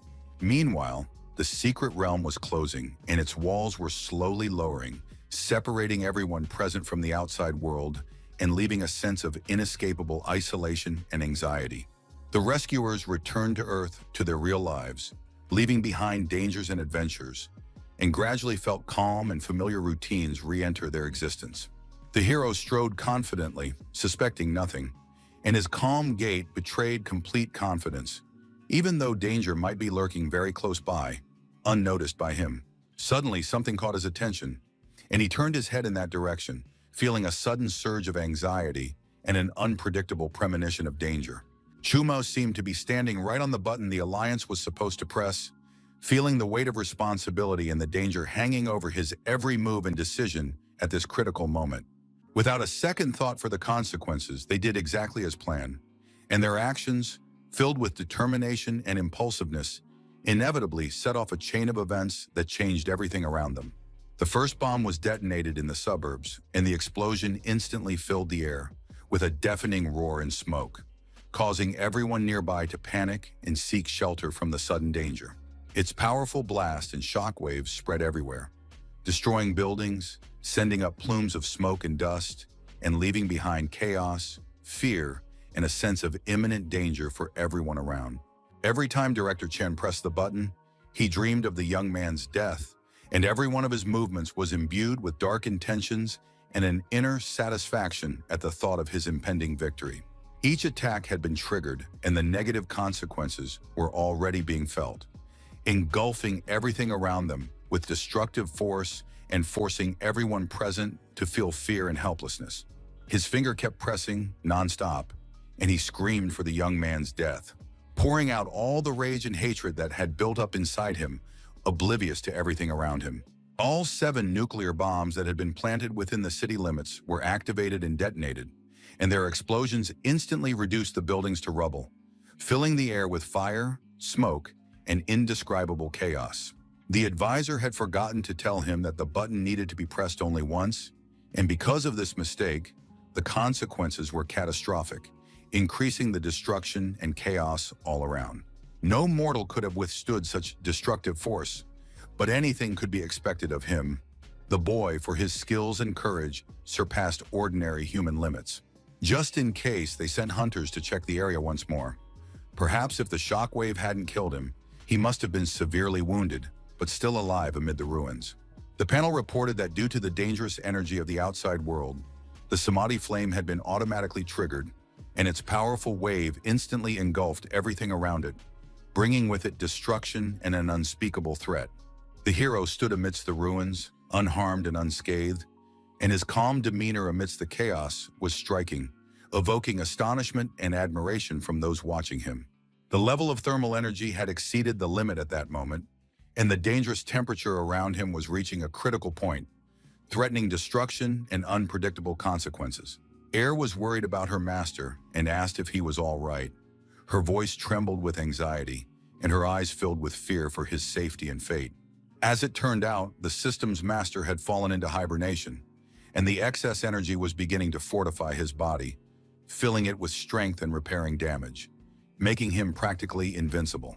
Residents could not believe that a powerful nuclear bomb had suddenly been detonated within their hometown, causing incredible destruction and chaos. A video also appeared online, clearly showing a massive explosion in the form of a mushroom cloud that instantly spread over the city, terrifying people. Everyone realized that Chumo was involved, and some even rejoiced at his death, because during the broadcast, they had noticed a terrifying monster with a long tail standing next to him. After that, the screen went completely black, and the only one who remained conscious was Nan, but unfortunately, he died from the effects of the terrible explosion. Silence reigned in the consortium's office, but the situation remained critical, and there were no changes in the situation, which caused anxiety among everyone present. An analysis of public opinion on the internet suggested that sentiment had shifted almost entirely toward the negative regarding Chumo, sparking outrage and condemnation.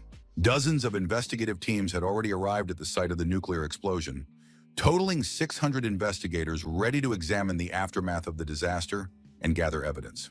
They were fully confident that they would be able to quickly deal with all the consequences and problems that arose after the terrible explosion without encountering serious difficulties. Total destruction reigned over the land, and the consequences of the disaster proved to be extremely severe, leaving behind traces of chaos and complete ruin. The hunters were dressed in special suits designed to protect their bodies from radiation, debris, and other life-threatening hazards. Looking around, they couldn't tell if they'd even be able to find any remains amid the vast ash that had covered the entire area after the explosion. The group was certain that if they found the hero's body, they would strike it rich. And even if he survived, severely wounded, they would have to finish him off to reap the rewards. Together, they entered the epicenter of the explosion, knowing that the time their suits would protect them was limited to just 30 minutes, after which the danger would become deadly. The leader ordered that if they didn't find the target within 15 minutes, everyone would have to evacuate immediately to avoid mortal danger.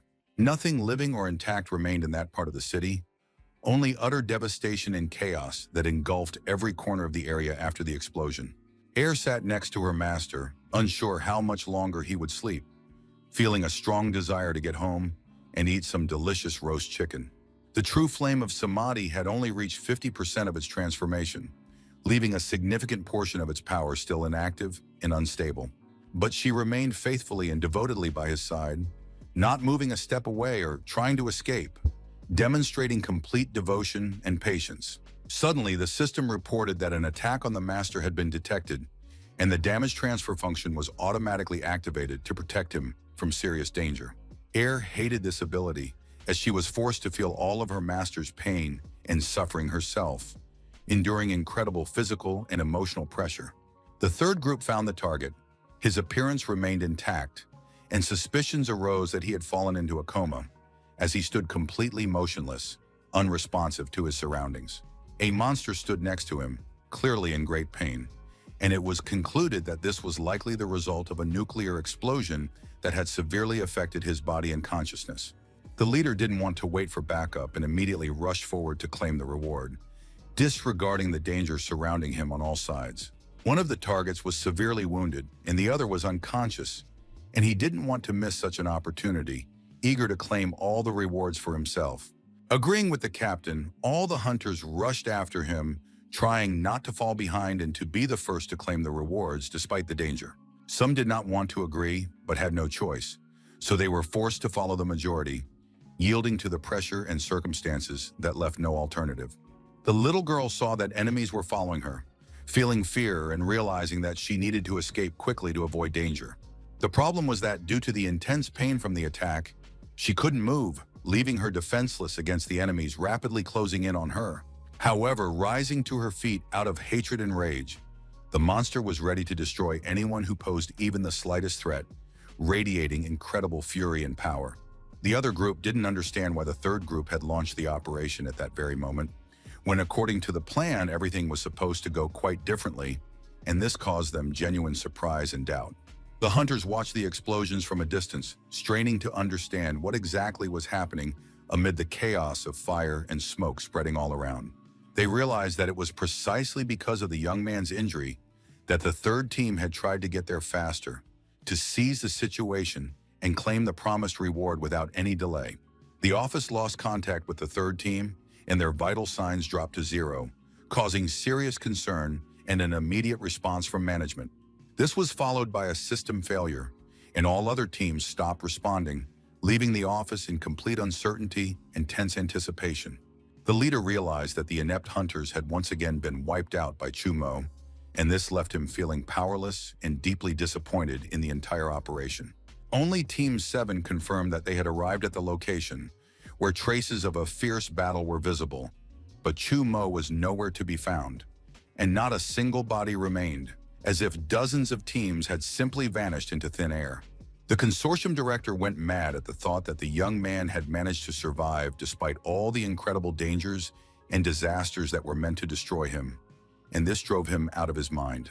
The advisor, in a fit of rage, smashed the radio through which all vital information had been transmitted, leaving the team with no means of communication with the office. Not even humanity's most powerful weapons, including the nuclear bomb, could destroy him, demonstrating his incredible resilience and superhuman ability to withstand the most powerful blows. It became unclear why he had fled, since eliminating all the other hunters posed no difficulty, and this only fueled the observers' confusion and suspicion. In the advisor's opinion, he might have had matters far more important than theirs, which explained his sudden escape and his lack of any concern for the remaining hunters. For example, perhaps he was already plotting revenge against the consortium's presidents, and above all, he was ready to destroy Jan since he had harmed his sister. Pan asked to be protected since they had agreed to cooperate, and he was counting on support and safety from those who had promised to stand by him in a critical moment. The advisor's advice was that the man should pray not to God, but to Chumo, acknowledging his extraordinary power and influence, which surpassed any divine protection. The entire city was in chaos, with streets filled with panic, smoke, and screams, as people struggled to survive amid the destruction and unknown dangers. The subway wasn't running, and the roads were also blocked, completely paralyzing movement in the city and complicating any attempts at evacuation or aid to the victims. The news reported that the consortium had detonated 7 nuclear bombs, causing massive destruction, but Chumo didn't have a single scratch, which both amazed and terrified all witnesses. The alliance's stock plummeted, and the 4 major clans of cultivators pretended to be speechless, hiding their true power and intentions from everyone around them. Some said the young man had conspired with monsters and planned to betray their world, undermining trust and sowing suspicion among all who still hoped for his loyalty. It was even written that the hero was a representative of the Illuminati who secretly controlled the global economy and politics, wielding invisible power that influenced the fates of millions of people. Almost every resident of the city had their own opinion, yet none of them could be considered correct, and some were downright fantastical, evoking laughter, astonishment, and doubt all at once.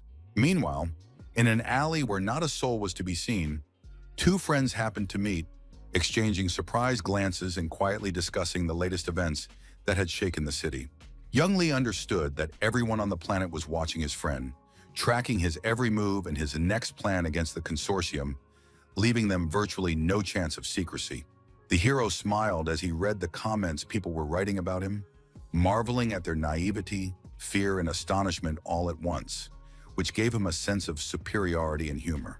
The Alliance then made every effort to spread rumors about his connection to the monsters, trying to convince people not to trust him, because the young man might invent even more nonsense that would mislead everyone. The hero inquired about the research he had previously requested, hoping to receive results and information that could clarify the situation and guide his next steps. Hanlon always got what he wanted and replied that this was exactly where he and his sister were from, revealing part of his past history and connection to his hometown. The orphanage stood on the outskirts of the city, and a warm light shone from its windows, catching the attention of passers-by and creating a sense of coziness even on a cold evening. Inside, it was quite cozy and warm. The soft light from the lamps enveloped the rooms, and the quiet, peaceful atmosphere created a sense of safety and homey comfort for everyone there. Chu, upon entering, saw children playing in the room and looked around in confusion, unsure if he had come to the right place or made the right choice. The children immediately recognized who was standing before them, ran up joyfully, and with smiles and excitement asked to take a photo together, not hiding their sincere joy and curiosity. There was a loud commotion and shouts all around, so the man calmly but firmly asked them to speak one at a time so he could listen carefully to each of them without the noise. He also allowed anyone who wanted to gently touch his cloak, without objecting, and looked as though he was genuinely delighted by the attention and trust shown by the children around him. The children surrounded him on all sides, their faces glowing with happiness and admiration, for they felt joy and gratitude that a true savior had come to them, bringing warmth and hope into their lives. The director announced quiet time, sternly but calmly herding the children into bed so they could calm down and rest after a noisy and cheerful day at the orphanage. But the girl began to fuss, loudly explaining that she wouldn't go to sleep because her favorite idol had come to visit them, and she couldn't bear the thought of missing the chance to be near him. The man saw the young man, and all his memories flashed before his eyes. Feelings of the past flooded him with such force that he felt as if he had been transported back to a time long since left behind. They hadn't seen director Shi in quite some time, and the meeting filled them with excitement and nostalgia, for during that time, each of them had accumulated many memories and experiences. No one could have guessed that such a small shelter, modest and inconspicuous on the outskirts of the city, would nurture a true hero capable of changing the lives of others. The whole world was talking about him, and the elderly man felt that some important event or inner premonition had led him right here, to this orphanage. Chuma wanted to learn more about his past, particularly about that moment 10 years ago when a heavy night rain fell on the city and he was left at the shelter's doorstep. He also didn't want to search for his parents. Rather, he was eager to learn the truth about his sister, her life, and her fate during her childhood, hoping to understand how everything had unfolded before him. However, the young man knew far more about Chu Yun than anyone else, for his keen observation, experience, and the mysterious circumstances surrounding him gave him that advantage. The hero couldn't calm down, and overcome by impatience and anxiety, he again persistently asked to be told everything, striving to learn the truth and piece together all the fragments of his past. As a result of the fire, her entire family perished, and the girl was sent to an orphanage. She always remained cheerful, yet she noticed and paid attention to the withdrawn young man. She asked that if she were adopted, they be taken in only together with him, since the boy had a very special, difficult personality, which was why their last family had given them up. The family turned out to be real monsters, and everyone around felt incredibly sorry that the children had been given to them, since these criminals had no right whatsoever to care for defenseless children. The director began to cry, sincerely apologizing, because those people had killed dozens of children, and he had only learned the terrible truth from the news. He had tried to find them, but all his attempts had been in vain. The elderly man was most curious to know if Chu Yun was still doing well, as he was worried about her fate. Her brother replied that she had been sick very often over the past 2 years, but he had just found an effective way to treat her, and all signs indicated that her condition would definitely improve soon. Joe approached the young Lee, cautiously asking if everything was over, as he wanted to make sure all dangers had passed and the situation had stabilized. He didn't want to show up to see him after the earlier confrontation, as deep emotional wounds, unpleasant memories, and the fear that any contact might reignite the conflict remained. He was curious to find out how things were going with the cultivator, as he hoped to understand his current state, level of progress, and successes in his development. The protagonist and the director talked for about half an hour, and the children wouldn't let him leave for a while longer. When he finally headed home, his face looked tired. The orphanage had ceased operations 10 years ago after it was discovered that the management had been illegally selling children as commodities, violating all moral and legal norms. Director Shuri also took his own life at that very spot, and after that tragedy, no one dared to undertake the reconstruction of that pitiful, neglected orphanage. The companions entered the building to assess the situation unfolding there, which demanded their attention and decisive action at that very moment. They sensed nothing strange, no aura, no magic, nor any other unusual phenomena that might have alarmed them or caught their attention at that moment. Before them stood an ordinary shelter that had long been abandoned, covered in dust and cobwebs, as if forgotten by time and left behind by people forever. Young Lee understood that his friend was speaking sincerely and truthfully, and he could sense it in every word and gesture, leaving no doubt as to the truth of his story. It turned out that he had indeed seen the dead director and the non-existent orphans, and all of this was merely part of a performance that required careful verification of the facts to be convincing. He couldn't locate Chuyun's dormitory at the time, so he decided to substitute it with a classroom, assuming that she had likely lived there for quite some time. Joe was supposed to bring with him the sense of the mortal world, which filled the air with a special atmosphere of tranquility and gave the place a sense of mystery and festivity at the same time. As soon as it lit up within 5 minutes, one would be able to see Chuyun's past. However, this absolutely required her favorite item to fully activate the memories. Holding the toy in his hands, the young man realized that it had been extremely difficult to find, for it held great significance for Chu Yun and preserved countless precious memories. Before Yun ended up in the shelter, it was her favorite toy, which she always carried with her and which was a source of joy and a sense of security for her. So the team decided to light some incense to get things started, creating the right atmosphere and preparing themselves for the events that were about to unfold before their eyes. At that moment, a girl appeared before them who looked healthy, with a clear gaze and lively energy that immediately caught the attention of everyone in the room. Most likely, they needed to go further into the foster parents' house, where the protagonist had lived as a teenager, to perform the ritual once more and uncover new memories hidden in the past. On the night the boy fled from the cannibal family, the house had been destroyed, and Joe doubted whether the girl lying in a coma really held such significance for the events of the past. After she was adopted, the child became apathetic, having neither school nor work records, and was forced to constantly take odd jobs wherever she could to provide food for her brother. He also asked everyone where she had worked and found that they remembered almost nothing about her, retaining only vague and incomplete memories of her presence. Managers couldn't even recall what specific duties she performed at work, and her activities remained vague and almost forgotten to them, like a shadow of the past. All of this information was extremely strange, since a girl with such optimism and cheerfulness could not have gone unnoticed. Yet at the same time, there was not a single person who could clearly describe her or recall the details of her life.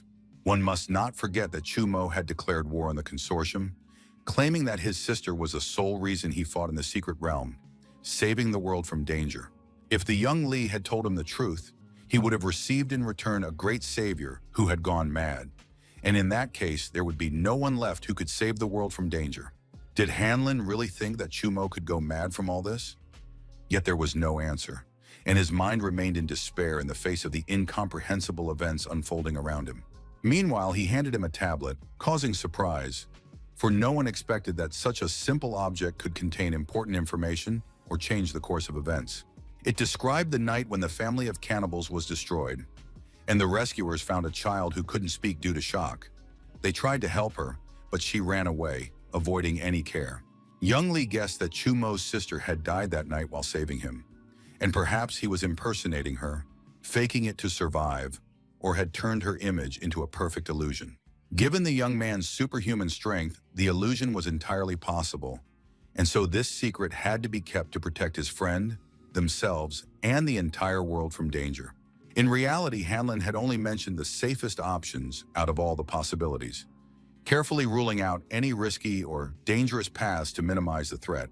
It could be that his sister had indeed died that day, and the young man's mind remained sound. But then the question remained unresolved. Who was the girl lying in a coma, unresponsive to anything happening around her? Yutung's house remained almost completely hidden from prying eyes and went almost unnoticed by anyone who happened to be nearby. She tried with all her might to save the girl lying unconscious on her bed, praying that her efforts would not be in vain and that she would come back to life. But nothing helped, and a long time had passed during which she had been constantly trying to find a way to save the situation, feeling powerless and desperate. In her opinion, everything looked quite strange and unnatural, causing her to feel anxiety and doubt about what was happening around her and how she should proceed. Her sister was gradually getting better, but the reason for her coma remained. The monster's aura within her body had not been completely destroyed, creating a constant, dangerous, and threatening influence on her system. However, the girl was mistaken, for the truth was that her sister's body was constantly producing that very aura, which gave the impression that it was impossible to completely remove or destroy it. Chumo realized that Yun had not been possessed by a monster, but was instead producing its aura herself, which turned out to be even worse, because it meant that the danger was coming directly from her and could intensify with each passing day. Compared to the previous course of treatment, the rate of aura formation had decreased by 40%, and these changes occurred after the destruction of the third secret realm, which had a more than noticeable impact on the process. In other words, if they had won the war in the secret world, her sister might have been able to wake up from her coma and return to a full life without any residual effects from the monster's aura. Also, if they managed to find other victims of the consortium's experiments and track the changes that had occurred in them, perhaps her sister could have been cured much sooner. Upon hearing this plan, the hero immediately decided to set out on a search, but his friend stopped him, reminding him that it was already night outside and that acting in the dark was far too dangerous. Walking into another room, they saw Air, who was already sitting with a tablet in her hands, engrossed in the screen and closely following what was happening, oblivious to her surroundings. The owner immediately asked how she was feeling, worried about whether she was okay after everything that had happened and whether she needed help or support at that moment. The little monster had woken up 3 hours ago and hadn't expected them to find out about his awakening so quickly, which made him feel a sudden rush of excitement and anxiety. Chumo understood that her help was extremely important, and that's why the delivery had to be arranged for midnight precisely, so that everything would be done on time and unforeseen problems could be avoided. Air was upset because she hadn't even had time to eat anything, and she was indignant that after she had destroyed 100 enemies, she was immediately given a new task, leaving her no time to rest. Yoting felt sorry for the girl, so she agreed to go in her place, and she also became curious about what exactly the girl was watching on her tablet, trying to understand her thoughts and intentions. It became clear that the little schemer was watching a live stream from the city of Liuyun to make sure she hadn't said anything that might draw unnecessary attention to herself or arouse suspicion. Turning the tablet toward her rescuer, she also showed her own image, displaying her appearance and facial expressions so that the woman could see the details and assess the situation more accurately.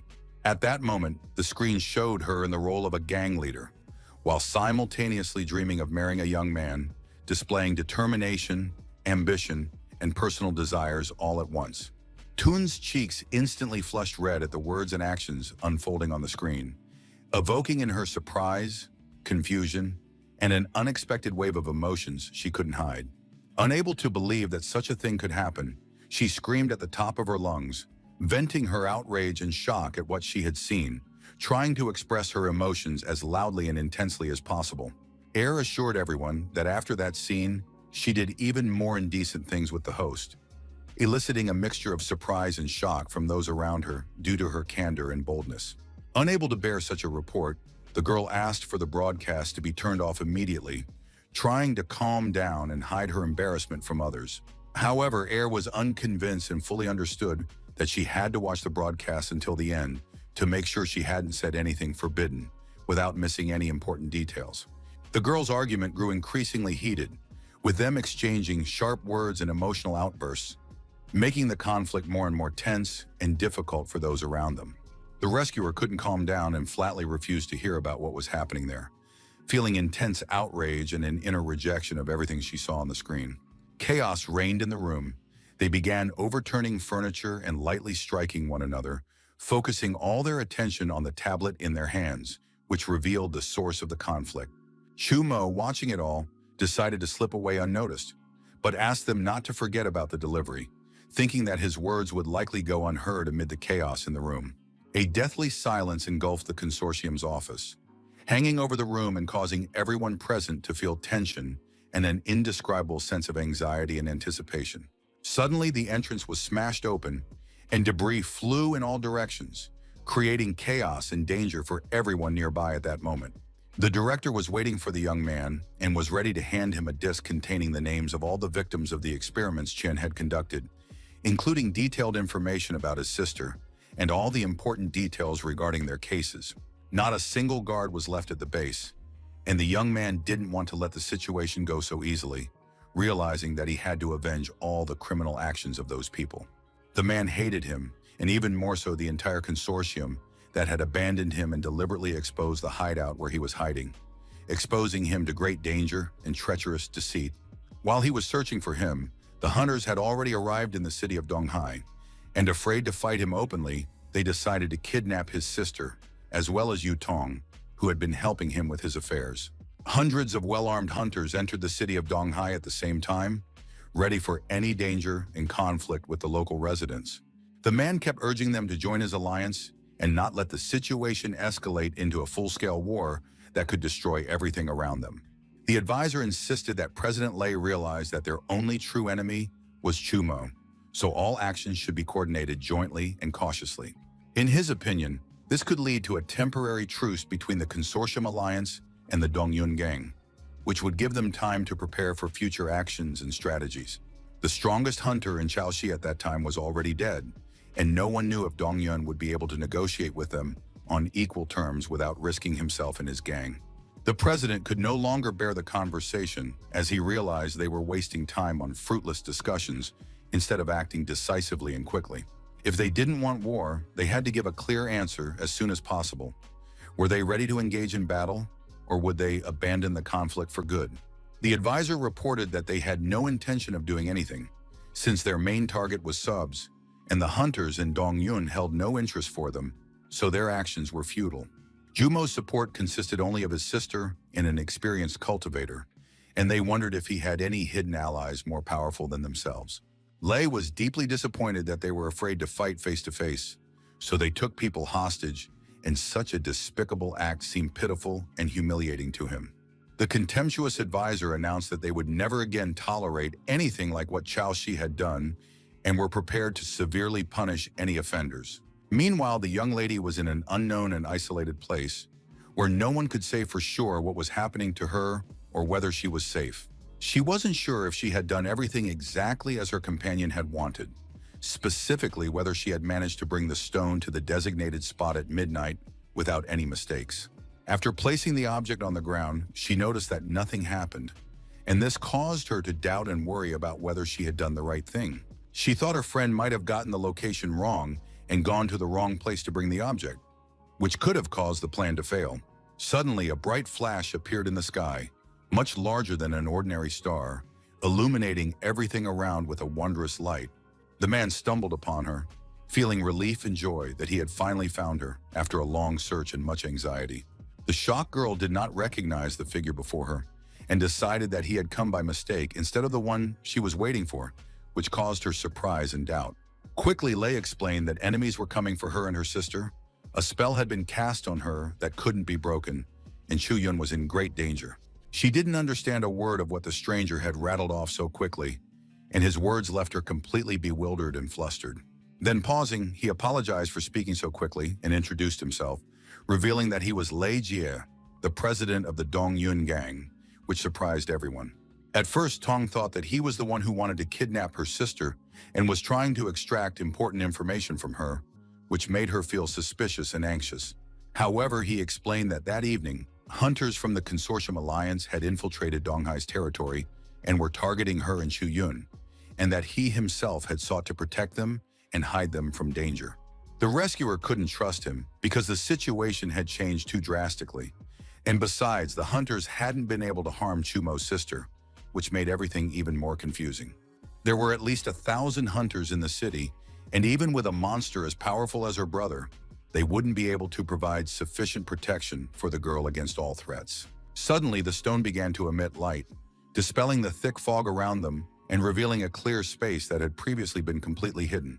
Lei didn't know what had happened and couldn't understand what had caused such a strange and unexpected phenomenon that he was witnessing all around him. Countless monsters were moving toward them, rejoicing that they had managed to reach the ground, and their aggression was palpable in every movement and scream. The abductor appeared in front of them and explained that what lay before them was merely the site of the former city of Luyun, where a real settlement had stood 1,000 years ago. Frightened and shocked, Tong stood silently, watching everything happening around her, feeling fear and utter amazement at what she saw. Something quite strange was happening in the city, causing residents to stop in the streets, look around, and try to understand the reason for this unexpected event. Some residents didn't understand what had actually happened and, in a panic, thought they were dying, unable to comprehend the reality of what was happening around them. They walked past other people, their minds filled with silent thoughts of returning home, and every step was filled with the hope of a safe return to their own four walls. Tong saw that many people were hidden inside the small stone her companion had given her, and she realized that no object from the secret world could be transported into the real world. The humans and monsters in this place constituted a complete violation of the secret world's rules, and Tun surmised that perhaps they all came from the city of Luyun, disrupting the natural order of things. 1,000 years ago, they were ordinary residents from the other side, and the monsters were once unfortunate people, deceived by demons and their own delusions that they had become immortal. Jamo knew about the consortium's attack, so he summoned the monsters to deal with their hunters, demonstrating the strength and wisdom that made him worthy of becoming the world's greatest savior. They were all together in the city, where the terrifying sound of screams filled the air. Screams from those who feared the creatures roaming the streets, and everyone was trying to hide or escape at any cost. Some of the monsters were also searching for the hero, as they knew for certain that he was in that place, and their intention was to find him at any cost, regardless of the danger all around. They wanted to destroy him for turning them into monsters, while people ran and hid, overcome by fear and helplessness in the face of the terrifying creatures all around. Another creature asked Candyman not to play games and to honestly reveal where the enemy was, hoping to obtain vital information to avert the danger. The scent was quite faint, and at that moment he wasn't nearby. But everyone had to remember that a little white-haired girl was nearby, whose presence could change the situation at any moment. The god Hebo was supposed to marry her, but the demonic monster instantly destroyed him. And to the observers, it looked ridiculous, evoking a horrific and grotesque reaction in everyone present. Zmai explained that he had been careless, and who could have imagined that such a tiny creature could display such incredible powers, capable of turning the entire situation upside down and surprising even the most powerful beings. The demonic beast was nearby, and the man sensed that many people were gathering around him, people who possessed the power to destroy this demonic beast and change the course of events. They also didn't understand whether this was their world or if they were needed there, feeling lost and uncertain about their place and role amidst the strange events unfolding around them. The man tried to rally everyone for revenge, since the city of Luyun no longer existed, but the demonic beasts were still there, mercilessly ravaging their world, leaving no hope for peace. After such a passionate speech, their eyes lit up, and no one could bear to sit still, feeling an uncontrollable urge to act, to move forward, and to carry out their planned revenge. One moment the city was calm and quiet, and the next, fierce battles suddenly erupted in its streets, engulfing everything around them and turning the familiar order into utter chaos. The president's aides were not to come to his aid, as their task was to remain in place and hold back the hunters, restraining their actions and preventing them from interfering in the events.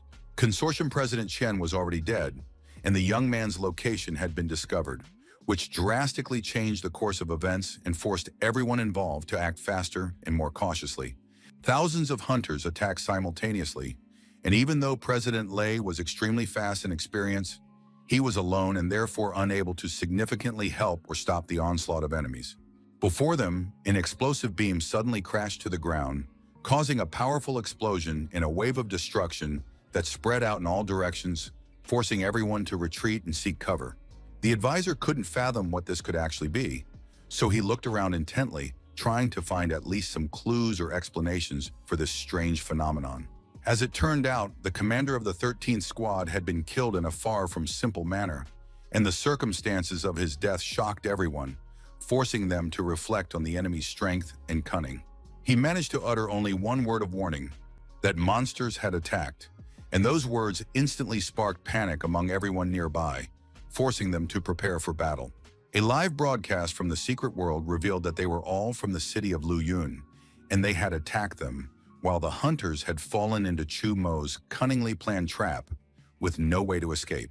Near Yutong's house it was quiet and peaceful, and he enjoyed the soft rustling of the leaves gently swaying in the wind, creating an atmosphere of calm and tranquility. More than 1,000 senior hunters had gathered around, and even if the creature Chu Mo had raised was also present, Zhou could not guarantee his sister's complete safety. But his primary mission was to assist his comrades' demon beasts, and in such a fierce battle, any survival was considered a great stroke of luck. Zhuan had many secrets, and before revealing them, he had to carefully avoid any unpredictable actions that might jeopardize his plans and safety. Hanlin understood that if they took her away, it would arouse unnecessary suspicion in Chumo, and there was no point in that, so it was much wiser to offer his help instead of aggression. Zhu immediately guessed that it was the young Li who had organized the hunter's attack on his comrade, and realized that this information had to remain strictly confidential. If they wanted to win his trust, they would have to take that risk, since saving his sister would give them the opportunity to get closer to her and earn his favor. The information about President Xian's hideout had been obtained too easily, so he immediately suspected it might be a cunning trap designed to kidnap Chu Yun and lure them into a dangerous snare.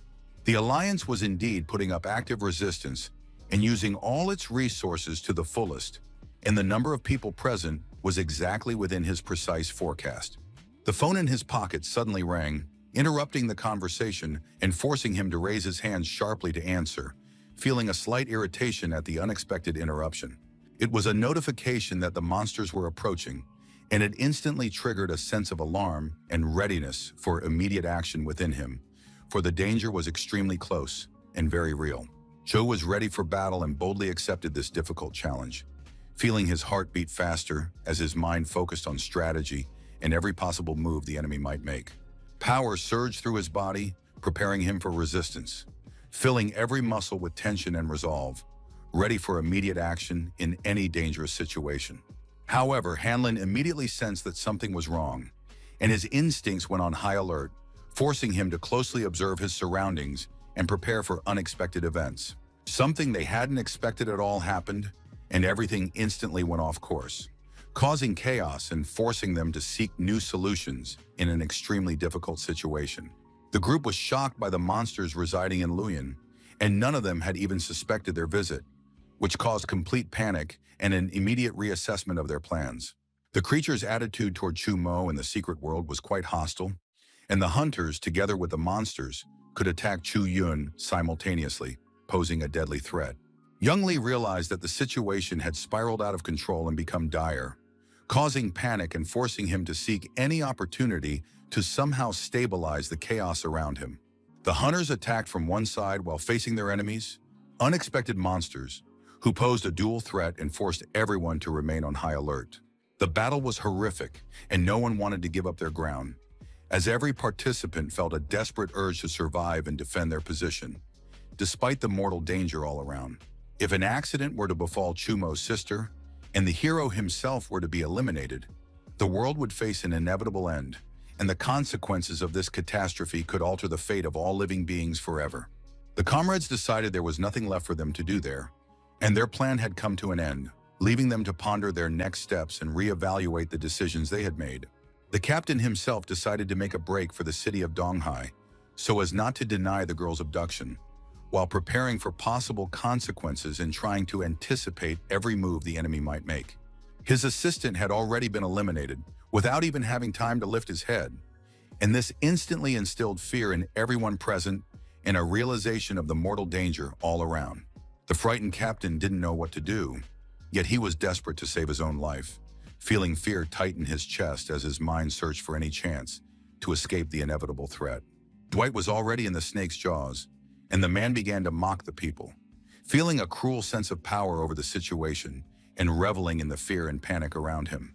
In response, the captain called them vile creatures who had come and begun to interfere with his plans, expressing anger and contempt for the unwanted interference in his actions.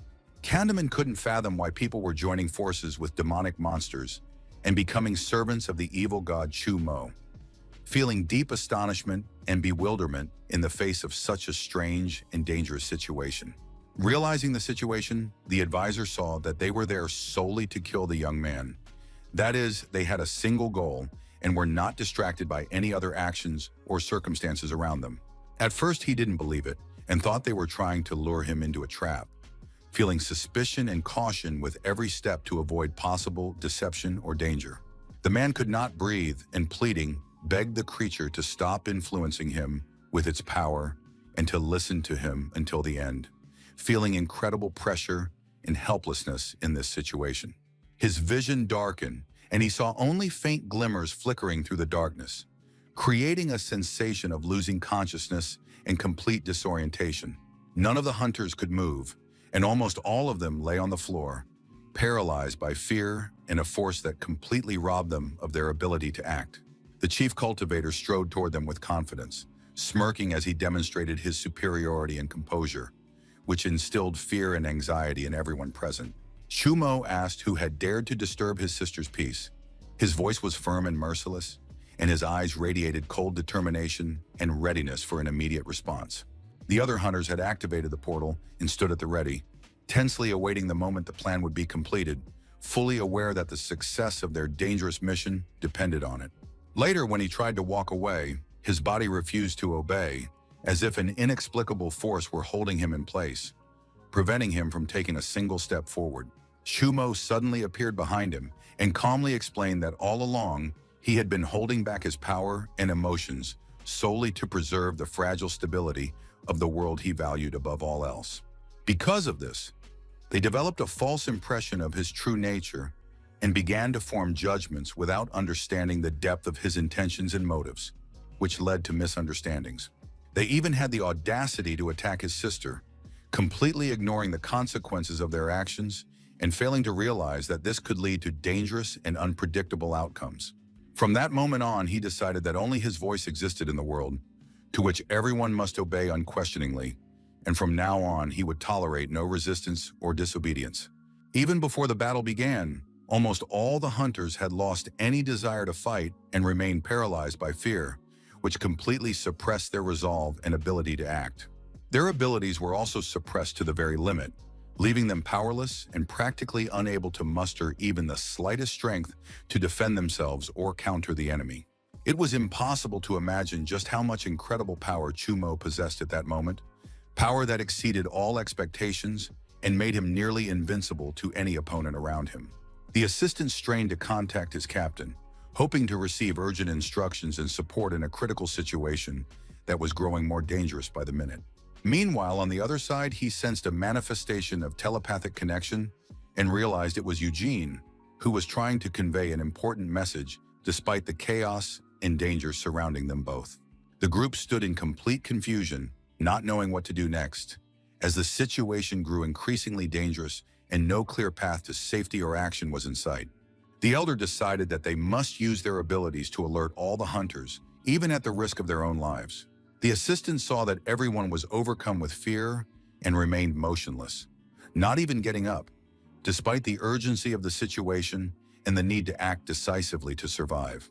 In that case, he decided to use his connection to transfer his abilities to everyone, trying to instill determination and strength where fear and inaction reigned. Eugene understood that the leader's body could not withstand so many people at once, and that he would have died before the berserk even began if he had not limited the load and chosen the right moment. However, the man didn't care, and he was ready to sacrifice even his own life for Chumo's death, regardless of the consequences that could prove fatal for him. The assistant began to carry out the commander's order, using all his strength and skills, trying to transfer his abilities as effectively as possible and support the rest of the hunters at the critical moment. All the hunters around him began to receive a portion of his power, feeling as powerful energy filled their bodies and gave them confidence in the ability to act in defiance of fear and danger. One by one, they rose filled with power and determination, feeling their strength grow as fear gave way to newfound confidence and readiness for battle. Enduring intense pain, the leader placed his trust solely in his team, relying on their loyalty and strength, for the success of their dangerous and decisive mission depended on it. Suddenly, the hero approached him, cheerfully announcing the start of the great battle and inspiring him to take decisive action, instilling faith in the possibility of victory despite the danger. The opponent had mobilized his forces even before his arrival, demonstrating incredible preparation and power, which made the upcoming encounter extremely dangerous and unpredictable. The hunters were ready to advance despite the risk of death, for they realized that the fate of the entire battle and the safety of those they were protecting depended on their courage and resolve. He also addressed the creatures, warning that if they truly sought to destroy Chumo, they must assist them, for only through joint efforts could they achieve this goal and withstand his incredible power. The main target of the battle was Chu Yun's sister, and all the enemy's actions were aimed at capturing or destroying her, for her fate was crucial to the course of events. The young man clenched his fist, then abruptly extended a single finger, delivering a powerful and precise strike that struck the opponent with unexpected force and speed. It seemed as though such a simple movement had instantly destroyed the captain, and everyone around witnessed the incredible precision and destructive power of his strike. The hunters rushed toward him, filled with determination and rage, eager to seize any opportunity to attack and support their allies at the decisive moment of the battle. They were eliminated quite easily, as they didn't even have time to fully react to the sudden and powerful attack, which instantly neutralized any resistance. Chumo asked for absolute silence around him so that no one could disturb his sister, ensuring her safety and peace amid the chaos and danger surrounding them. Seeing the full power of the cultivator and his decisive actions, Candaman stood frozen in fear, unable to move or respond, for the grandeur and danger before him were incredibly overwhelming. People possessed by the power of the lesser demonic beast were killed by Chumo in a completely incomprehensible and mysterious way that no one could explain or even fully grasp. No one understood who they truly were, and it remained unclear whether the hero was actually destroying his own people, or if there was another, hidden, and dangerous reason behind it. The city of Donghai was built on ancient ruins, and in that era, these ruined remnants once belonged to the majestic city of Luyun, of which only fragmentary mentions and legends remain. He constantly endured an endless cycle of time in the Lost Lands, gradually developing his own consciousness and power. And to finally escape from there, he made a dangerous deal with Luyun. It was a city where the beings born on these lands were treated with love and care, so he sought to save them by allowing them to return to where they truly belonged. The monster stubbornly refused to listen to his stories, turning away from him and demonstratively covering her ears, as if trying to shield herself from the truth he was so persistently trying to convey. Candyman himself believed they had finally lost their minds, and could not fathom how they dared to challenge one who was undeniably far stronger than all of them without exception. The situation was completely beyond his capabilities and experience. It was too complex and dangerous for him to even partially control its development or influence the outcome of events. In accordance with the terms of the agreement, Chumo returned him to the real world, after which the agreement was finally fulfilled and concluded without any delays or doubts. For the sake of their lives, he was ready to save everyone. But the fact that they had dared to join forces with the consortium's hunters in order to disturb his sister's peace. In a panic, the man tried to explain that he had done nothing, that they were not involved in the events at all, and that the enemy had simply passed by without paying them any attention. The hero was fully aware that all his words were untrue, and he understood that no excuses would change the truth he was trying to hide from those around him.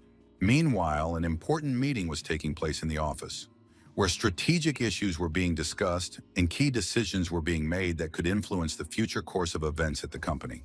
The CEO had no idea where Chumo was and couldn't fathom what plan he had in mind, which left him in a state of complete uncertainty and anxiety. President Shai had been appointed interim leader of the consortium, acting as head and coordinating the organization's activities until a permanent leader was selected. On his orders, more than half of the Alliance's hunters had died in the city for no reason, achieving nothing and leaving behind only destruction and chaos. What was happening to them became the greatest crisis the Consortium Alliance had faced since its inception, bringing the organization to the brink of total collapse. The boy agreed with Shai and proposed joining forces to work together. And to start with, he decided to share some information that could be useful for their joint actions and plans. Monsters roamed the street, coexisting peacefully alongside the residents, and even helping those who got into trouble. But if anyone dared to go against the player, the creatures would attack instantly. Another of them suggested dropping nuclear bombs and firing as much as possible to completely destroy the city and raze it to the ground, leaving no chance of survival. Shu understood well that if a bomb killed his sister, they would find themselves face to face with Chumo, who would certainly seek revenge and leave them no chance of survival. They sought to kill everyone the young man was protecting before he could deal with them, leaving only fear and destruction in their wake. The projection of one head began to load poorly, causing concern and raising numerous questions about its reliability and the stability of the system as a whole. Shu offered his help, ready to support him in any situation and take on some of the responsibility for further actions to ease his burden. Lin's head couldn't respond, as the latest model of the stereo projector had proven too complicated to use and frequently malfunctioned, significantly complicating any interaction. Suddenly, young Li appeared before them, materializing out of nowhere, surprising everyone with his unexpected presence and making the hearts of those present beat faster with astonishment. He realized that everyone already knew about him, so he decided not to greet anyone, walking past silently and ignoring the surprised glances of those around him. His father had given his life to atone for his own sins, consciously accepting death as the only way to atone for past mistakes and purify his soul. The son was there to deliver a message from a comrade, and for 3 days they were to obey all his orders. Otherwise, the consortium's necessity would be drastically reduced. The man walked down the corridor alongside the monster, carrying on a calm conversation, exchanging thoughts and strange observations about their surroundings. One of them realized that the coming battle would inevitably lead only to senseless and incomprehensible losses that would serve no purpose. They planned to first pretend to be completely loyal to him, and then, when the right opportunity arose, to ruthlessly destroy him, leaving him no chance. Every day they were required to patrol the city of Donghai, while also undergoing medical examinations that seemed extremely dangerous and suspicious. Candyman understood that the hero was concerned about their health, so he proposed a plan whereby they would remain alive, work for him for 3 years, and then be granted their freedom. Posing a challenge, he explained that the creature could go and discuss any issues with Chumo if anything seemed unacceptable or unclear to him. Frightened, he burst into tears and began to explain that he could never be left alone with the master, because his fear of him was extremely strong and paralyzing. Meanwhile, the young man carefully surveyed the laboratory, examining all the instruments, equipment, and strange experimental devices, trying to understand their purpose. They wanted to sell them for just 1 yuan, which seemed absolutely crazy and unacceptable, because such a price was extremely low and unrealistically cheap. He also explained that a fair deal was one where nothing was offered in exchange, and asked him to think it over carefully once more before making a decision. All the employees remained in the lab. Their salaries had been secured for the next 30 years, and there was no need to worry about the devices either, as everything was taken care of. The primary task of the Dongyun Consortium was to support the world's savior, Chumo, as much as possible, but in that case it would be the head, not the assistant, who would have to communicate with him. In response, the advisor reported that all primary tasks were his responsibility, while the leader dealt with entirely different matters without interfering in their work. The hero was curious whether they had already reviewed the materials provided by his leader and whether everything had been thoroughly examined without any omissions or errors. Their people had already been working on the materials and analyzing them thoroughly, and some data indicated that there had been a connection between their world and the secret one 3 times, not counting the temporary one. Everyone knew that over the past 1,000 years there had been only 2 wars, one a very long time ago, and the other the one that was raging right then. It was the Consortium Alliance that was lying, because they deliberately concealed important information. The level of intelligence and technology was extremely high, and people were capturing creatures. Over 100 years ago, an unknown continent emerged from the water, where traces of technological progress were discovered, and monsters had been domesticated, indicating extraordinary experiments. To satisfy their egos, many people started a war against the monsters, and in the remains of the slain creatures, they found strange charged particles of an unknown energy. One could say that the hunters from the Consortium Alliance underwent profound physical changes, and thousands of years ago, the city's inhabitants were subjected to spiritual modifications against their will. But in that world, everything came at a price. Most hunters didn't live past 35, and according to the latest medical data, the monsters of Luyan lived for a maximum of only 3 years. If the technologies of that time could be fully restored, my sister would have been healthy long ago and could have lived without any limitations or danger to her life. Not only he, but the Alliance as well sought access to those technologies. However, the continent lay underwater, and it was precisely because of this that the waters feared the arrival of monsters. According to Yu Tong's theory, it was necessary to win the war of the secret world, and only then could his sister fully recover and regain her health. However, there was no evidence to support her claims. The war was expected to last about another year, and the hero did not want to wait that long and sought to act immediately. The advisor asked what he ultimately planned to do and what specific actions he intended to take to achieve his goal. By that time, Li Hanlin was to issue an ultimatum to the Alliance leaders, and in 3 days they would have to make their final and unquestionable choice. A full-scale war could lead to absolute chaos, destroy stability, and cause unpredictable consequences for all parties. In Chumo's opinion, those idiots could only waste strength and resources on tedious internal battles, so the world needed only one voice and a single will to guide everything.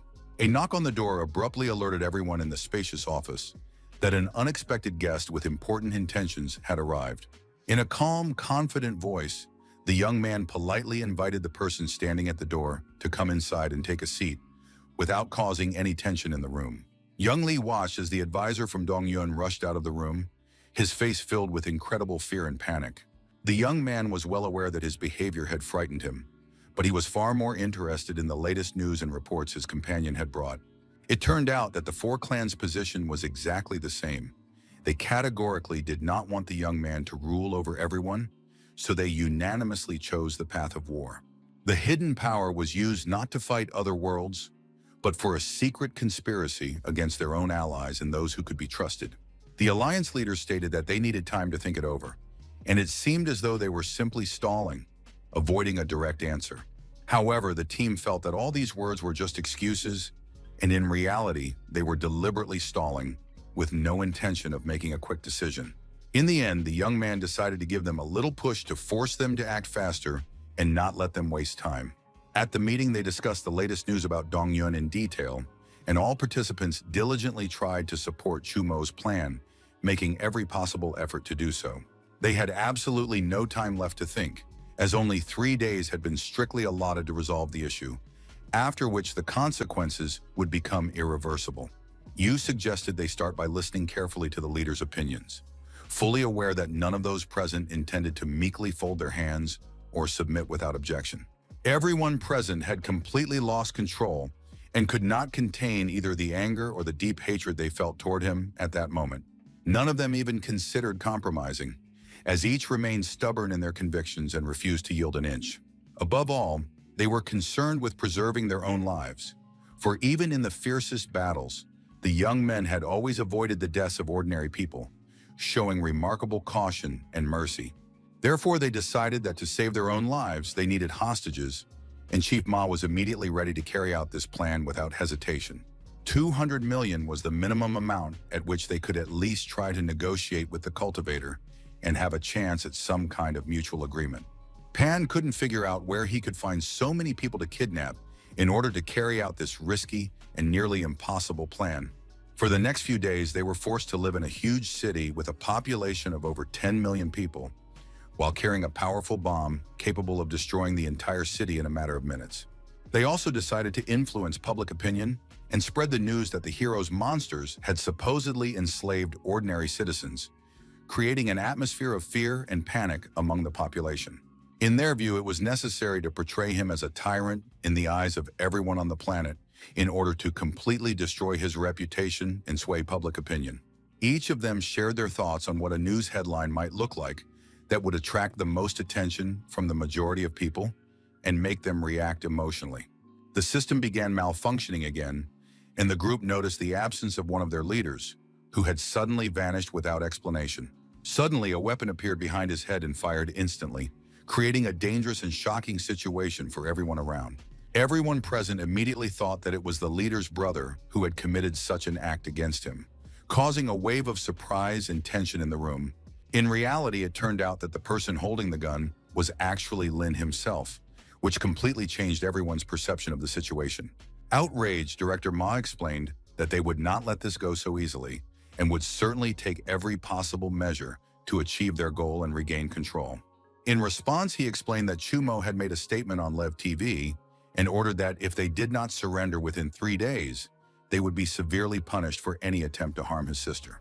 Mr. Shire thought they were dealing with a true coward who, immediately upon hearing the news, had decided to kill his brother without considering the consequences of his actions. It turned out that the hero was magnanimous and never condoned senseless killings. However, if the Alliance leaders refused to obey, anyone could kill one of them and take his place. Chaos and panic reigned in the chief's house, and all the residents were hurriedly gathering and trying to figure out what was happening and how to proceed. The man felt incredibly irritated and impatient because the woman was taking an extremely long time to get ready, ignoring his anxiety and the time. He insisted that at that moment, all other matters were secondary and of no importance. The main thing was to take the child and flee the danger immediately. Beads of sweat trickled down her face as she said she couldn't go with him, feeling at once fear, shame, and incredible inner tension. The enraged man instantly thought she was trying to take all his wealth and leave his consortium with nothing, triggering a storm of anger and distrust within him. Laughing, he couldn't believe she was capable of killing him, feeling at once fear, confusion, and a strange sense of anxiety within himself. Suddenly, his expression changed drastically, and everything happened extremely quickly, as if time had sped up, leaving him completely surprised and bewildered. The woman thrust the knife sharply into his body, feeling fear, determination, and tension all at once. While he tried in astonishment to understand what had happened, she didn't need his wealth. The real reason was that his betrayal had caused her deep pain and more harm than any material possessions could ever inflict. With his last ounce of strength, the man grabbed her hair violently, feeling anger, despair, and a desperate desire to stop what was happening around him at that moment. She also could not forgive him for insulting the cultivator, feeling anger, disappointment, and deep inner pain over his actions. Since all his actions had put their son in grave danger, there was a real threat that the entire family could perish as a result of his reckless actions. To stay alive, he sincerely promised that he was ready to surrender to the young man, demonstrating desperate determination and a desire to save his life at any cost. However, she no longer believed him, feeling deep disappointment, distrust, and the realization that his words no longer held any power for her. On the other side of the world, where no greenery grew and no flowers bloomed, boundless, permanent ice reigned, creating a cold, harsh, and merciless landscape all around. Following Chu Mo's declaration, 4 leaders of the alliance were eliminated. One was killed by the leader, another by his brother, the third by a woman, and the fourth by his own child, a development that shocked everyone. It was they who sought to see him as cruel, and under the pressure of their expectations and circumstances, he gradually transformed into the ruthless and cold-blooded man they wished to see. To destroy him, they used all available resources and at the same time blamed the cultivators, who had actually done nothing and were innocent participants in this intrigue. Upon meeting Chu at the North Pole, they carefully sought a solution to the problem, discussing various strategies and trying to find a safe way out of the difficult situation. There, aside from the endless ice, there were only polar bears, and the situation turned out to be completely baffling, leaving them in a state of astonishment and cautious wariness. The real weapon was securely hidden beneath the ice at a depth of 4,000 meters, making it nearly inaccessible and posing an incredible threat to anyone who tried to retrieve it. The leaders of the 4 clans spent 3 long days carving out a dangerous passage deep beneath the ice, overcoming harsh conditions and enormous obstacles along the way. Setting out with him, the alliance leaders felt deep fear and anxiety about what they might see, anticipating terrible and unpredictable consequences. At the North Pole, it was impossible to use space teleportation spells due to magical restrictions and harsh natural conditions that completely blocked any attempts at movement. They simply had to imagine that the 4,000-meter jump was like jumping on a trampoline, allowing them to control their movement and lessen the sense of danger during the fall. Frightened, they tried to figure out whether they had already arrived at their destination or still needed to fly further, feeling fear, tension, and uncertainty about their actions all at once. Thousands of years ago, the kingdom of Loshan was destroyed. More than 50 million sinners were killed, and it was then that the mightiest savior emerged from it, whom cultivators called the Blessed One of the Heavens. In ancient times, the mightiest savior possessed incredible strength and courage, capable of standing up to even a 30,000-year-old monster that terrified everyone around. Even the monster Chu Mo, according to the latest data, had a combat power of approximately 100,000, making him an incredibly dangerous enemy for any hero.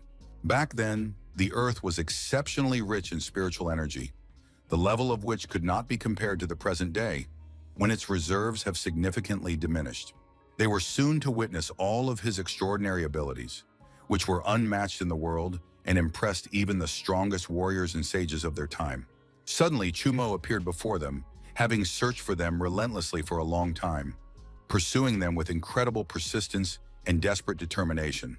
The shocked alliance leaders were completely at a loss, not knowing what to do or where to hide, for the danger they sensed was all too real and deadly. Then he sternly ordered the 8-year-old prodigy and everyone else to close their eyes, emphasizing the gravity of the situation and the danger threatening everyone present. A second later, no one could understand where they were or what had happened to them, for everything around them had changed instantly and become completely incomprehensible.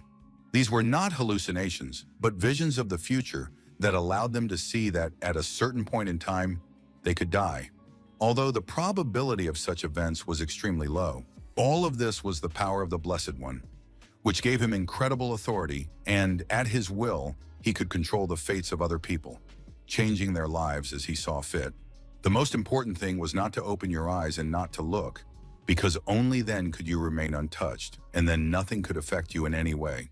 Thousands of years ago, cultivators, thanks to the power of the earth and the ocean, created the Mirror Labyrinth, and although they could not kill him, they managed to seal him away securely.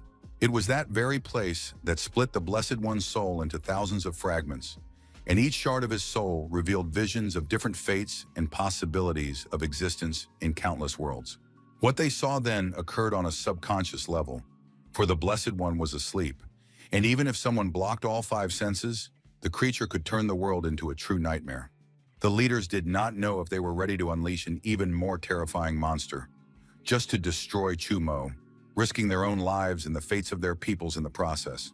As it turned out, the sect leader sought only to use its power in its sealed form, without awakening it, to ensure the safety of everyone around and avoid catastrophic consequences. The next step in the plan was to press on to find the mighty man's whereabouts, and they listened carefully to all the possible risks they might encounter along the way. One was not to look at the Blessed One or attempt to understand or describe him, for these were the cardinal rules that guaranteed a chance of survival amidst the incredible danger. The mighty cultivator was deeply surprised that the leader of the Dantai sect did not even lift his head to look at him, demonstrating extraordinary self-control and unshakable resolve. He longed to turn to him for help, hoping for support in a difficult situation that threatened serious consequences for him and everyone around him. The savior had long since seen everything and knew that Chumo sought to destroy them all, and under his rule, the entire race of cultivators was to die out, leaving only darkness and silent stillness on the earth. In the future he foresaw, the heroes simply did not exist, so there was no need to worry, for no power could alter the predetermined course of events and the fate of the world. An important launch was to take place at the 6th nuclear power plant in Dongyun, one that was supposed to shift the balance of power, drawing the attention of many powerful beings and hidden observers. The young man stood in the center of the launch mechanism, motionless and staring intently ahead, fully aware of the gravity of the moment and the danger hanging over him. In an instant, everything around him sprang into action, activating a complex system that began to function at incredible speed, setting irreversible processes in motion. 3 true flames ignited autonomously, absorbing the thermal energy of the surrounding environment and transforming it into a mighty force that grew rapidly with every passing moment. Chumo felt completely different, much more powerful than before, as if a new power was awakening within him, filling his body with inexhaustible energy. The reason was that the host body was continuously absorbing energy and becoming significantly stronger, gradually reaching a level that surpassed the usual limits of what was possible. In conclusion, it was clear that the young man could gradually restore his abilities and significantly improve them by drawing energy from the nuclear reactor. 10 years ago, many cultivators also tried to use such a system of improvement, but after some time, a backlash began, and within a year, they started dying one after another. The hero himself said that 1 year would be enough for him, since everything in the secret realm was arranged in a special way, and all the responsibility fell on the young man's shoulders. Joe wanted to reveal the truth about his sister to his friend, but the young Lee wouldn't let him, insisting that she might have died long ago. Suddenly, the young man entered the room where they were and began to hear their last words, which cut sharply into his memory. They looked at him in shock, without uttering a single word, and their silence was heavy and filled with tension. Neither of them wanted to explain any details of their conversation about his sister, leaving the young man in deep confusion and uncertainty. Grabbing his friend by the throat, he furiously tried to find out the truth about what had happened to his sister, feeling both anger and despair. In response, the other said that the young man had misunderstood everything, and his conclusions were wrong, causing even more confusion and irritation. Joe rushed toward them, trying to separate the two, but to no avail, and the battle never began, leaving everyone in tense anticipation. His attack was aimed directly at Chumo, carrying immense power and danger that was difficult to dodge. But the boy instantly counterattacked, knocking him aside with incredible force that made the air around them shudder from the impact. Young Lee explained that he had never been able to fully understand the situation regarding his sister, leaving many questions unanswered and creating new uncertainty. Suddenly, the young man began coughing up blood, and his condition rapidly deteriorated, causing alarm and panic among everyone present. They didn't know what had happened and didn't understand how they could help him in such a difficult and dangerous moment, feeling helpless. The Blessed One entered the lab and said that the young man needed to stay at the nuclear plant a little longer to better cope with the bad news, but he had just arrived when his friends were discussing his sister's death. He grabbed Hanlon by the neck, trying to extract all the information, but unfortunately, Joe's attack only worsened his loss of control, intensifying the chaos and rage. As a result, his power spiraled out of control and caused serious internal damage. threatening his life and health. In a moment of distraction, he destroyed Air, who could have helped him heal his wounds and recover his strength after a critical injury. Jomo could not comprehend who stood before him with such incredible power, feeling both fear and astonishment at the same time. The Blessed One introduced himself and explained that this was their 143rd meeting, emphasizing the importance of the moment and the power they both held in this situation. Everything was unfolding according to their foreseen future, and on that day, the situation turned out to be the worst of all the previous ones, bringing the greatest danger and chaos. Then, in that mirrored labyrinth, they finally agreed on all the details, resolving important issues and laying the groundwork for future events.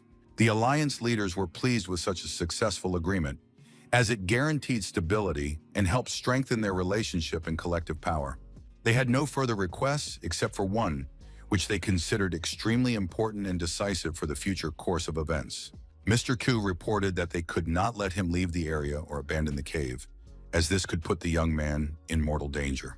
However, they had no idea that everything had already been decided, and nothing they did could change what had happened. The man had already carried out Chumo's sentence, definitively cementing the consequences of his decisions and leaving him defenseless against his fate. Smiling, the leaders could not believe that their greatest enemy had already been destroyed, and this victory surpassed all their expectations. Only one sect leader realized that the seals had not been broken, and that he could not leave the cave to kill the boy, realizing the complete hopelessness of the situation. It became clear that in one of the time intervals, they had broken his confinement, and the encounter with the cultivator had occurred 143 times. Each time he had killed him. Mr. Q explained that he had no intention of releasing him and asked if there was even the slightest possibility that the hero could be defeated solely by the forces of the 4 clans and the Alliance. There was no one in the world besides the Blessed One who could destroy Chumo. He had never shown his true strength to them, and their odds of winning were 0. Little Shu tried to pry more information out of the man, hoping he would explain why he didn't want to fight the young man and had avoided the conflict. It turned out that during the clash, many people would die. The Earth's overall energy would weaken, the secret world might vanish, and monsters would take over the planet. Qiu said that even the strongest savior was powerless against Chumo, and they had no choice but to surrender, realizing the inevitability of defeat. The problem was that the battle could not take place on Earth, and in the secret world it was far too easy to kill the hero, making the planet's defense critically difficult. The seal on his left hand had to be broken, and only then could the Blessed One enter the secret world once to influence the course of events. The leaders of the 4 clans kept a large number of coins of fate, which had to be brought so that the savior could restore his original state and regain his strength. However, Q understood that if there were even the slightest error in his seals, sooner or later he might escape from the tunnel and ruin all their plans. He went on to explain that they had no choice but to destroy Chumo, as any other course of action could have led to disaster. If the method with the coins of fate were used on another savior, he too could have prevailed in battle, gaining the necessary strength and control over the situation. But if he were forced to use such a large number of coins, he would die in 3 days, unable to withstand the strain on his body and energy. Zhu quietly remarked that they had no other choice, and that it was better to release one immortal cultivator and destroy the hero than to remain idle in the face of the threat. There was also only one candidate in the world who could absorb the coins, and that turned out to be a disciple of his sect, Jin Shan. This information shocked him deeply, leaving him with a sense of fear and uncertainty about future events. The master categorically refused to hear a single word about his disciple, and no attempts at conversation could change his resolve and steadfastness on this matter.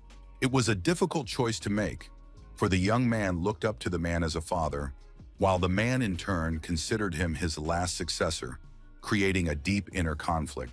Unable to withstand such intense pressure, Qiu said that he accepted the Blessed One's decision, shifting the responsibility for the consequences onto him.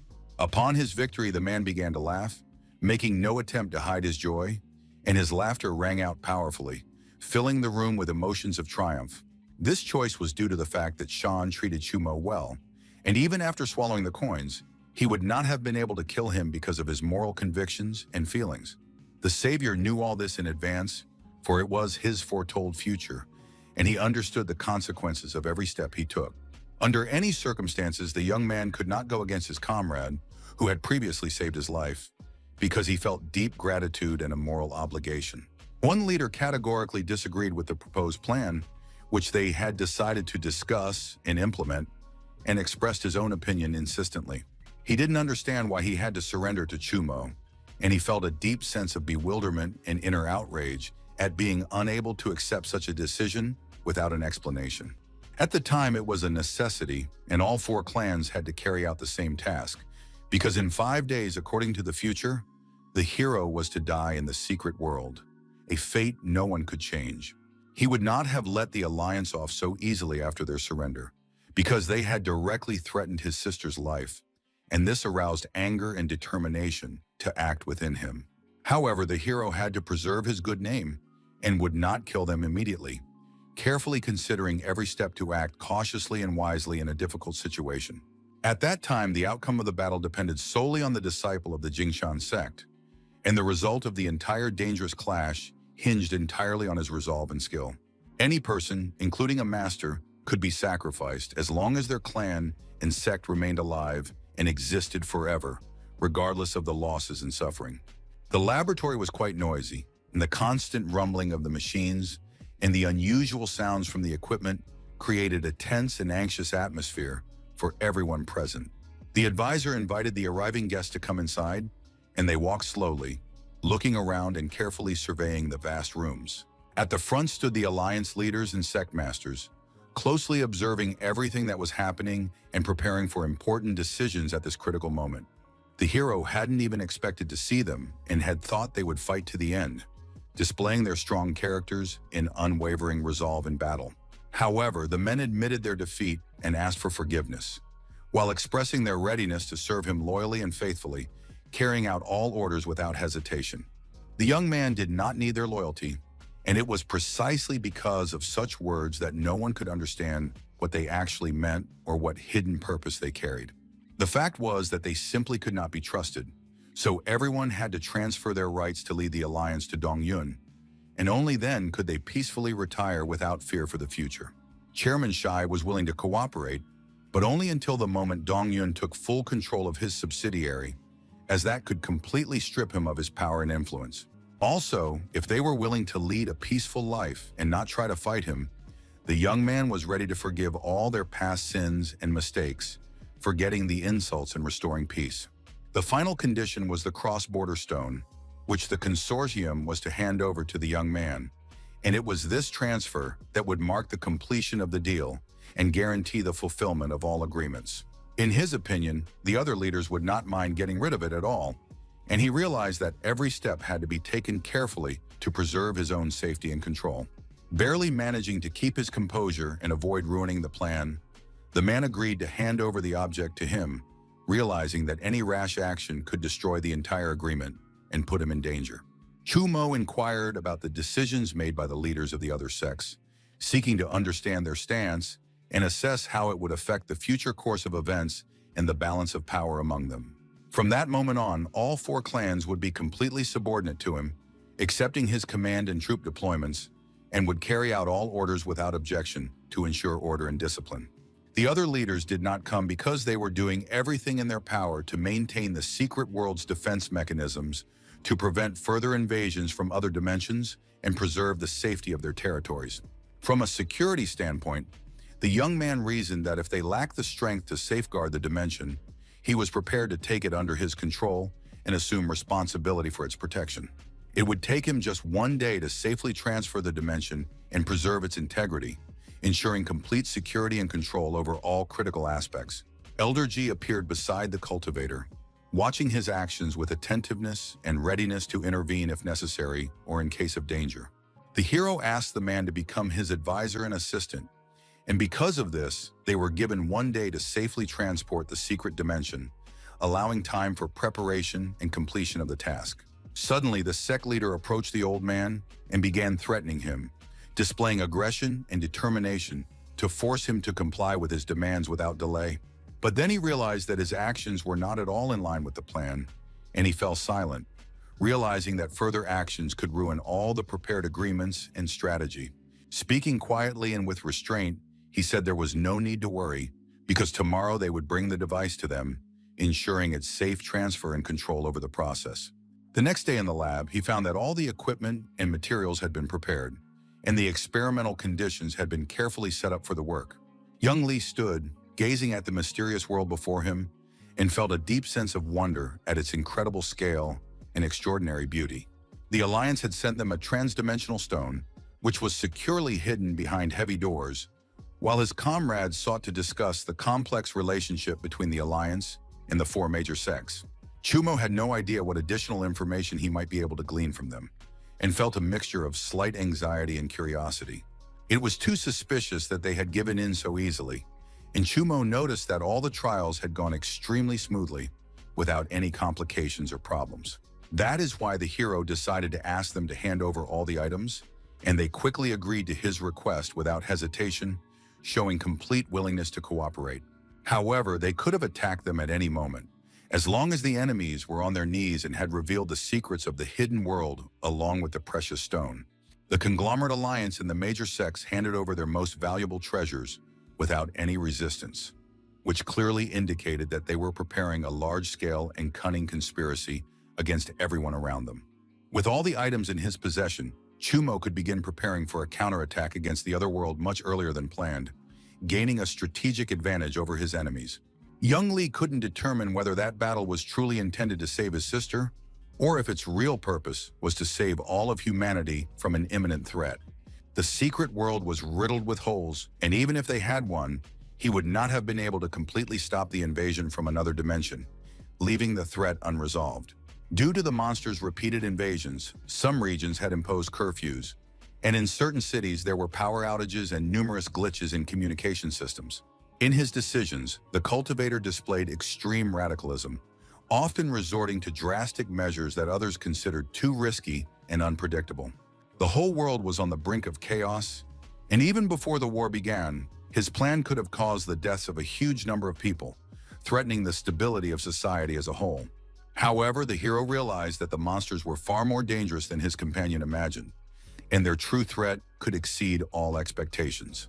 Had it not been for the young man's constant miracles, humanity would have vanished long ago, and yet people continued to hope that he would work wonders again, taking full responsibility for their fate. To start a war against the other world, they had to gain more of the people's trust, but at that time, the savior only instilled fear in the hearts of the whole world, inspiring no confidence whatsoever. The hero himself could not even understand what name all the inhabitants called him, and remained in the dark regarding his own reputation among the people. It was precisely those people who observed his actions and saw in him unyielding cruelty and uncompromising power who considered him a tyrant and a dictator. They were ready to destroy him themselves, just to rid the world of the monster, not hesitating to take extreme measures for the sake of everyone's safety. The residents also could not understand why the consortium and the sects had surrendered to him, betraying everyone and leaving the people without any hope of protection or support. Society sought to strip the young man of his status and forget the chaos that reigned all around, trying to restore calm and regain control over their lives. The master, having shown the disciple everything that was happening on the streets, asked him if he was still thinking about his friend and if he believed that everything was fine. Shan couldn't remember when the man had started worrying about his thoughts, and he realized that, driven by a selfish desire to expand his sect, he had committed many crimes and wrongdoings. However, he sincerely believed that the hero could save the world, so he asked the authorities to surrender to him and didn't even suspect that he would start behaving completely unpredictably. Surprised, Shan asked why the leader was so worried about his thoughts and why he paid so much attention to what was going on in his head. Taking him in his arms, he said that the only person capable of killing Chu Mo and restoring order to the world was his disciple Jin Shan, and that only he had the power to accomplish such a feat. Together, they slowly walked through the dark, damp tunnel leading to the sacred place known as the Blessed One, feeling a mixture of excitement and reverence. Jin Shan needed to be taught the art of absorbing the coins of fate, while simultaneously preparing him to fully remove the seal 50 years after victory in the secret world. The Lord's power was extraordinarily mighty, and they realized that without careful preparation and planning, they would not be able to free him from the strong captivity that had held him for decades. It seemed laughable to him that cultivators believed it was possible to perfect all the necessary skills and attributes in just 50 years to achieve a power equal to his own. In the leader's view, he had never believed that even the four great sects combined could ever defeat him, for his strength and strategic mind had long surpassed their capabilities and resources. They discussed and agreed upon a contract with the strict condition that all actions must be carried out in 50 years, carefully coordinating every point. If one party fulfills the condition and the other violates it, the violator will be subjected to 70 days of unbearable agony of a burning soul, which will gradually lead to complete and irreversible disappearance. Shan took a decisive step forward, insisting that Lord Tianming fulfill the first condition of the contract, feeling at the same time the tension and responsibility for the fate of everyone watching this decisive moment. At that moment, the young man found the situation unbelievable, for he could not believe that he was capable of containing such immense power within himself, a power that could easily destroy Chumo himself, leaving behind only ruins in boundless horror. His plan was to first gain incredible power, and then meet with his friend and convince him to switch sides. Shan began shouting loudly, insisting that those words were false, and expressed his outrage and anger at the lie that threatened to destroy the trust among everyone present. The master had concealed a vast amount of extremely important information from him, for he had not revealed that the use of such incredible power would lead to his death in just 3 days. The shocked apprentice turned sharply toward him, unable to believe what he had heard, and his eyes filled with doubt and horror at the realization of just how dangerous hidden truths could be. Yet the man remained silent, offering no explanation and showing no reaction, as if fully aware of the gravity of the situation, but refusing to intervene or provide any clarification. The cultivator fervently wished the master would say at least one word to confirm or refute the truth, which he could neither accept nor reject, filled with doubt and inner anxiety. During the conclusion of the agreement, the Lord cast a subtle, masterfully refined illusion over him, through which the cultivator could hear nothing, remaining in complete ignorance and feeling only inner anxiety. Everything flashed before the disciple's eyes at once, and his thoughts began to spin rapidly in his head, overflowing with the chaos of memories, realizations, and fear of the unknown future. Acting too quickly, he began to move abruptly, realizing that they had fallen into a cunning trap and had been deliberately deceived, and his heart filled with anxiety and anger at the same time. So he carefully lifted his master into his arms, unwilling to leave him in danger, and resolutely set off toward the exit, overcoming obstacles and the inner fear that lurked at every turn. Mr. Q's plan was that having fulfilled the terms of the contract and met his death 50 years later, he would never allow the Lord to go free. The young man knew they had already gone far, but he couldn't understand why he still felt the man's presence and heard his voice, which seemed to echo nearby despite the distance and the silence around them. The exit was already coming into view, so he had to focus all his attention on it, controlling every step and carefully navigating the dangerous obstacles lurking along the way. Before they could get close, Lord Tianming suddenly appeared before them and greeted them, causing the hearts of everyone present to tremble with surprise and fear at the same time.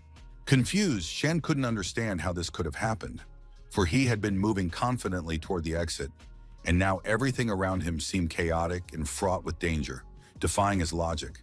Master Q should have warned him that no one was allowed to look at the man, but the young man was too shocked and bewildered to remember this crucial information, leaving him defenseless against the danger.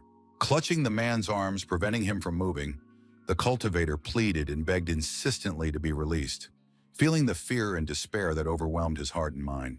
20 years ago, the cult leaders had agreed with him to start a war, and, succumbing to greed, they mercilessly took coins from the survivors to give them to their favorites. The Lord had long awaited the moment to find the one whose soul's vibrations perfectly matched his own, and although Chu Mo's arrival caused a slight delay, they finally met with Shan. The large laboratory was extremely noisy as the staff announced an unexpected and serious emergency to everyone present. Patient number 9 suddenly broke free from the medical staff's control and became extremely dangerous to everyone nearby in the room. His incredible strength was so immense that he completely demolished a wall, and debris flew in all directions, threatening everyone nearby. He insisted to everyone around him that he was not sick and shouted loudly, demanding to be released from the locked room immediately. The doctor, approaching Chen Chao cautiously, assured him that she had no intention of harming him and was acting solely for his safety and health. His body was rejecting the injections with great force, causing severe mental confusion, and the patient urgently needed proper medical treatment to stabilize his condition. However, Chen trusted no one and sincerely believed that everyone present intended to harm him or control him against his will. Unable to withstand the tension, Tong suddenly struck him hard in the face, causing the patient instant pain and shock. The man gradually calmed down and stopped screaming, but by then a large bruise from the blow was already visible on his face. She asked the nurses to immediately return him to his room and administer the necessary injection to ensure that such a dangerous situation would not recur in the future. Agreeing with the doctor, they sincerely thanked her and solemnly promised that they would not allow any such situation to occur again in the future. Of all the Alliance's research subjects, only 85 survived, of whom 56 relatives agreed to transfer the patients to the consortium for further treatment. 36 of them were in a coma with the same symptoms as Sister Chumo, while the other 20 had severe reactions and suffered from frequent manic episodes. Such individuals were potentially dangerous to those around them and at the same time exhibited pronounced tendencies towards self-destruction and harm to their own health. Fortunately, Yutong received the complete research data and actively worked on creating a suppressant that could effectively eliminate the patient's dangerous reactions. Her companion noticed that the girl had been sleeping very poorly lately, and even as a cultivator, she still needed a rest to preserve her strength and health. In response, Tong sternly told him that he'd be better off worrying about his own safety, since using a nuclear reactor could seriously endanger his life. She decided it was best not to waste time and wanted to examine him immediately. But the young man firmly refused any medical intervention. Air suddenly appeared out of nowhere and insisted that they figure out how to properly care for her and ensure her safety.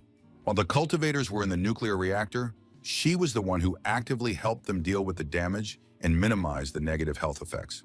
It was precisely because of her constant assistance that her tail grew weaker every day, and over time the situation only worsened, resulting in her becoming noticeably bald.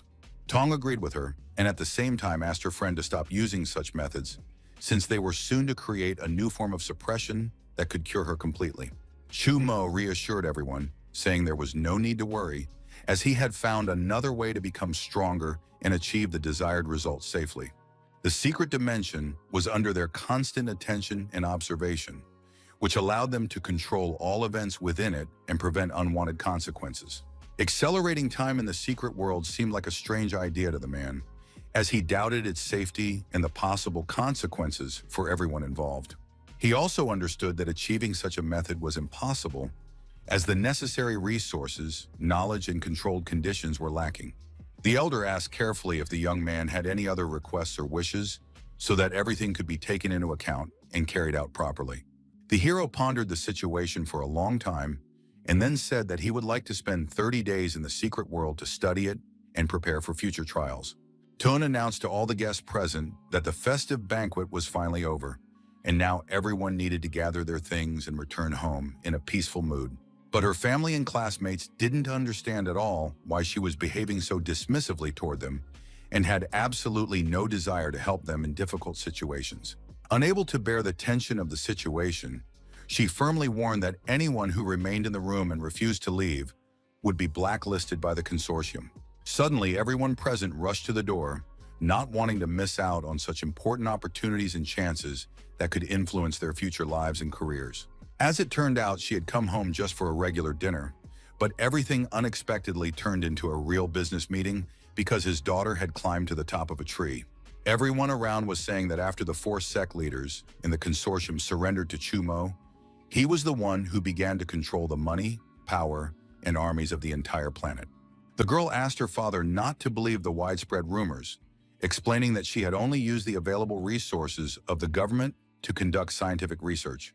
However, her father insisted that in the future she become the planet's first lady, earn respect and influence among all his allies and subordinates, and be able to shape the fate of civilization. In reality, he wanted them to give him a portion of the money, since they couldn't effectively manage all those resources on their own. Feeling incredible anger and disappointment, the young lady ran away, as she could no longer tolerate such a father, who behaved just like all those cruel and domineering leaders of the Alliance. Complete calm and silence reigned in the city, where the streets remained almost empty and the residents could enjoy a cozy atmosphere without haste or commotion, savoring a peaceful day. The residents discussed among themselves that the young lady had behaved crazily and with extreme arrogance, as if her presence were of immense value and worth millions. Junyan, following behind them, overheard their conversation and immediately took steps to ensure they could no longer communicate in the near future, effectively blocking their ability to discuss and make plans. Her friend had been waiting for Yutong near her house for quite some time, standing patiently and looking around, hoping for his quick arrival and ready at any moment to greet him with joy and attention. To begin with, taking her jacket in her hands, she began to sniff it intensely, trying to catch every scent and nuance of the smell that could tell her more about his presence and condition. The strong scent of medicinal herbs and various ingredients indicated that Tong had spent all her time meticulously creating and preparing the pills. In response, she explained that she had every right to decide for herself what to do and when to do it, guided by her own convictions and desires, regardless of other people's opinions. The cleansing pills did not significantly help improve combat effectiveness, and if she continued to focus solely on them, it could quickly lead to serious danger and even death. Then the girl shared some extremely important information.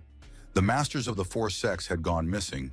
They were nowhere to be found, and it looked as though they had gotten into some kind of dangerous situation. Something truly powerful was happening in the tunnel, where the coins of fate were instantly swallowed up by an invisible force, creating a striking spectacle and demonstrating an incredible concentration of energy. Sean emerged from the portal, but the leader remained unsatisfied, believing it was still too early to conclude the matter, and that in his opinion, the process needed to continue longer to achieve a complete result. The young man himself was well aware that the next secret world was about to open too soon, and that its premature opening could have unpredictable consequences for him. The ancient technology had exceeded all their expectations, for in such a short span of time, the apprentice had managed to absorb over 90% of the coins. At the same time, he could not forget his mission, for Chu Mo would surely want to complete the trial on his own, and only when he was wounded should he act and launch an attack without delay. Sean replied resolutely that he would handle all difficulties and challenges on his own, confidently taking responsibility and refusing to let anyone interfere in his affairs. Before that, he had decided to borrow the power of 4 useless sacks of meat, as he called the sect masters, hoping to use their abilities for his own purposes. To save himself in this critical situation, the leader had to teleport as quickly as possible, but all attempts proved futile and nothing worked. Shanya's strength had increased several-fold to such an extent that any attempts to break free from his firm grip became absolutely impossible. Pushing the sect leader's body aside with disgust, he immediately wanted to move on to other tasks, wasting not a single minute on reflection. They were already ready for battle, carefully preparing their attacks and planning every move to gain the upper hand over the enemy. To ensure the student did not become a threat to everyone around him, he had to be eliminated immediately, without delay, and leaving no chance for survival. However, nothing came of it, because the boy destroyed them first, using unexpected moves that completely ruined their plans and left them defenseless. A portal suddenly opened before him, signaling the right moment to act and indicating the instant when he had to react immediately, without hesitation. Stepping closer to it, he thanked everyone for their energy, acknowledging its importance and their contribution to achieving the common goal. Taking a step forward, he was completely confident in his plan, feeling an inner resolve and conviction in its successful execution. The fourth secret world was a completely different ancient realm, preserving the secrets of bygone eras and mysteries that no one had yet uncovered. The cultivators understood that this time they would be able to preserve their memories if everything went well and did not end with them remaining idle once again. A man resembling a knight stood near a large mysterious wall. His posture radiated strength and readiness for whatever challenges lay ahead. The problem was that he was not conscious, perhaps asleep, which complicated any attempts to make contact or understand his condition. The student said there was no need to disturb him and clarified that the place where they were was the city of Chuji, full of mysteries and ancient history. Before a secret dimension was established in the vast celestial world, There was a great era when cultivators could not stop the invasion of powerful monsters that sowed chaos and destruction. The northwestern region served as the gateway for these creatures to invade, and at that time, it was considered a veritable paradise for them, where they could reign unhindered and strengthen their power. The city had been besieged by enemies for 30 years, without any support or supplies, and it stood amidst a 1,000-mile expanse filled with gray-haired soldiers ready for battle. At that time, the mission of the secret dimension had not yet been announced, and no one knew of its existence, keeping all plans secret and hidden from the world. The rescuers were worried that they might have to defend the city for 20 or 30 years, constantly repelling enemy attacks and expending their strength in an endless struggle. Meanwhile, Chumo stood atop the wall, closely observing everything happening around him, analyzing the enemy's movements and preparing for any turn of events. On the 5th day of registration, a prize was announced, the millennia-old power of a monster, which caught the attention of all participants and sparked a competition for this incredible might. The young man, having read the announcement, saw that at that time the rewards were quite ordinary and did not arouse much enthusiasm among the participants, leaving them indifferent to the competition. As soon as Sean entered the secret world, he immediately realized that his companion's power had significantly increased, and he sensed a new, powerful energy radiating from him. Without a single sign and without any effort, his success truly aroused envy, and everyone around him was eager to discover his main secret to understand the source of such power. Using his scanning eye, the hero realized that standing before him was not his friend, but someone else who had taken over his body and was cunningly hiding his true identity. And the other replied that he had already introduced himself many times and did not want to go through that again, wishing to get down to business and proceed to the main goal. The city of monsters stood in a secret location so that no one could reach it, securely hidden from prying eyes and protected from any interference. The octopus asked his leader to carefully analyze all decisions, weighing their consequences and choosing the best path for the team. Another employee walked in and tried to kick him out of the office, ignoring any explanations or objections. The non-aggression pact among the 16 weaker monster races was a reward for Air's infiltration into the human world. But not only did she fail to complete the mission, she also betrayed them, setting her allies up and breaking their trust. The assistant understood that she couldn't have done such a thing, and that in reality she simply wanted the human to trust her, to assess her true intentions and the sincerity of her actions.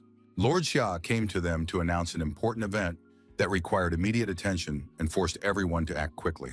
As it turned out, her request was nothing important. She simply wanted that kind of attention and for those around her to notice her without any serious reason.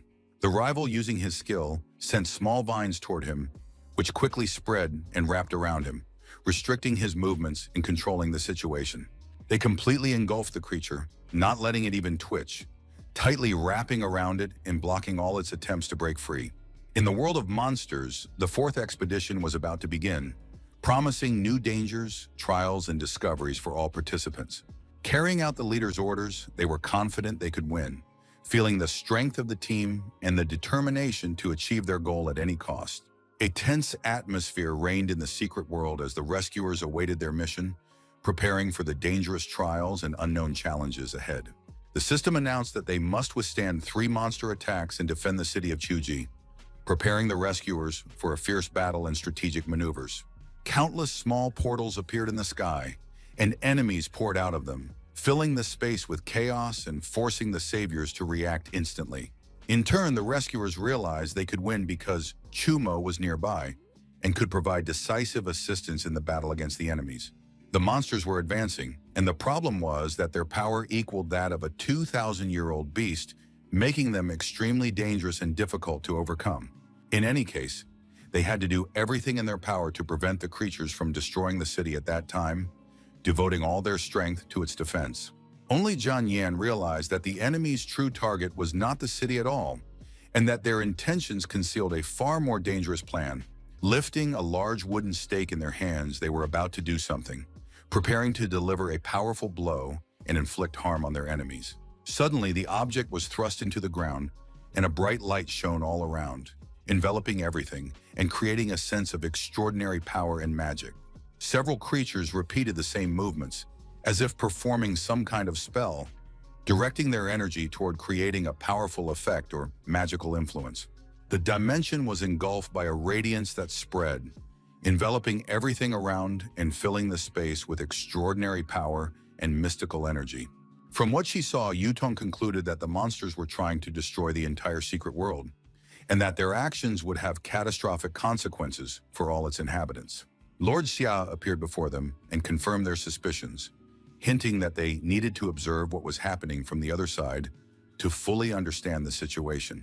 The enemies had indeed done a great deal at that time to deal with Chumo, employing all their skills and strategies in an attempt to overcome his strength and experience. The leader of the creatures explained that if they defended the city, the dimension would be destroyed. But if they stopped the monsters, the opposite would happen. And among them, there was only one who could actually stop them. However, he couldn't handle two fronts at once. So she asked what he thought of their surprise and how he planned to handle this difficult situation. Looking up where the young man was supposed to be standing, it became clear that no one had been there for a long time, leaving a void and a sense of unexpected disappearance. This situation raised a multitude of questions and deep confusion in the prepared Lord, for she could not immediately understand what was happening or how to proceed. The broken pillar had been roughly thrust into the hard ground in the middle of a gloomy landscape, and around it, terrifying monsters lurked relentlessly, vigilantly guarding it against any interference. They were crucial to the destruction of the secret world, for the success of the hidden mission, which determined the fate of this mysterious realm, depended entirely on their actions. The gateway to the human world was about to open very soon, and this approaching moment hung heavy in the air, as if something invisible were preparing to breach the boundary between the two worlds. It was then that these terrifying creatures could kill as many defenseless inhabitants as they pleased with impunity, encountering no resistance or obstacles in their path. Suddenly, the monsters were torn into several bloody pieces by an invisible force that suddenly emerged from the darkness and mercilessly destroyed them without warning. The other began to look around in confusion, trying to figure out exactly where this sudden and invisible attack had come from, but saw no enemy nearby. The enemy was very close, but exactly where remained unclear, and he stood alone, sensing danger, for beside him was only that same pillar in the silence. Shielding his face from the powerful explosions, he noticed that all this was happening high in the sky, where bright lights flashed and the deafening sounds of battle rang out.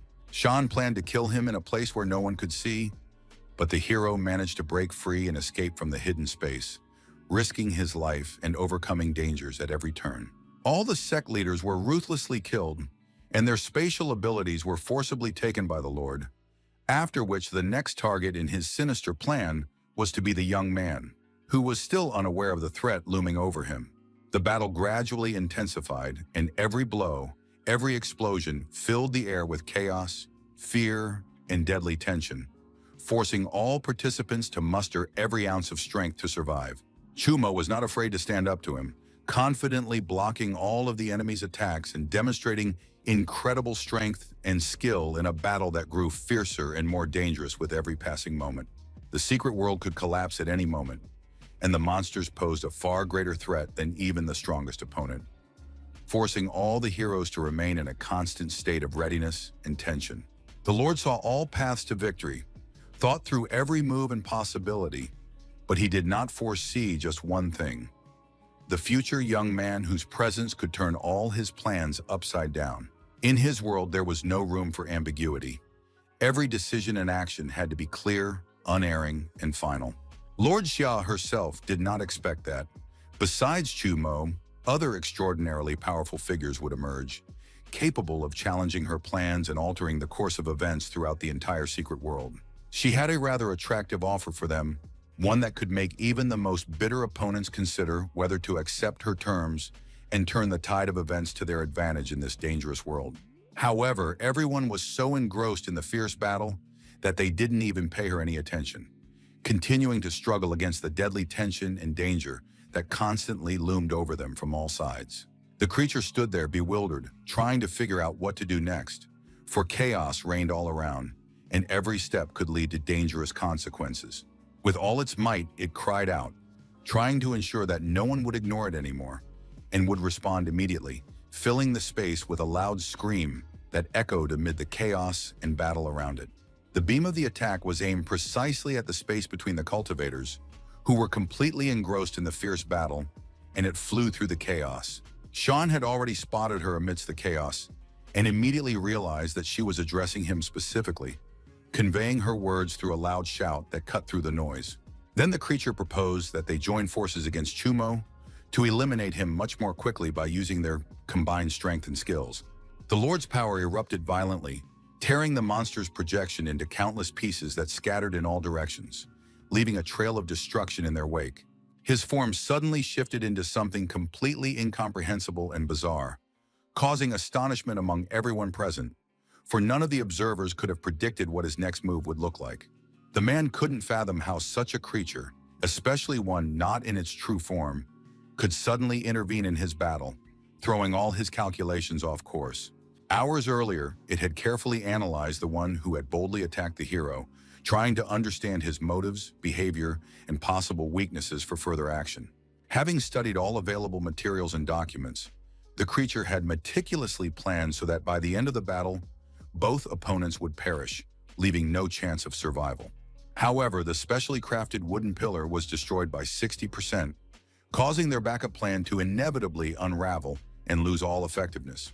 The battle had virtually no effect on the monsters standing before the city walls, and they remained fully combat-ready, preparing to attack the city with all their might without any hesitation. She herself sought to divert their attention so they would not approach the city walls, and any response from the cultivator to her proposal could be of significant benefit to her. If Shan agreed to her terms, the creature would have a chance to kill Chumo, and if he refused, she would gain precious time to organize her subordinates' actions. Suddenly, everything around her collapsed, crashing down with a loud rumble and creating a chaotic scene of destruction that engulfed the space. Her entire projection suddenly shattered into countless tiny fragments that scattered in all directions, creating the impression of complete disintegration and the impossibility of restoring the integrity of her image. Lord Xia barely had time to utter a few words before everything around her collapsed, and she struggled to restrain herself from giving into anger and to maintain her composure in this dangerous situation. However, she happened to come across an assistant who had brought food, and his appearance briefly distracted her, giving her a chance for a short respite and to regain her strength before the next events. He immediately noticed the fragments of her previous projection scattered around and watched them with curiosity, trying to understand what had happened and what consequences this might have for future events. Realizing that the leader was clearly not in the mood, he cautiously decided to keep his distance, avoiding any actions that might irritate her or provoke a conflict. The creature could not find peace, for her entire carefully crafted plan had been completely shattered, leaving her in a state of confusion and uncertainty about her next steps. However, a fragile hope still lingered in her mind that she might find a way to turn the situation to her advantage and regain control over the events that had so suddenly slipped from her grasp. Her power lashed out violently at the objects in the courtyard, scattering them in all directions and creating chaos that mirrored her utter confusion and inner tension. The courtyard echoed with the roar of explosions and heavy impacts, fully reflecting the intensity of her fury and the boundless emotional tension raging within her without restraint. Lord Xia knew that the cultivator was truly devoted to his cause, for his actions and resolve in these circumstances clearly demonstrated the depth of his commitment and his willingness to go to any lengths for his goal. Meanwhile, on the battlefield, the hero stood facing his enemy, intently assessing his every move and preparing for the inevitable clash that could decide the fate of the entire struggle. He temporarily increased his combat power tenfold in a matter of 10 seconds, rapidly building up his strength and preparing to unleash all that power against his opponent without the slightest hesitation. It was the first time the young man had used the skill in front of another person, feeling both excitement and determination, realizing that this moment could change his status and influence on those around him. In the end, the temporary attack did not inflict any damage on the enemy, leaving him unharmed, which made the hero feel disappointed and realize he needed to find a different approach. Sean wasn't even surprised, as if he had always known about his abilities.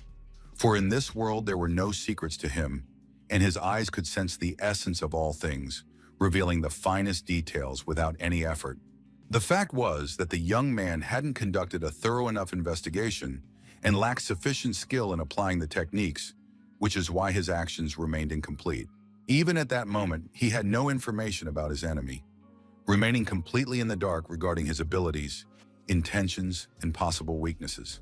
In the Lord's opinion, the Savior had no more tricks up his sleeve, and he was fully prepared to use all his strength and experience to destroy him without hesitation. Something extremely strange was happening all around, and this anomaly was so palpable that it could almost be felt physically, as the space and air around them filled with a strange energy. A thick fog spread over the city, enveloping the streets and buildings in an opaque veil that created a sense of mystery and concealed every detail of the surroundings. And then the time of day changed quite quickly, and day suddenly turned into twilight, flooding everything around with a cold light and altering the atmosphere. Just as he finally realized that evening was falling, in the next second darkness enveloped everything around him, and night suddenly fell, transforming the light and mood around him into something completely unrecognizable and mysterious. It dawned on him that time in the secret world was accelerating at an incredible pace, forcing everything around him to change faster than he could keep track of or predict. The next moment, morning came again, signaling the start of a new day, filling the surrounding world with fresh light and creating a sense of renewal. The system announced that rewards could be claimed on the sixth day, clearly indicating the availability of bonuses and encouraging action. Lord watched his opponent very closely, trying to understand what qualities and abilities he actually possessed and what he was capable of in a critical situation. He attacked him decisively, trying to distract his opponent and draw all his attention to himself in order to gain a strategic advantage in the battle. Chumo couldn't believe that what he was seeing truly represented his opponent's full power, which turned out to be far more formidable than expected. The chains mercilessly hurtled straight at him, tearing through the air around him and attacking with incredible speed and force, forcing him to dodge. The hero's body was firmly bound, and he could not make a single full-range movement, feeling the restriction of every muscle under the pressure of the shackles. Tian Ming declared resolutely that the young man's existence posed an extreme threat, and he could not allow him to continue living, for that would put everything in grave danger. His body was completely enveloped in invisible chains that firmly restrained every movement and made any attempt to escape practically impossible. And then a current formed, merging into a single force, united by numerous cuts that sliced through the space around him at incredible speed. For complete safety, the Lord integrated his body and consciousness down to the atomic level, ensuring maximum control and incredible resilience against any threat. By that time, Chumo's face had taken on a completely different appearance, and through the taut skin, one could clearly make out his sculpted muscles and strength that reached the limits of human capability. His hands had also completely changed shape, and it seemed as though there was no skin on them at all, exposing every muscle and tendon in striking detail. A white mist quickly spread around, enveloping the entire surroundings and creating a veil so dense that visibility was almost completely gone. With such a level of destruction, even the strongest cultivators who had long perfected their bodies would not be able to recover from the injuries they sustained, so catastrophic were they. The hero was in the air behind him, agreeing with this thought, for in that very second he had nearly perished, feeling the full deadly force of the event upon himself. The Lord's eyes nearly popped out of his head from the shock and the sudden realization that his enemy was still alive, despite the devastating attack. He urgently needed to come up with some plan or tactic to finally destroy the enemy and prevent any further resistance. The instant attack was aimed directly at the young man's body, striking him with incredible speed and force, leaving him little chance to defend himself. In response, he calmly remarked that there was no fire, no electricity, no curse, not even a single instance of spatial manipulation, only pure, unbridled, cutting force. As soon as the player entered the dimension, his power instantly surged, and even during the battle, he was able to speed up time, skip a day, and master the skill of creating clones. Outside, it gradually began to grow lighter, heralding the arrival of the second day and reflecting the first glimmers of a new dawn over the battlefield. Unable to contain himself, the Lord snapped that in that case, he would have to kill everyone to avoid any threat and preserve his own power. The young man himself never allowed harm to come to innocent people and was always ready to attack decisively to protect those who could not defend themselves. The city was ablaze, and the fighting engulfed every corner of it, turning the streets into a veritable field of chaotic battles and destruction. In this world, the days flew by incredibly fast, and the Savior barely had time to receive his rewards, for time was literally slipping through his fingers, giving him no respite. On the 10th day, the system granted him a golden rod, which instantly struck his opponent, crushing him heavily and causing him to suffer incredible pain. As expected, the true face of the opponent appeared before him, revealing his entire true nature and power, which had previously been impossible to discern. Lord Tianming barely managed to say that they would surely meet again someday, anticipating the inevitable continuation of their struggle. The first premonition of death had come to an end, leaving behind a sense of inevitability and tension regarding the events to come. The Lord already knew all his tricks up his sleeve and didn't want to take any risk by testing the waters, so he was ready to end the battle in 5 minutes. In the lab, all the staff watched closely as the 6th battle test began. The system's response was normal, and the readings remained stable and unchanged.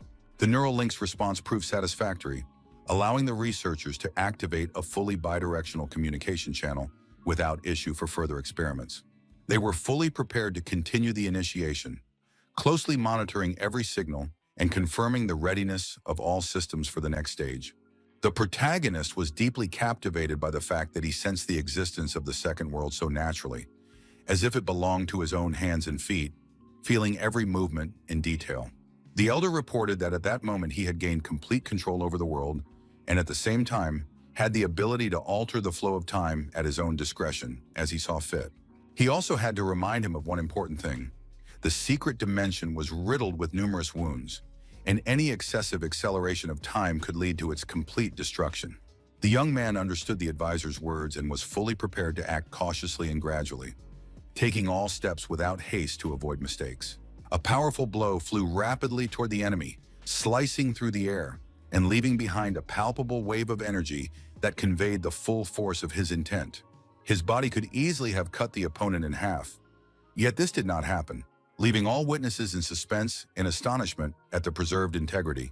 The Lord stood calmly in front, remaining whole and unshaken, demonstrating complete confidence and control over the situation before the eyes of everyone present. The hero saw that he remained invulnerable and could not die even from such a powerful blow, one that could easily have destroyed any other opponent. So in the end, the cultivator decided to try cutting him into 4 pieces, hoping to finally find a weak spot and turn the tide of battle. The second prediction of death was finally fulfilled, confirming the accuracy of the prophecy and altering the course of events in a dangerous and unpredictable way. Tianming himself could not even guess what was actually happening around him, remaining completely in the dark about the true events and their consequences. The majestic Chumo, of incredible size, watched him from above. His mighty figure loomed over the entire space, inspiring both fear and awe. The man himself seemed incredibly small against the backdrop of the gigantic figure. His fragility only served to highlight the grandeur and power of the one standing before him.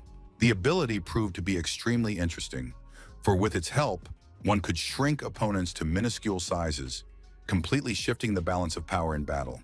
The whole situation looked comical, and one might have thought this wasn't a real battle to the death, for the atmosphere was far too strange and unnaturally light for such a confrontation. Chumo continued to mock his tiny size, while at the same time the third prophecy of death was fulfilled, confirming the cruelty and accuracy of the prophecy in this battle. Instantly, numerous monsters suddenly began moving toward the Lord, creating a sense of imminent danger and a tense atmosphere around him. The Savior's new ability proved extraordinary, allowing him to raise dead creatures from the ground and control them, turning them into tools for his own purposes in battle. Moreover, he could command the dead creatures to merge into a single entity, creating even more powerful forms, which significantly increased their strength and the threat they posed to enemies.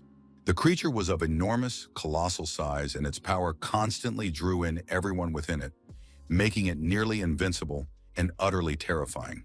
The hero ordered the monster to step forward, devour the Lord, and at the same time protect its master, transforming the creature into a mighty shield and an attacking force all at once.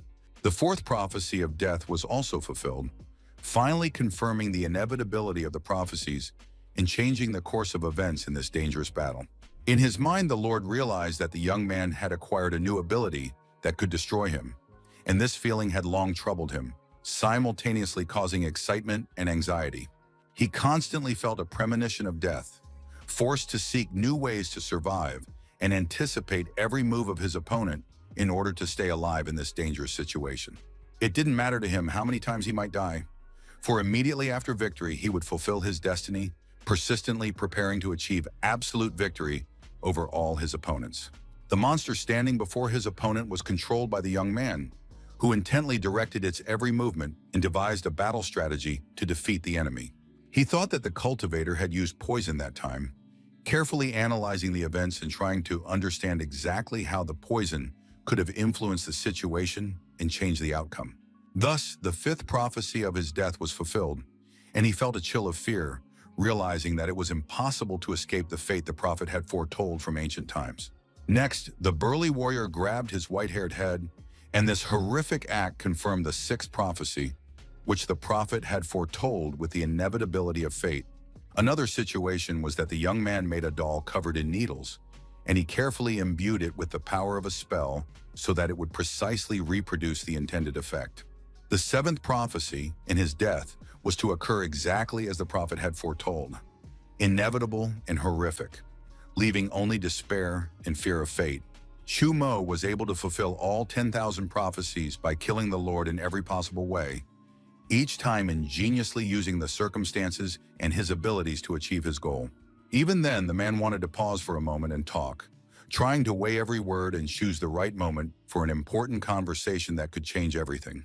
However, the longer their truce lasted, the stronger the cultivator became, accumulating mighty energy and preparing for the irreversible next step that could alter the course of events. The sky was already tearing apart, and if he continued to accelerate time, the Dark Realm would suffer complete destruction, for the power that was accumulating was extremely destructive and uncontrollable.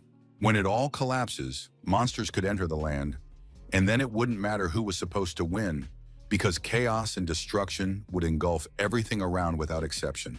The boy said that it was his opponent who had started the battle, and because of his actions, time was accelerating, forcing all events to unfold extremely quickly and uncontrollably, creating chaos all around.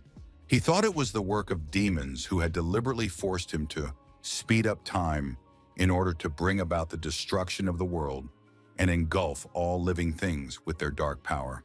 By that point, the Savior had amplified nearly all his power to the limit, concentrating it within himself so as to be ready for the decisive battle and to confront an unprecedented threat.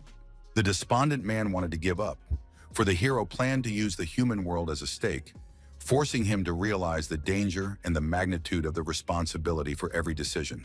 In the midst of the battle, the enemy changed abruptly, taking on a new, powerful form that made him even more dangerous and forced all participants to rethink their strategies and actions.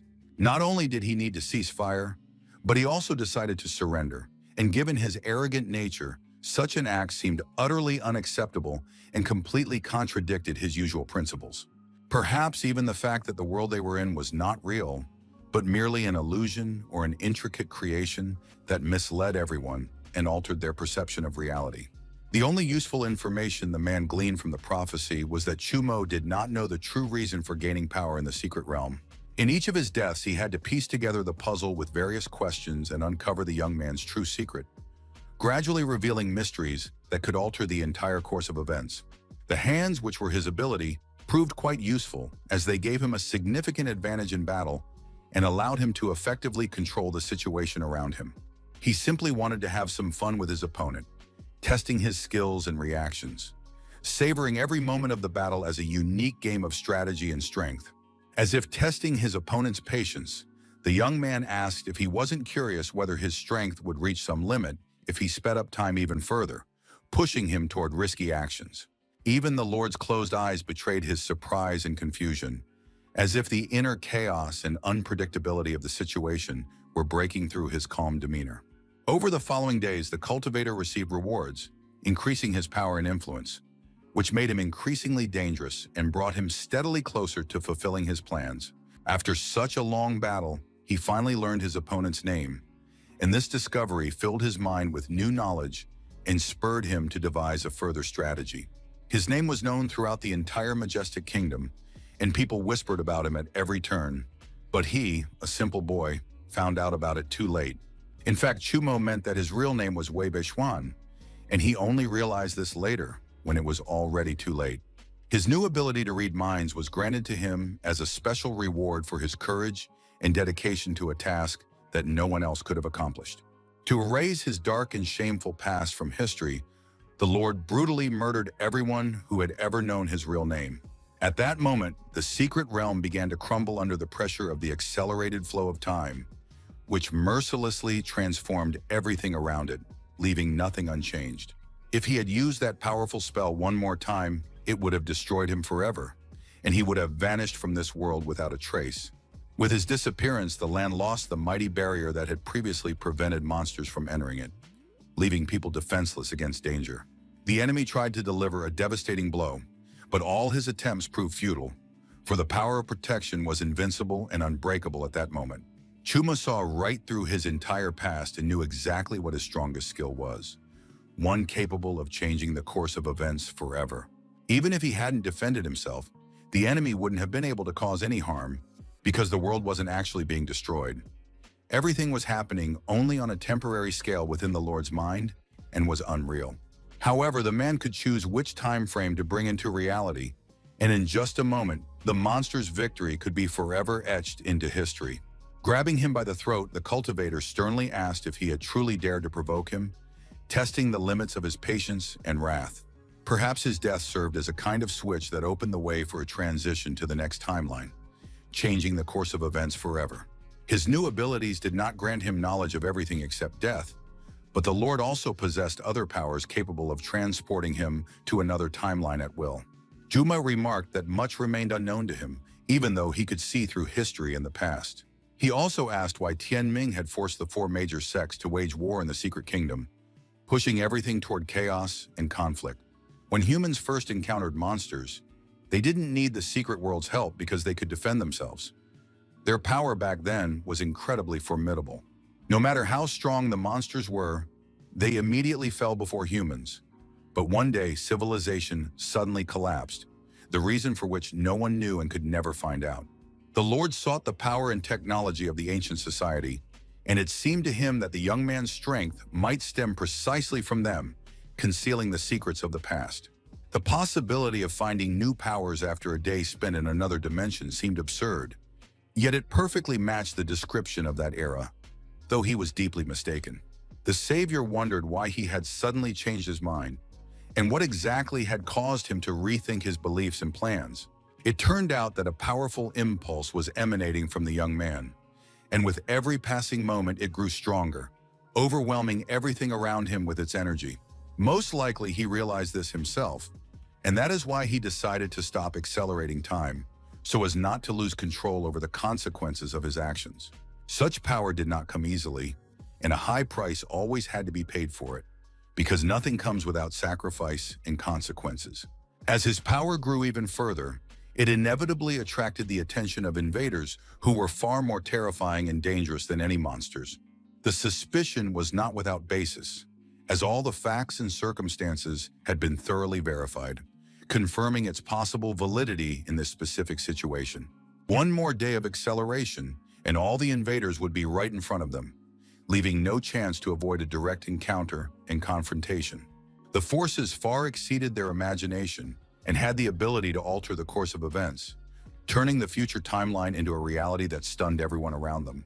The Lord could not physically resist the young man, but he tried to confuse him with cunning words, feigning confidence and strength. He also begged the young man to kill him, for there was no other choice left, and this plea was the only way to avoid certain death. The timeline led only to a hopeless future, and whether they were deities from the world of monsters or unknown invaders, they posed an equally deadly threat to humanity. Only Lord Tianming had the power and ability to change everyone's fate, bearing on his shoulders the responsibility for the future of every living being around him. Without wasting a moment, the hero instantly launched a powerful attack aimed at neutralizing his opponent and preventing any of his actions. Once again, he and Shan found themselves face to face, each intently watching the other's movements, preparing for a possible decisive battle that could change everything. He returned, died again, but in the process gained a wealth of new knowledge and uncovered important secrets that could alter his future course of action. Finally, he uncovered Chu Mo's secret abilities and learned crucial information about the unknown invaders that could influence the entire future strategy. The student approached them and shouted loudly for them to stop fighting immediately, hoping to prevent further violence and destruction. Her footsteps were loud and quick, echoing through the empty room, drawing the attention of everyone around and creating a sense of urgency. Yudong also joined her friend, eager to figure out the situation together and understand how to save them from danger and chaos. Together, they tried to convince Shanya that he couldn't defeat his friend, explaining that any attempt to fight would only lead to unwanted consequences. However, no one knew that inside was not their friend at all, but a lord who was secretly planning to turn everyone into pawns in his cunning and dangerous game. At first, his scheme seemed quite confident and intriguing, so he began to act without hesitation, gradually bringing his plan to life and moving toward his goal. Suddenly, the lord began to feel truly alive, as if all the emotions that had previously been hidden had burst forth and transformed his inner state and perception of the world. Jen Yan anxiously asked who was there, trying to identify the source of the danger. Her voice trembled and her gaze scanned the darkness ahead intently. The man had no sense of his body and could not control its movements. Realizing that the hero could not possess such an ability, therefore something had clearly gone wrong, and the situation had spiraled out of control. In a serious voice, the young man explained that it was a dangerous punishment, or perhaps even fragmented memories surfacing from the depths of his consciousness and affecting his state. The Lord had been sealed away in a cave beneath the North Pole 20,000 years ago. It was he who lured the leaders of the four major sects and sparked a war over the secret territories. Tong was surprised that the enemy was answering her questions too honestly, and at the same time thought that perhaps he was lying, trying to hide his true intentions. Because of his greed, the earth was on the brink of destruction, and Tian Ming was to blame for it all, feeling deep remorse for what he had done and realizing the consequences of his actions. They had opposite abilities.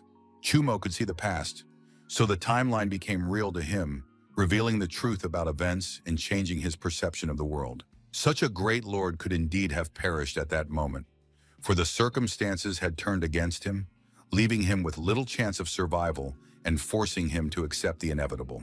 A powerful energy pierced his body, tearing his soul into countless tiny fragments, causing him to feel unbearable pain and a loss of control over himself. In the end, the Blessed One's body lay on the cold ground, mangled and ravaged, with a huge hole in his soul that seemed to swallow the light around him. That was how he met his death, with no chance of salvation. His life was cut short in an instant, leaving behind only emptiness and silence. The hero approached him and saw that he was not breathing. The cold body lay motionless, finally confirming his inevitable and tragic demise. Viewers were deeply surprised and stunned that the thief's death had come so easily, unexpectedly, and almost without a struggle, leaving them in a state of shock. The live broadcast showed everything that was happening in detail, not missing a single moment, conveying every minute detail of the events to viewers with incredible precision. Some even thought that Chumo was the kind of person who could influence everyone's fate, control events, and change the course of the lives of those around him. Alarmed, Yutong asked if her friend had done anything that could have led to this, trying to understand the cause of the tragic event and find an explanation for what had happened. However, he himself was in a state of deep confusion, understanding nothing of what had happened and having no idea about the true causes of the events around him. Meanwhile, the cultivators bravely slaughtered the monsters attacking the city, protecting the civilians and turning the chaos around them into a true battle for survival. They saw that it was all over and without hesitation eliminated the last enemy, finally ending the battle and restoring temporary calm to the city. The trial in the secret territory was closed, the guards blocked access, and all participants remained inside, unaware of what would happen next and what the consequences would be. The rescuers returned to the real world, leaving the dangerous illusory territory behind, carrying with them the experiences, dangers they had faced, and important lessons that had changed them forever. The hero also received the rare ghost skill as a reward for successfully completing the mission, granting him new powers and extraordinary abilities for future trials. Examining the panel, he tried to grasp its meaning, decipher the hidden symbols, and understand what information or warning it might be conveying to him in this critical situation. It turned out that he was impossible to identify in this state, and on top of that, he was given a special watch that allowed him to stop time for brief moments and alter the course of events around him. It occurred to him that these might be some kind of changes in the structure of space or time, which were gradually affecting the surrounding world and his own abilities, creating unusual effects. For 3 days, the young man remained in reality, standing next to the portal stone, looking around in confusion and not understanding what had happened to him or how he had ended up in this place. The Dong Yun Corporation had sent people into an underground cave to free Shanya, where there were countless lost manuscripts, and because of this, they were forced to modify it for future use. With sufficient energy, the stone could be used to travel to the world of monsters, opening a path to dangerous territories and unknown dimensions.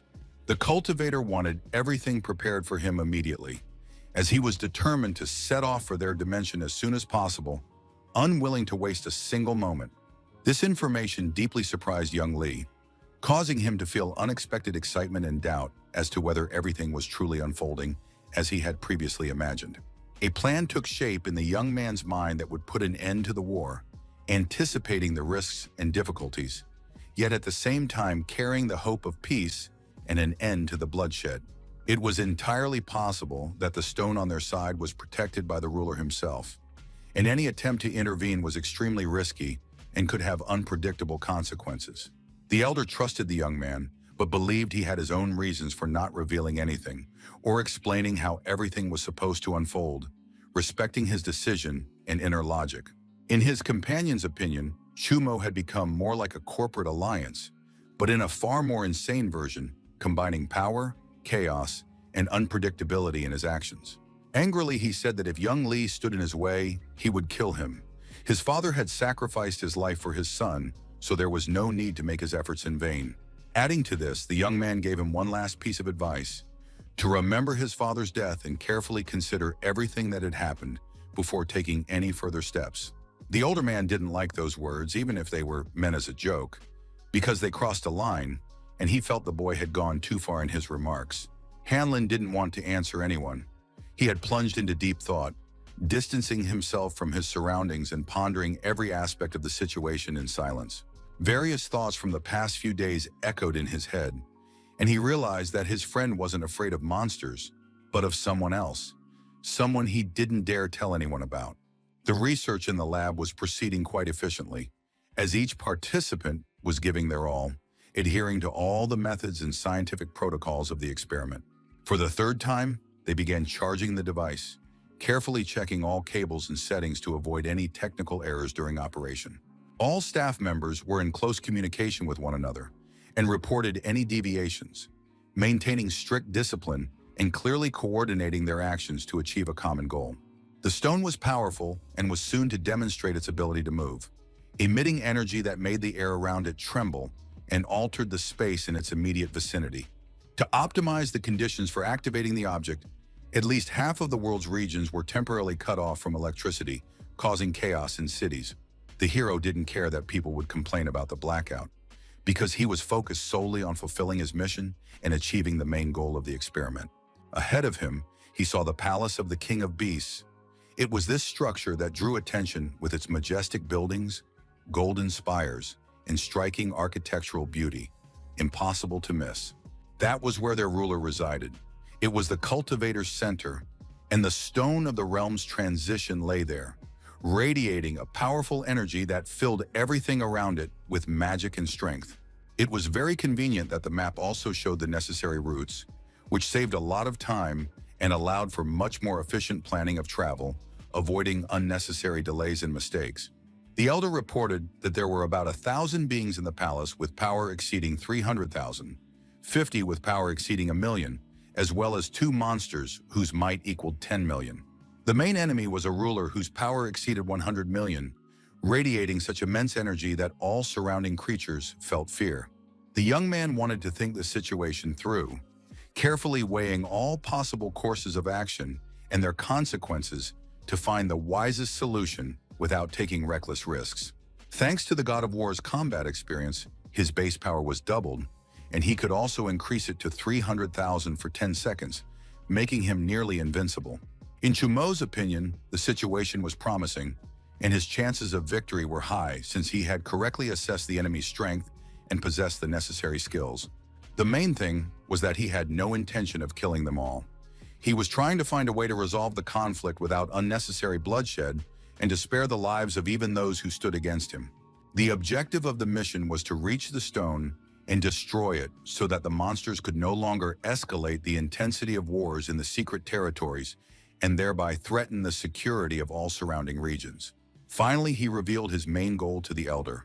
As it turned out, he feared that humanity would not be able to win the next war, and therefore sought to prepare everyone. Chumo knew he couldn't keep performing miracles, and losing the territory without his involvement was only a matter of time, since the enemies had enough strength and resources to gradually gain the upper hand over the defenders. The man was worried that as soon as the creatures saw him, they would immediately seize every corner of the palace, and the sudden appearance of spatial fluctuations would be extremely noticeable. Without hesitation, Yutong said she would go with her companion as bait to buy him time, risking her own safety, but understanding that this could determine the fate of the entire mission. The issue was that the cultivator might not return, so he went alone to avoid putting anyone else in danger, while his friend would have to take on the responsibility of securing humanity's victory. Joe also appeared in the lab, wanting to take the bait's place, demonstrating his willingness to risk his own life to protect his comrades and achieve the mission's goal. The hero warned that such a journey could be a one-way trip, as the dangers awaiting them were extremely serious and could cost them their lives. The young man was no savior, but his strength was among the greatest among humans, so he believed he was suited for such a role, fully understanding the responsibility and danger involved.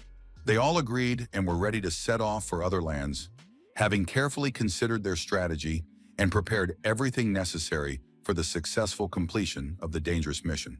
The system reported that the host was advised to travel to the lands of the creatures only after 10 registrations in order to prepare all the data and verify the resources. Ignoring all notifications, he continued walking toward the portal, paying no heed to the system's warnings or the potential dangers awaiting him on the other side of the passage. Finally, Chumo asked Yutong to take care of his sister in case he did not return, entrusting her with the most important task of his life and ensuring her safety. The portal suddenly appeared in the middle of a majestic and picturesque park, where incredible monsters dwelled among beautiful trees and wondrous flowers. They instantly noticed the stranger's arrival and immediately realized that guests had entered their world, bringing with them unknown intentions and new events. Someone present there displayed remarkable courage, daring to approach the ruler's majestic palace and making no attempt to hide their immense power from everyone present. Chumo suddenly appeared in the middle of this location. His presence instantly drew the attention of everyone around and filled the place with tension and anticipation. He still couldn't tell whether his landing had occurred exactly where he intended or if chance had thrown him into another part of the location, forcing him to assess the situation with great care. Looking around, he saw countless creatures filling the space and realized that in such an extraordinary situation, it was simply impossible to trust the system or its predictions. Making his way through the throng of creatures while everyone around him was in a state of complete shock, the hero resolutely headed toward the majestic staircase leading upward to as yet unknown mysteries. The monsters still could not comprehend what was happening on their land, watching the chaos and strange events that disrupted the familiar order of their world. One of them shouted loudly that they shouldn't just stand in the enemy's way, but must decisively attack and destroy him before he could cause harm. The monsters feared humanity's mightiest savior and didn't even dare to approach, keeping their distance, filled with dread of his incredible power. Lord Xia also did not expect to see a young man before her, for she was convinced that he had come alone to perish amidst their mighty presence. In response, the young man calmly said that he had come not to fight, but to establish peace and harmony between both sides, seeking to resolve the conflict without bloodshed. Above all, he sought to speak with their ruler, hoping to understand his intentions and find a path to mutual understanding between the parties. The assistant urgently pleaded for permission to destroy the cultivator, considering him a threat and wanting to act decisively without delaying for a single moment. If this situation had occurred in a secret territory, he would not have been a rival. But now everything was taking place in their world, where his power posed a real threat. Chumo coldly replied that he could end his own life with a single blow, demonstrating his incredible resolve to everyone present. Such words delighted the creature even more. It felt excitement and triumph at the fact that someone stood before it, ready to challenge it and display extraordinary courage. So, while the hero remained in his place, the creature slowly began to approach, each of its steps filling the space with tension and uncertainty for everyone around. From the hero's perspective, the strike looked incredibly powerful, sending out waves of energy and giving the impression that its force was capable of destroying everything in its path. In the next instant, the enemy was instantly blown to atoms, leaving behind only emptiness and a sense of the hero's incredible destructive power. All the other beings were even more terrified as they watched him vanish instantly and realized that they were facing a power that exceeded their worst fears. Lord Xia herself saw that he possessed the power of a ruler that surpassed anything she had ever imagined, forcing her to realize the true might of this young man. Standing before the majestic doors, Chumo calmly stated that the ruler had only 1 minute to consider, hinting at the decisiveness and inevitability of his intentions. He demanded that they cease the war in the secret territories. Otherwise, he was prepared to take his own life, demonstrating the utmost degree of resolve and devotion to his convictions.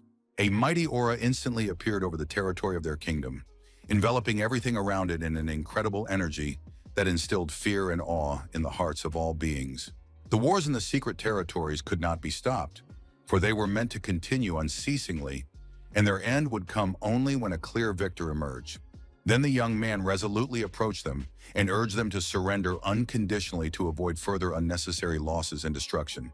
Lady Jia was stunned and couldn't understand how he dared to speak so openly and fearlessly to the ruler himself. The god of beasts was extremely curious as to whether it truly mattered to him whether the beasts or humans would emerge victorious, for his attention was drawn more to the struggle itself. But none of this mattered, because as long as the coordinates remained within human territories, all creatures faced inevitable and total destruction. The leader could no longer tolerate such a pointless and protracted discussion, which was wearing down his patience and preventing him from making an important decision. However, the savior had come solely to conclude a peace agreement and prevent further bloodshed between the two sides. He also did his utmost to draw their attention away, to cover for his companion, who by now should have been dead and defenseless. Shaju bought some time and successfully confused the ruler, while the hero advanced as far as was physically and strategically possible. Taking his watch out of his pocket, he kept a close eye on the time and acted precisely according to his pre-planned strategy. The ruler had no idea what the cultivator was doing or how his actions could influence the course of events in this complex situation. The pocket watch had stopped time in the land of monsters. The young man had to act extremely quickly to complete all the necessary actions within the allotted time and avoid mistakes. No one around him was moving. Time seemed to have stopped entirely, and all life around him appeared to have frozen in unnatural silence and stillness. The first second passed, and the young man instantly burst inside, decisively breaking through the barriers, stopping at nothing. Debris from the walls and doors flew in all directions, kicking up dust and creating chaos in the air around the scene. The object he was moving towards stood right in front of him, waiting for him to finally reach it and carry out his plan. The magical stone held within it the incredible power of space and time, capable of altering reality and influencing everything around it without any limitations. Initially, the plan was to thoroughly analyze it for weaknesses, to find any vulnerability and use it to his own advantage. Suddenly, the system reported that the pocket watch had been damaged by an unknown and powerful force that acted unpredictably and threatened the entire plan. Chumo had no idea whose incredible power this was, and most importantly, he had no idea how much time he had left to act. In that very second, he had to act as quickly as possible, the moment the analysis was complete, leaving no time for his enemies to react. From the very first blow, the object remained completely motionless, showing no reaction to the force and not shifting its position for even a moment. Its strength remained exceptionally high, withstanding all blows and attempts to break it, even by the strongest forces. The watch would not have withstood such a load for long, risking breaking at any moment under the force attacking it. His strength and ability were on the verge of complete disappearance, barely holding on and threatening to finally dissolve under the pressure of circumstances. The young man accelerated incredibly quickly and unleashed even more powerful attacks to break through his opponent's defenses and make the most of his chance. The area around the object gradually shrank, but it happened too slowly, providing no immediate benefit to his plan. In 5 seconds, the clock was completely broken, its mechanism had failed, and time around it instantly spiraled out of control. Chumo saw that he wouldn't have time to finish everything and felt the pressure of time gradually constricting his actions and possibilities. A great power prevented him from finishing the job, nullifying all his efforts and forcing him to retreat before an irresistible force. The ruler had already appeared in the room. His presence hung in the air, filling the space with power and fear for all present. His power enveloped everything around him, permeating the space with potent energy and forcing all living and non-living things to submit to its influence. The cultivator did not stop and continued to act, mercilessly destroying the object and tearing it apart under the pressure of incredible force. Behind him, he noticed an opponent who was watching his every move, ready to intervene in any situation at a moment's notice. In his opinion, people had always been too cunning and cautious, capable of finding loopholes and deceiving even the most prudent opponents. The hero destroyed the passageway stone, and in the ruler's view, his plan had completely failed, rendering all his efforts futile and fruitless. The player himself knew that everything had worked out, and felt a deep sense of satisfaction that his bold actions had brought success and results. By that time, the creatures could no longer cheat in the secret territories, for all traps and tricks had been uncovered and neutralized by an unyielding force. The object's durability dropped to 0%, and it instantly shattered into countless pieces, scattering through the air under the incredible pressure of the force. The god of beasts had a chance to stop the savior, but for a moment he hesitated, and it became clear that he feared the consequences of the boy's death and the responsibility for it.